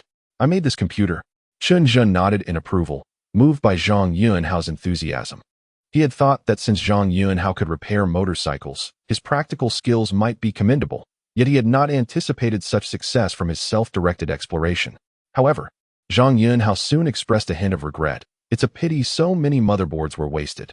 That represents money. Chen Zhen chuckled, amused. As long as you achieved it, it's not a waste. Indeed, in this era, the ability to assemble computers is quite impressive. To accomplish this with just a few motherboards and reference materials, I truly have a newfound respect for you, Zhang Yunhao. Next, we need to create a dedicated multimedia computer podium. I suggest you visit a university with physical examples, sketch the designs, and we can have it custom-made. As for the imported projector, I will find a solution. Zhang Yunhao, having just overcome a technical hurdle, felt invigorated and enthusiastically agreed. Seeing her son back to his normal self, Yunhao Nyang was filled with joy and invited Chen Zhen to stay for dinner, but Chen Zhen politely declined. It wasn't he that he wished to be disrespectful. He was simply overwhelmed with an abundance of tasks at hand. After bidding farewell to Yunhao Nyang, Chen Zhen drove straight home. Since the 15th of August, he had not had a proper meal with Lin Wan and Beibei. However, just as the vehicle was about to turn into the textile factory dormitory, Neo-Daemon suddenly slammed on the brakes, coming to an abrupt halt. Chen Zhen was jolted forward and furrowed his brow, inquiring about the cause of the sudden stop. Neo-Daemon, still shaken, replied, "Zhengge. There's a car in front that is deliberately blocking us." Chen Zhen's expression darkened, not out of anger towards Neo-Daemon, but because the instigator of this obstruction had already exited their vehicle and approached Chen Zhen's window. As the glass slid down, a youthful face appeared before him. The individual appeared to be in their early 20s, casually holding a cigar, a rarity in these times, while wearing a smug expression. Chen Zhen frowned, sifting through his memories but failing to recognize the person. Just as he was about to speak, the young man boldly declared, "Hey, you must be Chen Zhen. I've heard you're quite something. Do you believe I could take you down in a heartbeat?" In Chen Zhen's experience, those who boast about overpowering others are either profoundly foolish or have been poor students since kindergarten. He had little desire to engage with such individuals. Yet, this young man was somewhat different. Chen Zhen recognized the brand of his shirt, Gold Lion. In 1997, very few could afford such a brand, let alone possess brand awareness. At this time, factories were still producing quality goods, and the gap between branded and unbranded items was minimal. Furthermore, China had only recently emerged from poverty, and the first wave of affluent individuals had often endured the harshest of times, paying little mind to material possessions. Thus, a young man wearing gold lion suggested a considerable background. Chen Zhen, wishing to avoid unnecessary conflict, asked, "Who are you?" He scrutinized the young man, hoping to glean more information. "Huh, you don't even know me and dare to act tough in Dongchuan? Remember this, I'm Zhu Hongbing. Those who know me call me Zhu Ge. Zhu Hongbing. I haven't heard of you. However, Zhu Ge does have a certain ring to it," Chen Zhen replied, suppressing a smile and not minding to use the boy-esque nickname. Upon hearing this, Zhu Hongbing seemed to take it as a sign of fear and smirked, "Humph. You must be the one responsible for that student from the 4th high school, right? You've got some guts to oppose me. Don't think that running a small business and driving a beat-up car makes you a big shot. To me, you are nothing but a nouveau riche. And taking you down would be as easy as squashing an ant. Hey, I suppose you're relying on Lu Chun to smooth things over for you. Let me tell you, when Lu Chun first arrived in Dongchuan, he was nothing but a broke bookworm. If it weren't for my grandfather supporting him, he would have starved long ago." Having finished his tirade, Zhu Hongbing even poked Chen Zhen's forehead with his middle finger. "From now on, keep your tail tucked and behave, got it?" Chen Zhen furrowed his brows, quietly meeting the arrogant gaze of Zhu Hongbing, and then a faint smile emerged as he said, "All right, brother Zhu, I have heard you." Those who have observed Chen Zhen's smile would know that, at this moment, he was indeed quite infuriated. However, a man of profound depth would not allow his emotions to be easily discerned. Upon hearing this, Zhu Hongbing laughed even more smugly, pointing a finger at Chen Zhen's nose and berating him. "Look at you, such a coward, just like my dog, truly worthless." After saying this, he burst into laughter and left. "Brother Zhen, are you just going to let that brat go? One word from you, and I will take him down," Neo-Daemon exclaimed angrily. Yet, Chen Zhen shook his head. His intuition warned him that Zhu Hongbing was not to be underestimated. Moreover, despite the latter's arrogance, the reality was that Chen Zhen had successfully reclaimed the enrollment spot for Xiao Jun, leaving Zhu Hongbing powerless against him. In essence, he held the upper hand. As for the verbal jibes, Chen Zhen deemed them beneath him. It would be wiser to wait until he could discern Zhu Hongbing's true nature before seeking revenge. He had resolved to let the matter rest for the time being. However, upon returning home, his fury erupted uncontrollably. He found the entrance to his house littered with filth. The glass shattered into fragments, and a large character meaning death spray-painted in red on the door. Ignoring the onlookers, Chen Zhen rushed inside and saw Lin Wan curled up in a corner, clutching a terrified Beibei, too frightened to move. This sight made Chen Zhen's rage boil over, nearly causing him to grind his teeth in fury. In this life, Lin Wan and Beibei were his inviolable taboos. Taking a moment to steady his breathing, Chen Zhen approached gently, assuring Lin Wan, "It's all right. I'm back." Startled by his voice, Lin Wan trembled as she lifted her eyes to meet Chen Zhen's, biting her red lips, tears glistening in her eyes. "Chen Zhen, you're back. I was so scared just now." Hearing his wife's distress only intensified Chen Zhen's anger. Yet his demeanor remained increasingly calm. "All right, now that I'm back, you are safe. I found a new house. I'll take you both there right away." The mother and daughter were indeed frightened and felt utterly insecure in their current home. Upon hearing Chen Zhen's suggestion to move, they readily agreed without hesitation. Chen Zhen called Hu San, requesting his immediate assistance in finding a suitable residence, emphasizing that budget was not a concern. In 1997, Dongchuan had limited commercial housing. The better homes were typically state-owned units. Hu San had recently been dealing with government matters frequently, so entrusting the task to him seemed prudent. After hanging up with Hu San, Chen Zhen also contacted Neo Damon's pager, instructing him to return at once to pick them up. Neo Damon arrived promptly, his expression grave. He wanted to inquire about the situation but noticed the low spirits of Lin Wan and her daughter, and wisely chose to remain silent. As they drove, the night breeze wafted through the window, bringing a chill. Chen Zhen removed his suit jacket and draped it over Beibei, pulling Lin Wan into his embrace, striving to soothe their frayed nerves. Hu San was efficient. It wasn't long before he called to inform Chen Zhen of an available apartment at the Dongchuan Daily, situated in a pleasant environment with a commendable kindergarten nearby. Let us go with this one. Chen Zhen was well aware that Hu San would handle matters with utmost diligence, and given his adaptable nature, he was unlikely to disappoint him. Go purchase some daily necessities, like bedding, and wait for us there. After conveying his instructions to Hu San, he relayed the information to Neo Damon, and the vehicle smoothly turned around, heading towards the East River Daily Dormitory. 20 minutes later, under Hu San's guidance, Chen Zhen and his family arrived at their new residence. The surroundings exceeded Chen Zhen's expectations, and the decor even approached a luxurious style. This is old Mu's house from the newspaper office. He usually doesn't stay here, but when I inquired, he mentioned it was for you, Brother Zhen. He expressed admiration for you and hopes to meet up when he has the chance, Hu San remarked, attentively gauging Chen Zhen's reaction, fearful that he might inadvertently offend him. In truth, Hu San, Zhang Yunhao, and Neo Damon all understood that Chen Zhen was a reasonable and easygoing individual who rarely lost his temper. However, Chen Zhen's extraordinary abilities instilled a sense of profound respect and a hint of mystery among them. The house is splendid. Have Damon arranged to change the locks tomorrow. As for old Mu, we should extend our gratitude, Chen Zhen affirmed, patting Hu San on the shoulder to commend his efforts. He then turned to Lin Wan with a smile. Dear, please organize these daily items first. We can select the furniture later. I need to speak with Hu San and Damon for a moment. Understanding his intent, Lin Wan nodded appreciatively and began tidying up with Beibei. Chen Zhen led Hu San and Neo Damon out of the house, opting for silence as they headed to the car, resolutely returning to the textile factory dormitory. There was one thing he needed to clarify: who was responsible for the attack on his family. Chapter 55. The man and the female worker with a screech of tires. The Santana halted once more in the narrow lane before the textile factory dormitory. Chen Zhen, accompanied by Hu San and Neo Damon, made their way directly to Ma Mei's residence. Ma Mei was an unfortunate soul, suffering from uremia in her 40s and caring for 2 high school-aged children. Had it not been for Chen Zhen arranging her employment at Golden Oscar, she might have faced dire straits. Of course, Chen Zhen's visit was not to extract favors from her due to his benevolence. It was purely because Lin Wan had mentioned that Ma Mei was her closest sister. He knocked on the dilapidated door, which soon swung open to reveal a weary face. Manager Chen, Ma Mei exclaimed. Although Chen Zhen did not frequently appear at Golden Oscar, workers like Ma Mei, whom he had helped employ, regarded him as a true employer.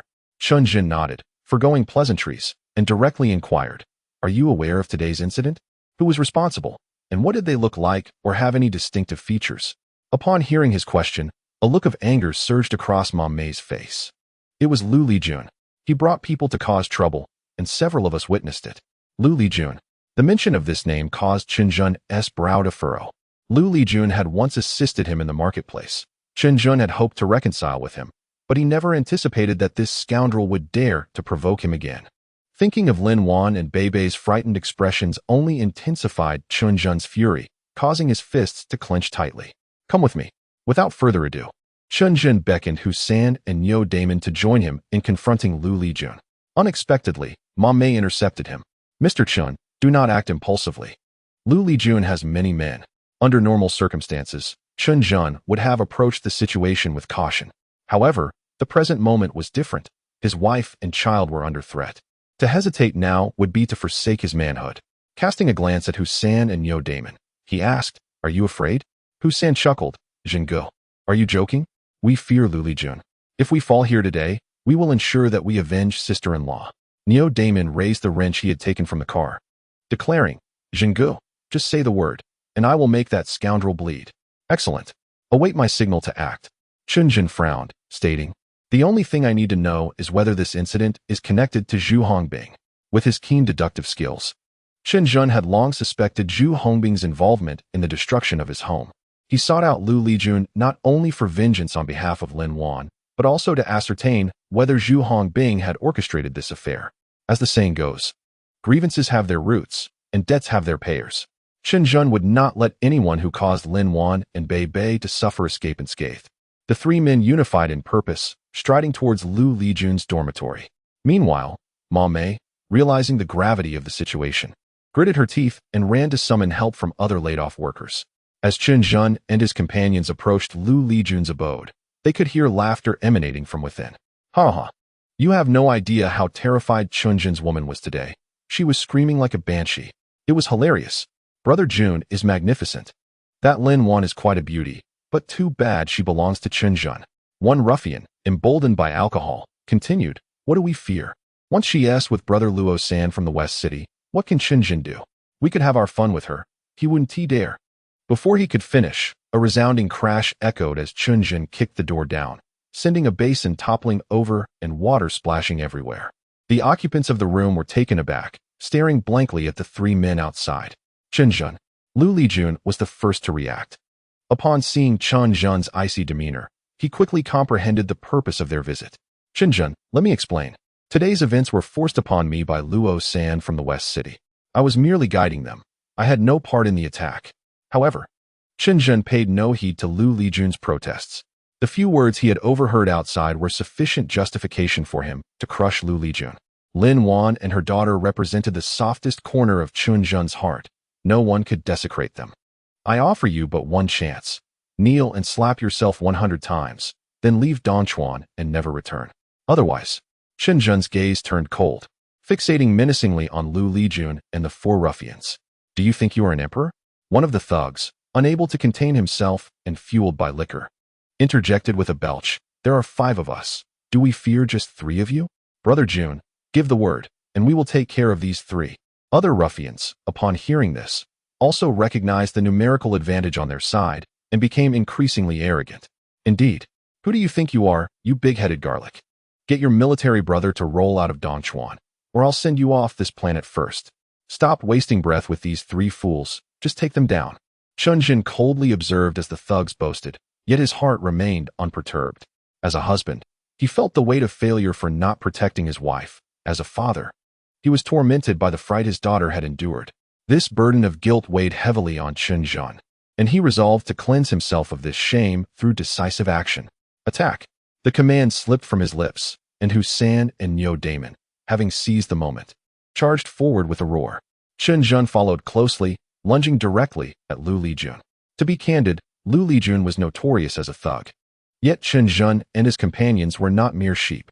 In an instant, the room erupted into a cacophony of clashing sounds. However, with Neo Damon swiftly incapacitating 2 opponents with a large wrench, and the confined space working to their advantage while Lu Lijun's crew was intoxicated, Chen Zhen's trio unexpectedly gained the upper hand.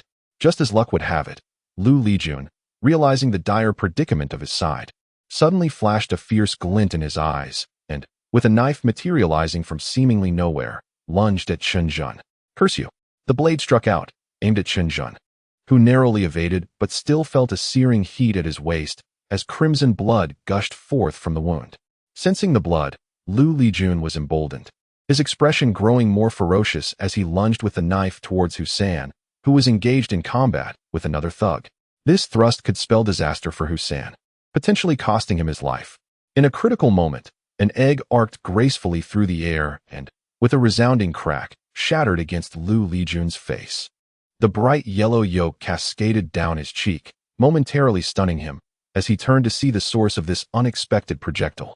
Before him stood over 20 former female workers, armed with vegetables, eggs, kitchen knives, and rolling pins, all glaring at Lu Lijun with fierce intent. Chapter 56. The Tempest. Lu Lijun's fearsome visage, now further marred by the egg yolk, looked even more terrifying in his rage. Who threw that egg? He bellowed, brandishing his knife in a fit of hysteria. At that moment, a frail figure emerged from the crowd, with a sickly pallor, yet eyes filled with unwavering resolve.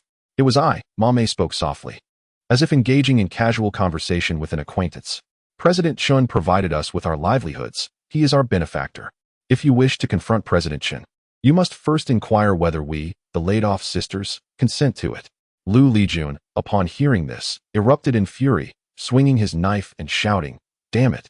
A bunch of old hags pretending to stand up to me. Get lost, or I won't hesitate to spill blood." Before he could finish, another egg struck him squarely on the head with a resounding crack. The atmosphere fell silent, as if the calm before a storm. Lu Lijun's eyes widened slowly, his teeth clenching in a furious grind. In his eyes, those wretched female workers were utterly insignificant. He never anticipated that they would dare to hurl eggs at him. How foolish. Did they wish to meet their demise? With a fierce roar, Lu Lijun brandished his knife and charged furiously at Mame. Chen Zhen, witnessing this, was taken aback. He could hardly believe that Lu Lijun would resort to violence against a defenseless woman. He desperately lunged forward, but the distance was too great, rendering his efforts futile. Just as Chen Zhen feared that Ma Mei would be bloodied on the spot, a chorus of furious shouts erupted from dozens of female workers. Hit him, almost in synchrony with their cries. An array of eggs and cabbages soared through the air like cannonballs, relentlessly striking Lu Lijun.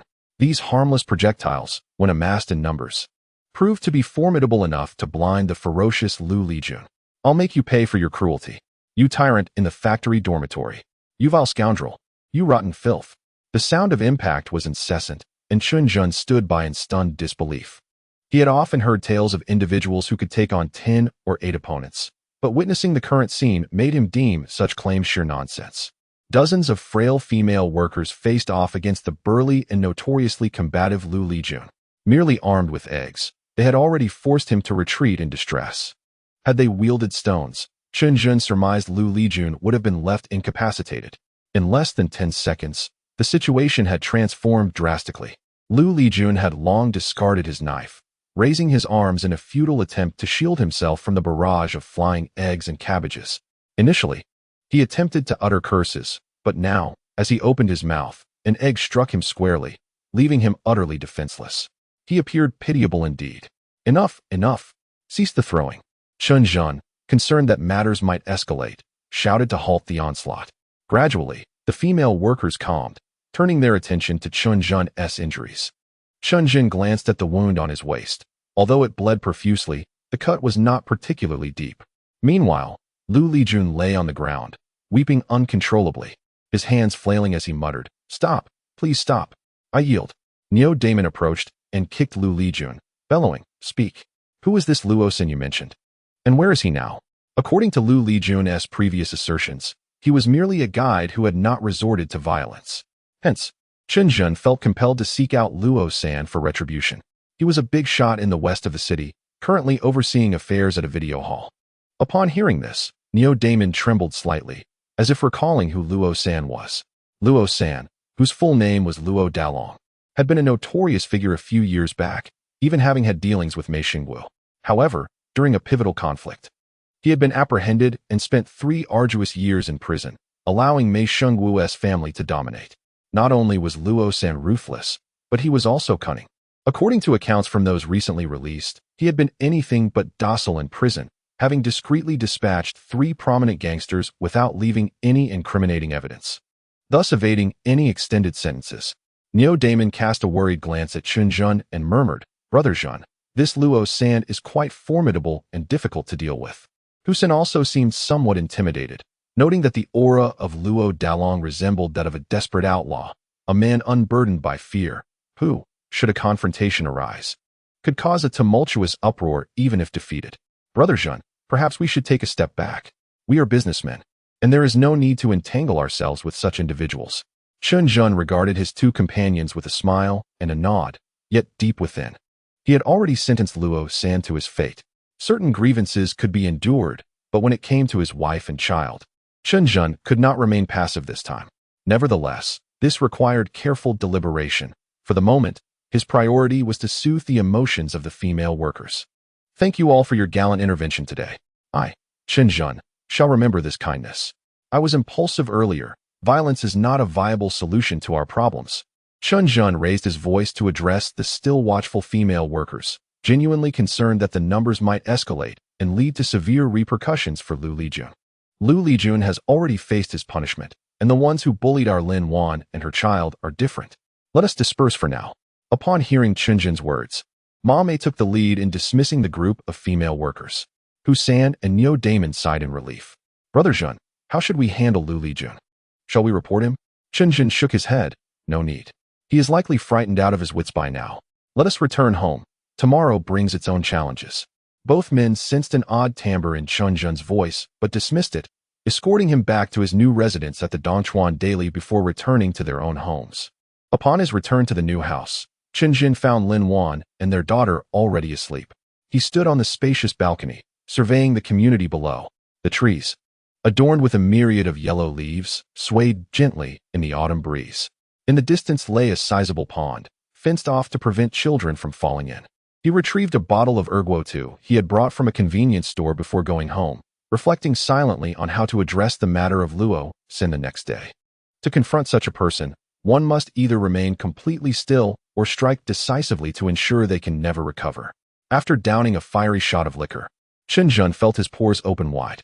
He understood all too well that, as a businessman, if he wished for someone like Luo San to face consequences, he must first stir the waters. The immediate task was to ensure Mei Xingwu reached safety to avoid collateral damage. Little did anyone anticipate that on this seemingly tranquil night, a tempest was brewing, one that would sweep through Dongchuan. Chapter 57. Tactics. Delving deep into his past memories, Chen Zhen recalled that the catalyst for the severe crackdown in late 1997 was a bizarre news story. A couple whose daughter had been abducted in her youth spent their lives searching for her, only to mistakenly identify her in a nightclub, leading to her tragic death at the hands of a local thug. This calamity sparked a considerable uproar in an era where media influence was still in its infancy. The following morning, Chen Zhen offered comfort to Lin Wan and Beibei until he observed their spirits had lifted. Only then did he depart for the Golden Oscar. In the brief span of just over 10 days, Mei Xingwu had undergone a remarkable transformation. At that moment, Brother Wu sported a sharply tailored suit, a leather bag tucked under his arm, and a large mobile phone in hand, giving him a striking resemblance to a Hong Kong businessman. Mr. Chen, I have heard all about the situation, Mei Xingwu remarked with an air of nonchalance. That little brat Luo Sin had a bit of a standoff with me before, but that's in the past. Now, dealing with him is as easy as pie. Times have changed, and in this line of work, strength matters. Currently, Mei Xingwu and Luo San indeed found themselves on different levels. However, Chen Zhen shook his head. Brother Xingwu, you must remember one thing. You are no longer the person you once were, inside and out. Do not involve yourself in this matter. Simply arrange for 2 absolutely trustworthy individuals to assist me. Additionally, terminate the big tycoon project immediately. I mean it, right away. Observing Chen Zhen's stern demeanor, Mei Xingwu felt a sudden wave of anxiety wash over him. He wanted to voice his thoughts, but held back, merely nodding, adopting a posture reminiscent of a big boss. He cleared his throat and said, Ahem, Mr. Chen, I shall take my leave now. I understand what you've instructed. Under ordinary circumstances, Chen Zhen would have found amusement in Mei Xingwu's antics, but not this time. As he watched Mei Xingwu depart, he dialed Hu Jingqi. Hello, old Hu. Do you know any reporters? They don't need to be particularly famous, just sharp-witted and capable. Hu Jingqi was known for his willingness to assist without expecting anything in return. Once you brought up a request, he would diligently fulfill it, and by doing so, he had maintained his standing in the Forestry Bureau for years. Soon enough, the reporter introduced by Hu Jingqi met with Chen Zhen. The individual was an intern, but the shrewdness reflected in his eyes suggested he was far from naive. I need you to prepare a report to be published tomorrow morning. The specific details are contained within this. Chen Zhen handed him an envelope. The intern quietly opened it, revealing 10,000 yuan in cash and a piece of paper. His eyes widened in surprise. Mr. Chen, as journalists, we adhere to a strict code of ethics. We must report the truth. Rest assured, what I need you to report will be entirely factual. It will occur tonight. Chen Zhen's assured voice startled the intern momentarily. After a moment of contemplation, he took the folder, bowed, and departed. Subsequently, Chen Zhen met the 2 individuals that Mei Xingwu had arranged for him. One was a male, a subordinate of Mei Xingwu, with a brooding demeanor, Chen Zhen had encountered him previously during cinema renovations. The female was a younger sister of the big tycoon, rumored to have had a brief relationship with Mei Xingwu, though they had amicably parted ways. After confirming that both possessed the necessary psychological fortitude, Chen Zhen handed each of them 20,000 yuan, instructing them to undertake a rather risky endeavor. On the night of 1997, anyone looking up would be greeted by a sky full of stars, for there were hardly any neon lights illuminating the night. Before the Golden Oscar took off, evenings meant everyone stayed home watching television or going to bed, even at their most extravagant. The extent of entertainment for some was merely a visit to a pool hall illuminated by flickering bulbs, indulging in a couple of games. Those with a bit more audacity dared to watch videos or sing at karaoke bars. The Impression Video Hall, a name that rolls awkwardly off the tongue, has gained considerable popularity in recent years. Newly renovated and equipped with advanced video machines imported from the South, along with a selection of provocative films, it has captivated the hearts of adolescents experiencing the pangs of youthful infatuation. That evening, the atmosphere at Impression remained as lively as ever.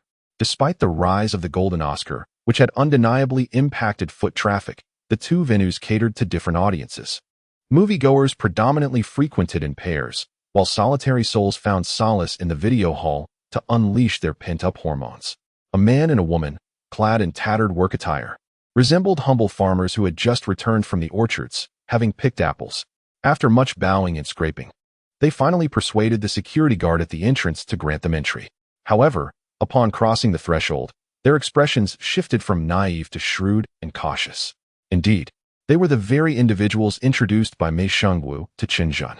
The man deftly lit a cigarette, taking only a couple of puffs before discarding it into a nearby trash bin, followed by a small plastic bag filled with gasoline. "Let us go find someone," he murmured, patting the woman's slightly anxious back. In truth, their intent was to stir trouble, and finding someone merely meant seeking out an easy target. After wandering about for a while, they fixed their gaze upon a group of 4 or 5 boys, around 17 or 18 years old. These youths sported flamboyant hairstyles and nonchalantly puffed on cigarettes, exuding an air of trendy defiance. The couple exchanged knowing smiles, cultivated their emotions for a moment, and then suddenly approached, seizing one of the boys while bursting into tears. "Oh, my son, we've finally found you. Come home with us, shall you? We've been searching for you so desperately. We're so sorry."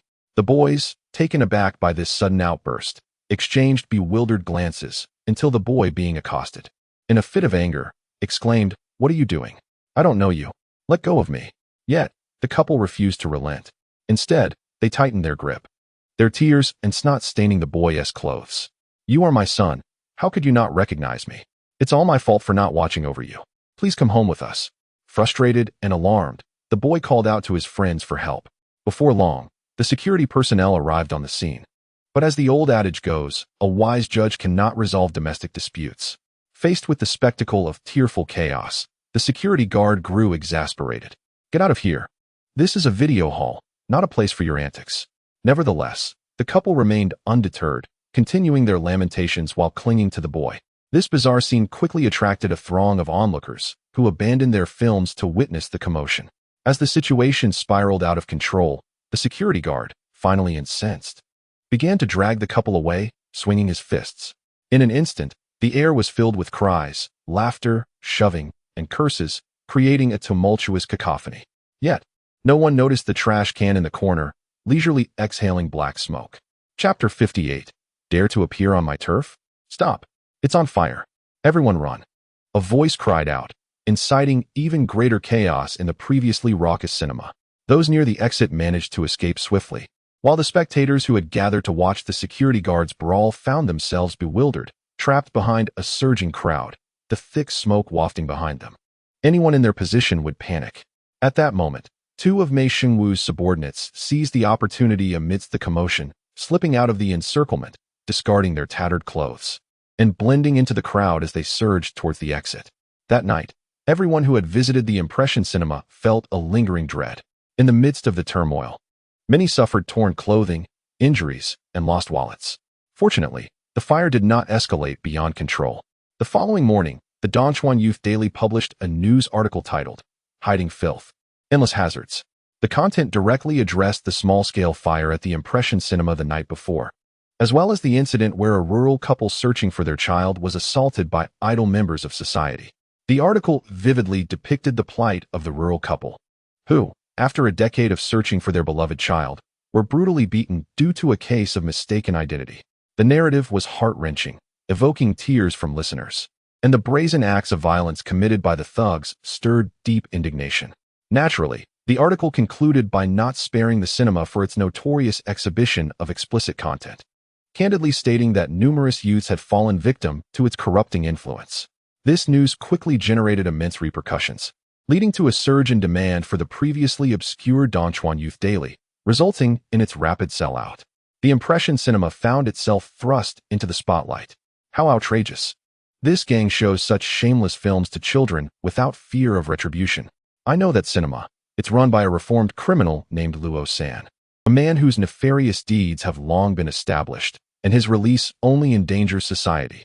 Did you see how brutally that couple searching for their son was beaten? These petty thugs are utterly inhumane. In the ensuing days, discussions in the streets and alleys were rife with denunciations of the impression cinema and Luo San. And the news itself continued to gain traction, with several newspapers reprinting the Dongchuan Youth Daily's article and delving deeper into the gray industrial chains of cinemas, billiard halls, and gaming arcades. Golden Oscars.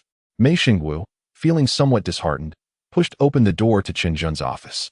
Upon entering, he sensed a certain unease and considered retreating to knock again, but was halted by Chen Zhen. "What's the matter, brother Xingwu?"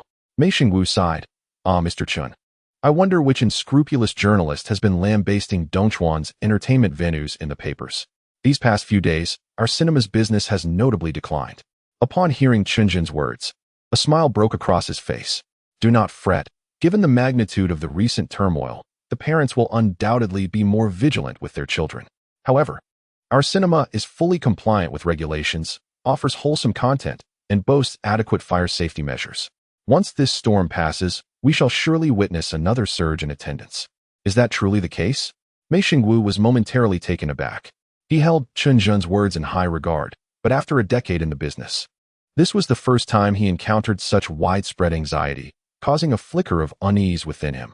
"Of course it is," Chen Zhen reassured. "By the way, I was about to inquire about the situation with the tycoon. I presume business there has come to a halt?"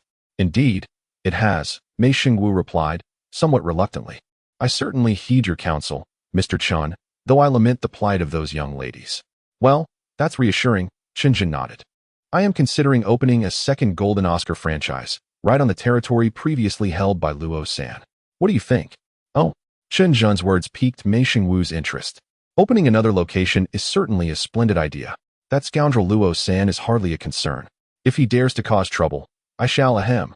Chen Zhen interrupted with a slight cough, displeased by Mei Xingwu's impending bravado.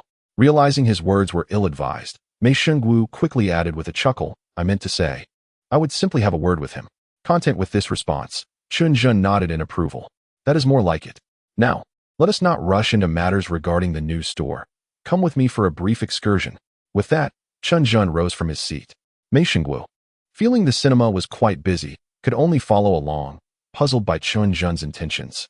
As dusk settled, the streetlights flickered to life, and a cool autumn breeze wafted through the air. Chen Zhen Santana came to a halt at the roadside across from the impression video hall. Through the car window, it was evident that the vibrant atmosphere of the video hall had long since dissipated, yet it was not entirely desolate. A few young individuals donned in eccentric attire mingled with heavily made-up young women as they entered and exited the premises. "Damn it," Mei Xingwu cursed. "One rotten apple spoils the barrel. If it weren't for that fool Luo San's mess, our business would not have suffered." Seeing that there were still patrons at the video hall, Mei Xingwu's frustration mounted, and he grumbled once more. "These young rascals continue to frequent this place. Why not enjoy a film at Golden Oscar instead? It is far more refined and secure. They'll never experience a proper meal with such foolishness." However, Chen Zhen observed the still thriving video hall with a knowing smile, nodding in approval. This was precisely the outcome he desired. If the video hall were to retract its operations due to the media's condemnation and public outcry, it would thwart his intentions entirely. Surely, the authorities will take action soon. Chen Zhen pondered. Utilizing public opinion to wield the sword of a crackdown left him with scant confidence. He could only do his utmost and leave the rest to fate. At that moment, Two Passats screeched to a halt near Chen Zhen's vehicle. 5 or 6 ruffians tumbled out of the cars, among whom was a figure that caused Chen Zhen's brow to furrow in concern. Zhu Hongbing. Damn it, this scoundrel is indeed linked to the impression video haul. This means he is the instigator who encouraged Luo San and Lu Lijun to vandalize Chen Zhen's home. In the span of 2 days, Chen Zhen's fury had gradually subsided. However, upon catching sight of Zhu Hongbing, it surged forth once more with fervor. Coincidentally, at the very moment Zhu Hongbing discarded a cigarette, but he too noticed Chen Zhen's vehicle. In an era when cars were scarce, a Santana 2000 stood out prominently, leading Zhu Hongbing to inevitably associate the car with its owner. Indeed, he uttered a few words to his entourage, and a throng of ruffians made their way over. Seeing the gang approach, Mei Shengwu turned to Chen Zhen and inquired, "Mr. Chen, shall I call for assistance?" Before Chen Zhen could respond, Zhu Hongbing had already reached the car, brazenly exclaiming, "Hey, you're Chen Zhen, right? How dare you show your face in my territory?" With that, Zhu Hongbing kicked Chen Zhen's car with arrogance, provoking a chorus of laughter from his companions. Among them, a short, bald fellow sneered, "Is this the so-called poor loser you mentioned, Hongbing? Should I cripple him today to give you some satisfaction?" Chen Zhen furrowed his brow and slowly lowered the window, casting a cold gaze at the little bald man. "You must be Luo San, the instigator behind the vandalism at my home?" Initially brimming with bravado, Luo San was momentarily taken aback by Chen Zhen's composed stare. After a brief pause, he gathered his courage to retort, That's right, it's me. You think you can compete with my brother Hongbing? You must have a death wish." Chen Zhen smirked, surprised that such a lowly creature could even muster a witty retort. "Isn't Zhu Hongbing several years your junior? Yet you shamelessly refer to him as brother. Truly pathetic." His disdainful words struck a nerve, causing Luo San to flush with anger. "Damn it! You think you can outsmart me with your tongue? I'll make you regret it." As he advanced to strike Chen Zhen, Mei Shengwu could no longer remain passive. He exited the vehicle, his towering figure resembling a mountain, positioning himself between Chen Zhen and the gang. With a swift motion, he swung a hefty slap toward Luo San. "Do you dare to challenge Mr. Chen?" Mei Shengwu was well known on Dongchuan Road for his imposing stature and fiery temperament. His mere presence left the small-time thugs in a state of shock, even causing the fierce Luo San to momentarily freeze. The scene resembled a parent chastising a child for misbehavior at a video arcade across the street. Just as Mei Shengwu's hand was about to connect with Luo San's face, Chen Zhen called out, "Mr. Mei, do not stoop to their level." Those words caused Mei Shengwu to freeze mid-motion, his massive hand halting in its trajectory. Luo San blinked in disbelief, then burst into laughter. "Ha, Mei Shengwu. I thought you were someone formidable. Reduced to babysitting this loser Chen Zhen, are we? The brothers on Dongchuan Road will surely find this amusing." A few lackeys trailed behind Luo San, tentatively chuckling. Upon realizing that the renowned Mei Shengwu was no formidable figure, they began to mock him brazenly. What a joke. This so-called East Chuan boss is nothing but a waste, trailing behind some outsider like a dog. Indeed, a disgrace to our East Chuan. Hearing their taunts, Mei Shengwu's teeth ground with fury, but recalling Chen Zhen's words, he held his tongue. At that moment, Zhu Hongbing swaggered forward with an air of arrogance, declaring, "Chen Zhen, today I am in a good mood and will spare you this time. Do not let me see you again, or I shall deal with you every time we cross paths."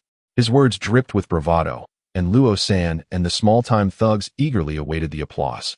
Yet, before Zhu could finish, a series of piercing sirens pierced the air.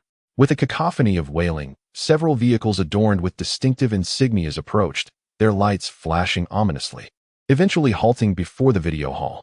In an instant, fully armed officials poured from the vehicles, sealing off every exit of the establishment.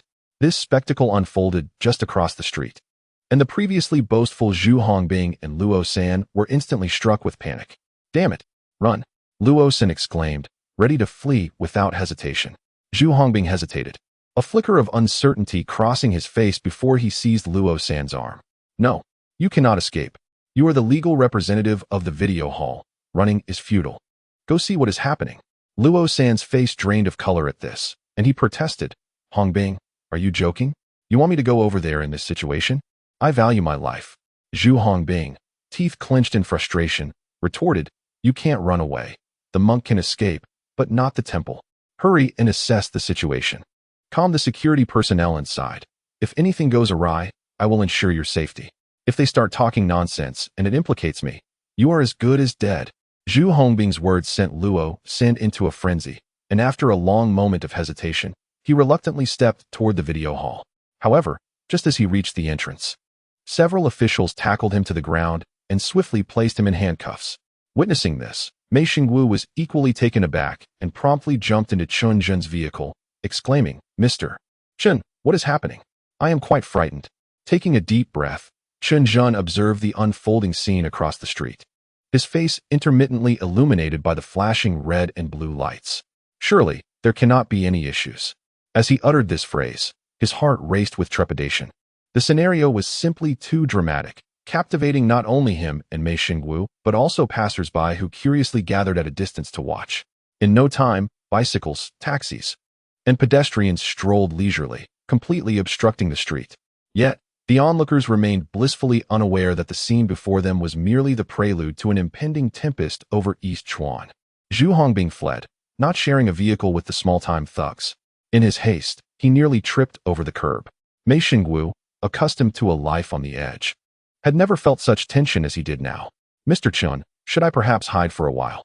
At this moment, Chen Zhen had steadied his mind and smiled calmly, saying, "No need, I am confident. Currently, Luo San's situation is rather grim, and he has brought this upon himself. What we need to focus on now is planning for the second Golden Oscar." Upon hearing the mention of business, Mei Xingwu seemed to regain some composure. But after taking a few deep breaths with his eyes closed, he opened them again with a wry smile and said, "Mr. Chen, I must admit I am still a bit anxious. Perhaps we should discuss this matter in a couple of days." Observing Mei Xingwu in such a state, Chen Zhen did not mock him. Instead, he gently patted his shoulder and replied, "All right, once we overcome this ordeal, we shall be partners. From now on, simply call me Chen Zhen." Hearing this, Mei Xingwu looked at Chen Zhen gratefully and nodded earnestly. The two left the scene, serving as witnesses to this storm, still feeling somewhat uneasy. However, not long after returning home, Chen Zhen received delightful news that brightened his spirits. Zhang Yunhao had successfully located a manufacturer for multimedia-specific desks, with both quality and price meeting expectations. Thus, the only remaining gaps in multimedia teaching equipment were the projectors and audio systems. How should he procure these items? To be honest, Chen Zhen found himself perplexed. Chapter 60. The situation deteriorates further at this time. Advanced projector technology was still firmly held by the island nation. Throughout Dongchuan, there wasn't even a single Epson agent. Was it truly necessary to venture south to the Hong Kong Special Administrative Region? Chen Zhen hesitated. With the funds he currently possessed, he might be considered relatively affluent in Dongchuan, but in Hong Kong, he would be scarcely better off than a street cleaner. Moreover, being unfamiliar with the area and lacking resources, he doubted he could even communicate with the agents there. This indecision lingered for a full 2 days. During this time, the storm in Dongchuan intensified, fueled by the government's decisive actions, media acclaim, and public encouragement. Almost everyone with a tainted past in Dongchuan was brought to light. In these days, Mei Xingwu was on edge, terrified to step outside. It was not until the evening of the third day, upon seeing a report from Dongchuan television, that he finally breathed a sigh of relief as if pardoned from a grave sentence. The report stated that a joint crackdown by 5 departments had achieved a preliminary victory, with 253 suspects apprehended, thus cleansing the social environment. Subsequently, through connections, Mei Xingwu learned that he had been classified as a private business owner coerced by underworld forces and had not been placed on the blacklist for the crackdown. In stark contrast, Luo San faced an entirely different fate. The closure of his video hall was minor compared to the life sentence imposed on him as the legal representative. Given his age, even with a reduced sentence, he would emerge as an elderly man with white hair. He was utterly unaware until his sentencing that the driving force behind his downfall was Chen Zhen, whom he deemed unworthy even to be a mere shoeshiner for Zhu Hongbing. In the private room of the Zhuangyuan building, Mei Shengnan and Mei Xingwu set a banquet to express their gratitude to Chen Zhen for saving Mei Xingwu's life. "Mr. Chen, it is you who saved my life, Mei Xingwu, and I cannot express my gratitude adequately. Without further ado, allow me to raise 3 cups in your honor." Upon finishing his words, Mei Xingwu tilted his head back and downed a cup in one go, preparing to pour another. However, Chen Zhen shook his head and replied, "As I have mentioned, from now on, we are brothers. Just call me Chen Zhen." Standing beside them, Mei Shengnan felt an overwhelming sense of gratitude. Sincerely raising her glass, she said, Chen Zhen, we've known each other for some time now, and you are aware that I rarely drink. Nevertheless, today, I must toast to you, truly thanking you for assisting my brother. Seeing the sincerity radiating from Mei Shengnan's lovely face, Chen Zhen felt a bit bashful and lifted his glass to drink as well. After downing a cup of wine, a rosy hue spread across Mei Sanjia's cheeks as she gazed at Chen Zhen for an extended moment, causing him to feel somewhat embarrassed. Chen Zhen, do you recall the note that President Zhao Xiangji gave me? Chen Zhen paused, recollecting Zhao Xiangji's intent for Mei Shengnan to completely acquire the Dongchuan textile factory. He furrowed his brow and remarked, given the current strength of Hongtu, it may be unwise to take on Dongchuan. Shengnan, one must not bite off more than one can chew. I believe it would be prudent for you to focus on managing the sock business at hand. I am aware of that. Mei Shengnan responded, glancing at her brother. Brother, I wish to speak with Chen Zhen privately.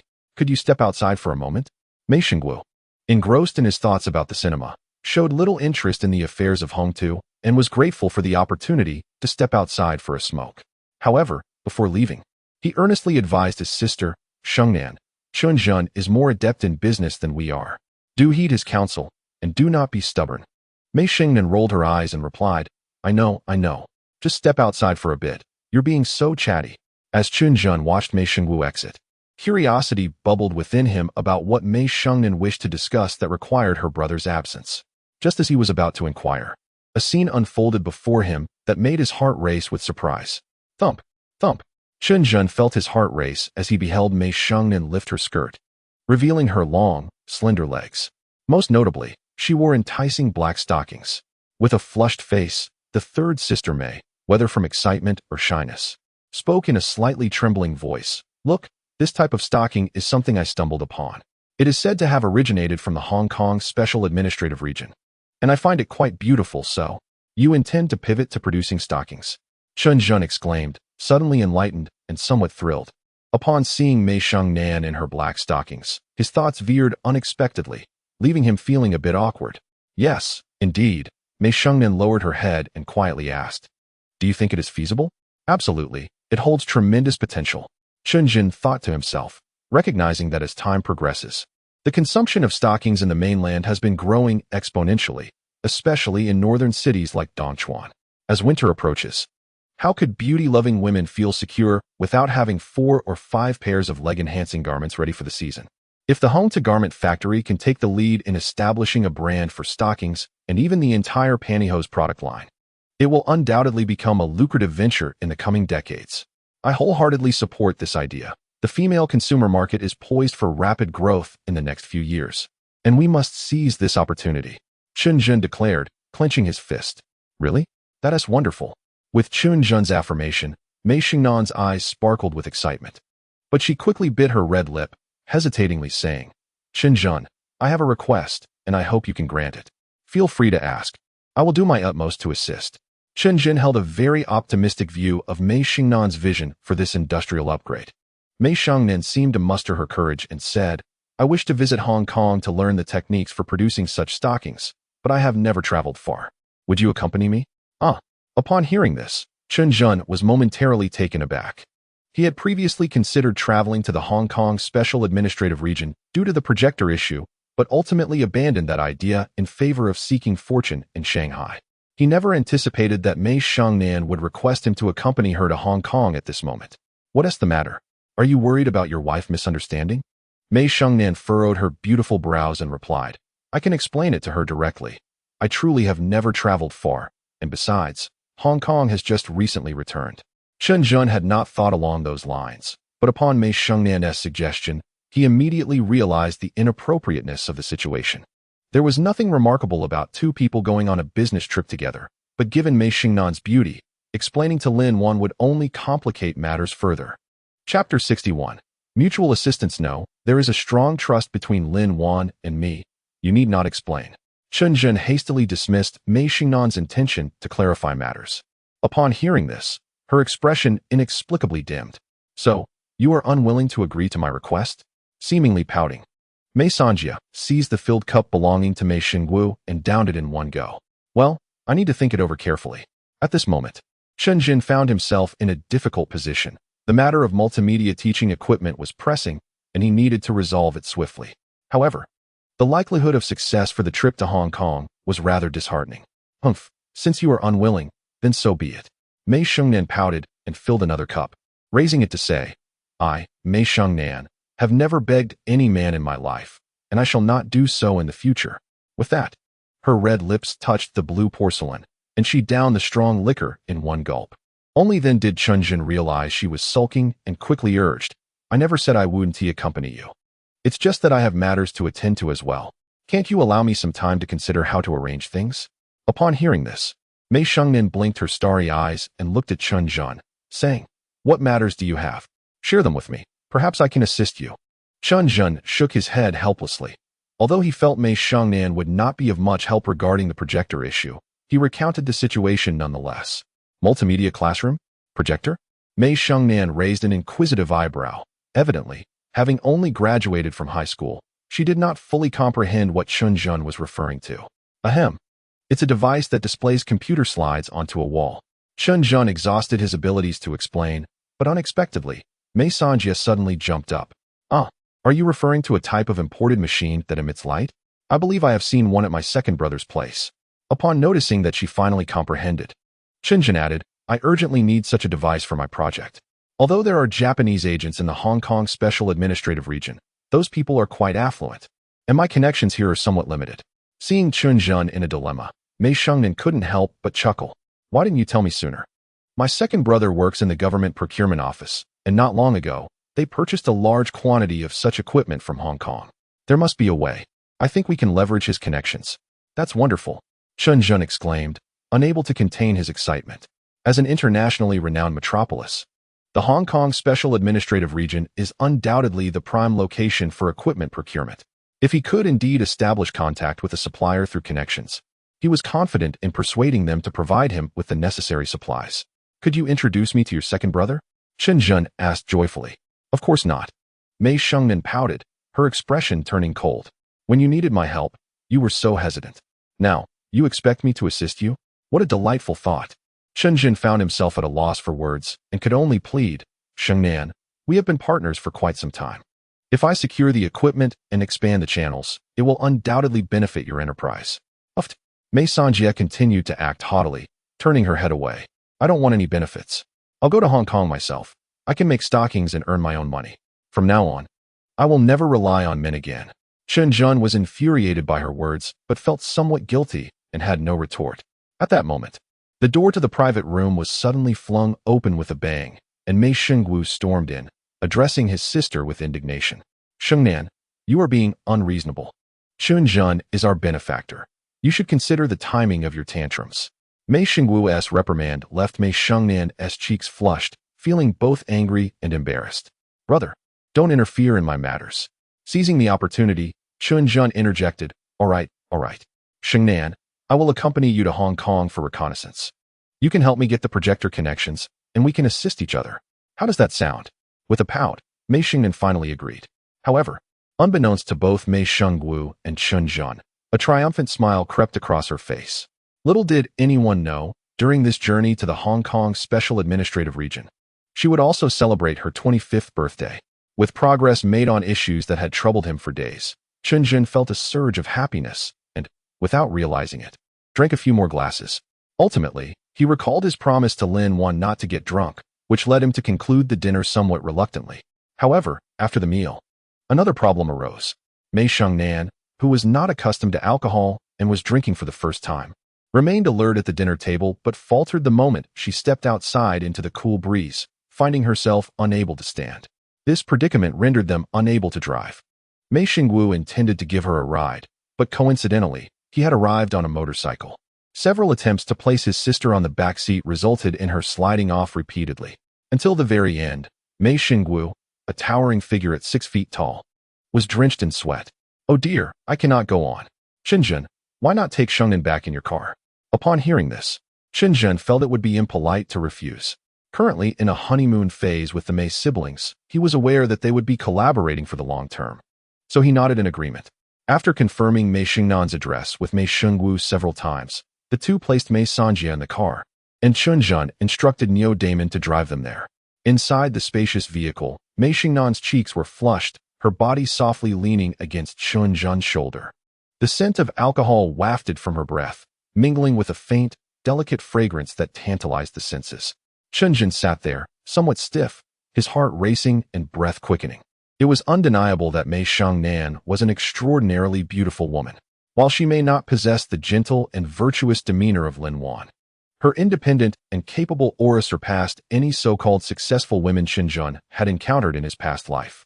Mei Xingnan was not only more proud, but also more authentic, embodying the unique charm of contemporary women, as opposed to the arrogant self-importance stemming from Western feminist ideologies. A subtle warmth emanated from the points of contact between them, and Chen Zhen involuntarily thought of the flawless black stockings adorning Mei Xingnan's legs. Though obscured by her long skirt, this only fueled his imagination further. With a gulp, Chen Zhen chastised himself for becoming increasingly unworthy. He forced his attention to the trees whizzing by outside the window. Just then, a faint whimper escaped Mei Xingnan's rosy lips. "Chen Zhen, why do you want to get married? Why do you want a wife?" Her voice was weak and almost inaudible, yet it felt like a stone dropped into the serene lake of Chen Zhen's heart, sending ripples throughout. Chapter 62. Lin Wan wants to start an agency. Mei Xingnan's home was located behind the Hongta garment factory in a standalone building. Chen Zhen called to Neo Damon to help carry Mei Sanjia upstairs, but the latter suddenly faltered, too intimidated to touch Mei Xingnan. This left Chen Zhen both amused and exasperated. As he gently placed the soft body onto the bed, he too collapsed onto the floor, breathing heavily. "They say women are light, but lifting them is an entirely different matter," he self-deprecatingly remarked. Mei Xingnan's room was simple yet pristine, much like the chambers of many Chinese girls in the 1990s. Wind chimes and handcrafted origami cranes adorned the windowsill. After regaining his composure, Chen Zhen initially intended to toss a blanket over Mei Xingnan and make a hasty exit.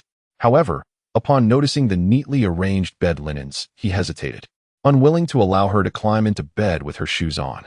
At that time, textiles were made of pure cotton, and the stitching could not compare to the fine softness of later generations. Yet, it was this coarse cotton sheet, imbued with the scent of sunlight from a recent drying, that inexplicably inspired Chen Zhen to cherish the moment. Thus, Mr. Chen's gaze fell upon Mei Xingnan's pair of simple leather shoes, their surfaces impeccably clean, suggesting frequent polishing, though the soles were besmirched with dust. Determined to remove the shoes to spare the innocent bed linens from becoming soiled, Chen Zhen slowly extended his hand towards them. The long-forgotten rapid heartbeat resurfaced. Thump, thump. With boldness, he removed Mei Xingnan's shoes, revealing her dainty feet. Standing at an impressive height of 1.65 meters, Mei Xingnan possessed feet that seemed somewhat incongruous, appearing to be a size 35 or 36. Most strikingly, beneath the veil of black stockings, her rounded heels and gracefully arched feet formed a breathtakingly alluring silhouette. As he traced the line of her feet upwards, the gentle curves extended smoothly, revealing her toned and slender calves and thighs. Gulp! Chen Zhen suddenly swallowed hard, casting a furtive glance at Mei Xingnan's lovely face. Upon observing her peacefully sleeping with closed eyes and pursed lips, an audacious thought unexpectedly surfaced, a notion far removed from that of a former billionaire CEO, yet one that every man could entertain. Just a little lift of that skirt, a mere glimpse of her legs, and he would depart. Chen Zhen hesitated, his hand trembling as he reached out multiple times, only to retract each time in trepidation. Finally, with clenched teeth, he grasped the sumptuous hem of her long skirt and gently tugged it. The exquisite curves unfurled before him. A pair of flawless legs emerged into his view, their beauty, despite being cloaked in sheer stockings, emanating a soft allure that drove all who beheld them to madness. Mei Xingnan, with her delicate hands embracing the blanket, slept sweetly, leaving only her beautiful, stocking-clad legs exposed, resembling a rose blooming in the snow, exuding an intoxicating fragrance. Chen Zhen's breath grew increasingly labored. Caught in a battle between heaven and earth, he boldly leaned down to inhale the fragrant scent of Mei Xingnan's hair before resolutely standing up and exiting the room. Time to head home. Even after settling into the car, his heart continued to race fervently. Neo Damon, feeling guilty for his earlier inaction, hastily started the vehicle, striving to drive smoothly towards Chen Zhen's new home. The journey lasted merely 10 minutes, during which Chen Zhen forced himself to contemplate multimedia teaching equipment and the second golden Oscar, attempting to calm his tumultuous emotions. In his past life as a successful individual, Chen Zhen was not one to indulge in fleeting affections, nor did he expect himself to remain devoted to a single woman. Yet, this life was different. Having witnessed Lin Wan's tenderness, kindness, and filial piety, he had adopted her happiness as his ultimate goal. Exhaling deeply, Chen Zhen noticed the car had already arrived at the community. Even within the dormitories of the Dongchuan Daily, a brand new Santana 2000 turns heads. As many passers-by cast astonished glances at the vehicle, some even stopping to speculate about the distinguished individual who might emerge from it. As Chen Zhen alighted from the car, he greeted the curious neighbors with a warm smile.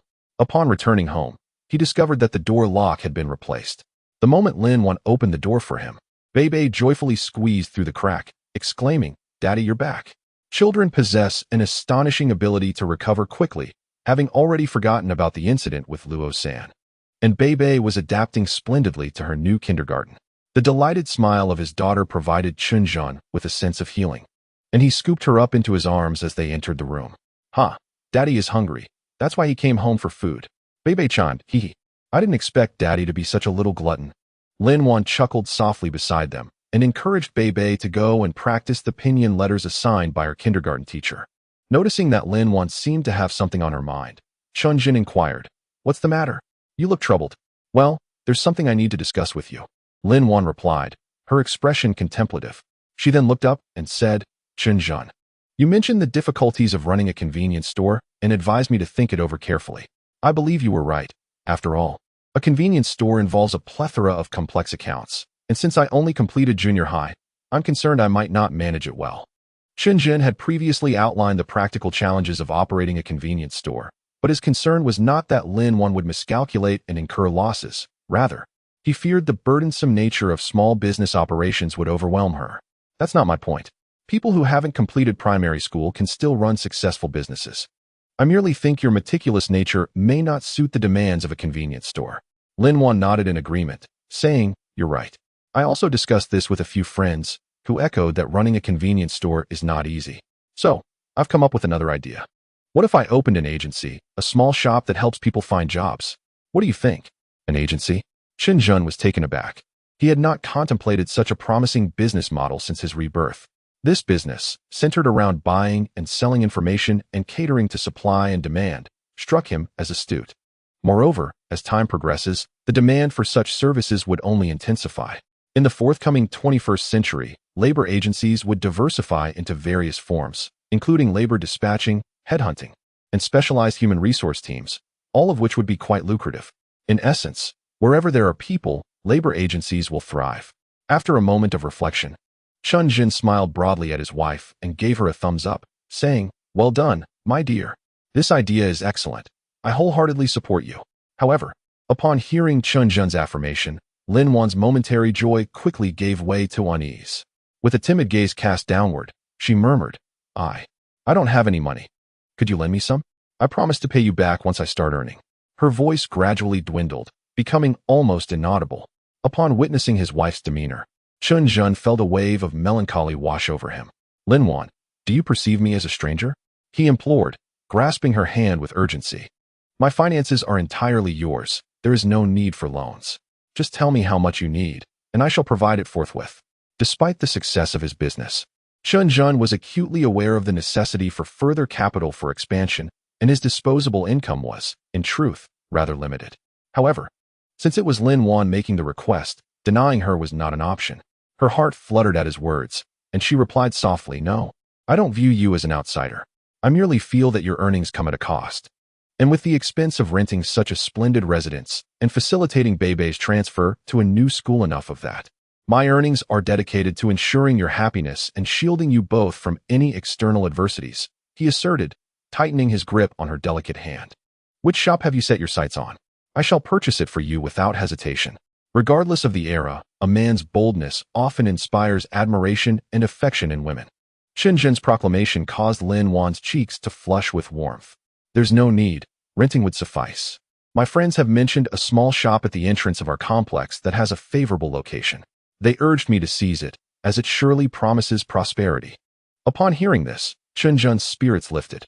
He recalled noticing the vacant storefront at the complex's entrance upon his arrival. pondering the missed opportunity as he was not engaged in small business ventures himself. To his surprise, his wife had also taken an interest in that very location. Huh. It seems we are of one mind, dear wife. I too found that storefront appealing. Really? Lin Wan's eyes sparkled with delight at Chen Zhen's affirmation. He nodded, though his reasons for admiring the storefront diverged from hers. While she was focused on its prime location for business, Chen Zhen considered the broader implications. The road in front of the complex, known as Daily Report Road, was undeniably central within Dongchuan, yet it was merely a two-lane thoroughfare, incapable of accommodating the traffic demands of a major city artery. The storefront in question was nearly contiguous with Daily Report Road, and should expansion become necessary in the future, compensation for any demolition would assuredly follow. My dear, we must secure that storefront as a testament to your discerning eye. Should we profit from it, we shall share the spoils equally. Initially, Chen Zhen intended this as playful banter, but Lin Wan took it to heart, raising her small fist in affirmation. Rest assured, Chen Zhen, I shall labor diligently to meet your expectations and repay your kindness. Observing her earnestness, Chen Zhen felt a mix of amusement and affection. Her endearing innocence was utterly captivating. What man could resist the allure of such a spirited and genuine woman? As he gazed at Lin Wan's radiant face, just as he contemplated stealing a kiss, little Beibei dashed over. Mommy, Daddy, I've finished writing my letters. The teacher asked me to write it 3 times, but I wrote it 10. Seeing his daughter's joyful expression, Chen Zhen promptly shelved his mischievous thoughts and joined in her delight with a broad smile. Early the next morning, Chen Zhen called Husan. Sanner, please inquire with your friend at the Dongchuan Daily about the ownership of those storefronts at the community entrance. I wish to acquire them. Certainly. Zhenggu, I'll get back to you shortly. Husan had become increasingly adept in his work, shedding the frivolous demeanor he once wore. Chen Zhen held him in high esteem. True to his word, about half an hour later, Husan returned the call, revealing that his friend was eager to meet Chen Zhen and had invited both of them to dinner. Upon hearing this, Chen Zhen couldn't help but sigh. He had intended to spend more time with Lin Wan and her daughter at home, yet social obligations seemed to persist. In a society like Huaxia, certain conventions are inescapable, regardless of one's success, such as this banquet. Each occasion featured lavish feasts that extended over 2 or 3 hours. Once one reached a certain status, the time invested felt rather burdensome, yet it was unavoidable. Reluctantly, Chen Zhen agreed and promptly called Neo Damon to pick him up. When he arrived at the Shuyuan building, he found Husan waiting with a cheerful smile. A sudden thought struck Chen Zhen. He patted Husan on the shoulder and inquired, Sanner, what do you think of this establishment? Husan, originally there to facilitate the introduction, pondered Chen Zhen's question and replied, it excels in all aspects, location, ambience, cuisine. If there is one lament, it is the lack of entertainment. It feels somewhat dull. Haha, splendid. Chen Zhen chuckled, giving Husan another pat before proceeding towards the restaurant's entrance. Given Husan's current financial standing and character, he was on the verge of establishing a high-end dining venture. Starting with eggs, Husan could manage a restaurant that would allow for self-sourcing, as food is the foundation of the people's sustenance. It would be illogical to forego such a promising industry, especially when having a family-run establishment would ensure both convenience and safety in dining. This was the underlying reason for Chen Zhen's sudden inquiry about Husan's thoughts. Husan was momentarily taken aback, but soon began to grasp Chen Zhen's intentions, motivating him to walk with renewed vigor. Upon entering the private room, they found only one person present. Although Dongchuan Daily was a public institution, the host preferred a smaller gathering for meeting esteemed guests. Haha, hello, General Manager Chen. Your name is indeed resounding. A middle-aged man of modest stature, clad in a khaki jacket, bore a slender face framed by black-rimmed glasses, exuding a subtle authority.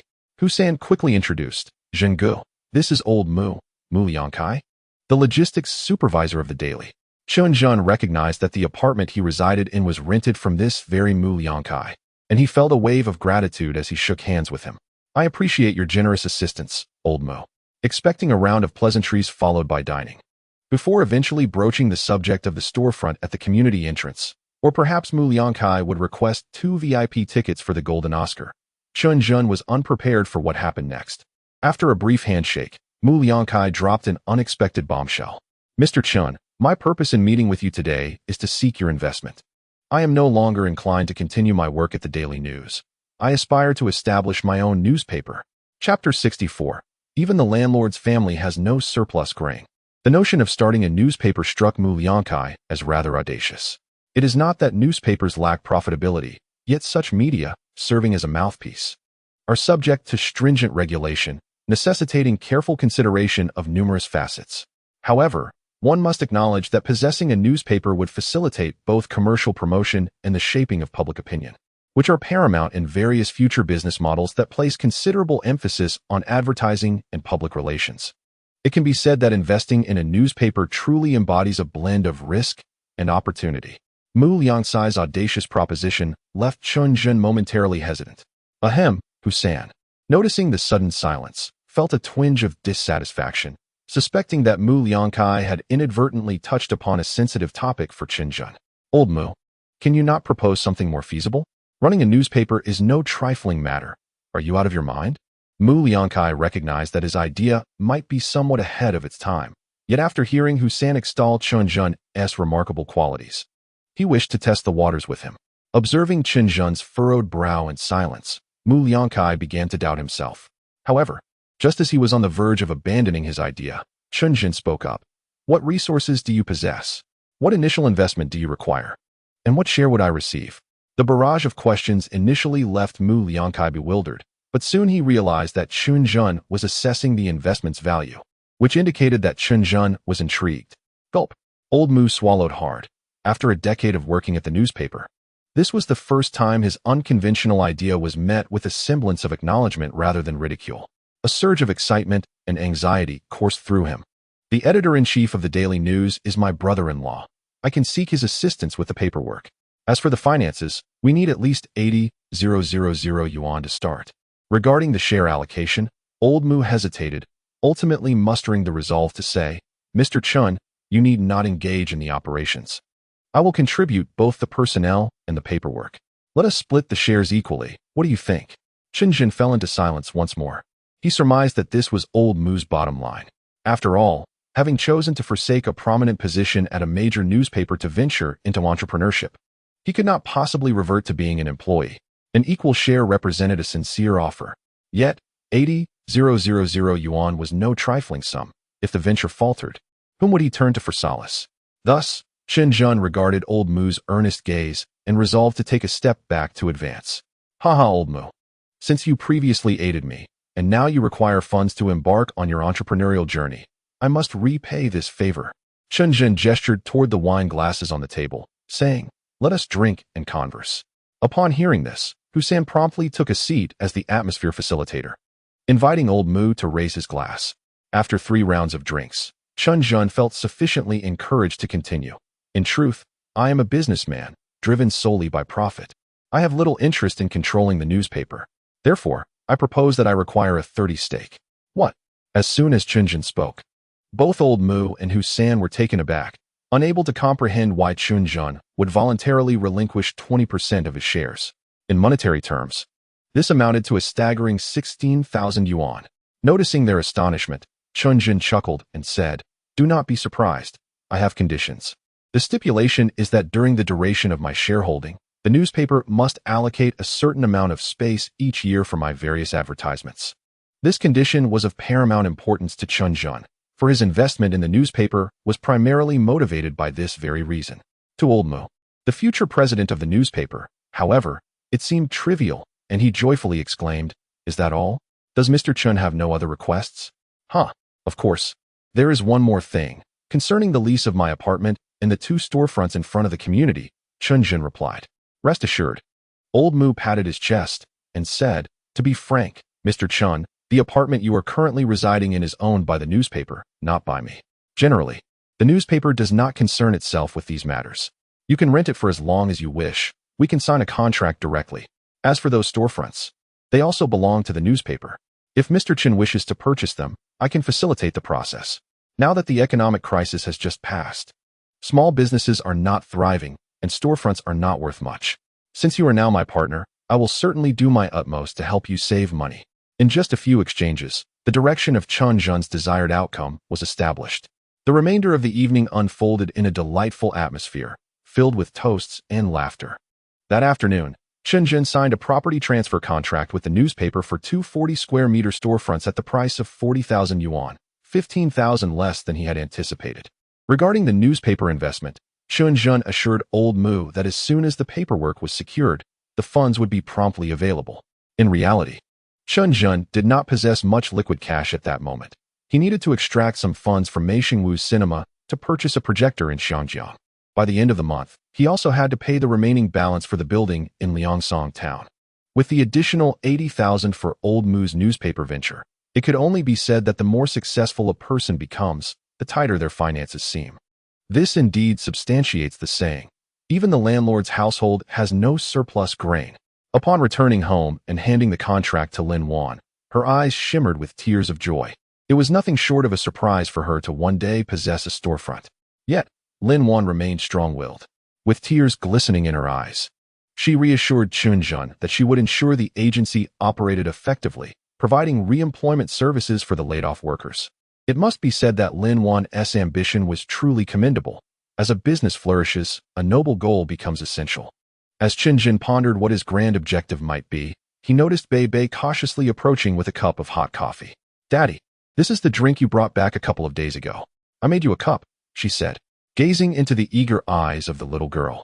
Chen Zhen suddenly realized that his grand ambition was, in fact, this very family and the two lovely women before him. Capitalizing on the harmonious atmosphere, he shared his plans to procure a projector in the special economic zone of Xiangjiang. Lin Wan felt somewhat unfamiliar with Hong Kong, and upon learning that it had just returned to the motherland, her anxiety intensified. Chen Zhen quickly reassured her, saying that precisely because it had recently returned, the public security would be particularly good, as the authorities were keenly attentive to this aspect. "Rest assured, I am merely going out to purchase a few items," he added. Lin Wan was aware that her husband's perspective had far surpassed her own, which evoked a mix of pride and insecurity within her. Ultimately, she acquiesced, promising to put in effort at home. However, just as Chen Zhen anticipated a smooth outing, an unexpected incident arose. Chapter 65. A blow to your half-face. Upon arriving at the Golden Oscar, Chen Zhen intended to withdraw some cash from Mei Xingwu. To his astonishment, as soon as he parked the car by the roadside, a mournful dirge filled the air. To his dismay, he discovered that a funeral parlor had recently opened in a shop not far from the Golden Oscar. Not only was the somber music being played, but the entrance was also adorned with wreaths, and individuals were incessantly tossing paper money, creating a rather ominous atmosphere. Consequently, moviegoers lost interest and shook their heads as they walked away. Furrowing his brow, Chen Zhen realized that this was no coincidence. Fanchi Road was renowned as an entertainment district, devoid of residential areas. Establishing a funeral parlor here was undoubtedly a financial folly, clearly aimed at targeting the Golden Oscar. Without needing to speculate further, a name immediately surfaced in Chen Zhen's mind, Zhu Hongbing. After the last crackdown, he had hoped to see Zhu fall into misfortune as well. But the man had proven resilient, untouched by the repercussions. As the saying goes, enemies cross paths. As the instigator of Lin Wan and her daughter's grievances, Chen Zhen had no intention of letting Zhu Hongbing off the hook. He was taken aback, however, when Zhu seemed eager to escalate matters, approaching him directly. Before long, Chen Zhen met with Mei Xingwu. With a look of frustration, Mei Xingwu exclaimed, "Chen Zhen, if it weren't for your advice, I would have smashed that shop to pieces this morning. If they want to sell wreaths, I'll personally deliver them to their grandmother's house." By now, Mei Xingwu had gradually acclimated to the role of a business owner. His anger stemmed from the inconvenience caused to his own enterprise. "Well done, Wu Gu," Chen Zhen chuckled, sipping his tea while teasing Mei Xingwu. "What restraint! If it weren't for the recent crackdown that had me scared stiff." Realizing he had let slip too much, Mei Xingwu swiftly changed the subject and handed Chen Zhen a black plastic bag. "Inside is 100,000. The cinema's recent earnings are all in here," he said. The cinema was indeed raking in profits daily, but given its short operational period, it was unrealistic to expect Mei Xingwu to produce more funds. Chen Zhen nodded, accepting the money. Addressing issues shouldn't solely rely on brute force. Just like Luo San, when confronting villains, there exists a righteous force. "I perceive this funeral parlor as a potential fire hazard. We should consider having someone investigate." Mei Xingwu, puzzled, replied, "But if we can pull strings, Zhu Hongbing can as well." Laughter aside, one must adhere to the facts. It is impossible for anyone to declare black as white. We merely offer a word of caution. A funeral parlor is inherently inappropriate here. No matter how much one may insist, it remains so. Chen Zhen observed Mei Xingguo, who appeared to lack confidence, and added, "Moreover, I have already had de Min inquire about Zhu Hongbing. This fellow is quite wayward and does not command much respect at home. Even if his father is wealthy, he certainly does not have access to any connections. You can rest assured. Some matters are best hinted at, leaving the intricate details to Mei Xingguo, which is far more prudent than Chen Zhen taking matters into his own hands." Thus, he chose to speak no further, took the money, and departed. Due to the recent return of the Hong Kong Special Administrative Region, there were no direct flights to the area. Chen Zhen and Mei Xingnan traveled via Eastern Airlines to Shenzhen, and after obtaining their Special Administrative Region permits, they boarded a boat to Hong Kong. Gazing out over the sea towards Hong Kong, the splendid lights twinkled like stars, evoking memories of Chen Zhen's past life. "What are you thinking about?" Mei Xingnan inquired as she approached him, noticing his distraction. "I am reflecting on past lives," Chen Zhen replied candidly. However, he failed to realize that discussing such matters in front of a woman with whom he shared an ambiguous relationship could lead to unintended implications. Upon hearing his words, Mei Xingnan's face flushed crimson. "I have heard that those who share a boat for 1,000 years might have known each other in a previous life." Chen Zhen continued to gaze at the distant lights, oblivious to the innuendo, and bluntly remarked, "Impossible. I did not know you in my past life." This remark irked Mei Sanjia. "Humph, who would want to know you, you arrogant fool?" With that, she turned on her heel and returned to the cabin. Chen Zhen was momentarily taken aback and soon realized his blunder. However, words once spoken cannot be retracted, and he could only seek an opportunity to make amends. Fortunately, that opportunity soon presented itself. Though both Mei Xingnan and Chen Zhen held considerable stature in Dongchuan, aboard this vessel, they were perceived as provincial bumpkins. In fact, the per capita GDP of Hong Kong and even Shenzhen far surpassed that of Dongchuan. Earning over 10,000 monthly in Hong Kong was merely commonplace, while in Dongchuan, it signified wealth. Consequently, Mei Xingnan found herself the target of ridicule.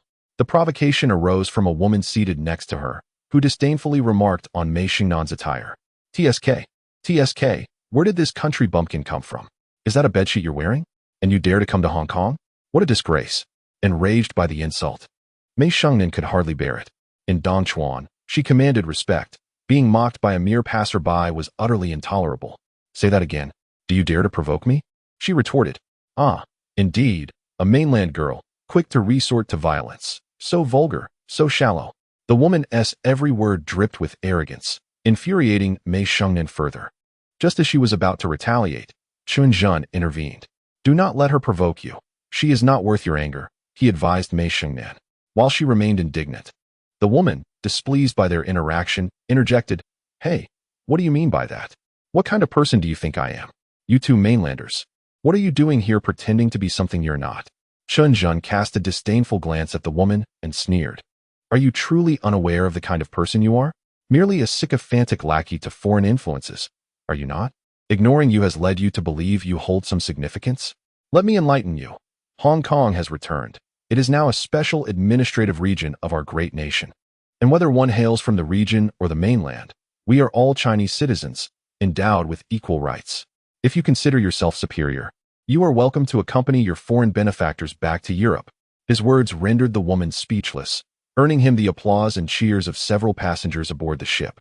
Many shared Chen Zhen's sentiments, having traveled to Hong Kong for business themselves. They had long found her remarks intolerable, but had chosen to remain silent until now. With Chen Zhen voicing their frustrations, he naturally garnered their support. The woman, her face ashen with fury, shrieked, "Scoundrels! You all country bumpkins, get off my ship." A sharp slap abruptly silenced her outburst. Chen Zhen coldly regarded her, producing 500 yuan and tossing it onto her face, asserting with deliberate clarity, "According to our laws, as long as there is no serious injury, only civil liability applies. Should you continue your tirade, I shall strike the other side of your face." The atmosphere fell into stunned silence, followed by a chorus of gasps and applause from the passengers. "Well done. Such vile, foul-mouthed individuals, who view others through a tinted lens, deserve to be reprimanded." The passengers expressed their approval, just as Mei Xingnan hurriedly approached Chen Zhen, her anxiety palpable. In her mind, Chen Zhen's actions were in defense of her. She felt both elated and apprehensive. "Chen Zhen, please refrain from further violence. We don't want to stir up trouble." Chen Zhen smiled at her, confident in his ability to maintain control, having quelled the woman's arrogance without courting legal trouble. The woman, now covering her face, glared at Chen Zhen in shock and anger. "How dare you strike me?" Perhaps out of fear from his earlier threat to strike her other cheek. She ceased her provocations and sulked into silence. Chen Zhen noted that she had pocketed the 500 yuan, suggesting a lack of influence, which eased his concerns somewhat. Thus, the ship continued its journey toward the vibrant shores of the Hong Kong Special Administrative Region. After passing through customs, Chen Zhen and Mei Shengnan set foot on this golden land. In 1997, due to political reasons, many wealthy individuals who had fled from the mainland to Hong Kong were gripped by fear and hastily departed the region, leading to widespread pessimism about the territory's economy. Nevertheless, during that time, Hong Kong's per capita GDP was still less than 200,000, with property prices exceeding 10,000 per square meter. Chen Zhen's savings of 80,000 yuan, considerable in Dongchuan, fell short of significance here. As he surveyed the towering skyscrapers, Mei Shengnan transformed into an exuberant girl, chattering excitedly, alternating between cheers and requests for Chen Zhen to take photographs with her camera. Chen Zhen was surprised to see her in such a state and willingly took a few photographs of her. However, as he prepared to capture another shot, a figure in the background caught his attention, causing him to frown. The man, in his 30s, wore a trendy floral shirt and sported a prominent belly, lending him an unappealingly greasy appearance. Chen Zhen turned to fix his gaze on the man, coldly addressing him. "Sir, you've been following us for quite some time. Is there something you wish to convey?" Mei Shengnan was still running ahead and remained oblivious to the situation unfolding behind her. The man in the floral shirt approached with a cheerful demeanor, speaking in a broad dialect. "No need to be alarmed, sir. I am Huang Ziyue, hailing from the mainland. I noticed your courage and intelligence on the ferry and thought to make your acquaintance." Recalling the faces from the ferry, Chen Zhen felt a vague familiarity, which slightly eased his wariness. However, Huang Ziyue's next statement heightened his anxiety. "There is something I wish to discuss with you. That woman on the ferry, judging by her tattoos, seems to have connections with the Daquan gang." Daquan gang? Chen Zhen felt a wave of distress upon hearing that name. The pleasant mood he had been enjoying dissipated instantly. The Daquan refers to those who have migrated from the mainland to the Special Administrative Region, often engaging in dubious activities. These individuals, having endured hardships, are known for their aggression and are notoriously difficult to deal with. Noticing the change in Chen Zhen's demeanor, Huang Ziyue quickly offered a reassuring smile. "I can't be certain, so please don't worry too much. Perhaps I am mistaken." He then handed over a business card, saying, "You clearly are not an ordinary person. However, with the recent return of the Special Administrative Region, there are many unsavory characters. I suggest you complete your business promptly and return home. Keep this card for future contact." Acknowledging the validity of Huang Ziyue's words, Chen Zhen accepted the card and nodded. Huang Ziyue, sensing the shift in mood, took his leave. With this warning, Chen Zhen lost his desire to linger and urged Mei Shengnan to find a hotel to settle down. At that moment, the general populace of Hong Kong was cautious towards individuals from the mainland, and Chen Zhen and Mei Shengnan's taxi ride ended in discomfort. "I can't believe the attitude of this driver," Mei Shengnan exclaimed, alighting from the car and paying the fare, still irked. Chen Zhen, having anticipated such encounters prior to their trip, maintained a more composed demeanor. "Don't be upset. Just look at the hotel we are staying in, and you'll feel better." Mei Shengnan paused, and as she registered the towering skyscraper beside them, she looked up in astonishment at the azure building. "Wow, is this a hotel?" It was no wonder that even a wealthy woman like Mei Shengnan was taken aback. The Grand Hyatt, nestled against Victoria Harbor, was undeniably luxurious. Chen Zhen had also been quite pleased during his first stay there. However, at that time, his financial standing was incomparable to the present.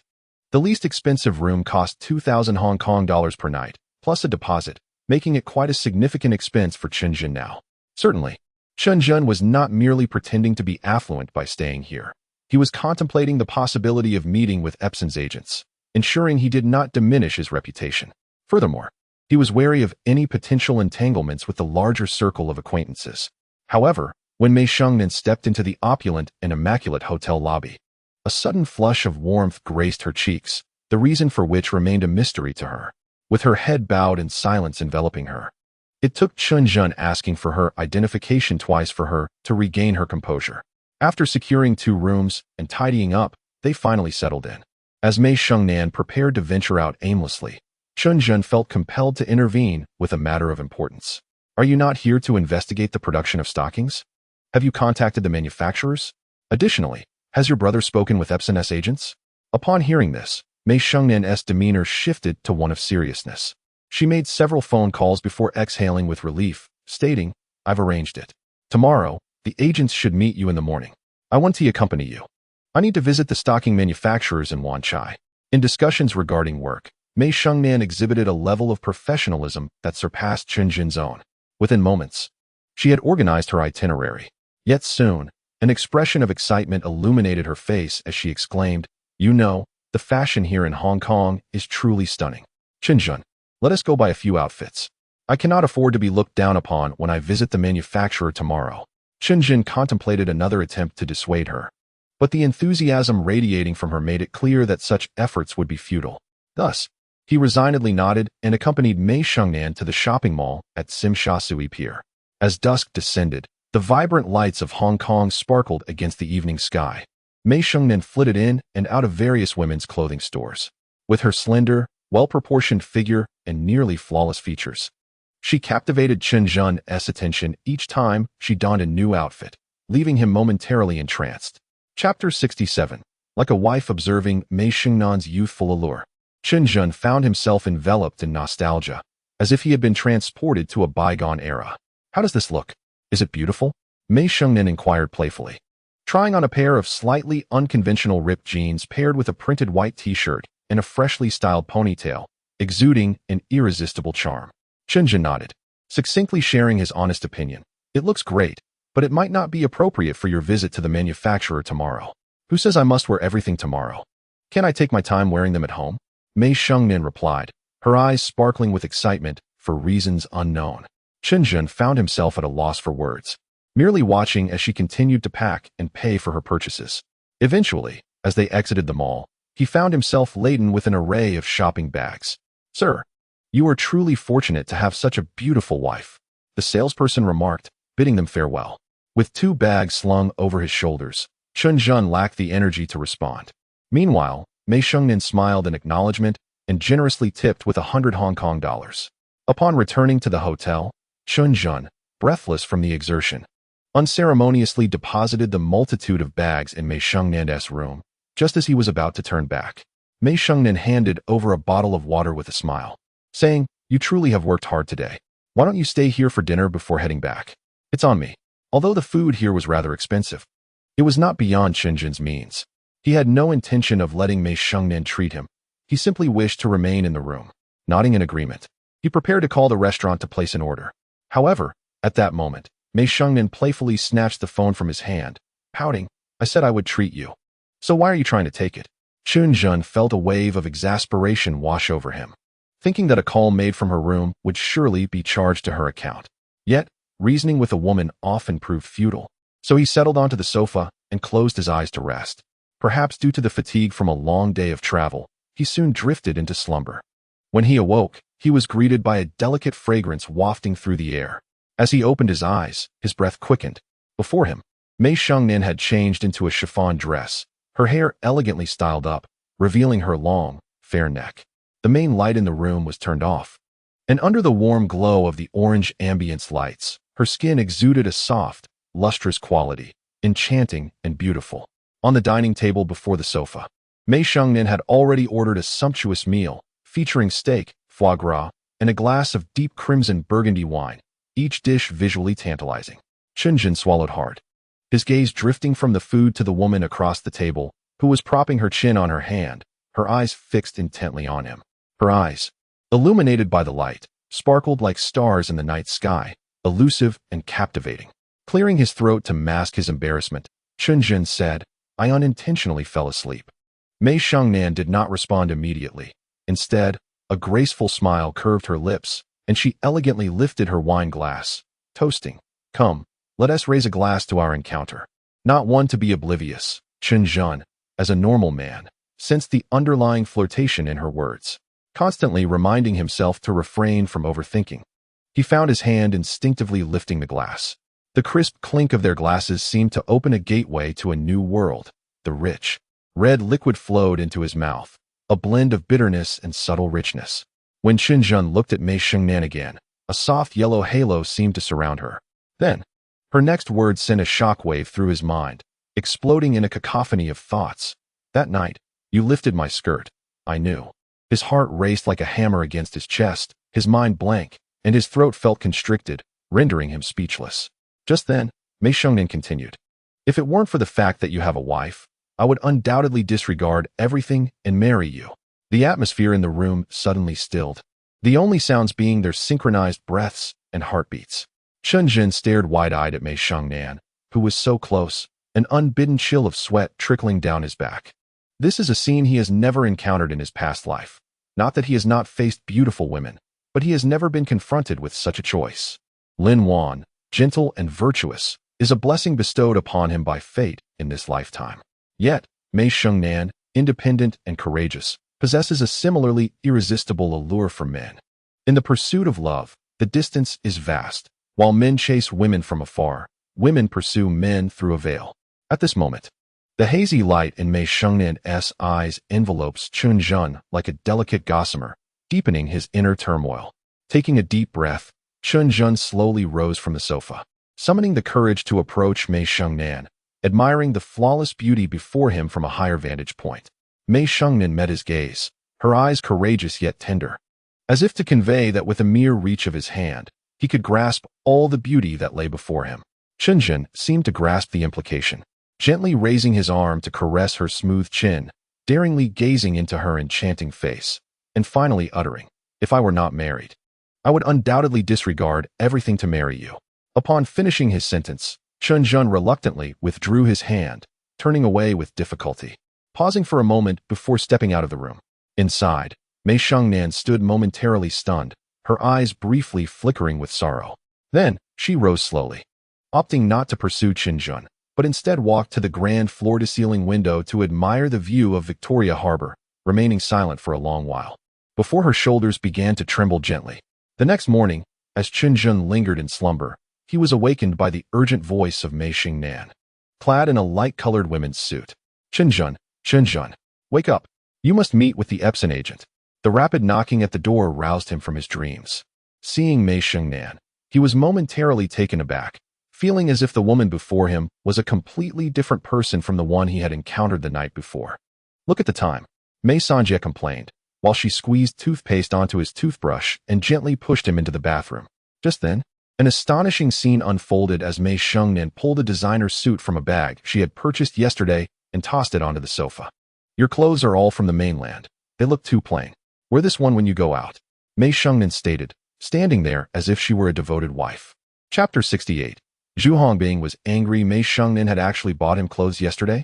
Chen Zhen paused in the midst of brushing his teeth, an unusual emotion stirring within him once again. Fortunately, Mei Shengnan did not grant him the chance to speak, noticing the dazed expression on his face. She furrowed her brow and urged, "Oh, why are you still daydreaming? Hurry up. I've told you we're running late." Prompted by her urgency, Chen Zhen regained his composure and, after rinsing his mouth and wiping his face, approached the sofa to pick up the suit. Gold Lion, a renowned brand from Hong Kong, famous worldwide. The moment Chen Zhen touched the fabric, he knew this suit was anything but cheap. Indeed, Mei Shengnan had truly begun to treat him as someone special. Dressed in an exquisite suit, Chen Zhen appeared even more dashing, his tall frame complemented by his refined features, embodying the essence of a successful individual. At that moment, he could not help but recall Zhu Hongbing, who was clad in a casual outfit from a prestigious brand, casting a disdainful glance in Chen Zhen's direction. Unexpectedly, in just a few short days, Chen Zhen had also donned a suit of high-end fashion. Of course, it was merely attire, which held no significant meaning. Nevertheless, Chen Zhen was acutely aware that if he could successfully secure the multimedia teaching equipment this time, he would truly achieve a state of prosperity and escape poverty. Descending the stairs with Mei Shengnan, the duo, a handsome man and a beautiful woman, captured the attention of many even in the bustling atmosphere of the Junhua Hotel, frequented by business elites. As they awaited a taxi, Chen Zhen playfully clenched his fist and smiled at Mei Sanjie, saying, "Let us go. This time we shall reclaim our victory. Soon you will be the wealthiest young lady in Dongchuan." Mei Shengnan rolled her eyes in disdain and retorted, All right, let us hurry. Your affairs involve seeking assistance, which is quite different from mine. Acknowledging her words, Chen Zhen nodded and entered the car, gradually fading into the distance. Mei Xingnan, however, gazed after Chen Zhen's taxi as it merged with the flow of traffic, sighing with a flicker of uncertainty. What does it matter if one becomes a wealthy lady?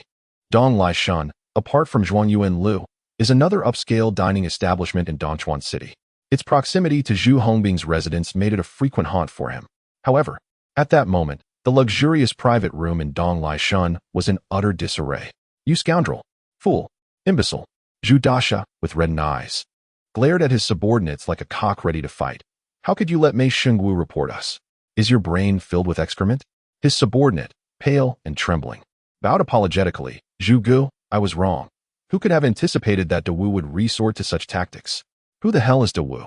Zhu Hongbing, infuriated by his subordinate's reference to their adversary as brother, hurled a bottle of liquor at him. With a sharp crack, the bottle struck the subordinate's forehead, drawing blood and shattering the bottle on the floor. The cost of the liquor and medical expenses amounted to 500, equivalent to a month's wages for a worker. The subordinate remained silent, though a flicker of anger flashed in his eyes. In these times, while one may still possess a temper, it is rare to find someone who would grovel like a dog before a wealthy second-generation heir. Yet Zhu Hongbing remained oblivious to these sentiments, continuing to rage, damn it. Not only can't I eliminate Chen Zhen, but now even Mei Xingwu is opposing me. What on earth can we do to diminish this Chen Zhen's arrogance? The room fell silent, until someone cautiously suggested, Zhu Gu, Chen Zhen has gone to Hong Kong. We cannot reach him. And no one in Dongchuan dares to confront Mei Xingwu. Rubbish. Utter nonsense. Zhu Hongbing slammed the table in anger. I don't care. You must immediately send someone to Hong Kong to deal with Chen Zhen. Isn't that place just returned? There's no law there. The room full of people was struck with fear. Although they internally disagreed with Zhu Hongbing's assertions, they had no choice but to comply under his authority. Since Zhu Hongbing has spoken, it is imperative to act accordingly. Let us seek out Luo San's cousin. That lad is no pushover and has been clamoring to team up with brother Zhu. Upon hearing this, Zhu Hongbing finally displayed a hint of a smile. Very well. Let him come. As long as this matter is resolved, I shall not treat him poorly. With that, Zhu Hongbing appeared considerably more jovial, calling for the waiter to come in and tidy up the remnants, eager for a lavish meal to replenish his strength, and perhaps to find a companion for the evening. Meanwhile, Mei Xingwu gazed at the packed audience with immense satisfaction. Chen Zhen is truly remarkable. With but a single remark, he managed to vex that young Zhu Hongbing. Ha ha ha. Business has returned to its zenith, and the increasingly affluent De Wu could hardly contain his delight, simultaneously deepening his admiration for Chen Zhen. Alas, it is a pity that after more than a decade of dominance in Dongchuan, De Wu could not help but reflect on the sister of Chen Zhen, who had journeyed to Hong Kong, letting out a long sigh, the meaning behind which remained a mystery. At that moment, a figure clad in the attire of a cinema employee entered, the esteemed subordinate of Mei Xingwu, Old He. Following the closure of the Dafahao, Old He had been reassigned to the cinema. Although his salary was respectable, he now bore the status of an ordinary employee. De Wu, Old He whispered to Mei Xingwu. Some brothers have heard that Zhu Hongbing has sent Luo Si to Hong Kong. I fear this may pose a threat to Brother Chen.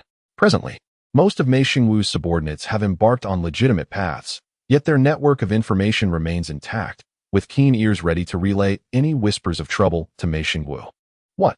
Mei Xingwu's eyes widened in fury. This scoundrel Zhu Hongbing has not learned his lesson. Anger gnawed at Mei Xingwu, yet he found himself at a loss for a solution. Observing this, Old He suggested, why don't we find someone to intercept Luo Si and give him a good beating to set him straight? Nonsense. Mei Xingwu retorted, hands on his hips. Have you forgotten Brother Chen's words? Without his permission, no one is to act violently. After a deep breath, Mei Xingwu finally conceded, otherwise. Let us send someone to Hong Kong as well. At the very least, we can keep an eye on things near Chen Zhen. Old He, ever obedient to Mei Xingwu, promptly set about making arrangements. Meanwhile, Mei Xingwu hastily picked up the phone to inform Chen Zhen of the developments, only to discover that he could not get through. Hello. The number you have dialed is not in service, echoed the voice on the line. After several failed attempts, Mei Xingwu nearly slammed the table in frustration. Realizing Chen Zhen had departed in haste without international roaming activated, stating he would call back once he arrived. Yet, as time passed, there was still no word. Initially relying on the hope of sending someone to Hong Kong, Mei Xingwu received even grimmer news by evening. Old He rushed in, exclaiming, "Dawu, bad news. The people we sent have been detained. They say there was a fight, and now they are not allowed to go over." Upon hearing this, Mei Xingwu nearly fainted from rage. Chapter 69, Unexpected Occurrences. We can only wait for Chen Zhen to call us. Mei Xingwu lamented, filled with anxiety. Meanwhile, on the other side, Chen Zhen arrived at the office of the Epson Hong Kong headquarters. Upon observing his attire and the confidence that radiated from him, even the security guards bowed respectfully, deterred from obstructing his path.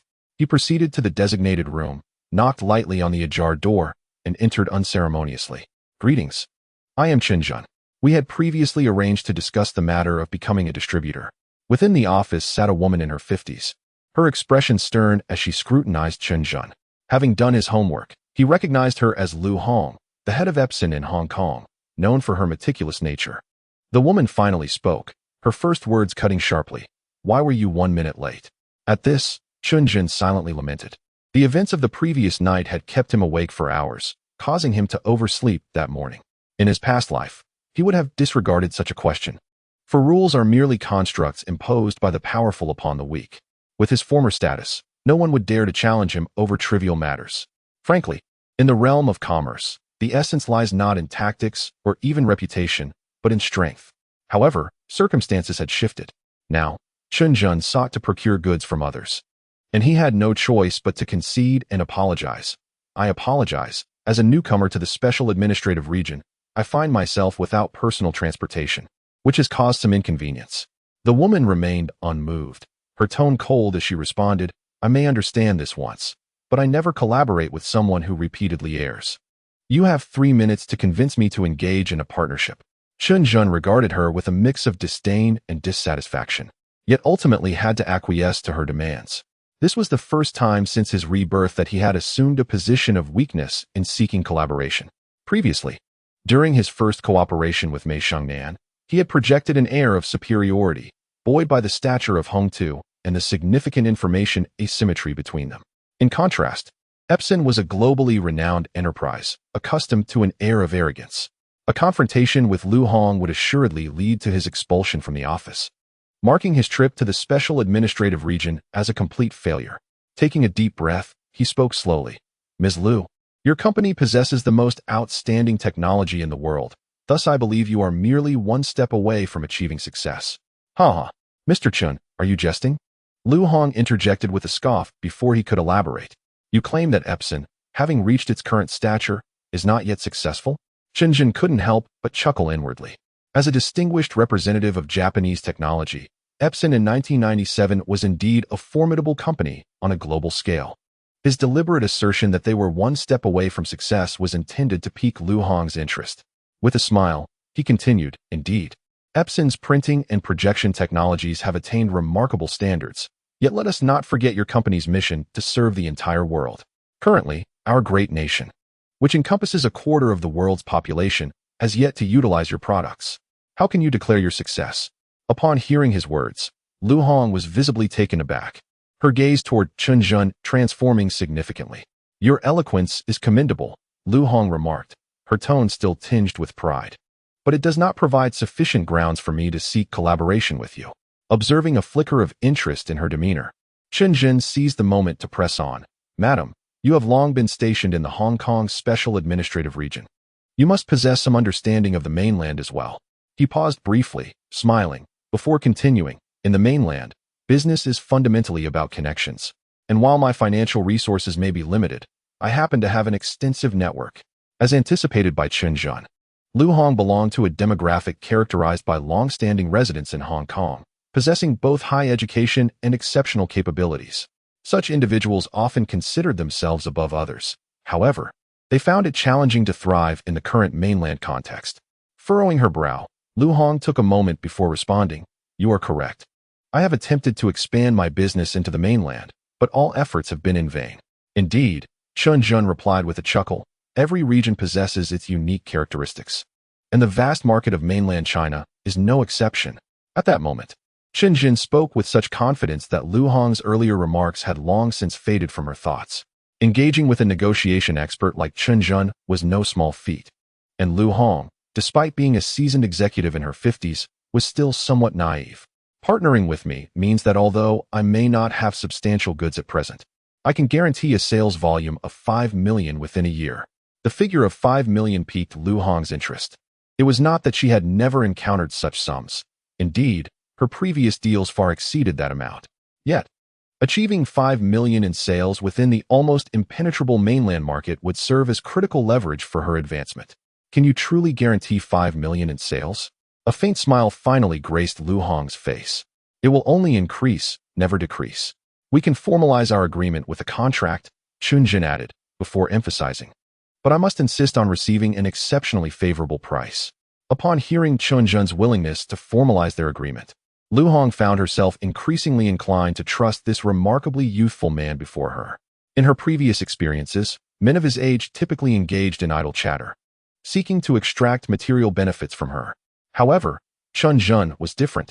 Lu Hong felt certain that this young man was destined for greatness, not solely because of his claims regarding connections, but also due to his audacity and conversational prowess.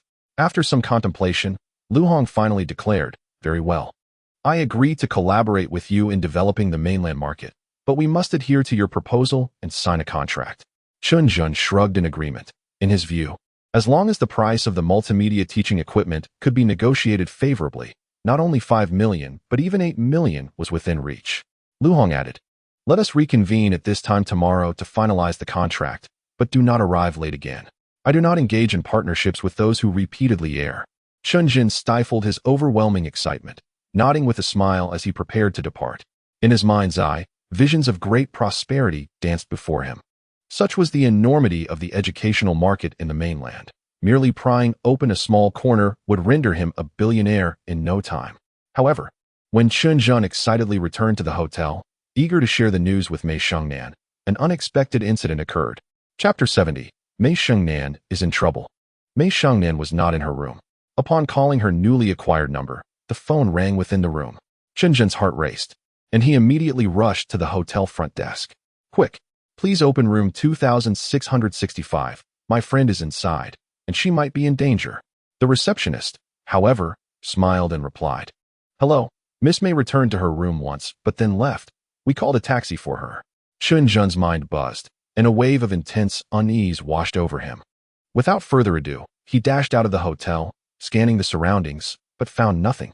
Just as he contemplated returning to the front desk to check the surveillance footage for the taxi's license plate that Mei Shengnan had taken, his mobile phone rang. Amidst the bustling traffic and pedestrians at the hotel entrance, the ringtone sounded strikingly jarring. As Chen Zhen pressed the answer button, a familiar voice came through. "Hee. Do you remember who I am?" His fists clenched tightly. It was the same woman he had confronted on the boat. "What do you want? Just don't harm her." Chen Zhen's voice was low and tense. At that moment, he was facing one of the most challenging situations he had ever encountered. "Rest assured, we abide by our rules." The woman's tone suddenly darkened. "But how dare a mainlander strike me? I will not let you off lightly. I've already said, whatever conditions you have, just state them. This is between us, leave others out of it." "Very well, you have some guts." A different, gruff voice emerged on the line, exuding authority. "Those who attack me should prepare 100,000 for medical expenses.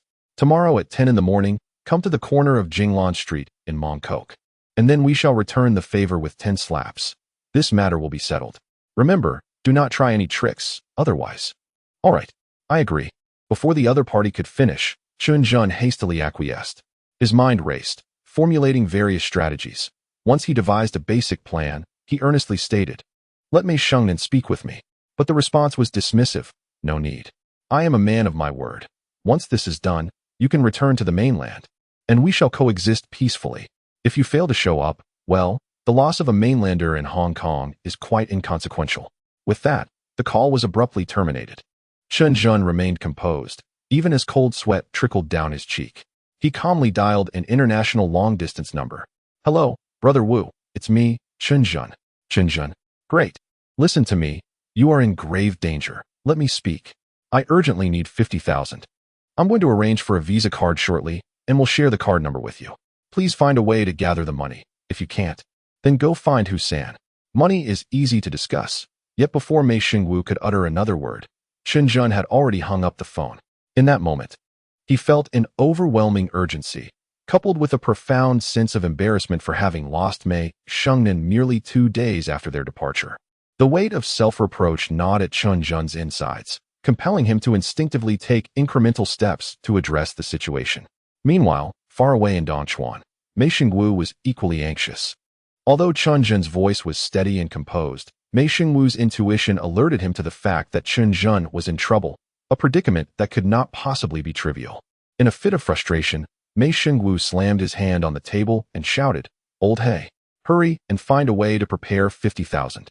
Or even 100,000 yuan." Later that afternoon, Chen Zhen called again, providing his bank card number to Mei Xingwu, who without hesitation transferred the funds. Eager to inquire about the urgency of the situation, Mei Xingwu was met with Chen Zhen's hesitation and ultimately silence. Before concluding the call, Mei Xingwu cautioned Chen Zhen to be wary of Luo San's brother, Luo Seer. Chen Zhen acknowledged the warning and promptly hung up. A strong sense of responsibility is a commendable trait.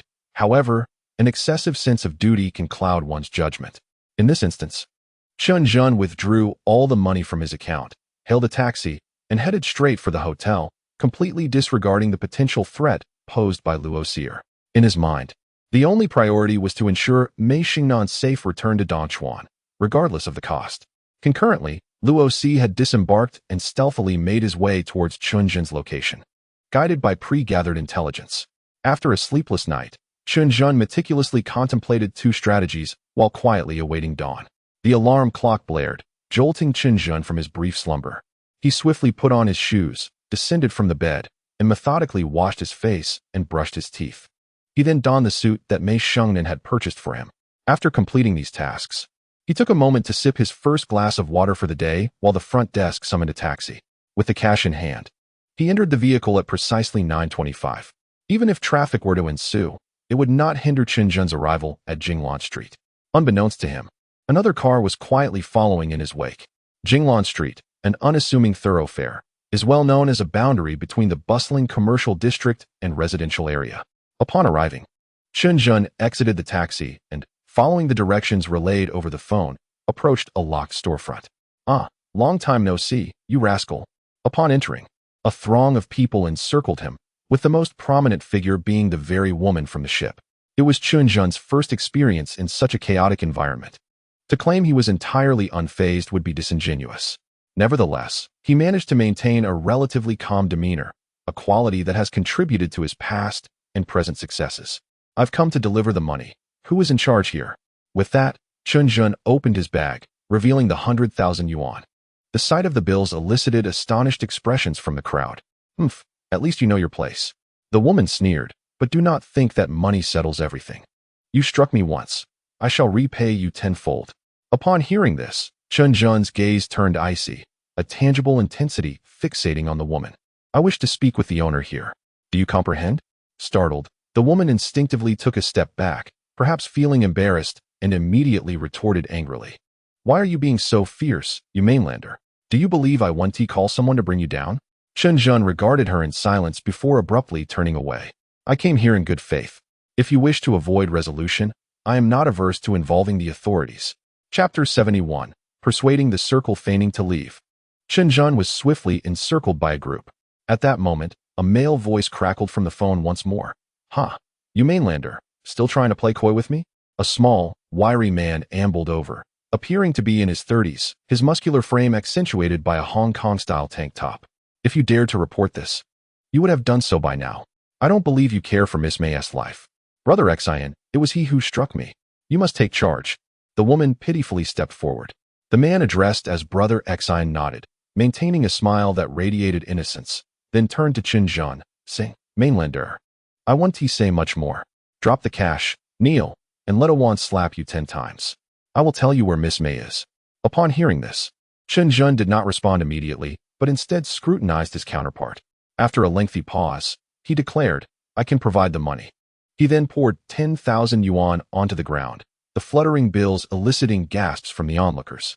After a brief chuckle, Chen Zhen added, "If you think 10 slaps can equate to 10 million, I would gladly kneel for you to strike." This proclamation incited a chorus of astonished exclamations. 10 million? Where did that come from? Even Brother Xian's interest was piqued, his gaze fixed intently on Chen Zhen. What do you mean, brother? Are you suggesting you wish to resolve this for 10 million? Laughing, Brother Xian continued. Is it true that mainlanders possess such wealth? Is 10 million simply a casual figure for you? Chen Zhen nodded earnestly, following with a statement that astonished everyone present. Brother Xian, if I may be frank, I came to Hong Kong specifically to seek you out. Wow, what is happening? This mainlander knows Brother Xian? All eyes turned to Brother Xian, with the woman named Lin Wan displaying incredulity. Are you trying to deceive me? Brother Xian furrowed his brow, fully aware that he had no prior acquaintance with Chen Zhen. Even a distant relative would not possess such a distinct Donchuan accent. Not at all. Chen Zhen shook his head. Allow me to introduce myself. I am Chen Zhen, the proprietor of a chain of cinemas in the mainland.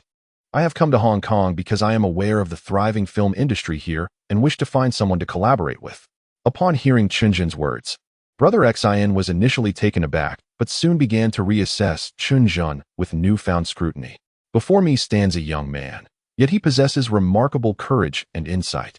His attire, demeanor, and eloquence suggest that even in the mainland, he would undoubtedly thrive. The members of the Big Circle are predominantly recent immigrants to Hong Kong. While some may harbor disdain for the mainland, their level of acceptance is significantly better than that of the pretentious foreigners. At this juncture, Brother Xian's demeanor shifted ever so slightly as he remarked, What do you really mean, mainlander? You're seeking collaboration for a cinema venture, yet I am not a filmmaker. How does this concern me? Chen Zhen meticulously observed the expressions of Brother Xian and his surrounding associates. Noticing a change in their attitude, he smirked and replied, Brother Xian, your assertion is misplaced.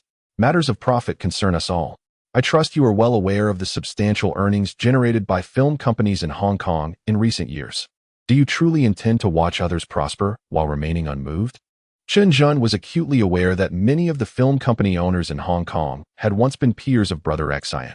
He was subtly reminding him that while they were once equals, the present scenario depicted a stark contrast, with others reaping significant rewards while he stagnated. Indeed, upon hearing this, Brother Xian's countenance darkened. The smallness of Hong Kong ensured that everyone within the same circle was acutely aware of who was thriving and who was struggling. Today, Brother Xian's circumstances were arguably more dire than a decade ago. In the past, they all toiled on the same street. Now, some had established companies, donned tailored suits, and driven luxurious Mercedes, while Brother Xian remained clad in a tattered vest. Swallowing hard, Brother Xian finally spoke. Brother, are you willing to collaborate with me on a film project? What do you propose? Chen Zhen sensed that he had piqued Brother Xian's interest. As a former negotiation expert, he recognized that if the other party was willing to listen, he had already achieved 80% of the battle. Moreover, the film industry in Hong Kong in 1997 was a vibrant tapestry of competition and creativity. If he could establish a local channel to secure film sources, the Golden Oscars would undoubtedly ascend to unprecedented heights. Quite simply, Brother Xian, you need to acquire the necessary documentation from the film company. Then, when I specify a particular film, you will assist me in obtaining the rights and the print. You are well aware that box office success hinges on attendance, and the population of the mainland far exceeds that of Hong Kong by hundreds or even thousands of times. As he spoke, Chen Zhen reminisced about the blockbuster films of the time, Andy Lau's Infernal Affairs, Ekin Cheng's Dragon Fight, and the later phenomenon of Infernal Affairs series.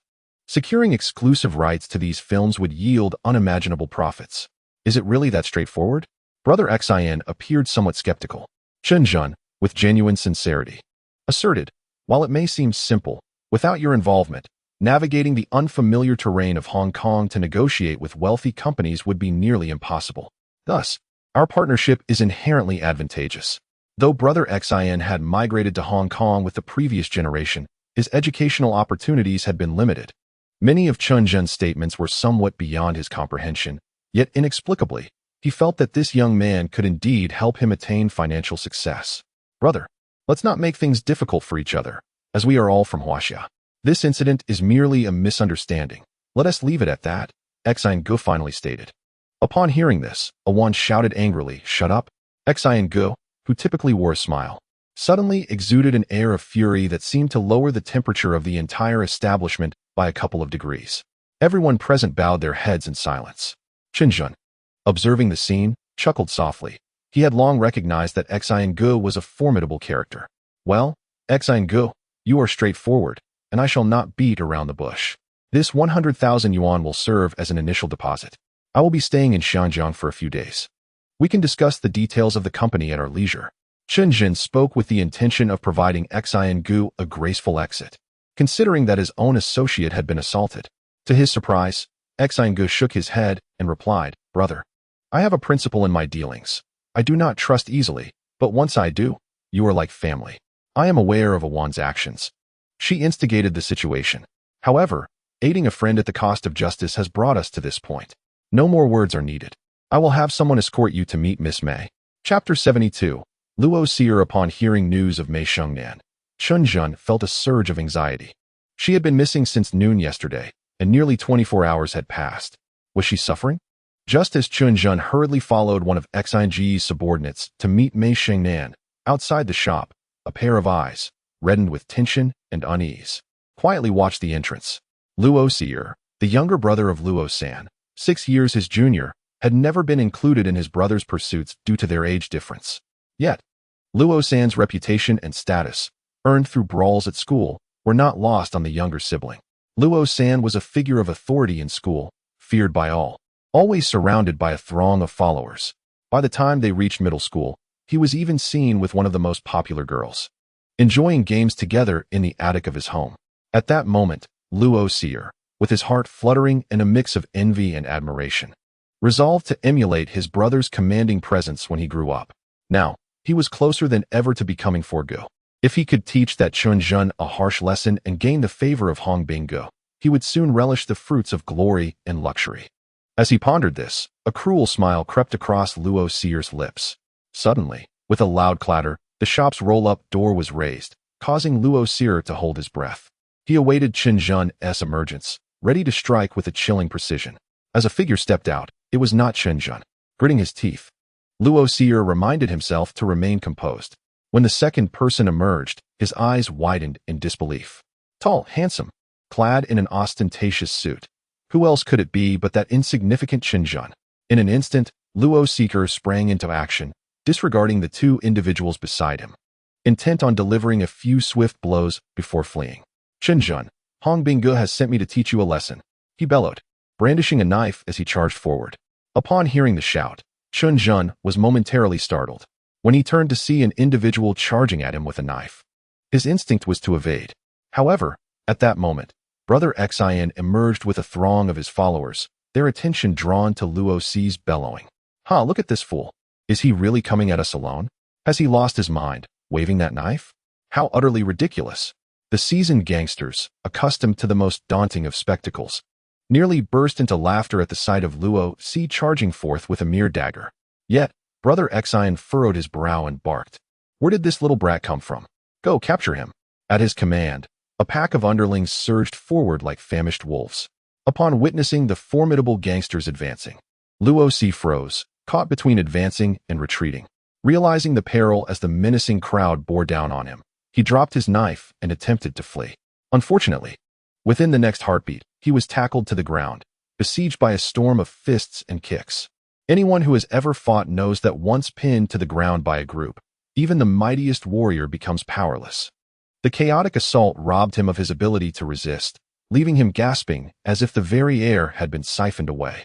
By the time Luo Seer was dragged before Chen Zhen and Brother Xin, his head was swollen like a football, bloodied and likely missing more than one tooth. "Brother Chen, this loser seems to have just called your name. Is he your enemy?" Brother Xin inquired, glancing at Chen Zhen. It was then that Chen Zhen recalled Mei Shengwu's warning and fixed his gaze on the pitiful figure before him. "Are you Luo Seer? Did Zhu Hongbing send you?" Luo Seer, held captive, nodded dejectedly. Chen Zhen's eyes narrowed. It was indeed a challenge from Zhu Hongbing, a rival intent on confronting him in Hong Kong. Observing Chen Zhen's silence, Brother Xin wasted no time. Gesturing sharply, cut off his fingers and tossed them into the sea. "Wait," Chen Zhen interjected hastily. "Brother Xin, we aspire to conduct significant business in the future. Let us refrain from employing such extreme measures. I believe it would suffice to teach him a lesson and release him." Brother Xin's eyes flickered with discontent at this suggestion, yet he signaled for his men to comply with Chen Zhen's wishes. Nevertheless, Luo Seer still endured considerable suffering. The streets of Hong Kong were rife with distinctive methods of dealing with adversaries, of which Chen Zhen had only heard whispers. Brother Chen, I must say, your leniency is not a wise habit, Brother Xian remarked with a smile, yet his words carried an underlying critique. Chen Zhen nodded in acknowledgement, fully aware that Brother Xian had underestimated him. Some truths remained unsaid. After 1997, as Hong Kong gradually stabilized and reintegrated into the embrace of the motherland, one must cherish their reputation to thrive in business. Such broader perspectives would be lost on someone like Brother Xian, who had carved his path through the underworld. However, Chen Zhen remained unperturbed, believing that seeking common ground while reserving differences is the foundation of collaboration. Moreover, the substantial profits to be garnered in the future would undoubtedly illuminate for Brother Xian, who truly holds the reins in their partnership. Following this brief interlude, Chen Zhen navigated through a labyrinth of twists and turns, ultimately arriving at a modest dwelling where he encountered Mei Xingnan. At that moment, Mei Xingnan was bound to a chair, her mouth gagged with a rag. Upon laying eyes on Chen Zhen, the initial look of terror in her eyes swiftly transformed into tears cascading down her cheeks. Although Chen Zhen understood that this was the most favorable outcome possible, a flicker of anger still coursed through him. Quickly release Miss Mei, Brother Xian commanded with alacrity. As the ropes fell to the ground, Mei Xingnan sprang up and immediately collapsed into Chen Zhen's embrace. Chen Zhen, are you all right? They did not harm you, did they? To Chen Zhen's surprise, it was Mei Sanjia who first inquired about his well-being. A wave of emotion surged within him, and he gently patted the woman's back, reassuring her, I am fine. It is all over now, everything is all right. At this moment, Brother Xian, ever the tactful figure, chuckled and offered an apology. Ah, my sincerest apologies, Miss Mei. It seems we were ensnared in a misunderstanding. Since you are the cherished confidant of my younger brother Chen, allow me to extend my apologies to you. Upon hearing this, a flicker of astonishment crossed Mei Xingnan's features. She was no stranger to the world. In fact, due to her brother Mei Xingwu, she was acutely aware that Brother Xian and his associates were not to be trifled with. What methods had Chen Zhen employed to negotiate with them? Even compelling them to apologize? Did this man possess connections potent enough to wield influence in the Hong Kong Special Administrative Region? As confusion enveloped her, a sense of pride blossomed within her heart, affirming her discerning judgment. Chapter 73. The Battle of Dragons and Tigers. Brother Xian, if it was all a misunderstanding, let bygones be bygones, Mei Xingnan declared. While an ordinary woman might succumb to tears and tantrums, Mei Sanjia remained composed, her calmness intensifying in adversity. It was precisely this fortitude that had enabled her to manage the formidable enterprise, Hung Tu, at such a young age. Brother Xian, a shrewd figure of the underworld, knew precisely when to utter the right words. He continued to extend olive branches, even hailing a taxi to escort Chen Zhen and Mei Xingnan, personally placing the substantial sum of 100,000 yuan in the trunk before bidding farewell to Chen Zhen. As the gangsters gradually receded from view through the taxi window, Mei Xingnan could no longer contain her emotions and once again threw herself into Chen Zhen's arms. Chen Zhen, I thought I was going to perish in Hong Kong. How could that be? Chen Zhen tenderly caressed Mei Xingnan's back, akin to an elder brother comforting a wounded sister. Do not worry, with me by your side. Everything will be just fine. Having experienced terror, one yearns for connection, and throughout their journey, Mei Xingnan chattered incessantly with Chen Zhen, while Chen Zhen remained unfazed. The taxi driver, feeling a chill of fear, hastily collected his fare and fled as soon as they reached their destination. As Chen Zhen clutched a bundle of cash, and he and Mei Xingnan stepped through the hotel entrance, he suddenly felt a wave of relaxation wash over him. However, before he could revel in his relief, the beautiful receptionist approached with words that made Chen Zhen's heart skip a beat. Mr. Chen, where did you go this morning? A lady named Lu Hong called to inform you that your verbal agreement has been annulled. She will not collaborate with someone who repeatedly makes mistakes. Oh dear. Upon hearing this, Chen Zhen abruptly slapped his forehead, suddenly recalling that he had forgotten his commitment to Lu Hong. What's wrong? Mei Xingnan inquired, noticing Chen Zhen's troubled expression. With a bitter smile, Chen Zhen shook his head. Alas, I forgot to finalize the contract with Epson. Mei Xingnan was equally taken aback. Her beautiful eyes darted around, revealing a tangle of emotions. This was not merely forgetfulness on Chen Zhen's part. He had clearly missed the appointment to save her. Chen Zhen, I feel so flustered, Mei Xingnan thought, unable to voice an apology that felt sufficient to convey her current feelings. Haha, it's nothing. Anyone in such a situation would forget to sign a contract. Chen Zhen shrugged, feeling no regret for his actions. However, this sentiment did little to alleviate Mei Xingnan's self-reproach. Having been an independent girl all her life, she now felt as though she had hindered another, particularly Chen Zhen, filling her heart with remorse and guilt. Chen Zhen, don't worry. I will explain to the Epson representatives immediately. You didn't do this intentionally. You were trying to save me. All right, Chen Zhen responded. Noticing Mei Xingnan's agitation, we cannot make a big deal out of this. Otherwise, the broader circle will surely think we have leaked information, and it will cause even more trouble. But weren't you eager to secure the projector for business? If you incur a loss, I will compensate you, Mei Xingnan remarked. She was not wrong. Without the Epson projector, advancing the multimedia teaching equipment project would be impossible, rendering all previous efforts futile. Chen Zhen was equally anxious. Yet nothing was more paramount than ensuring the safety of those around him. Enough, do you not trust me? I will devise a solution. Let us return to our room and discuss the rest later. After persuading Mei Xingnan to refrain from further self-blame, they returned to their room. Perhaps due to a night filled with fear and anxiety, Mei Xingnan quickly fell asleep. Observing her delicate beauty as she lay on the bed, Chen Zhen let out a sigh of relief, silently grateful. He then dialed Lu Hong's number. Hello, Ms. Lu Hong, this is Chen Zhen. I would like to explain. Before he could finish, the call was abruptly terminated, replaced by a series of beeps. Chen Zhen chose not to redial. He had principles in business. And seeking out business was not the same as soliciting charity. Since Lu Hong had her own principles, it was best to let the facts speak for themselves. If this deal fell through, the true loss would be borne by either him or her. Subsequently, Chen Zhen called Mei Xingguo, informing him that the matter with Luo Si had been resolved. Mei Xingguo rejoiced upon hearing the news, repeatedly praising Chen Zhen's prowess for thriving even in Xiangjiang. Lastly, Chen Zhen steadied himself and called Lin Wan and her daughter.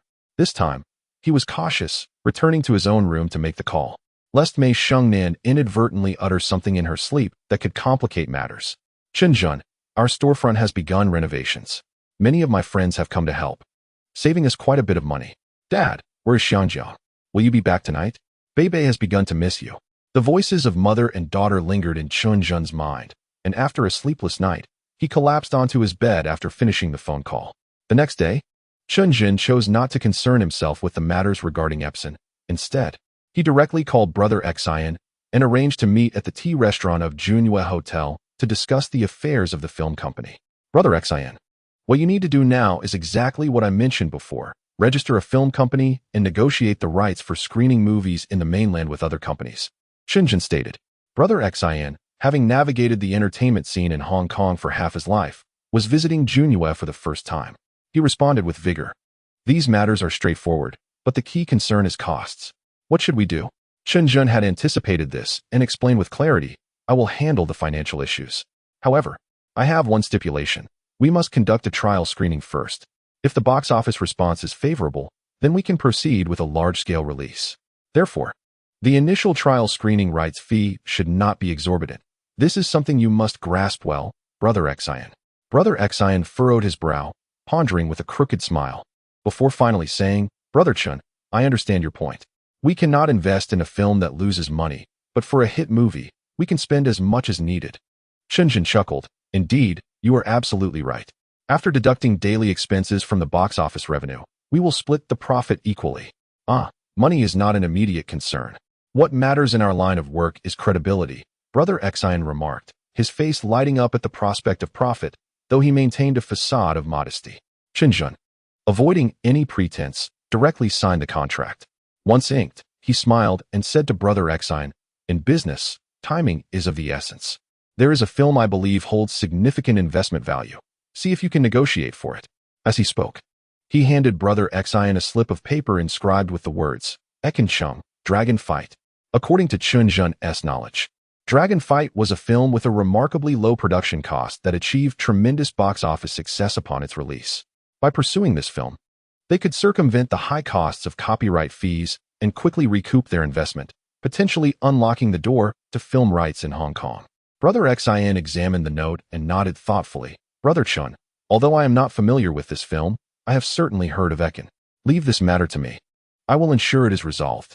Chen Zhen believed Brother Xian to be a man of his word and handed over the 100,000 yuan he had brought back the previous day, instructing him to use it for necessary arrangements.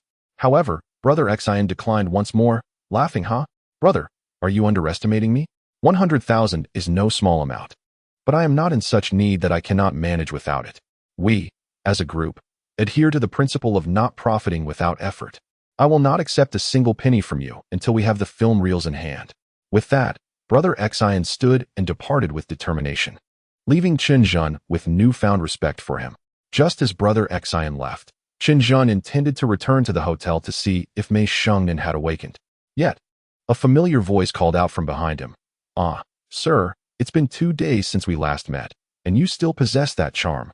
Chen Zhen turned around in response to the voice and saw a jovial figure clad in a floral shirt, wearing a broad smile directed at him. He furrowed his brow, recalling who this individual was, Huang Ziyue, the one who had alerted Chen Zhen about Ajuan's connections with the Big Circle. Although troubles had ensued subsequently, it must be said that this fellow had offered a well-meaning assist. Hello, Mr. Huang. It's a pleasure to see you again, Chen Zhen greeted, extending his hand for a handshake.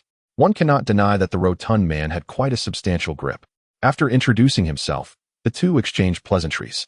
But then Huang Ziyue suddenly lowered his voice, saying, Mr. Chen, I truly did not expect you to possess such remarkable influence. Oh, what brings you to that conclusion? Chen Zhen inquired, intrigued by Huang's enigmatic demeanor. We are all part of the same circle, no need for secrets. The person who just left, is he not the esteemed Brother Xian from the Big Circle? Chen Zhen was taken aback. He had not anticipated that Huang Ziyue knew Brother Xian. He chuckled. What? Do you wish to meet him? No. Huang Ziyue quickly waved his hands. I am but a mere insignificant figure, hardly worthy of associating with someone as formidable as Brother Xian. Initially, Chen Zhen had perceived Brother Xian as merely a composed and reliable individual. But Huang's words piqued his curiosity. Pray tell, what do you know about Brother Xian? Mr. Chen, you wouldn't be thinking of silencing me, would you? What I know is merely what is commonly spoken of, Huang Ziyue replied, hesitant. Of course not. I have only recently made Brother Xian's acquaintance. I am merely curious to hear more. Upon hearing this, Huang Ziyue cautiously began to recount the tales of Brother Xian, and soon enough, Chen Zhen was thoroughly engrossed. It is said that matters of the underworld are fleeting, yet it was surprising to learn that such an unassuming man as Brother Xian had tales sung about him across regions. Huang Ziyue primarily narrated how Brother Xian led a group of underprivileged individuals from the Big Circle to prominence, with many inspirational anecdotes. Nevertheless, Chen Zhen remained discerning.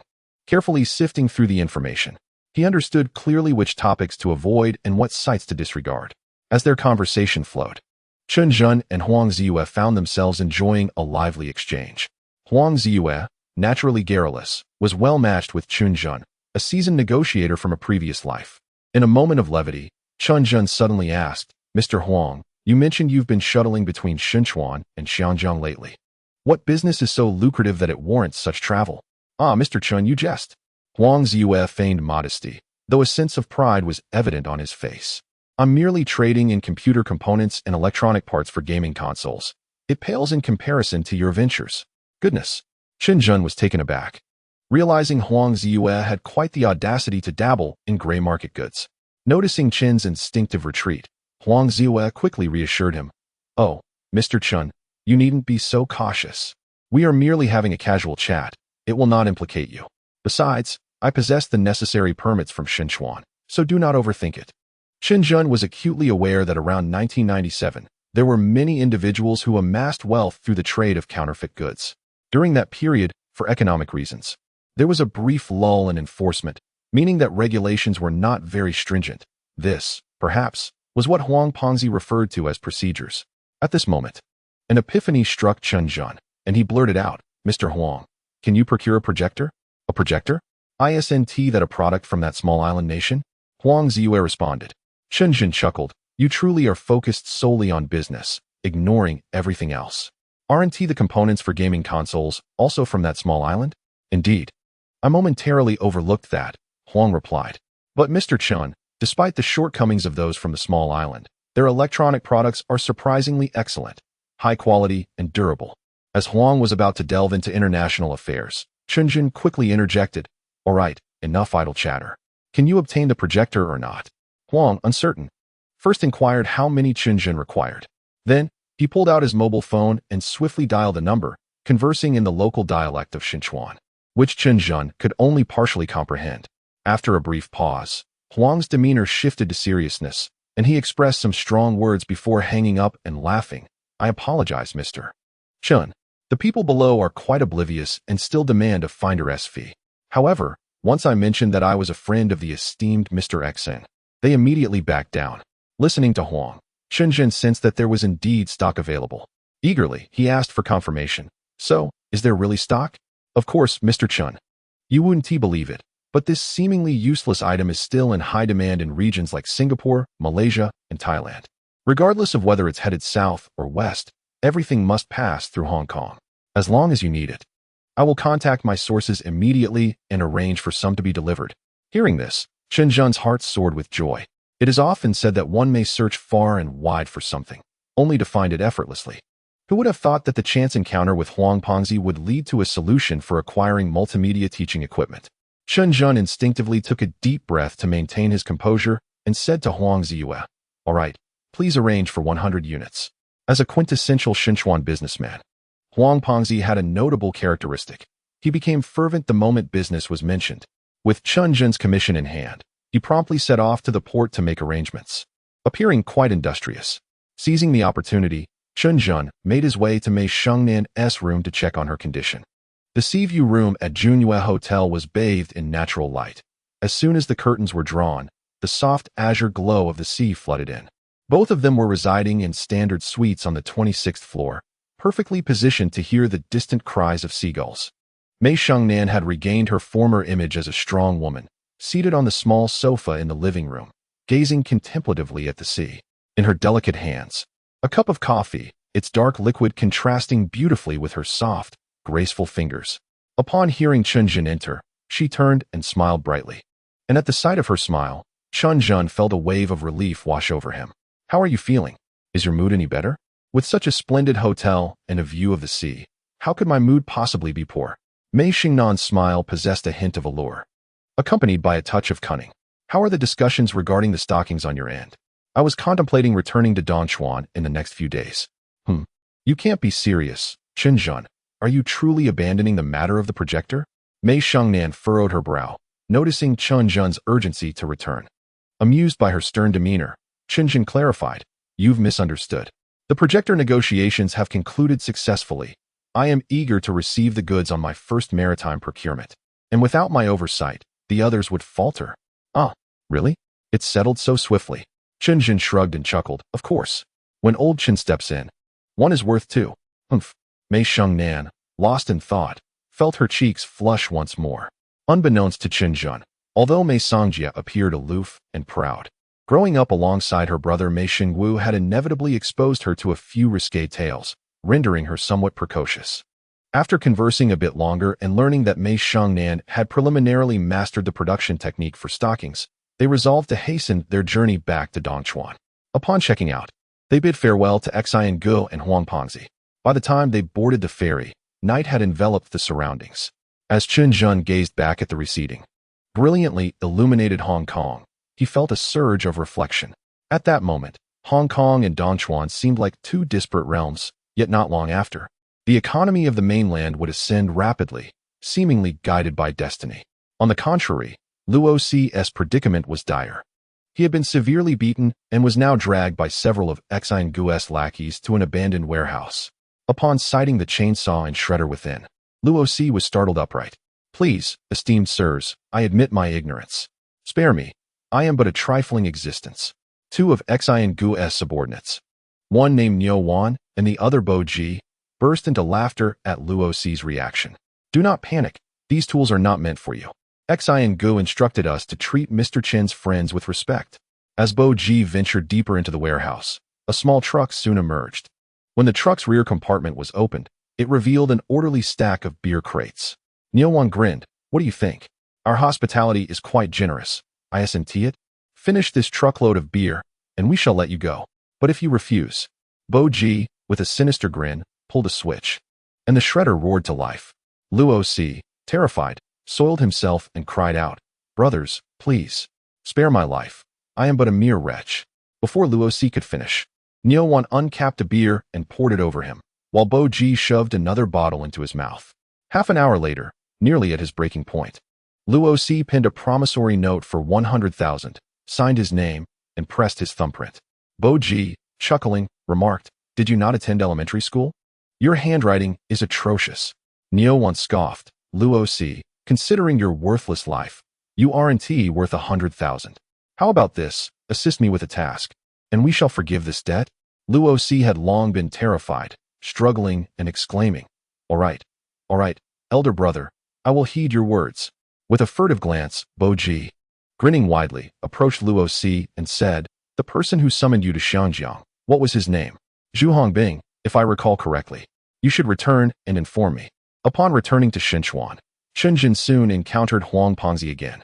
He leapt down from the passenger seat of a blue pickup truck, and Huang Ziyue had changed into a crisp white shirt, appearing even plumper than before. "Haha, Mr. Chen, the goods are all in the truck, please inspect them." Chen Zhen nodded in response, opening several packages. He had previously discussed with Huang Pengzi that this batch of projectors was from Panasonic. While it could not rival Epson's specialization in office equipment, it was certainly a suitable alternative in terms of quality and technology. "Mr. Huang, the price you provided was 950 per unit, but I will offer you 1,200, as a gesture of friendship." Huang Ziyue was momentarily taken aback. Goodness, Chen Zhen had raised the price by nearly a third. Could it be that he was genuinely a fool with too much money? "Mr. Chen, you must be joking. We are friends, so please do not frighten me." Chen Zhen, however, chuckled and waved his hand dismissively. "Do not rejoice just yet. The additional 300 is for your shipping costs. I prefer not to be burdened with such worries, so kindly find someone reliable to deliver them to Dongchuan. It is indeed a long journey, after all." Understood. Huang Pengzi readily agreed, mindful of Chen Zhen's connection to Brother Xin of Xiangjiang. Within this 100 Panasonic projectors, he had not dared to profit much. After 2 days of running around, he felt somewhat uneasy, yet with Chen Zhen now presenting a benefit fee, how could he refuse? Once these arrangements were finalized, Chen Zhen could finally feel at ease to return to Dongchuan with Mei Xingnan. Upon disembarking, a light rain had begun to fall in Dongchuan. Accustomed to the warm climates of Xiangjiang and Shinchuan, both Chen Zhen and Mei Xingnan had neglected to change into autumn attire. The chilly autumn breeze mixed with the drizzle was particularly biting, prompting Mei Xingnan to instinctively seek refuge in Chen Zhen's embrace. Having endured life and death together, their bond had grown significantly closer, and Chen Zhen unconsciously wrapped his arms around her. Just as he contemplated hailing a taxi, he noticed a Santana 2000 and a Crown simultaneously opening their doors. Observing Chen Zhen and Mei Xingnan nestled together, both Niu Damon and Mei Xingwu were left agape in astonishment. "This is Chen Zhen. Xingnan, you too." Mei Xingwu stammered, struggling to comprehend the scene. Meanwhile, Niu Damon silently exclaimed in his heart, "Brother Zhen, truly impressive. Even Mei Sanjia has been embraced." Chapter 76. Steps ahead, noticing the wide-eyed expressions of the two, Chen Zhen felt that holding Mei Xingnan might be inappropriate. Nevertheless, he graciously continued to embrace her until he reached Mei Xingwu, at which point he released her and smiled. "Brother Xingwu, do not misunderstand. I was unaware it would rain here. It is a bit chilly." Mei Xingwu, momentarily taken aback, soon broke into a grin. Had it been anyone else, they would have already received a resounding slap. However, Chen Zhen's words were met with disbelief. On one hand, he did not dare to confront him, and on the other, Mei Xingwu himself found it hard to believe that he, indeed, felt that his sister had not suffered much from Chen Zhen's outburst. In this biting cold, he lamented, "Ah, the weather changes far too swiftly here." Mei Xingwu rambled on, but Mei Xingnan interjected, "Brother, what nonsense are you spouting? My relationship with Chen Zhen is not as you imagine." With that, she stomped her foot, donned her crown, and sped off in her car, leaving behind a bewildered Mei Xingwu and a somewhat speechless Chen Zhen. Cough, cough, cough. "Well, Wu Ge, let us take my car. It's a good opportunity to discuss the recent happenings at the cinema." Once they were in the car, Mei Xingwu eagerly opened up. "Chen Zhen, you are truly remarkable. I followed your advice and reported that wretched funeral home owned by Zhu Hongbing, and lo and behold, it was shut down the very next day. Moreover, I've scouted a few locations for the Golden Oscar franchise, but the prices are yet to be negotiated. You should have a look before we proceed. Oh, and by the way, your little brother, what's his name, Hussein, intends to open a restaurant. I spotted the shop he's looking at, but he left in a hurry, and I didn't get the chance to greet him. The first two matters Mei Xingwu mentioned were within Chen Zhen's expectations, but Hussein opening a restaurant caught him off guard. He had not anticipated this fellow to be so quick on his feet. Thus, he inquired of Neo Damon, how much do you know about Hussein's restaurant venture? Nowadays, unless questioned by Chen Zhen, Neo Damon rarely interjected. He had learned to observe the film industry on his own, which amused Chen Zhen, though he refrained from interrupting. At that moment, Neo Damon replied, Brother Zhen, it seems Hussein is facing some difficulties. It's quite a tricky situation. I don't fully understand the details, but I thought it best to wait for your return to discuss it. Difficulties? Given Hussein's connections in Dongchuan, he shouldn't be struggling to open a restaurant. Chen Zhen pondered, feeling perplexed. After settling Mei Xingwu's matters regarding the Golden Oscar, Wu Ge cheerfully remarked, Chen Zhen, should your brother require any assistance, do not hesitate to reach out. Of course, why would you think I would be polite about it? They shared a knowing smile. And as Mei Xingwu retreated into the cinema, Chen Zhen drove directly to Hussein's chicken farm. Currently, Hussein had expanded his chicken farm twice, and it was no longer the disheveled place it once was. Upon entering the house, Chen Zhen observed 5 or 6 workers in uniforms busily attending to their tasks. The idea of uniforms was suggested by Chen Zhen. It was a minimal cost that significantly enhanced the workers' sense of belonging and formality, thereby subtly boosting their productivity. Hussein's parents greeted Chen Zhen with warmth that rivaled that of their own son. Even in Hussein's absence, they insisted on keeping Chen Zhen for dinner. However, Chen Zhen was there to assist Hussein with his issues, not to partake in a meal, especially since he had not returned home to his wife and children. Who had the time to dine here? Uncle, aunt, I must decline your kind offer for dinner. Hussein needs me for something. I must go find him.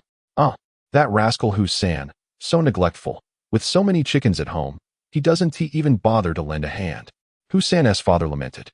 Upon hearing this, Hussanyang quickly interjected, Old man, you're speaking nonsense again.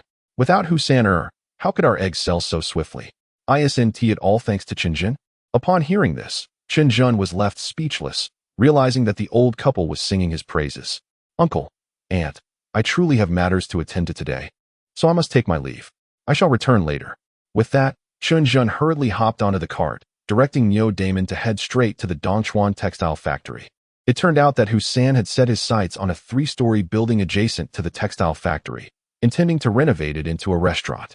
However, to his dismay, after signing the contract, they discovered that the water supply for the area was controlled by the Dongchuan factory. Upon learning of Hussein's plans to open a restaurant, the factory had promptly severed the water supply. Without water, not only was opening the restaurant impossible, but even renovations could not proceed. When Chen Zhen arrived at the site, he couldn't help but admire Hussein's discerning eye. The small building was ideally suited for a restaurant in both layout and location.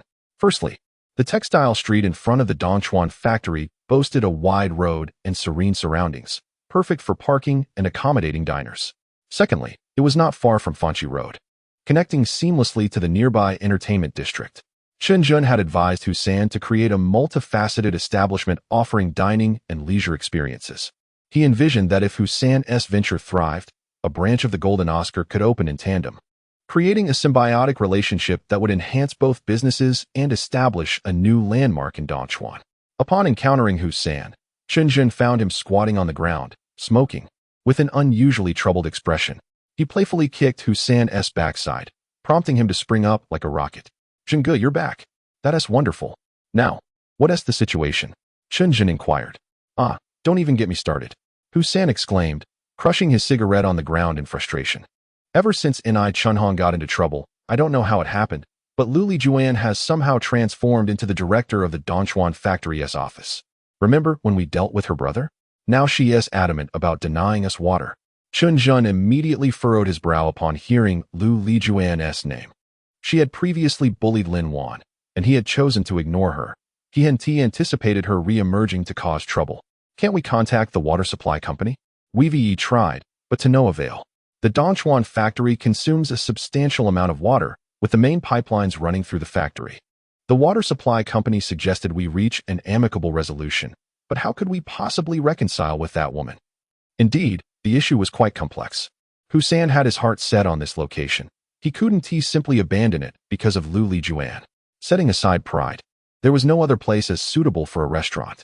Observing Hussein's distress, Chen Zhen understood that his friend was unwilling to submit to Lu Lijuan due to the previous incident involving Lin Wan.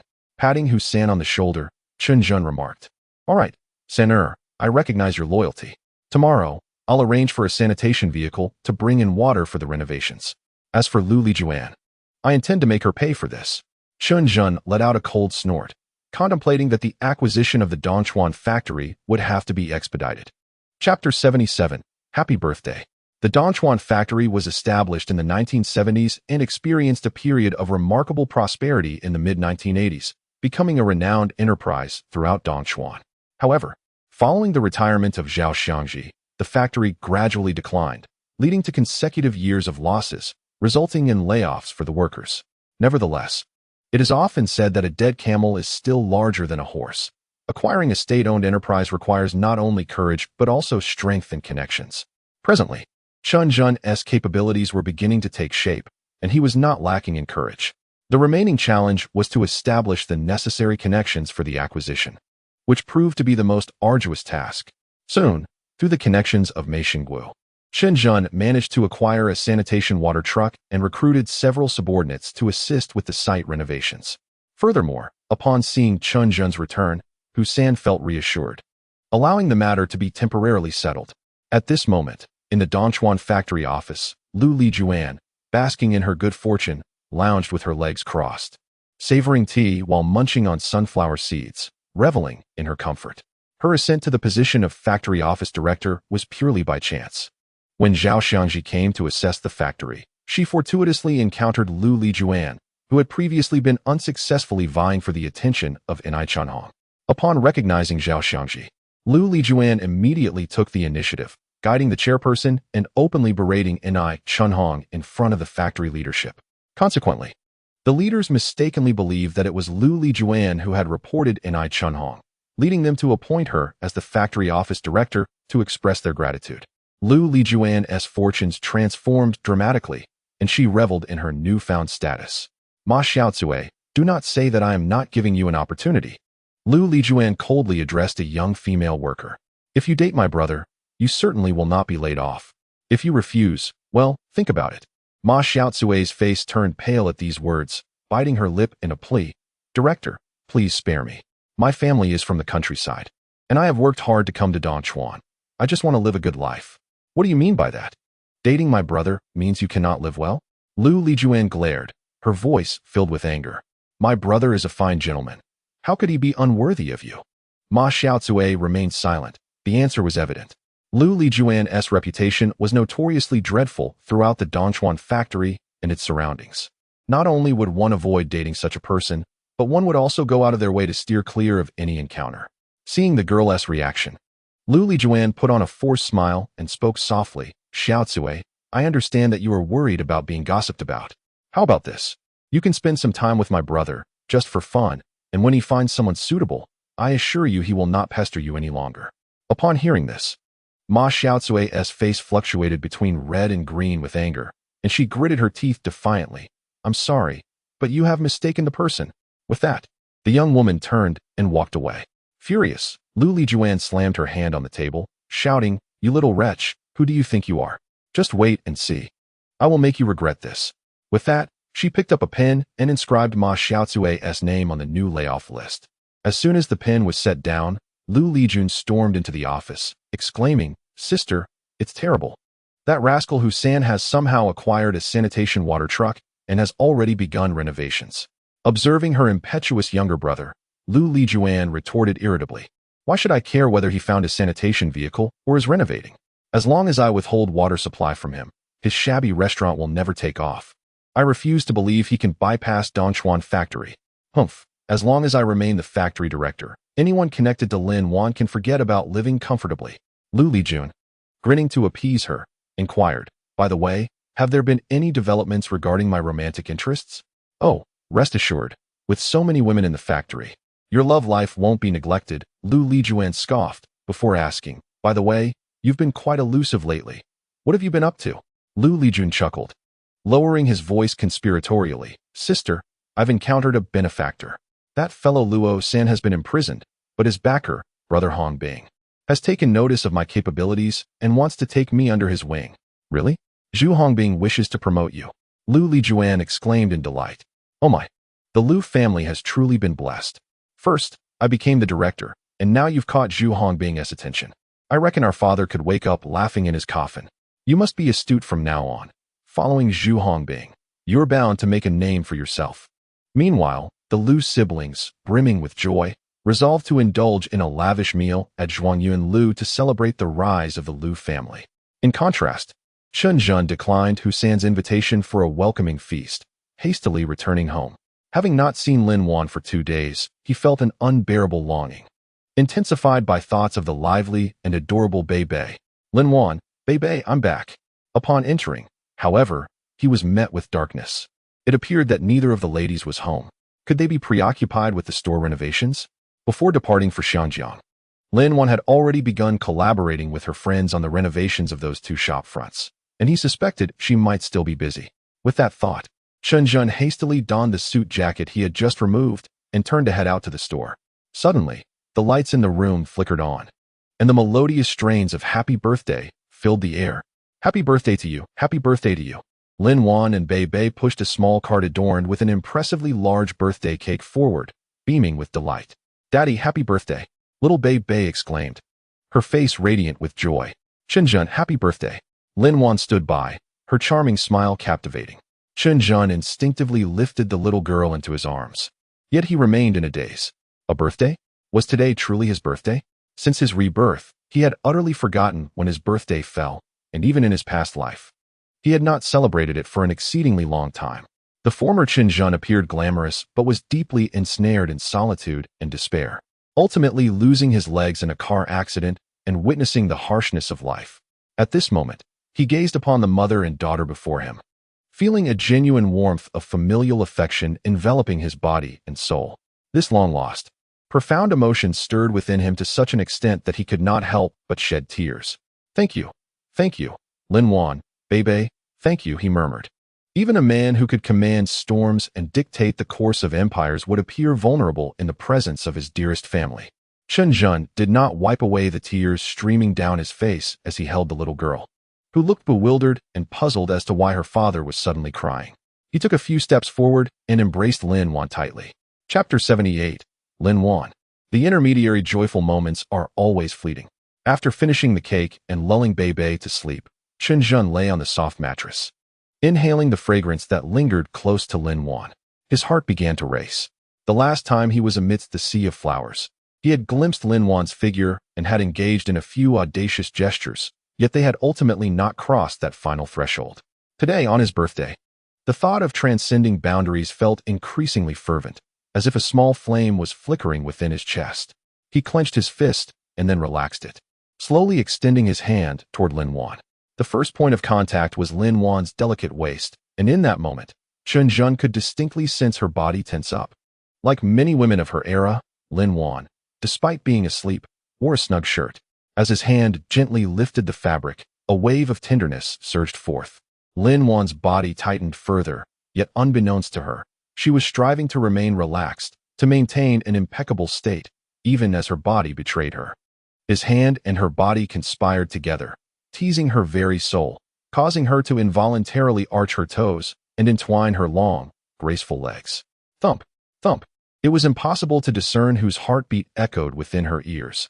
Lin Wan felt as though a resolute, yet gentle mountain was descending upon her, pinning her down, leaving her utterly unable to escape.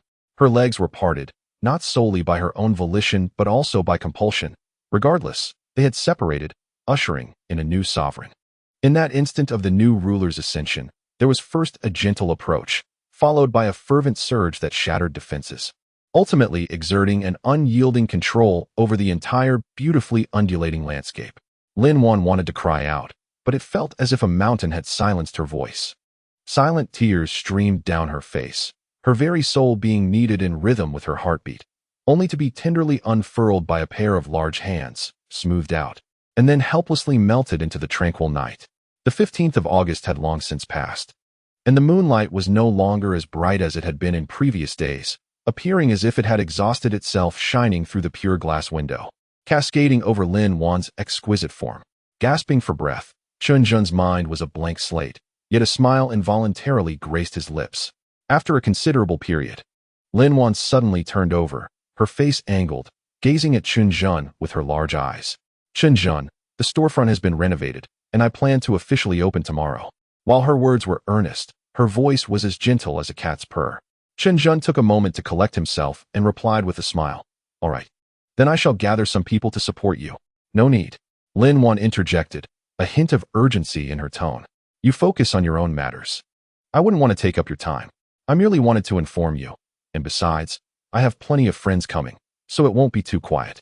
Chen Zhen paused, reflecting on her words. Indeed, Lin Wan held a considerable reputation at the Donchuan factory, and in terms of popularity, he might not surpass her. Haha, that works. I'll have Demin prepare plenty of firecrackers for you tomorrow. We can at least seek a bit of good fortune. Sounds good. Lin Wan replied softly, her eyes shimmering with a brighter glow. She never imagined such a day would come, where her man could provide her with an unprecedented sense of security, as if everything he uttered would come to fruition, akin to a divine decree. This feeling could enchant any woman, even one like Lin Wan, who had never envisioned it. As she gazed at Chen Zhen's strong and refined profile, an inexplicable sense of inferiority crept into her heart. Chen Zhen, do you think I'm foolish? She asked, her voice trembling slightly. Foolish? Chen Zhen was momentarily taken aback, unable to fathom why Lin Wan would pose such a question. In a past life, he might have dismissed such trivial inquiries with scorn or ridicule. However, since it was Lin Wan who asked, he found himself pondering earnestly. My dear, you are strong, gentle, and virtuous. As he contemplated, he continued, I consider myself fortunate to have married you. How could I ever deem you foolish? If anyone should feel disdain, it would be you for my past treatment of you. Each word Chen Zhen spoke was carefully considered and heartfelt. Yet, Lin Wan still harbored some worries. But Chen Zhen, I can't shake the feeling that you know so much now and are incredibly capable. You earn so much money, you can afford a car. And you've provided a spacious home for Beibei and me. I just feel like you're not the same person you used to be. How can anyone change so drastically? Upon hearing this, Chen Zhen's heart trembled. Truly, a husband and wife share a deep connection. Lin Wan's intuition was spot on. Yet, all of this was fated, and what Chen Zhen needed to do was to cherish Lin Wan and her daughter, living without regret. With this thought, he embraced Lin Wan, smiling as he said, My love, there is no need for such worries. I will ensure you have the best life and will always treat you well. Lin Wan returned his embrace, and the two cherished each other in silence, reveling in their love. The next day marked the grand opening of Lin Wan's agency. Lin Wan Agency. Chen Zhen had Neo Damon purchase an abundance of firecrackers, which erupted with festive sounds, creating a jubilant atmosphere. However, Chen Zhen found himself speechless at the style of Lin Wan's renovations. The storefront featured merely a coat of white paint and 3 or 4 office desks, with the flooring being a simple vinyl, its simplicity rivaling that of a shoddy shop near a train station. However, since Lin Wan has an affinity for it, Chen Zhen refrained from voicing any objections. When Boss Lin's ire is ignited, even Chen must retreat. Mu Liangkai from the Daily News also arrived upon hearing the news, bringing with him 2 grand floral arrangements. Being a person of culture, he could not help but shower Lin Wan with blessings, which left her feeling somewhat bashful. Upon encountering Chen Zhen, Mu Liangkai eagerly shared the delightful news that the paperwork for the new newspaper office had been approved, and they could collect the official documents the following Monday to proceed with the next steps. Chen Zhen was equally elated, patting Mu Liangkai on the shoulder, promising that the funds would soon be secured.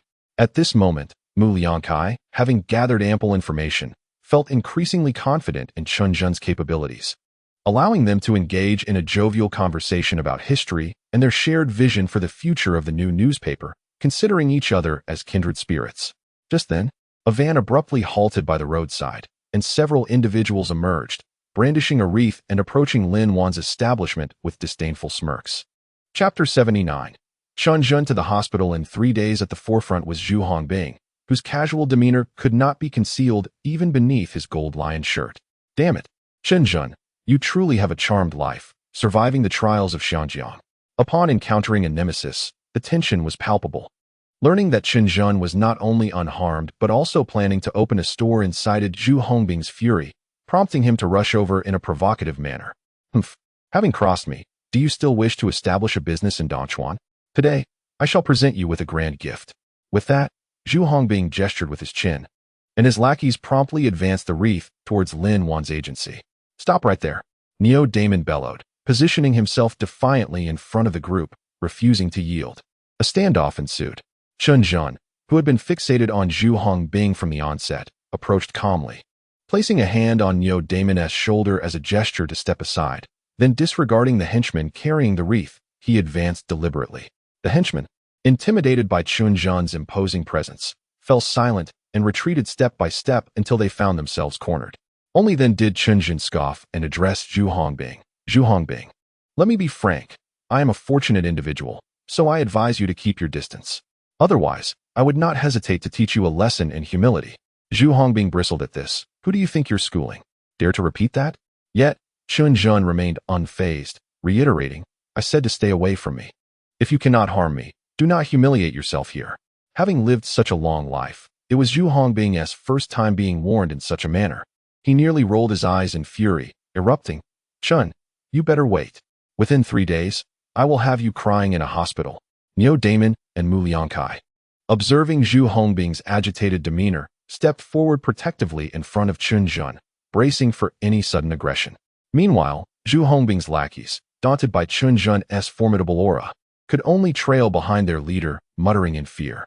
Chen Zhen, dismissive of engaging in a verbal spar with Zhu Hongbing, promptly seized his mobile phone to report the disturbance. Hello, there are people causing a ruckus in front of the dormitory. Please send someone to disperse them. This move sent a chill down the spines of Zhu Hongbing's lackeys, most of whom had criminal records and dared not confront public officials directly. They urged Zhu to heed caution, suggesting that a wise man avoids immediate losses and could later deal with Chen Zhen. As Zhu departed, he pointed an accusatory finger at Chen, vowing that Chen would soon regret his actions. Observing the group retreating in disarray, Neo Damon spat on the ground and discarded the floral wreath into a nearby trash bin. What nonsense! Mu Liangkai also scoffed, but then turned to Chen Zhen and cautioned, Mr. Chen, these lowly thugs act without regard for consequences. It would be prudent to remain vigilant for the next 3 days. Chen Zhen nodded, expressing gratitude for Mu's concern, acknowledging that Zhu Hongbing was indeed a formidable adversary who needed to be dealt with swiftly. After Zhu's departure, he stormed into Donglishan, unleashing his fury, which left several young waitstaff pale with fright. Ultimately, it was the plump head waitress who approached him with a smile, soothingly nestling beside Zhu, which helped to temper his anger. What a useless fool Luo Si is. I told him to teach Chen Zhen a lesson. And now look, Chen is thriving while he has gone missing. Zhu Hongbing seethed, gritting his teeth in fury. Indeed, Luo Si is utterly incompetent. I shall be sure to give him a proper reprimand upon sight. The underling, whose head was wrapped in a bandage from a previous encounter with Zhu, forced a smile. Zhu's irritation intensified. Isn't he your recommendation? Bring Luo Si to me directly. I will give him a few resounding slaps. Yes, brother Zhu, everything as you say. As Zhu's anger gradually subsided, he muttered, Chen Zhen must be dealt with. Tell me, how can we ensure he ends up in the hospital within 3 days? The group of subordinates fell silent at this declaration, for who didn't he know that Chen Zhen was closely aligned with Mei Xingwu? Any attempt to harm Chen would undoubtedly provoke Mei's wrath. Who, besides the likes of Luo San and Luo Si, would dare wade into such murky waters? Brother Zhu is indeed in a predicament, one remarked concerning the relationship between Mei Xingwu and Chen Zhen. Damn it, are you afraid? Mei Xingwu is nothing, and Chen Zhen is a mere triviality. Zhu Hongbing, having just subdued his anger, erupted once more. I care not what methods you devise, within 3 days. Chen Zhen must be in the hospital, or you all can get lost. The group trembled in response, and perhaps driven to desperation, one subordinate stepped forward. Brother Zhu, that rascal Chen Zhen is allied with Mei Xingwu. Engaging him directly would not favor us. Perhaps we should tamper with his vehicle, ensuring his downfall. Upon hearing this, Zhu Hongbing's eyes lit up, and he slapped his thigh exclaiming, what a splendid idea. Let us proceed with that.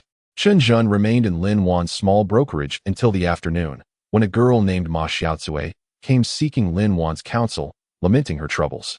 Uninterested in the trivialities of women's chatter, Chen Zhen, accompanied by Niu Damon, made his way to the Taiping River fishery ahead of schedule.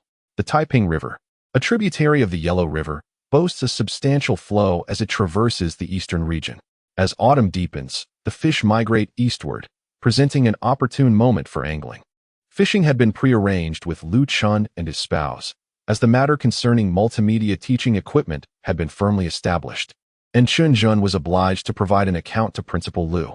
In accordance with Chen Zhen's calculations, the hardware costs for a complete set of equipment totaled around 5,000 yuan, a significant reduction of 2,000 from the initial budget. This comprised 3,000 yuan for a computer with a Pentium 4 processor, 500 for specialized desks, 1,200 for a Panasonic projector, and 300 for a set of 4 domestic speakers. The profit from the 30 sets of equipment for the 4th school should approximate 150,000 yuan. Lu Chun and Zhao Xiangji arrived somewhat late, and upon seeing the couple's gear, Chen Zhen nearly burst into laughter. The two elderly individuals appeared more as if they were preparing for relocation rather than fishing, laden with a barbecue grill and a tent, as though they intended to camp overnight. Chen Zhen and Niu Damon hurried over to assist the couple, only to hear Lu Chun wipe his forehead and exclaim, "Ah, I truly feel my age. Carrying so little makes me this weary." Zhao Xiangji, not one to show leniency, retorted, "A true hero does not dwell on past glories. With young Chen here, it would be prudent to refrain from recounting your so-called illustrious deeds." It was evident that the couple had long been accustomed to their playful banter, and Lu Chun took no offense. He looked at Chen Zhen and remarked, "This young lad is indeed mature, surpassing me in my youth." Chen Zhen, flattered by their compliments, felt a bit bashful and repeatedly expressed his embarrassment. However, Lu Chun continued with a grin, "Though you may be cunning, there's one thing you surely haven't anticipated. Tonight, I intend to engage in an all-night fishing contest with you. You ought to call your wife and tell her not to wait up." Chen Zhen, feeling somewhat vexed, was about to concoct an excuse when his phone rang.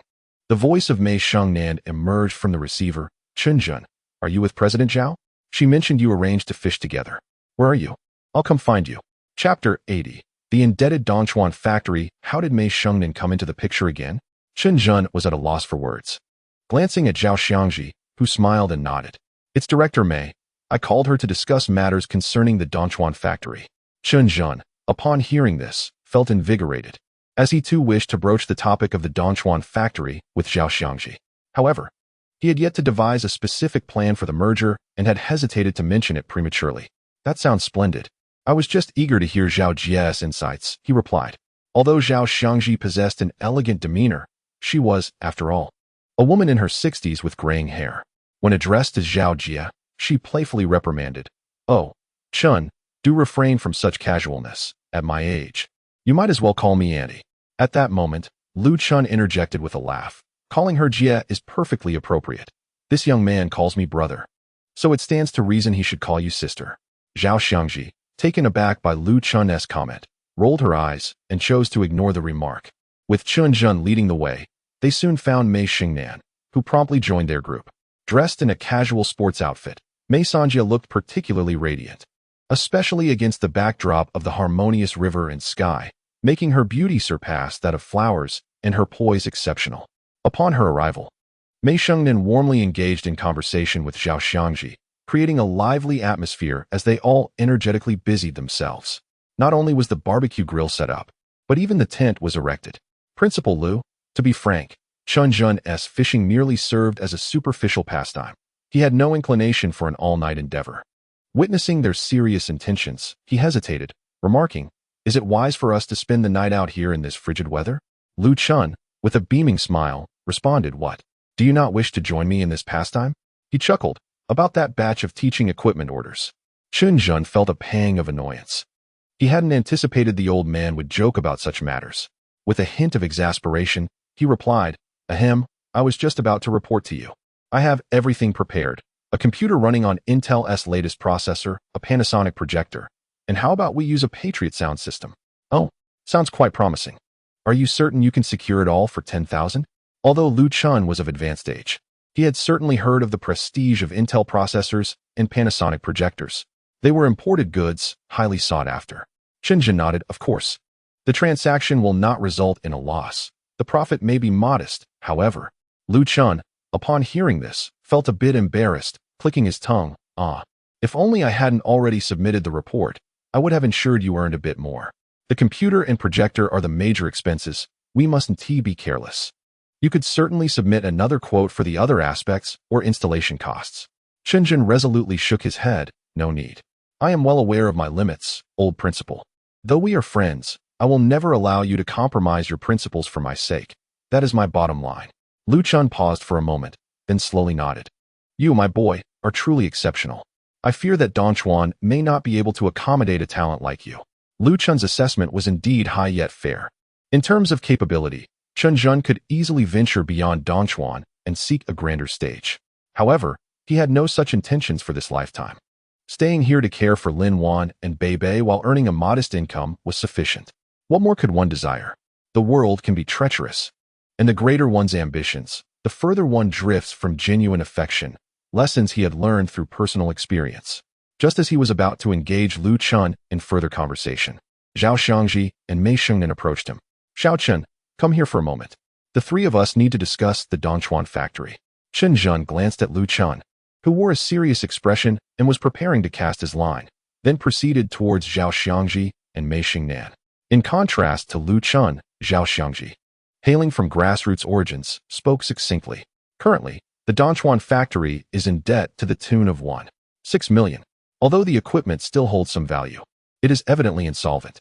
From what I understand, a loan from Dongchuan Bank is due in February next year, and at that point, the factory will be unable to repay it. Chen Zhen was taken aback. 1.6 million in 1997 was an astronomical figure. Chen Zhen vaguely recalled the internet giant from his previous life, the Penguin Empire established in 1998, initially struggling due to poor management. The president once considered selling the company for 500,000. This suggests the significance of the 1.6 million during that period. Zhao Xiangji sighed, his expression grave. Xiaomei, Xiaoqing. The Dongchuan factory is where I began, and it also marks the inception of our Dongchuan textile industry. I cannot bear to see it collapse entirely. You both possess the capability and the courage. If only you could. Before he could finish, Mei Shengnan exhaled heavily, stating, Chairman Zhao, I was initially quite interested in the Dongchuan factory, but now, I find myself utterly powerless. Mei Shengnan's words were devoid of pretense. In her view, such a monumental matter could not afford niceties. With a debt of 1.6 million, she could purchase 3 Hongta factories. What merit did she possess to shoulder such a colossal burden? Upon hearing Mei Shengnan's remarks, the last flicker of hope in Zhao Xiangji's eyes was extinguished. Hongtu was currently the best-performing factory in Dongchuan, and if even its manager, Mei Shengnan, was unwilling to intervene, then the Dongchuan factory was indeed doomed. Sighing, Zhao Xiangji's spirits plummeted. Just as Mei Shengnan contemplated offering comfort, Chen Zhen interjected, astonishing both with his words, I will take over the Dongchuan factory. Such a promising venture must not be left to waste. Zhao Xiangji stared at Chen Zhen as if he were a strange creature. Mei Shengnan, furious, dragged Chen Zhen to the riverbank, chastising him. Chen Zhen, what nonsense are you spouting?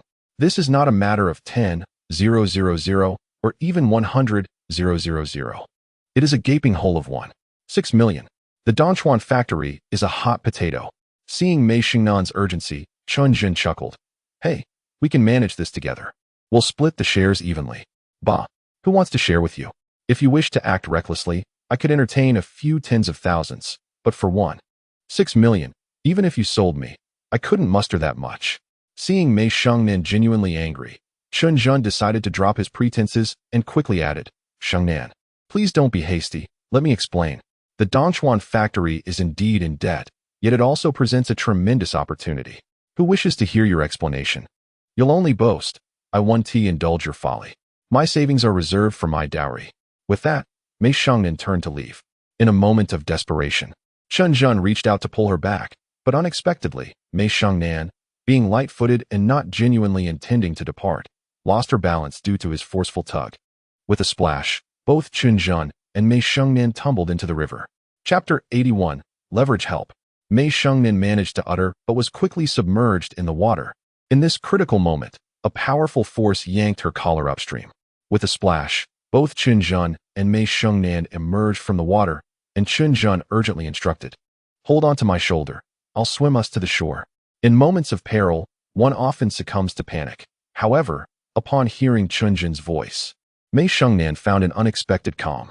She firmly placed her hand on Chen Zhen's sturdy shoulder, and before long, the two managed to scramble onto the bank. At that moment, Zhao Xiangji, who had been shouting from the shore, sighed in relief, inquiring, "Are you both all right?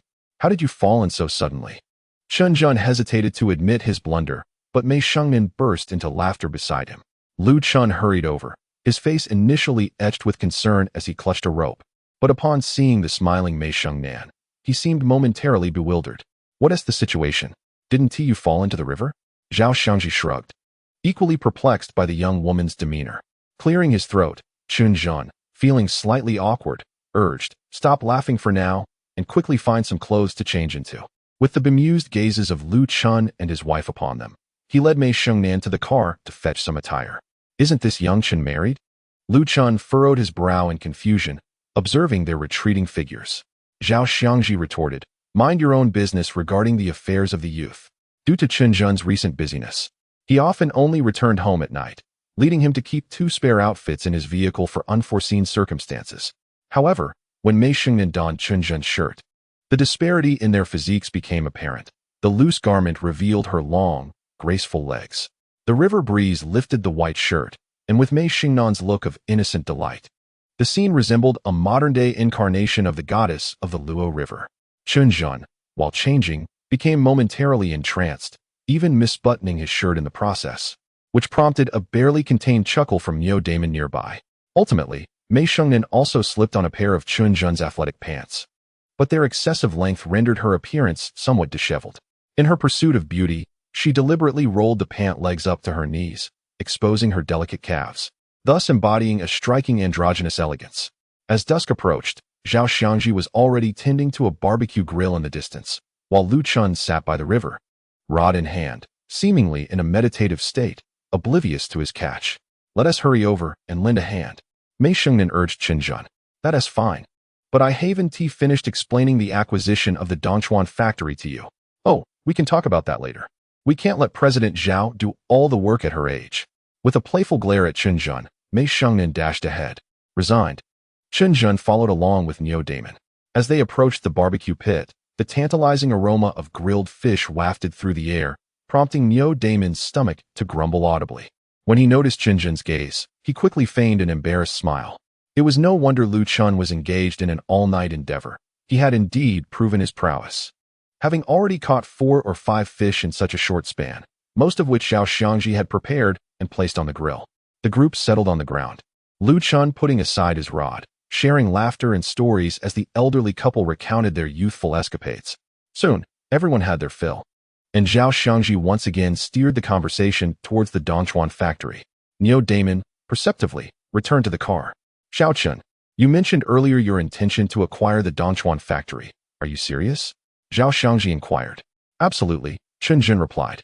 "Sister Zhao, as you all know, I previously resided in the Dongchuan factory dormitory, so I possess a fair understanding of its strengths and weaknesses.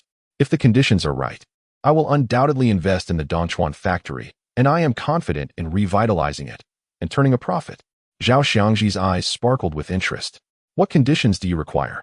Please share, and if feasible, I will do my utmost to facilitate." After a moment of contemplation, Chen Zhen calmly articulated his terms. "First, the Dongchuan factory will remain as it is. I merely seek to acquire a stake for decision-making authority, with no intention of transforming it into a private enterprise." Chen Zhen's insistence on this request stemmed from his awareness of the numerous advantages of state-owned factories in this era. He rationalized that if he were to entirely take over the Dongchuan factory and convert it into a private entity, it would be more prudent to establish a new factory altogether. Zhao Xiangji promptly nodded, perceiving this as a trivial issue. In fact, from certain perspectives, maintaining a degree of public ownership of the Dongchuan factory would facilitate acceptance among the affiliated units. Chen Zhen continued, "As for the second condition, it pertains to finances. I propose that the share subscription occurs in installments, with a maximum of 100,000 for the first phase and a total not exceeding 500,000. Additionally, I require 75% of the equity and actual operational control." Upon hearing this, even Mei Shengnan could not suppress her astonishment. Was this not tantamount to seizing control of the Dongchuan factory for a mere 100,000? How audacious of Chen Zhen. Not even Mei Xingnan's Hongtu would entertain such a notion for a mere 10,000. It was akin to outright robbery. Noticing Zhao Xiangji's expression darken, Chen Zhen hastily clarified. Sister Zhao, please do not be alarmed. While I am only willing to invest 500,000, the Dongchuan factory currently bears negative assets, with liabilities amounting to 1.6 million. Viewed in this light, my investment essentially alleviates over 1 million in debts for the state. Is that not a modest request? You speak eloquently. But with an initial outlay of merely 100,000, how can I advocate for you? Zhao Xiangji lamented. Sister, in business, one must be shrewd. Naturally, I aim to achieve the greatest return with the least investment. Moreover, while the initial phase may be modest, I promise to fulfill the entire 500,000 by March of next year. March of next year, Zhao Xiangji mused, realizing that this coincided with the loan maturity date for the Dongchuan factory. If the factory did not accept this proposal, it would face bankruptcy liquidation next year, resulting in total loss. Conversely, if they acquiesced, at least Chen Zhen's promised funds could cover the deficit and sustain operations for a while longer. Zhao Xiangji felt a stirring of desire. Can you genuinely fulfill the 500,000 by March of next year? Chen Zhen nodded affirmatively. Indeed, all terms will be stipulated in the contract. Should I fail to meet this obligation, the Dongchuan factory is entirely within its rights to pursue legal action against me. Excellent. The matter is settled then. I shall communicate with the higher-ups at the Dongchuan factory on your behalf, but do not let me down at the last moment. Upon hearing this, Chen Zhen nodded earnestly once more, yet Mei Xingnan was suddenly agitated. Chapter 82. A bold idea. Mei Sanjie could not comprehend Chen Zhen's intentions. Over the span of 6 months, not only was he to invest 500,000, but he was also expected to assist Dongchuan in repaying over 1 million in debts. If the debts remained unpaid, Dongchuan would inevitably declare bankruptcy, rendering the 500,000 a complete loss. This time, Mei Xingnan was genuinely concerned. Ignoring the presence of Lu Chun and Zhao Xiangji, she pulled Chen Zhen into a tent. Are you out of your mind? This amounts to spending 500,000 to essentially purchase the position of the factory manager at Dongchuan for half a year. If you seek excitement, come to my factory. My manager will serve you without expecting any remuneration. You cannot squander money in such a reckless manner. Mei Xingnan exclaimed in rapid succession. Chen Zhen, however, smiled and replied. Xingnan, have you forgotten what I just said? A businessman must strive to achieve the greatest returns with the least investment. By investing only 100,000, I can assume control of Dongchuan and gain operational rights for half a year. If it were not under such a debt-laden situation, do you think the upper management of Dongchuan would consent? Risks coexist with opportunities. If we can navigate this challenge successfully, we can subsequently integrate Dongchuan into Hongtu, and you will become the largest garment factory owner in Dongchuan. But what are you thinking? I am quite anxious. Mei Xingnan expressed her deep concern. Even in 1997, despite her progressive mindset and remarkable courage, she could not fully grasp the brilliance of Chen Zhen's plan. Yet, Chen Zhen was filled with confidence. In the context of future ideologies, this was essentially leveraging. Investing a mere 100,000 to take control of such a large factory as Dongchuan does entail risks. But the worst-case scenario would be a total loss of 500,000. What about the potential gains? They could be tenfold or even 100-fold. Seeing that Mei Xingnan still appeared somewhat perplexed, Chen Zhen remained unhurried, maintaining his characteristic smile as he said, Do not worry, just follow my lead as before, and I will ensure you do not incur any losses. With that, he reached out to comfortingly pat Mei Xingnan on the shoulder. However, unexpectedly, as Mei Xingnan was wearing Chen Zhen's shirt, which was rather loose around the collar and shoulders, his pat inadvertently caused the shirt to slip down, revealing her delicate shoulder and a beige lace strap. Chen Zhen's eyes widened in surprise. He had not anticipated that Mei Xingnan would don such a fashionable and alluring outfit. Swallowing hard, he quickly turned away, apologizing profusely. I'm so sorry. It was a slip of the hand. Mei Xingnan, both angry and embarrassed, retorted, Humph, you rogue. Though her words were scathing, there was little venom in her tone. Rather, her fair complexion flushed with a rosy hue. The atmosphere in the tent became decidedly peculiar. Chen Zhen's heart raced, yet he dared not look back. Ever since he and Lin Wan crossed the final threshold, his primal desires had been ignited. Faced with Mei Xingnan, he found it increasingly difficult to maintain his composure. However, An even more thrilling situation was about to unfold. A warm embrace enveloped him, imbued with a softness and elasticity, accompanied by a waft of feminine fragrance that surged into Chen Zhen's mind, rendering his entire being momentarily rigid. "I love you, Chen Zhen." The voice was soft, sweet, laced with subtle tremors that inadvertently revealed the speaker's flustered heart. "I will agree to anything you ask of me." Such words, in this moment, nearly ignited the last vestige of reason in Chen Zhen's mind. With a lean, he pressed the petite form of Mei Shengnan beneath him, his unsteady breaths fervently fanning against her delicate features. As his two rigid legs were forcibly parted, they instinctively sought new support, initially flailing awkwardly in midair before reluctantly wrapping around the man's waist. Their gazes met, a fierce battle between tenderness and reason unfolding, when suddenly, just before the world fell into silence, the voice of Lu Chun pierced the air. "Ahem, young Chun. Your sister has sent me to call you both for a game of cards." The occupants of the tent seemed jolted, reason swiftly reclaiming its dominion. Chen Zhen hastily sat up and replied, "All right, Principal Lu, we'll be right there." Exchanging a glance with Mei Shengnan, they hurriedly adjusted their attire and rushed out of the tent. Mei Shengnan, light as a feather, darted out first, exchanging a brief greeting with Lu Chun before hastily making her way towards the campfire. When Chen Zhen emerged, however, Lu Chun intercepted him. Chen Zhen," he began earnestly. "How should I put it? While moral standards are often mere rules for the common folk, you, my dear boy, are already a married man." Taken aback, Chen Zhen's face momentarily displayed an unusual hint of embarrassment. Since his rebirth, few situations had placed him in such a quandary. Yet, regarding the current matter, he responded, "I understand, Principal Lu." He exhaled deeply, feeling a sense of relief at Lu Chun's timely arrival. Had he come even a moment later, the consequences would have been decidedly more awkward. In this lifetime, Chen Zhen had never intended to embrace the notion of multiple wives or indulge in a life of shared pleasures. In his previous life, he had never lacked for female companionship and had long since grown indifferent to such pursuits. He yearned only for a stable happiness with Lin Wan, to cherish a carefree world of two. Yet, the emergence of Mei Shengnan had thrown him into disarray. He had once believed he could manage emotions as he did finances, maintaining a professional collaboration with Mei Shengnan while avoiding any further entanglements. However, the unfolding events had delivered a harsh lesson. By now, he could no longer regard Mei Shengnan with calm detachment. She had transcended the status of mere beauty or friend, becoming something far more significant. The qualities of independence, courage, and even a hint of dependency that Mei Shengnan exuded deeply captivated Chen Zhen. Should their relationship continue to evolve in this manner, an unforeseen incident seemed inevitable. But could Chen Zhen extricate himself from Mei Shengnan?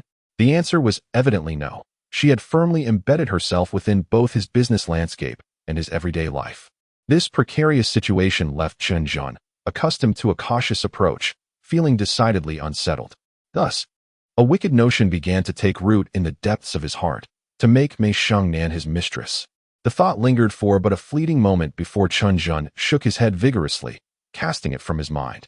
He then turned to Lu Chun and sighed, "Some matters truly give me a headache." With a hearty laugh, the old principal seemed to empathize with Chen Zhen's plight, exclaiming, "Then keep yourself busy, clear your mind. How about this? Tomorrow I shall transfer the funds to you, and you can promptly arrange for the multimedia teaching equipment to be set up." Indeed, upon hearing the mention of money, Chen Zhen's mind became considerably clearer. Clenching his fist, he reassured himself, "Indeed, regardless of what lies ahead, my singular task at present is to earn money." Chapter 83. The appearance of Luo Si while engaged in a game of cards with a few others. Chen Zhen took the opportunity to meticulously outline the pressing matters he needed to address. Firstly, he must urge the corpulent Huang to expedite the acquisition of the projector. Secondly, he needed to transfer funds to Mu Liangkai to support the swift establishment of the newspaper. The acquisition of the Dongchuan factory awaited further news from Zhao Xiangji. The remaining tasks consisted solely of selecting a site for the second Golden Oscar and settling the outstanding payment for the property in Qingsong Town. As Chen Zhen became increasingly distracted, compounded by the fact that the elderly couple was not adept at playing the card game, Mei Shengnan shone brilliantly, teaming up with Zhao Xiangji to rout Lu Chun and Chen Zhen, leaving them utterly defeated. In a fit of childish temper, the old man tossed aside the cards and declared he would no longer play. The nature of women's joy is indeed perplexing, a sentiment Chen Zhen found utterly incomprehensible. Though he had caused Lu Chun considerable distress, rendering the atmosphere rather awkward, Mei Shengnan appeared exceedingly pleased, engaging in laughter and conversation with Zhao Xiangji, clearly reveling in their triumph. As time passed, filled with laughter and chatter, it soon approached 10 o'clock. Zhao Xiangji retired to her tent, and after a brief period of fishing with Lu Chun, Chen Zhen lost interest and squatted by the riverbank, gazing up at the resplendent starry sky. In that moment, the sky was devoid of smog and light pollution, barring overcast or rainy weather. One could gaze upward and behold countless stars. As Chen Zhen mused, a fragrant breeze wafted toward him, and without needing to turn around, he knew Mei Shengnan had arrived. Clearing her throat twice, she stood behind him, prompting Chen Zhen, who initially intended to feign ignorance of her presence, to reluctantly turn around. "Hee, I apologize for my earlier impulsiveness," he said. Mei Shengnan rolled her eyes beautifully and replied, "I came to discuss what transpired earlier." Chen Zhen's face flushed slightly upon hearing this. While he acknowledged that the earlier incident had been somewhat excessive, it had not reached a critical point. Surely, he was not expected to take full responsibility? "Well, if you insist, I shall accept responsibility," he declared, steeling himself. "Bah! Chen Zhen, could you exhibit a modicum of dignity?" Mei Shengnan retorted, her face reddening at his words. "Who asked you to take responsibility? I merely intended to convey that I am willing to join you in the acquisition of the Dongchuan factory, not to involve myself with you." Ugh. As Mei Shengnan's explanation became increasingly convoluted, she struggled to articulate her thoughts. After much contemplation, Chen Zhen finally recalled her prior statement about being willing to participate in whatever endeavor, which left him feeling quite embarrassed. He had indeed misunderstood her intentions. In that context, he had assumed Mei Shengnan was expressing a desire to collaborate with him.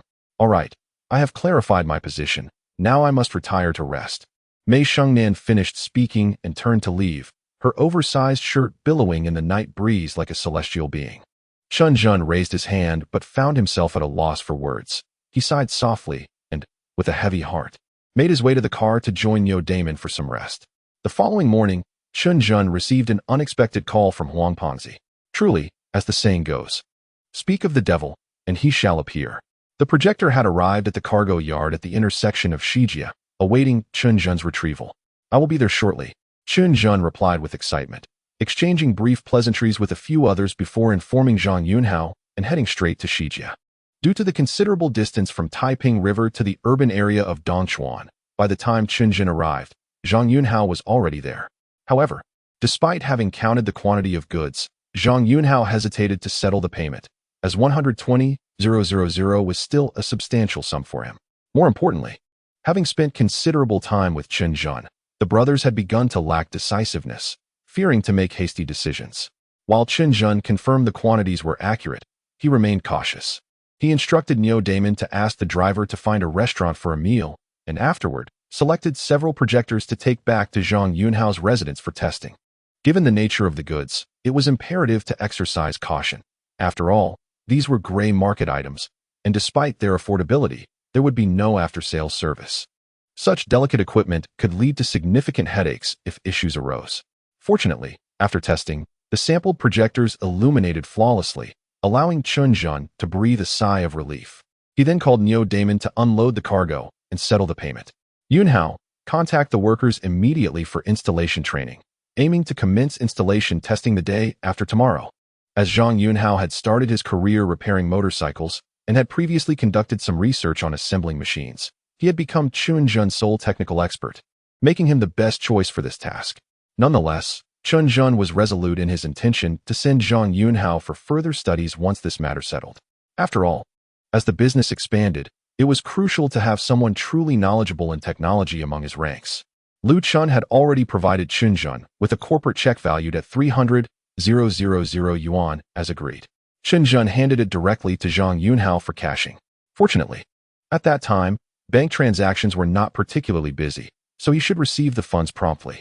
Subsequently, Chen Zhen returned Huang Pengzi's call, ensuring that everything was progressing smoothly. Recently, Niu Damon had been enjoying a comfortable life, although he wasn't earning as much as Hu Sanzhong or Zhang Yunhao. Being by Chen Zhen's side meant good food and drink, with a steady flow of vehicles coming and going, giving him a certain prestige. The village matchmakers had already placed him on their list of the best eligible bachelors. Chen Zhen had absolute trust in Niu Damon, directly handing him the 120,000 yuan for the transaction. However, while Niu Damon was dining with the driver sent by Huang Ziyue, two non-mainstream thugs gradually approached Chen Zhen Santana 2000. "This is the car," one of them remarked, confirming the license plate. Such a high-end vehicle was rare in Dongchuan, leaving no room for error. "Hey, Brother Chong, I've never handled such a high-end car before," one thug exclaimed. "Damn it, if you want to do it, just do it. Have you wasted 3 years as a mechanic apprentice for nothing? Keep talking, and I'll give you a beating." The apprentice, frightened beyond measure, hastily began his attempts. He first employed a jack to elevate the car's wheel, then set about adjusting the brake pads. "Are you done yet? Hurry up," urged Brother Chong incessantly. "Almost there. Almost there. As long as I remove the 4 screws from the brake pads, when the brakes fail, that Chen fellow will either die or be left crippled." Upon hearing this, the ruffian named Brother Chong broke into a smile, just as he caught sight of a familiar figure darting past. "Ah, that's Luo Si," Brother Chong exclaimed, slapping his forehead, his spirits soaring. It seemed fortune had favored him. Not only had he devised a method to deal with Chen Zhen, but he also fortuitously encountered Luo Si. Zhu Hongbing had specifically ordered a lesson for Luo Si, and if he could deliver the man to Brother Zhu, it would surely earn him considerable favor. With a beaming smile, Brother Chong said to the apprentice, "You stay here and take care of things. I shall fetch Luo Si for Brother Zhu." The apprentice, though reluctant, nodded in deference to Brother Chong's authority. As Brother Chong walked away, the apprentice fumbled with the tools, only to be startled by the sudden appearance of Niu Damon at the restaurant's entrance, causing him to break into a cold sweat. He quickly secured the tire and lowered the jack. In Chapter 84, titled Car Accident, he hid behind a large tree, watching as Niu Damon started the vehicle without any suspicion. Finally, he breathed a sigh of relief. Zhu Hongbing was suddenly graced with 2 pieces of good news, his excitement causing him to slam his hands on the table with a resounding clap. "Haha, splendid. This Cheng Chong lad is quite reliable. With that scoundrel Chen Zhen dead, my heart shall be at ease, and I can also take the opportunity to teach those useless Luo Si a lesson. Luck is indeed on my side." Since birth, Zhu Hongbing had never lacked for money. Thus his material desires were minimal. He simply sought to find trouble and discipline those who dared to cross him. Yet, the expanse of Dongchuan was limited, and few would challenge him. Now, having encountered the formidable Chen Zhen, Zhu Hongbing had invested all his pent-up animosity into this confrontation. With Luo Si, who had failed to deliver, now firmly lodged in Zhu's side as a thorn. "Damn it. First, bring Luo Si to me to vent my anger. Once Chen Zhen is gone, we will celebrate grandly," Zhu Hongbing declared with fervor. However, Cheng Chong and the apprentice were unable to retrieve Luo Si. Instead, they returned with several fresh slaps across their faces. "Woo-woo, Brother Zhu. That rascal Luo Si has gone mad. When I mentioned your name, not only did he ignore me, but he also slapped me." "What?" Zhu Hongbing's anger flared. He would not tolerate such insolence, even from Luo Si, let alone his elder brother, Luo San. This brat has truly gone too far. "Come, gather the men. We shall teach him a proper lesson." Zhu Hongbing was known for his impulsive nature, and his followers were well aware of his temperament. Without waiting for Cheng Chong and the apprentice to finish, the group swiftly boarded their vehicles, heading straight for the location where Luo Si had appeared. Zhu Hongbing led the charge, shouting that he would make Luo Si pay dearly. Meanwhile, Chen Zhen felt a deep sense of guilt over the events that had transpired the previous night with Mei Xingnan. Therefore, it was with intent that Niu Damon arrived early to pick him up. Contemplating the idea of taking Lin Wan and Beibei to Zhuiyuan Tower for a hot pot meal as a form of compensation. Compensation, a sentiment shared among men, is an inclination that even the most successful elites, such as Chen Zhen, cannot escape. As he sat in the car, Chen Zhen reflected on the fact that, despite the passage of time, Lin Wan and Beibei had yet to share a meal with him at a restaurant, which only deepened his feelings of guilt. At that moment, a faint clicking sound echoed within the vehicle. "Damon, what is that noise?" "Jinggu, we just bought this car a month ago. It has only been driven a little over 3,000 kilometers. It shouldn't be having issues," Niu Damon replied. Chen Zhen nodded, reasoning that the first maintenance typically occurs at 3,000 kilometers and that Volkswagen vehicles are generally robust, often requiring maintenance only every 10,000 kilometers. However, having driven many cars in his previous life, He was aware that new vehicles could encounter problems early on. Thus, he cautiously suggested, once we pick up Lin Wan, let us head straight to the dealership for a check. It's crucial to ensure the reliability of our transportation. Otherwise, complications may arise. Damon quickly agreed. But then he exclaimed in surprise, "Hey, what is going on?" Noticing the unusual tone in Damon's voice, Chen Zhen inquired, "What is wrong?" After a few frantic presses on the brake pedal, Damon's face turned pale as he stammered, Zhen, we have a problem. The brakes aren't working." Upon hearing this, Chen Zhen's expression tightened momentarily before he calmly instructed, "Stay calm. The streets are relatively clear. Keep a firm grip on the steering wheel, shift to neutral, and steer towards higher ground as much as possible." Chen Zhen's composure reassured Damon, who grasped the steering wheel firmly, his eyes intensely scanning the surroundings. The traffic in 1997 was indeed sparse, yet this very fact allowed cyclists and pedestrians to behave recklessly, often disregarding traffic signals. Without brakes, a car traveling at 60 kilometers per hour poses a significant danger. Just as they approached a small intersection, two children suddenly darted into the road, causing Damon to scream in alarm. He jerked the steering wheel, and the car veered directly towards the curb. With a resounding crash, the Santana 2000 crashed into a roadside flower bed, jolting Chen Zhen painfully in the abdomen. It was only after realizing the brakes had failed that he had hastily fastened his seatbelt, which now proved to be of critical importance. In a haze of confusion, Chen Zhen's vision darkened, and he lost consciousness. Not long after, Zhu Hongbing learned of Chen Zhen's accident while en route to find Luo Si. The news sent Zhu, the young master, leaping from his seat, inadvertently bumping his head against the roof of the car. "Haha, Chen Zhen has crashed. Chen Zhen has crashed," he exclaimed, striking the headrest of the front seat, which echoed with sharp thuds. The younger members in the car quickly joined in the celebration, offering forced smiles and congratulations. "Congratulations, Brother Zhu. Congratulations." Zhu Hongbing paid little heed to the insincerity of their flattery, waving his hand with a grin. "No need for further words. Once we deal with Luo Si, let us head straight to the bank. Each of you will receive 500 yuan as a reward for your hard work." Upon hearing this, his companions erupted into cheers.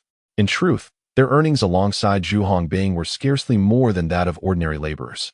Upon encountering Zhu Dashao's displeasure, one could hardly expect to gain even a single benefit. Yet, they indulged daily in lavish feasts at upscale establishments like Donglishan. The arduous days of labor seemed a distant memory, for it is far easier to ascend from simplicity to luxury than to descend back. A task as daunting as climbing the heavens. Soon, a group of about a dozen found Luo Si in a humble roadside eatery. Their sudden entrance sent the bewildered patrons fleeing. The restaurant owner, pale with fright, cowered behind the counter, oblivious to which formidable figure had invoked his terror.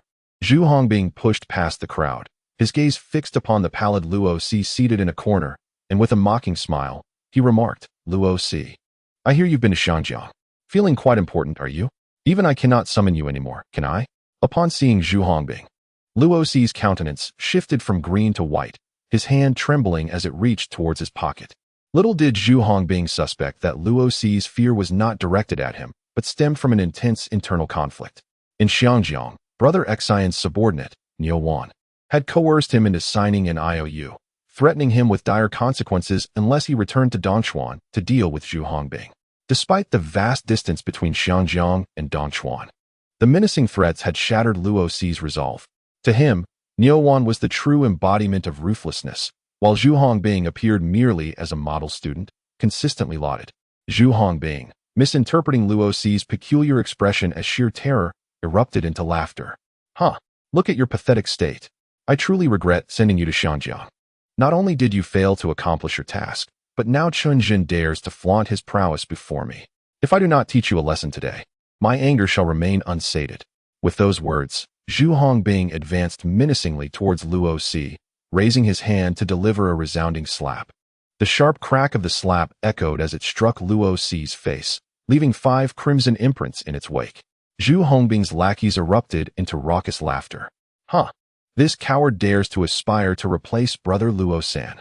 He is nothing but a worthless cur. Zhu Gu, teach him a lesson for daring to undermine your authority and tarnish your reputation. If he is not taught a lesson, he will never learn." The restaurant owner had long since cowered behind the counter, while Luo Si stood frozen, his expression a tumult of conflicting emotions.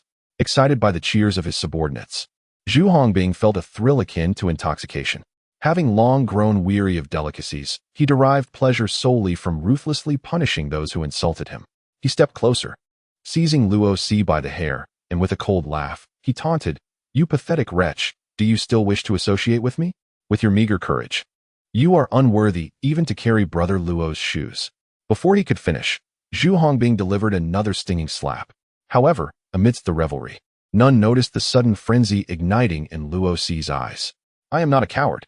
I am not worthless," Luo Si bellowed, drawing a dagger from his pocket. Amidst the gasps of the onlookers, he lunged towards Zhu Hongbing's thigh with fierce intent. The blade pierced, and with a spray of blood, Zhu Hongbing's anguished screams echoed throughout the eatery. The scene descended into chaos as the small restaurant owner surveyed the situation, his eyes widening in disbelief. He witnessed Luo Si, in a frenzy, injuring two more individuals before remarkably breaking free from the encirclement. "Stop chasing him, quickly help Zhu Gu," someone shouted, prompting the crowd to hurriedly lift Zhu Hongbing. With the dagger removed, the gash on Zhu's thigh resembled the mouth of a catfish, spewing blood with each agonizing gasp, accompanied by a chorus of screams. It was only when the restaurant owner reminded them that they remembered to call an ambulance using Zhu Hongbing's phone. They gathered around him, offering encouragement and urging him to embody the spirit of perseverance. Naturally, such remarks earned them a barrage of curses from Zhu Hongbing. At long last, the ambulance arrived, and after a prolonged display of tenacity, Zhu Hongbing was finally loaded onto the vehicle. As he watched the frantic crowd disperse, the small owner emerged from behind the counter, chuckling softly to himself, "Chen Zhen, Chen Zhen." Not long after, the unconscious Chen Zhen heard a melodic voice calling his name, gradually stirring him from his slumber. As he opened his eyes, he was met with Lin Wan's tear-streaked face, her eyes brimming with concern. "Madam Chen, there is no need for alarm. General Chen has merely sustained superficial injuries," a familiar voice chimed in. Chen Zhen looked up in astonishment to see Director Liu from the Liangsong Town Health Clinic. Aside from a slight burning sensation in his waist, Chen Zhen felt no other discomfort and began to relax. "Wife, Director Liu, are we at the Liangsong Town Health Clinic?" he inquired. Upon hearing his voice, Lin Wan jolted in surprise and turned towards him, exclaiming in delight, "Dr. Liu, Chen Zhen has awakened." Director Liu, noticing Chen Zhen's consciousness, approached with a smile, saying, "General Chen, how do you feel?" "After a thorough examination, I can assure you that your injuries are all superficial. By the way, this isn't the town health clinic, it's Dongchuan People's Hospital. Thanks to you, I have been reassigned here to work." After Chen Zhen's father faced discrimination at the Liangsong Health Clinic, Director Liu had been on edge, fearing further troubles from the town mayor. To his astonishment, just days later, he received a transfer order directly to Dongchuan People's Hospital as its director. This unexpected turn of events delighted Director Liu. No, Director Liu, who had spent half his life without venturing far from Liangsong. As soon as Chen Zhen arrived, he was swiftly transferred to Dongchuan. Director Liu naively attributed this to his hasty dismissal of the troublemaking Dr. Luo, believing he had done Chen Zhen a favor. Little did he realize that Chen Zhen had orchestrated this change through some undisclosed means. Upon arriving in Dongchuan, he heard whispers of Chen Zhen's reputation, the illustrious owner of the Golden Oscar. Just days prior, the hospital had organized a movie outing for senior doctors, featuring an opulent venue that was beyond the grasp of ordinary individuals. He had intended to find time to pay homage at the mountaintop to thank Chen Zhen for his elevation. Yet here he was, unexpectedly meeting him in the hospital. Thus, Dr. Liu, within the bounds of his authority, conducted a thorough examination of Chen Zhen and subsequently transferred him directly to a VIP ward. Naturally, his demeanor towards Lin Wan, the family member, was gentle and amiable, leaving her somewhat perplexed. Unbeknownst to Chen Zhen, who expressed his gratitude to Dr. Liu, he began to console Lin Wan. "Chen Zhen, are you all right?" Lin Wan inquired with concern, noticing his smile, suddenly recalling the thermos behind her. She hurriedly brought it forward and placed it in Chen Zhen's arms, saying, "You're injured and need nourishment. Inside is your favorite pig trotters. Do try some." Dr. Liu, witnessing this, hesitated, pondering the appropriateness of a patient consuming pig trotters so soon after waking. However, realizing Chen Zhen was not in serious trouble, he decided it was not his concern and tactfully exited, opting to visit at another time. Chen Zhen stared at the thermos Lin Wan had handed him, momentarily taken aback. Yet was soon captivated by the aroma of scallions and cilantro wafting from within. Having not eaten, he thought, why not indulge? Just as he was about to take the thermos, Lin Wan snatched it back. Oh dear, you're injured. How can you eat by yourself? With that, she deftly scooped the pig trotters into a small porcelain bowl and poured in a touch of broth. The rich aroma of the meat completely overshadowed the sterile scent of the hospital. As Chen Zhen swallowed hard, a pair of delicate hands presented the bowl before him. And with a swift motion, the slippery, tender pig trotters found their way into his mouth. The flavors were exquisite, crispy, smooth, and tender, complemented by the fragrant scallions and cilantro. It was simply divine. Yet, the most pleasurable aspect was Lin Wan's concerned gaze and tender actions, a sensation that brought unparalleled comfort to Chen Zhen, who was accustomed to indulgence. He silently mused that having a gentle wife was truly a delightful experience. However, just as Chen Zhen was relishing this moment of tranquility, a commotion erupted outside the ward. Damn it! Is there really a VIP room in Dongchuan that Zhuge can't access? Bring the director here. The boisterous shouts caused both Chen Zhen and Lin Wan to frown. What followed was even more disconcerting for Chen Zhen. The ward door was thrust open violently, and several individuals barged in, escorting a limping figure with an air of arrogance. Upon seeing the limping man, Chen Zhen was momentarily taken aback. Zhu Hongbing. Chen Zhen. In a twist of fate, the injured Zhu Hongbing, having received some first aid that temporarily stymied his bleeding, felt his mood lift. However, upon spotting Chen Zhen, he froze for a moment before bursting into laughter. Ha ha. Chen Zhen, I told you that you'd end up in the hospital within 3 days. Look at you trying to play tough now. Yet, when Zhu Hongbing noticed Chen Zhen's amused expression as he scrutinized his injured leg, his laughter abruptly ceased, replaced by a glare of anger. What are you looking at? I tripped over my own feet. And who do you think you are to occupy a VIP room? Chen Zhen smirked and replied, give way? Why should I? Just because you're disabled? In a fit of rage, Zhu Hongbing seethed, yet constrained by his limp, he could only glare in silence before gritting his teeth and sneering. Just wait. The vice president of the People's Hospital is a friend of my father's. Prepare to be thrown out. At that moment, Director Liu hurried in, visibly flustered. Upon entering, he admonished, who are you to cause a ruckus here? You are disturbing Mr. Chen's rest. Can you bear the responsibility for this? Recognizing the doctor in white, Zhu Hongbing smirked and said, you must be the doctor here. Let me tell you, Vice President Wang is my uncle. Do me a favor and remove Chen Zhen. You'll reap the benefits in the future. After uttering this boast, Zhu Hongbing cast a triumphant glance at Chen Zhen, confident that the name of Vice President Wang would command respect at the People's Hospital, leaving no one daring to disregard him. However, Director Liu's subsequent remark shattered Zhu Hongbing's confidence. I'm afraid Vice President Wang is on a business trip. As for the usage rights of the VIP ward, I am the one who decides. You ruffians should leave immediately, or I won't hesitate to take action. Zhu Hongbing stared in disbelief at Director Liu, erupting. Have you lost your mind? Do you know who I am? I am Zhu Hongbing. I don't care if you're Zhu Hongbing or a stray dog. It won't work here. Director Liu retorted, his face stern. He waved his hand, and several security guards approached. What's the matter, Director Liu? Is someone causing trouble? The guards inquired. They separated Zhu Hongbing from Director Liu, rendering Zhu and his entourage utterly powerless. You'll pay for this. Zhu Hongbing trembled with rage, but found himself with no recourse, turning to leave with a limp. Just then, Chen Zhen interjected, Zhu Hongbing, our affair is far from over. You should prepare yourself. Zhu Hongbing, incensed, attempted to charge forward, but was forcibly restrained by his subordinates. Once they were sufficiently distant, Chen Zhen expressed his gratitude to Director Liu, saying, Thank you, Dr. Liu. I will remember this favor. Should you encounter any difficulties in the future, do not hesitate to reach out to me.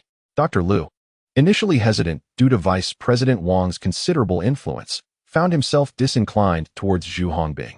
Uncertain of how Chen Zhen had managed to secure his position, he felt compelled to side with Chen. Upon hearing Chen Zhen's promise, Dr. Liu felt reassured, humbly replying, It is the least I could do. There should be a sense of order. Mr. Chen's presence in this ward is justifiable. Chen Zhen nodded appreciatively, recognizing the astuteness of the old doctor. He thought to himself that further engagement with him would be beneficial. After Dr. Liu departed, Lin Wan furrowed her brow with concern and asked, Chen Zhen, is your business outside difficult? Do you offend many people? Chen Zhen chuckled, It's nothing to worry about.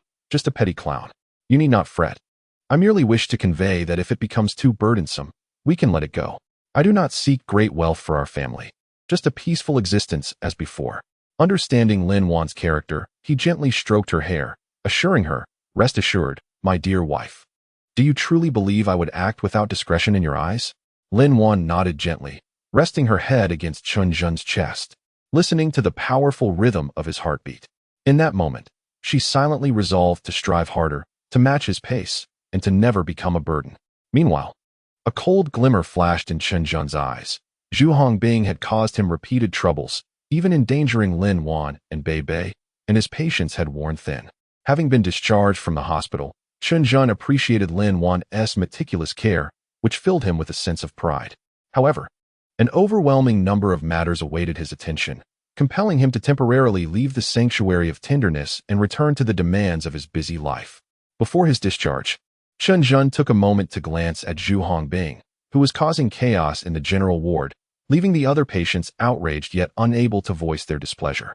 Hey, Dou, I need your help with something, Chen Zhen stated as he reached out to Mei Shengwu on the phone. After several days of absence, Mei Shengwu burst into laughter upon hearing Chen Zhen's voice. Finally, I've been waiting for your call. The second cinema project is still pending your approval. Put the cinema matter on hold for now. I need you to investigate Zhu Hongbing's background.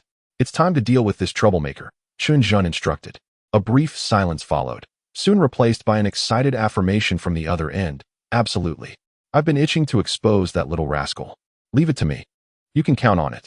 Chen Zhen felt reassured.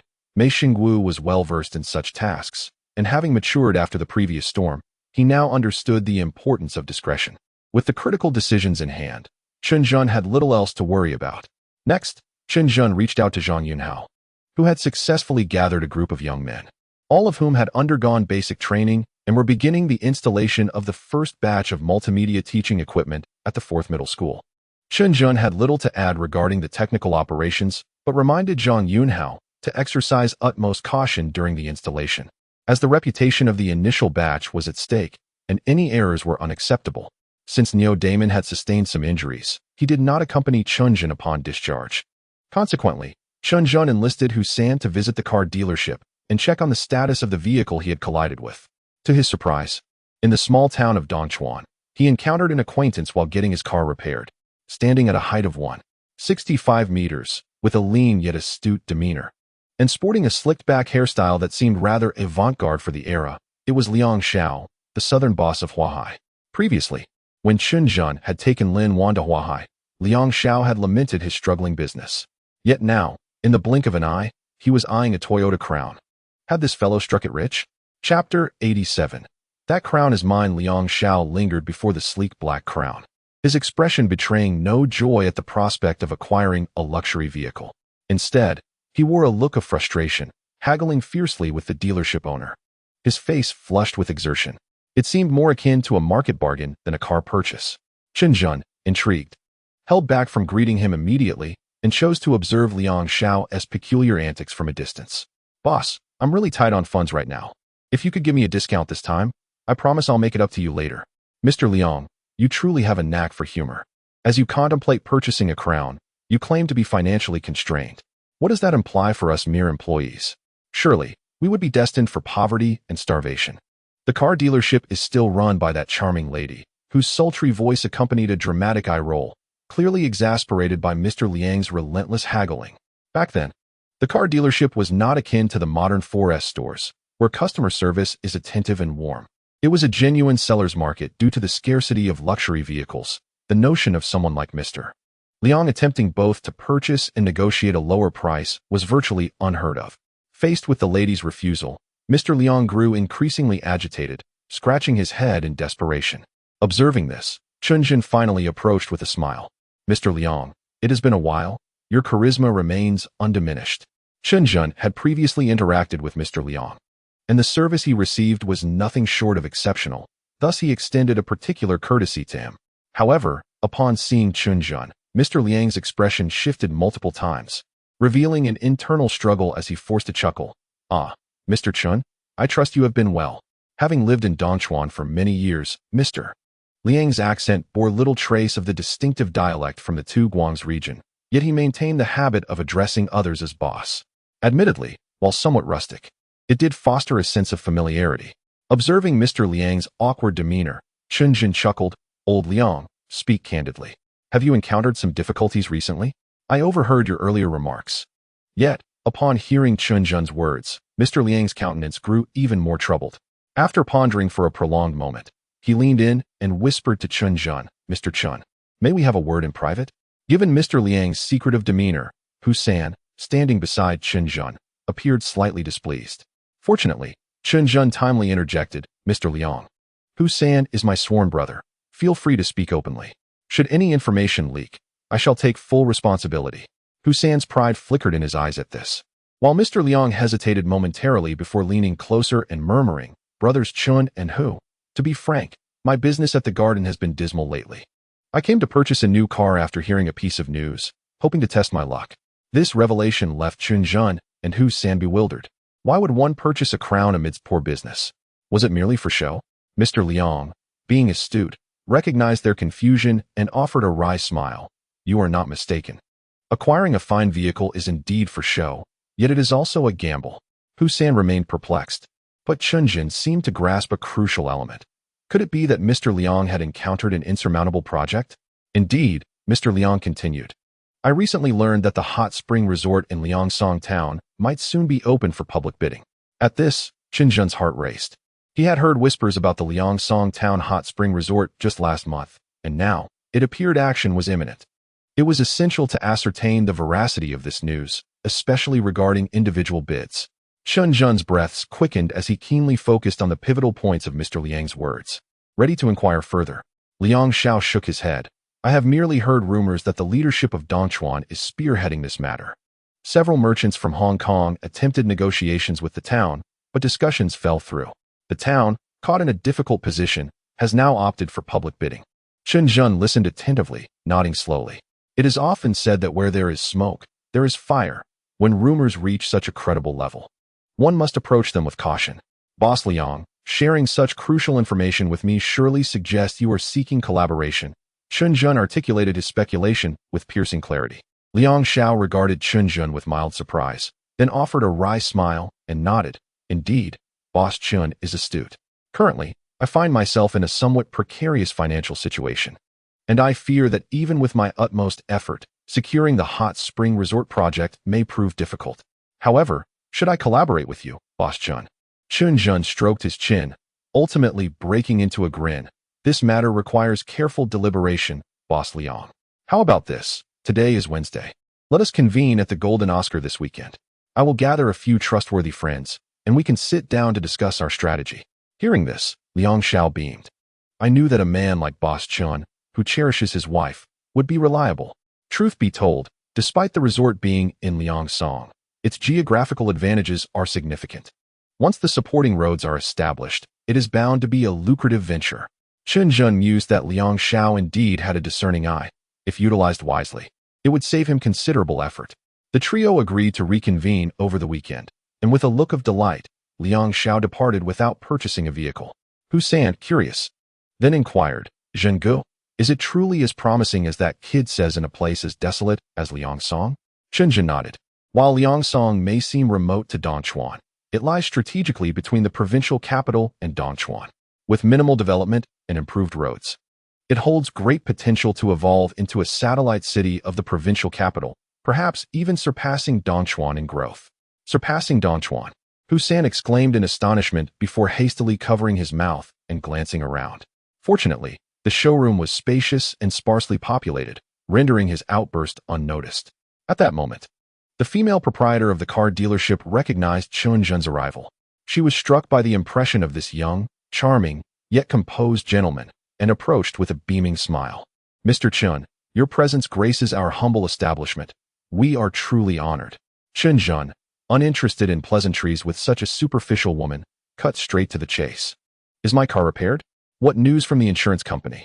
The female proprietor wore a look of regret as she responded, Mr. Chen, your vehicle has been inspected, and unfortunately, it suffered engine damage. It may need to be declared a total loss. Husan, upon hearing this, was instantly incensed. What? A car worth over 10,000 is totaled from a single accident? What kind of quality do you sell? It's barely been a month.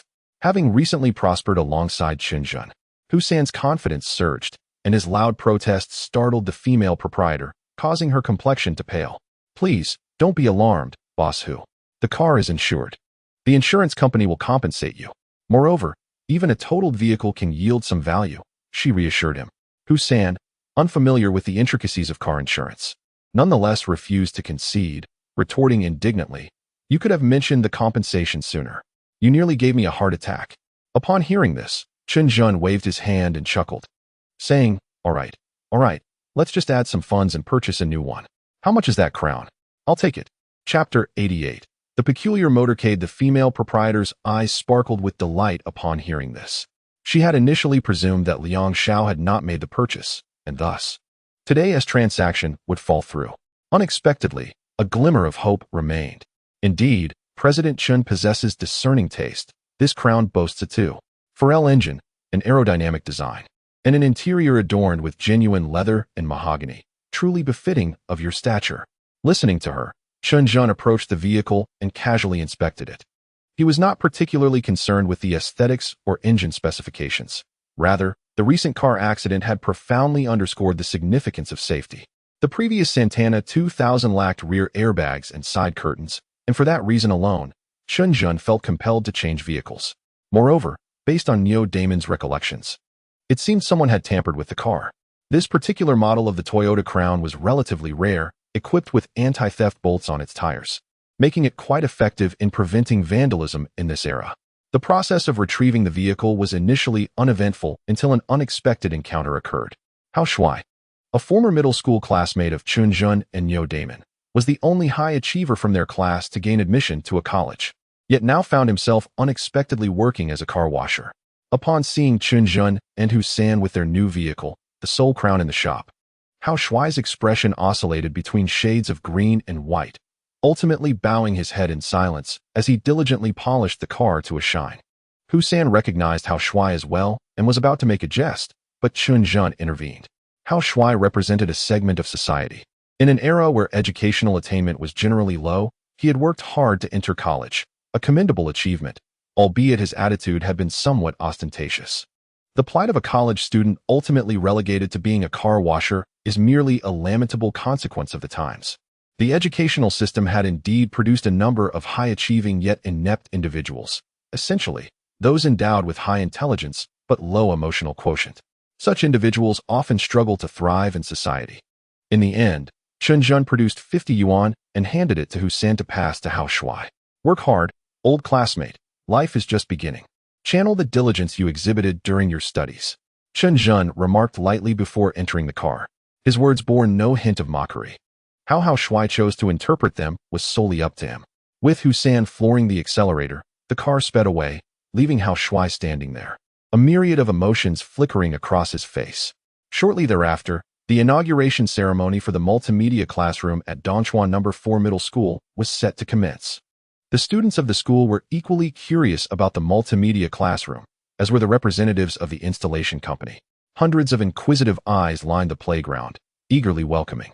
A sleek, glossy black-crowned sedan glided smoothly into view. The rehabilitated Neo Damon brought the car to a halt, hastily opening the door.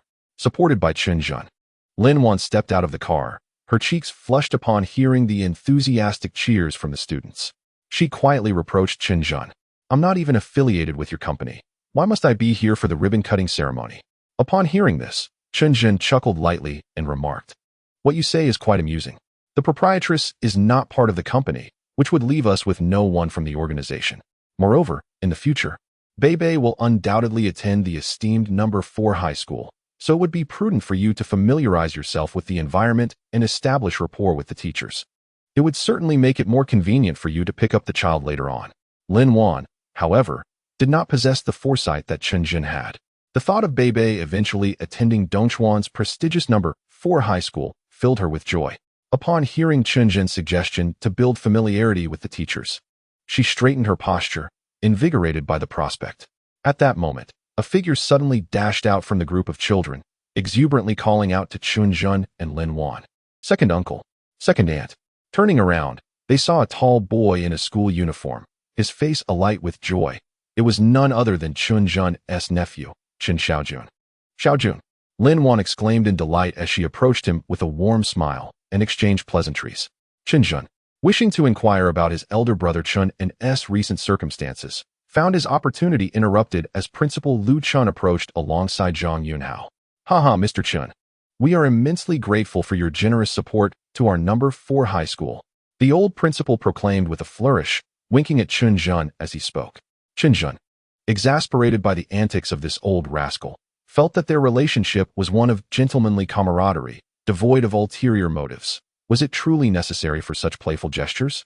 Nevertheless, the niceties of the occasion must be observed, and he extended his hand to shake Lu Chen's, replying, "Supporting education is only to be expected." The procurement of the multimedia classroom was officially a half donation from Zhang Yunhao and Chen Zhen's company, considering that the market price for branded equipment had soared above 30,000. To insist that one was offering it at a genuinely low price would only raise suspicions of ill intent. Thus, Chen Zhen graciously embraced the title of philanthropist. Following this, the esteemed Principal Lu Chen, amidst countless admiring gazes, shook hands with Vice President Lin Wan. Subsequently, the group made their way to the podium on the playground after some courteous exchanges.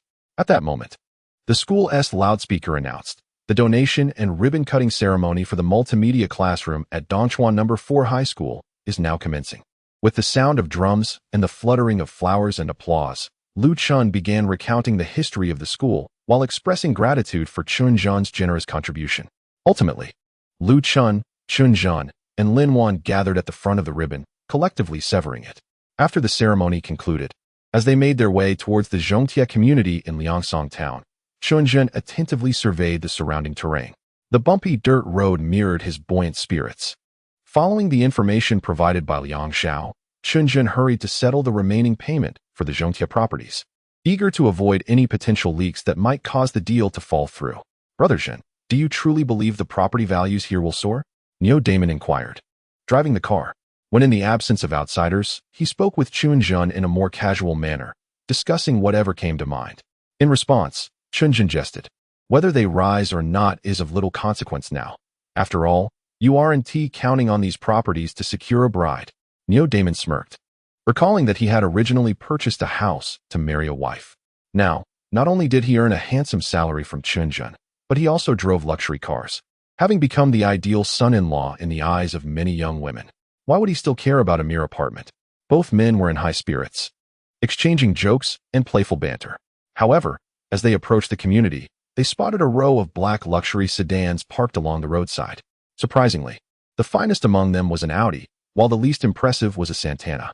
It was indeed unusual for such an affluent display to appear in such a desolate area.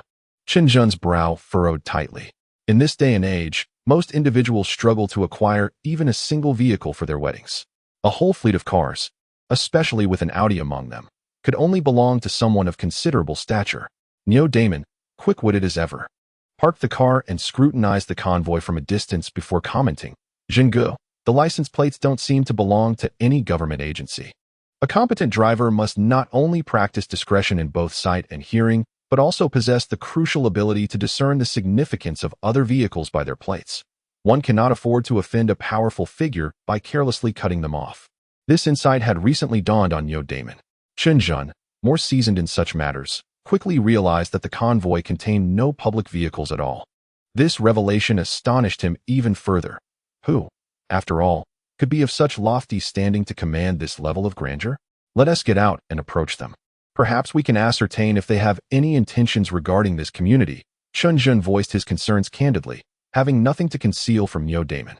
Although Neo Damon appeared simple-hearted, he was astute in action. His keen ears might just catch some valuable information.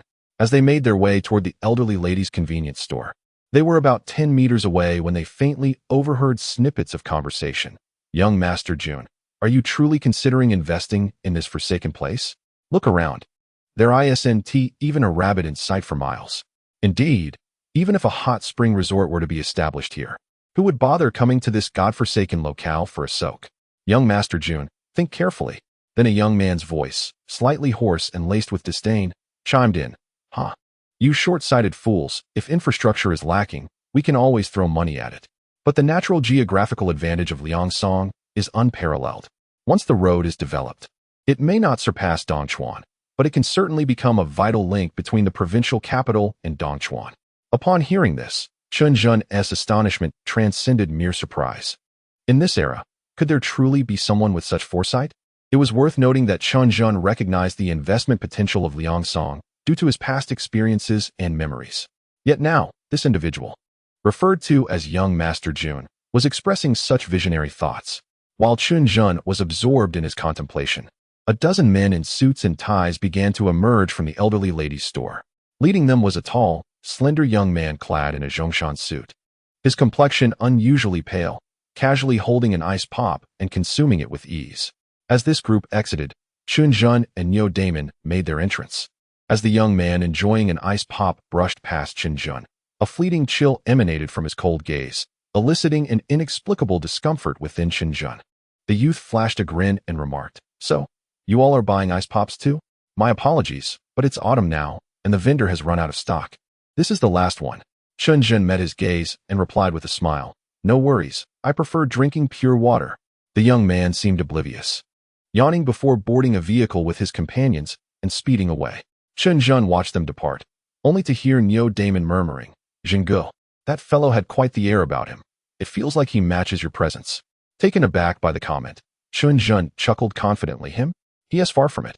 The elderly intermediary, cheerily counting her money in the courtyard, noted Chen Zhen and Niu Damon's arrival, saying, "You two are right on time today. I just sold an ice pop for quite a sum." Niu Damon, intrigued, glanced at the colorful assortment of bills in her hand, 10 and 50 denominations, estimating over 100. He couldn't help but marvel at the extravagance of the military youth who had spent such a fortune on a mere ice pop. Chen Zhen, unfazed, interjected, "No matter how much one earns from selling ice pops, it's still just ice pops, dear lady. Do you remember us? We specifically came to deliver money." He continued, "If this deal goes through, the commission will far surpass that of selling ice pops." Only then did the elderly lady seem to recognize Chen Zhen, her face breaking into a wide smile. "Oh, it's you. I was just about to call you. It's nearly the end of the month, and you've really taken your time." Chen Zhen smiled silently, gesturing for Niu Damon to place the bag on the table before her. Upon opening it, a large bundle of cash was revealed, almost dazzling to behold.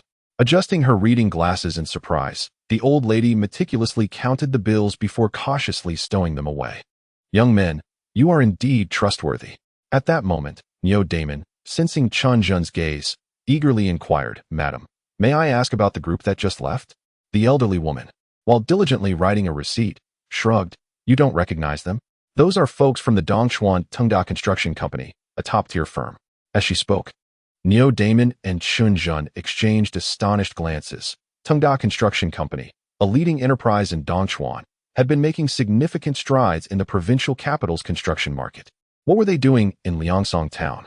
Taking the receipt handed to him by the lady, Chen Zhen felt an unaccountable pressure. He was uncertain about Tengda Construction's intentions. If they were indeed looking to involve themselves in the project at the hot spring resort, they would undoubtedly become his most formidable adversary. Niu Damon, lacking Chen Zhen's grand ambitions, instinctively replied with enthusiasm, "Zhengge, if Tengda Construction has set its sights on this community, it implies a bright future ahead. Perhaps the property we purchased will truly appreciate." Chen Zhen did not respond, merely folding the receipt and placing it away. However, the elderly woman, with an air of expertise, scoffed, "Young man, don't indulge in fanciful dreams. I have lived here for nearly a lifetime. This place is unlikely to appreciate in value." Amid her incessant chatter, Chen Zhen and Niu Damon purchased 2 bottles of purified water and exited the convenience store. Gazing at the gently undulating hills in the distance, Chen Zhen sighed. This hot spring resort project is indeed quite challenging. I wonder if any other passing benefactors will intervene. That would certainly stir up quite a commotion. Lao He had been leading a fulfilling life lately. As Mei Xingwu's reliable aide, the investigation into Zhu Hongbing naturally fell upon his shoulders. Since Niu Damon had mentioned that Chen Zhen's vehicle seemed to have been tampered with, Lao He promptly instructed his brothers to inquire at various repair shops, meticulously noting any mechanics closely associated with Zhu Hongbing. Before long, they had pinpointed an apprentice named Zhao Biao. Chapter 90. A toast not taken is a punishment. Drink Donglishun is situated adjacent to Dongchuan Art Vocational School, with a long row of snack shops lining its front. Zhao Biao sat languidly in a barbecue restaurant, listlessly skewering meat. One might say he had hit a streak of bad luck. Even drinking cold water was a challenge for him. Zhao Biao had finally earned merit from Zhu Hongbing, but before he could enjoy his reward, he found himself hospitalized. With no proper job, he had gone several days without a hearty meal, and this barbecue outing was a long-planned feast on someone else's tab. After indulging himself, just as Zhao Biao prepared to wrap his hair around a skewer, a hand slammed onto his shoulder. Startled, he dropped the skewer. But upon noticing the restaurant owner still tallying up at the counter, his anger flared. "Who the hell are you to touch me, Lao He?" When Zhao Biao recognized the figure before him, he nearly wet his pants. There were hardly any who dared to insult Lao He to his face on Dongchuan Road. Even counting those who had ended up in prison, they could be counted on one hand. Lao He wore a warm smile, yet his fingers pressed harshly against Zhao Biao's cheek. "Ah, Zhao Biao is it? I've heard your skills in auto repair are quite commendable."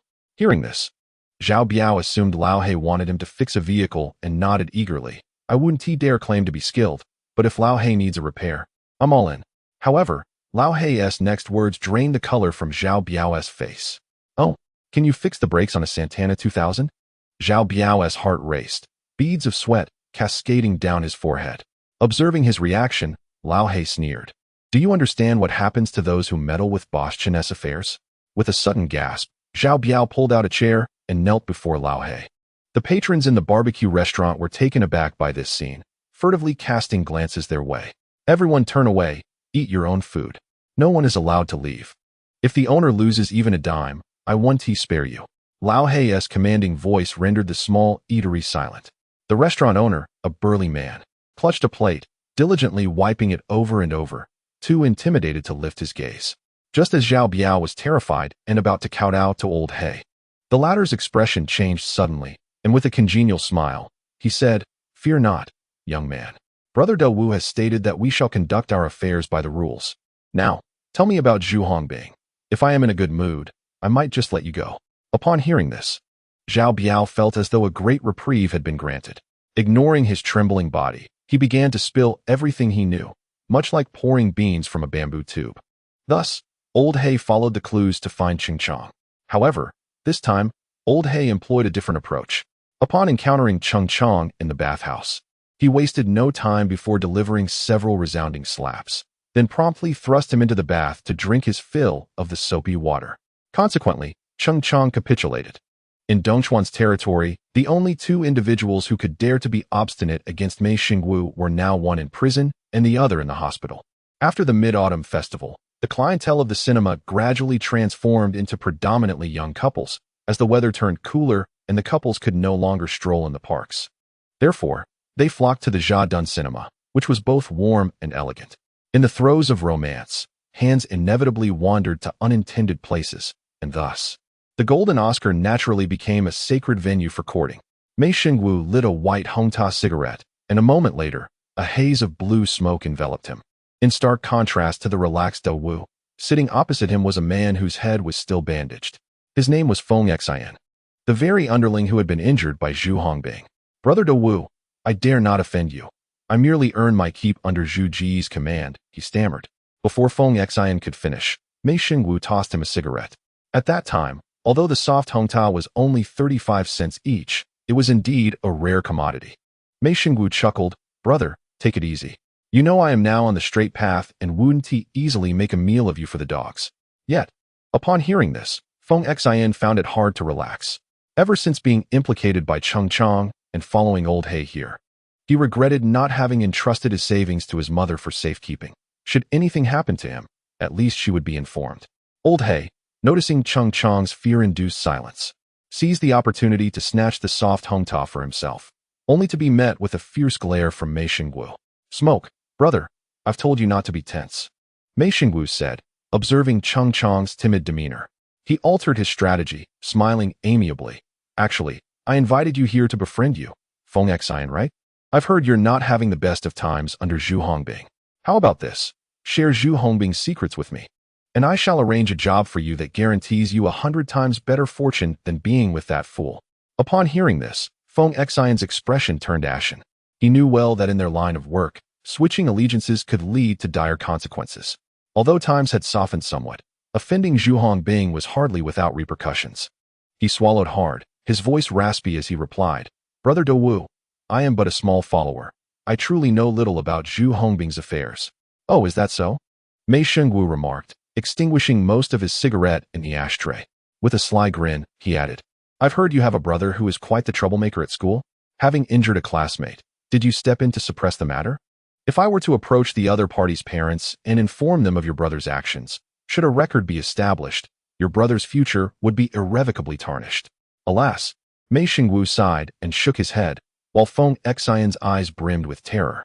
In truth, even if his disappointing brother acquired a criminal record, it would not be the end of the world.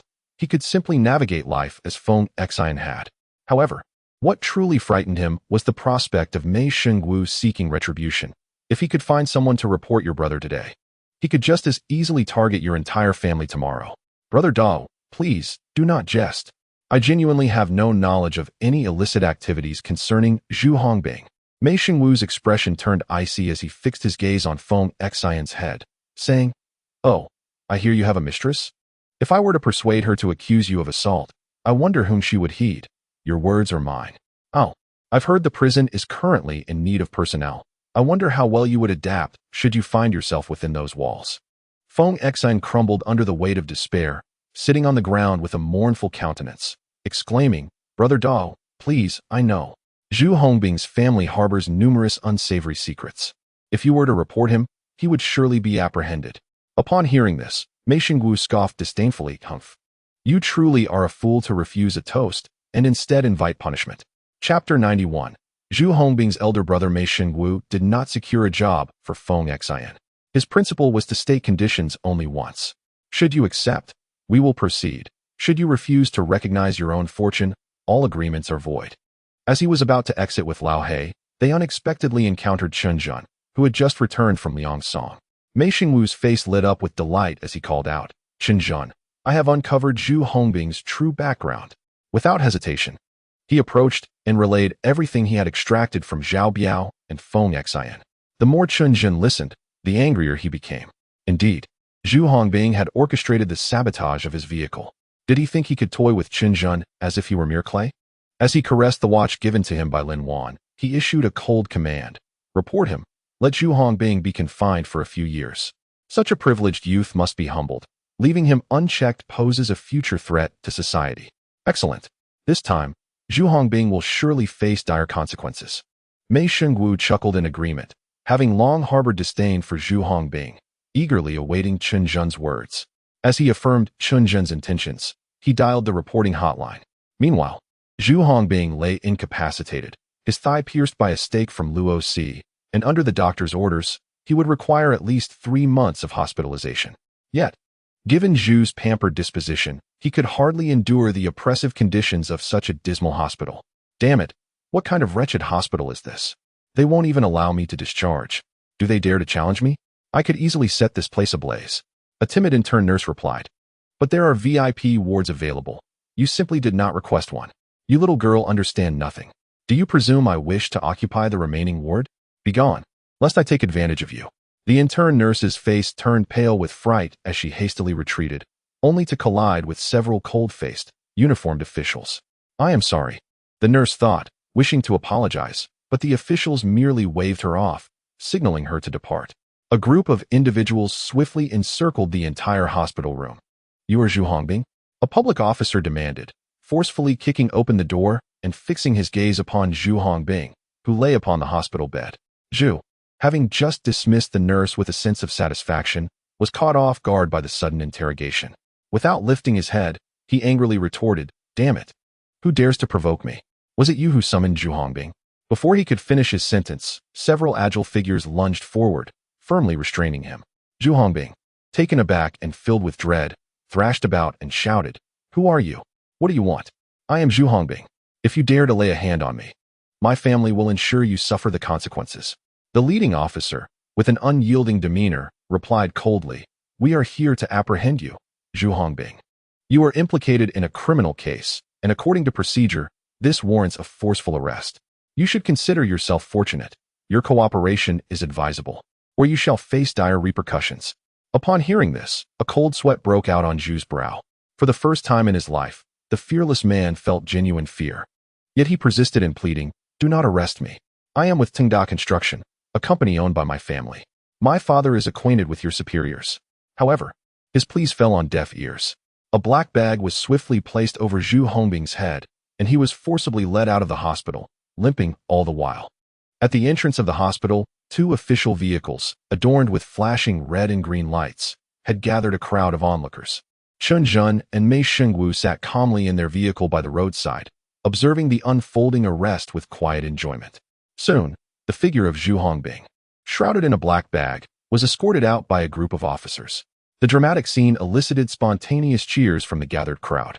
Mei Shengwu, witnessing this spectacle, felt a spark of admiration and gave Chen Zhen a thumbs up, exclaiming, "Chen Zhen, you are indeed formidable. If it were me, I would have merely exchanged blows with Zhu Hongbing, but now, it seems his life is irrevocably altered.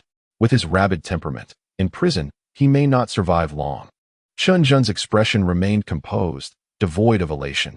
Zhu Hongbing was never worthy of being his adversary. Following the incident where Zhu frightened Lin Wan, his fate had been sealed. The treatment Zhu Hongbing would face in prison was of no concern to Chen Zhen.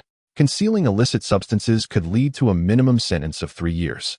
It would be at least 3 years before he would encounter Zhu Hongbing again. As Chen Zhen gestured for Niu Damon to prepare to drive, an unexpected turn of events unfolded nearby. Several black sedans sped into view and encircled the official vehicles. A young man clad in a Zhongshan suit emerged from the lead Audi. Upon recognizing him, Chen Zhen's pupils constricted in shock. It was the military youth he had encountered at the small shop in Liangsong town. The appearance of the military youth caused a frown to form on Chen Zhen's brow, and a flurry of questions arose in his mind. Why had he chosen to obstruct the official vehicles? Did he have any connection to Zhu Hongbing? "Damon, drive closer. Let us hear what they are discussing," Chen Zhen commanded. The crowd slowly advanced, closing the distance to the hospital entrance, where the confrontation between the military youth and the officers became increasingly audible. "What do you mean? On what grounds do you arrest my brother? Zhu Hongbing is suspected of harboring contraband, and we are proceeding with his lawful arrest. All unrelated personnel, please step aside immediately." However, Jun Zhu remained steadfast, refusing to budge, and defiantly locked eyes with the officials, declaring, "Very well, do not let me discover that you have wronged my brother. Otherwise, I, Zhu Hongjun, will make it clear that none of you will escape unscathed." The domineering aura of Zhu Hongjun stirred unease among the officials, while Chen Zhen, who had been quietly observing from the car, was taken aback. This man was actually the brother of Zhu Hongbing. Consequently, that thriving construction company must undoubtedly belong to the Zhu family. With Zhu Hongbing's reckless temperament, Chen Zhen had naively assumed that the Zhu family was merely an ordinary nouveau riche. However, it now appeared that they were indeed a formidable adversary. Ultimately, Zhu Hongjun allowed the official vehicle to pass, the wail of the sirens fading into the distance. Onlookers nearby pointed and whispered about Zhu Hongjun, astonished that he had the audacity to obstruct an official vehicle, a boldness that truly astonished the gathering crowd. In the days to follow, tales of this incident would undoubtedly circulate widely throughout the streets. As the situation reached a temporary pause, Chen Zhen gazed at Zhu Hongjun for a while. Just as he intended to avert his gaze, he unexpectedly locked eyes with Zhu Hongjun's icy stare. To the astonishment of Niu Damon, Zhu Hongjun furrowed his brow and took deliberate steps towards Chen Zhen's car. The distance was short, and mere moments later, Zhu Hongjun stood before the window of the crown vehicle. Through the tinted glass, his piercing gaze fixated on Chen Zhen within. Chapter 92. There's something amiss. Two predatory gazes clashed in the air, and the temperature around them seemed to drop. After several seconds, Zhu Hongjun broke the stalemate, raising his hand to rap against the car window. Tap, tap, tap. The rhythmic sounds resonated. The electric window of the crown slowly descended, a feature characteristic of such luxury vehicles in this era. Inside the car, Chen Zhen revealed a faint smile. "Is there something you need?" Chen Zhen inquired with a grin. Upon seeing Chen Zhen's face, a flicker of surprise crossed Zhu Hongjun's eyes, quickly replaced by a cold glare as he gritted his teeth and asked, "Are you parked here to watch them arrest my brother?" "That was your brother just now, and he looked rather dashing with that hood on," Chen Zhen replied candidly, gesturing towards the crowd of onlookers. "It seems everyone is here to witness your brother's arrest." Would you like to go and confirm with each of them? Upon hearing this, Zhu Hongjuan's gaze grew even colder as he pressed. Did you set my brother up? Chen Zhen, disliking the intensity of Zhu Hongjuan's stare, retorted defiantly, yes. And what of it? Very well, kid, I will remember you. Zhu Hongjuan's countenance darkened, his deep voice laced with a hint of menace. However, Chen Zhen dismissed him entirely, turning to Niu Damon and saying, drive us home. The vehicle gradually began to move, and Niu Damon's hands trembled slightly on the steering wheel. That guy was quite impressive, Mei Shengwu remarked with a grin. But I have a feeling you, Chen Zhen, are even more formidable. Mei Shengwu's words left Chen Zhen momentarily speechless, yet he found himself in agreement deep down. Regardless of whether you are Zhu Hongbing, Zhu Hongjun, or from the Tenda Construction Company, attempting to engage in a contest of strength with one who has been reborn is a far-fetched endeavor. In the blink of an eye, August has passed, and with the consecutive autumn rains, the business of the Golden Oscar has flourished even more. On this particular day, Chen Zhen brought Beibei to the cinema. Upon seeing little Beibei, Mei Shengwu unexpectedly approached with a broad smile. Well, whose charming little girl is this? He teased. Beibei was startled at the sight of the burly man with a bushy beard, initially wanting to hide behind Chen Zhen. Her attention was suddenly captured by a windmill that Mei Shengwu conjured from his hand. Feigning grandeur, Mei Shengwu exclaimed, "Oh, I intended to lend you this windmill to play with, but seeing how frightened you are, never mind. There are plenty of others who wish to play." The little girl's big eyes sparkled with envy, and she timidly replied, "Uncle with the big beard, I'm Beibei. I'm not afraid of you. Can I just take a look at the windmill? I want to play with it, just a glance." Her adorable demeanor elicited a hearty laugh from Mei Shengwu, who then handed the windmill to the girl and gently patted her head, saying, "Go ahead and play. Your father is my best friend, so I'm also your friend." With the windmill in her hands, Beibei squinted her eyes into a narrow slit, beamed a smile, and cheerfully said thank you before running off to play. Chen Zhen, however, was left speechless by Mei Shengwu's demeanor. "I never expected, Wu Ge, that you are quite fond of children." Mei Shengwu grinned, "Of course. When Shengnan was little, she was just as adorable. I raised her myself. It's been nearly 20 years now." Chen Zhen was taken aback by this revelation. He had initially thought of Mei Shengwu as a fiery youth, only to discover he had transformed into a motivational and warm-hearted man. Curious, Chen Zhen wished to delve deeper. But as fortune would have it, a fragrant breeze announced the hurried arrival of Mei Shengnan. "Chen Zhen, President Zhao contacted me.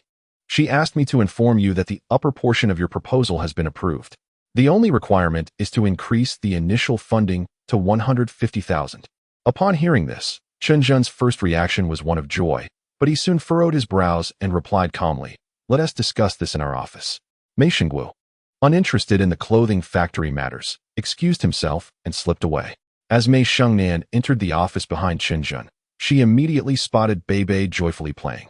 At that moment, Mei Sanjia's expression was complex, and the observant Chen Zhen noted it but chose to remain silent.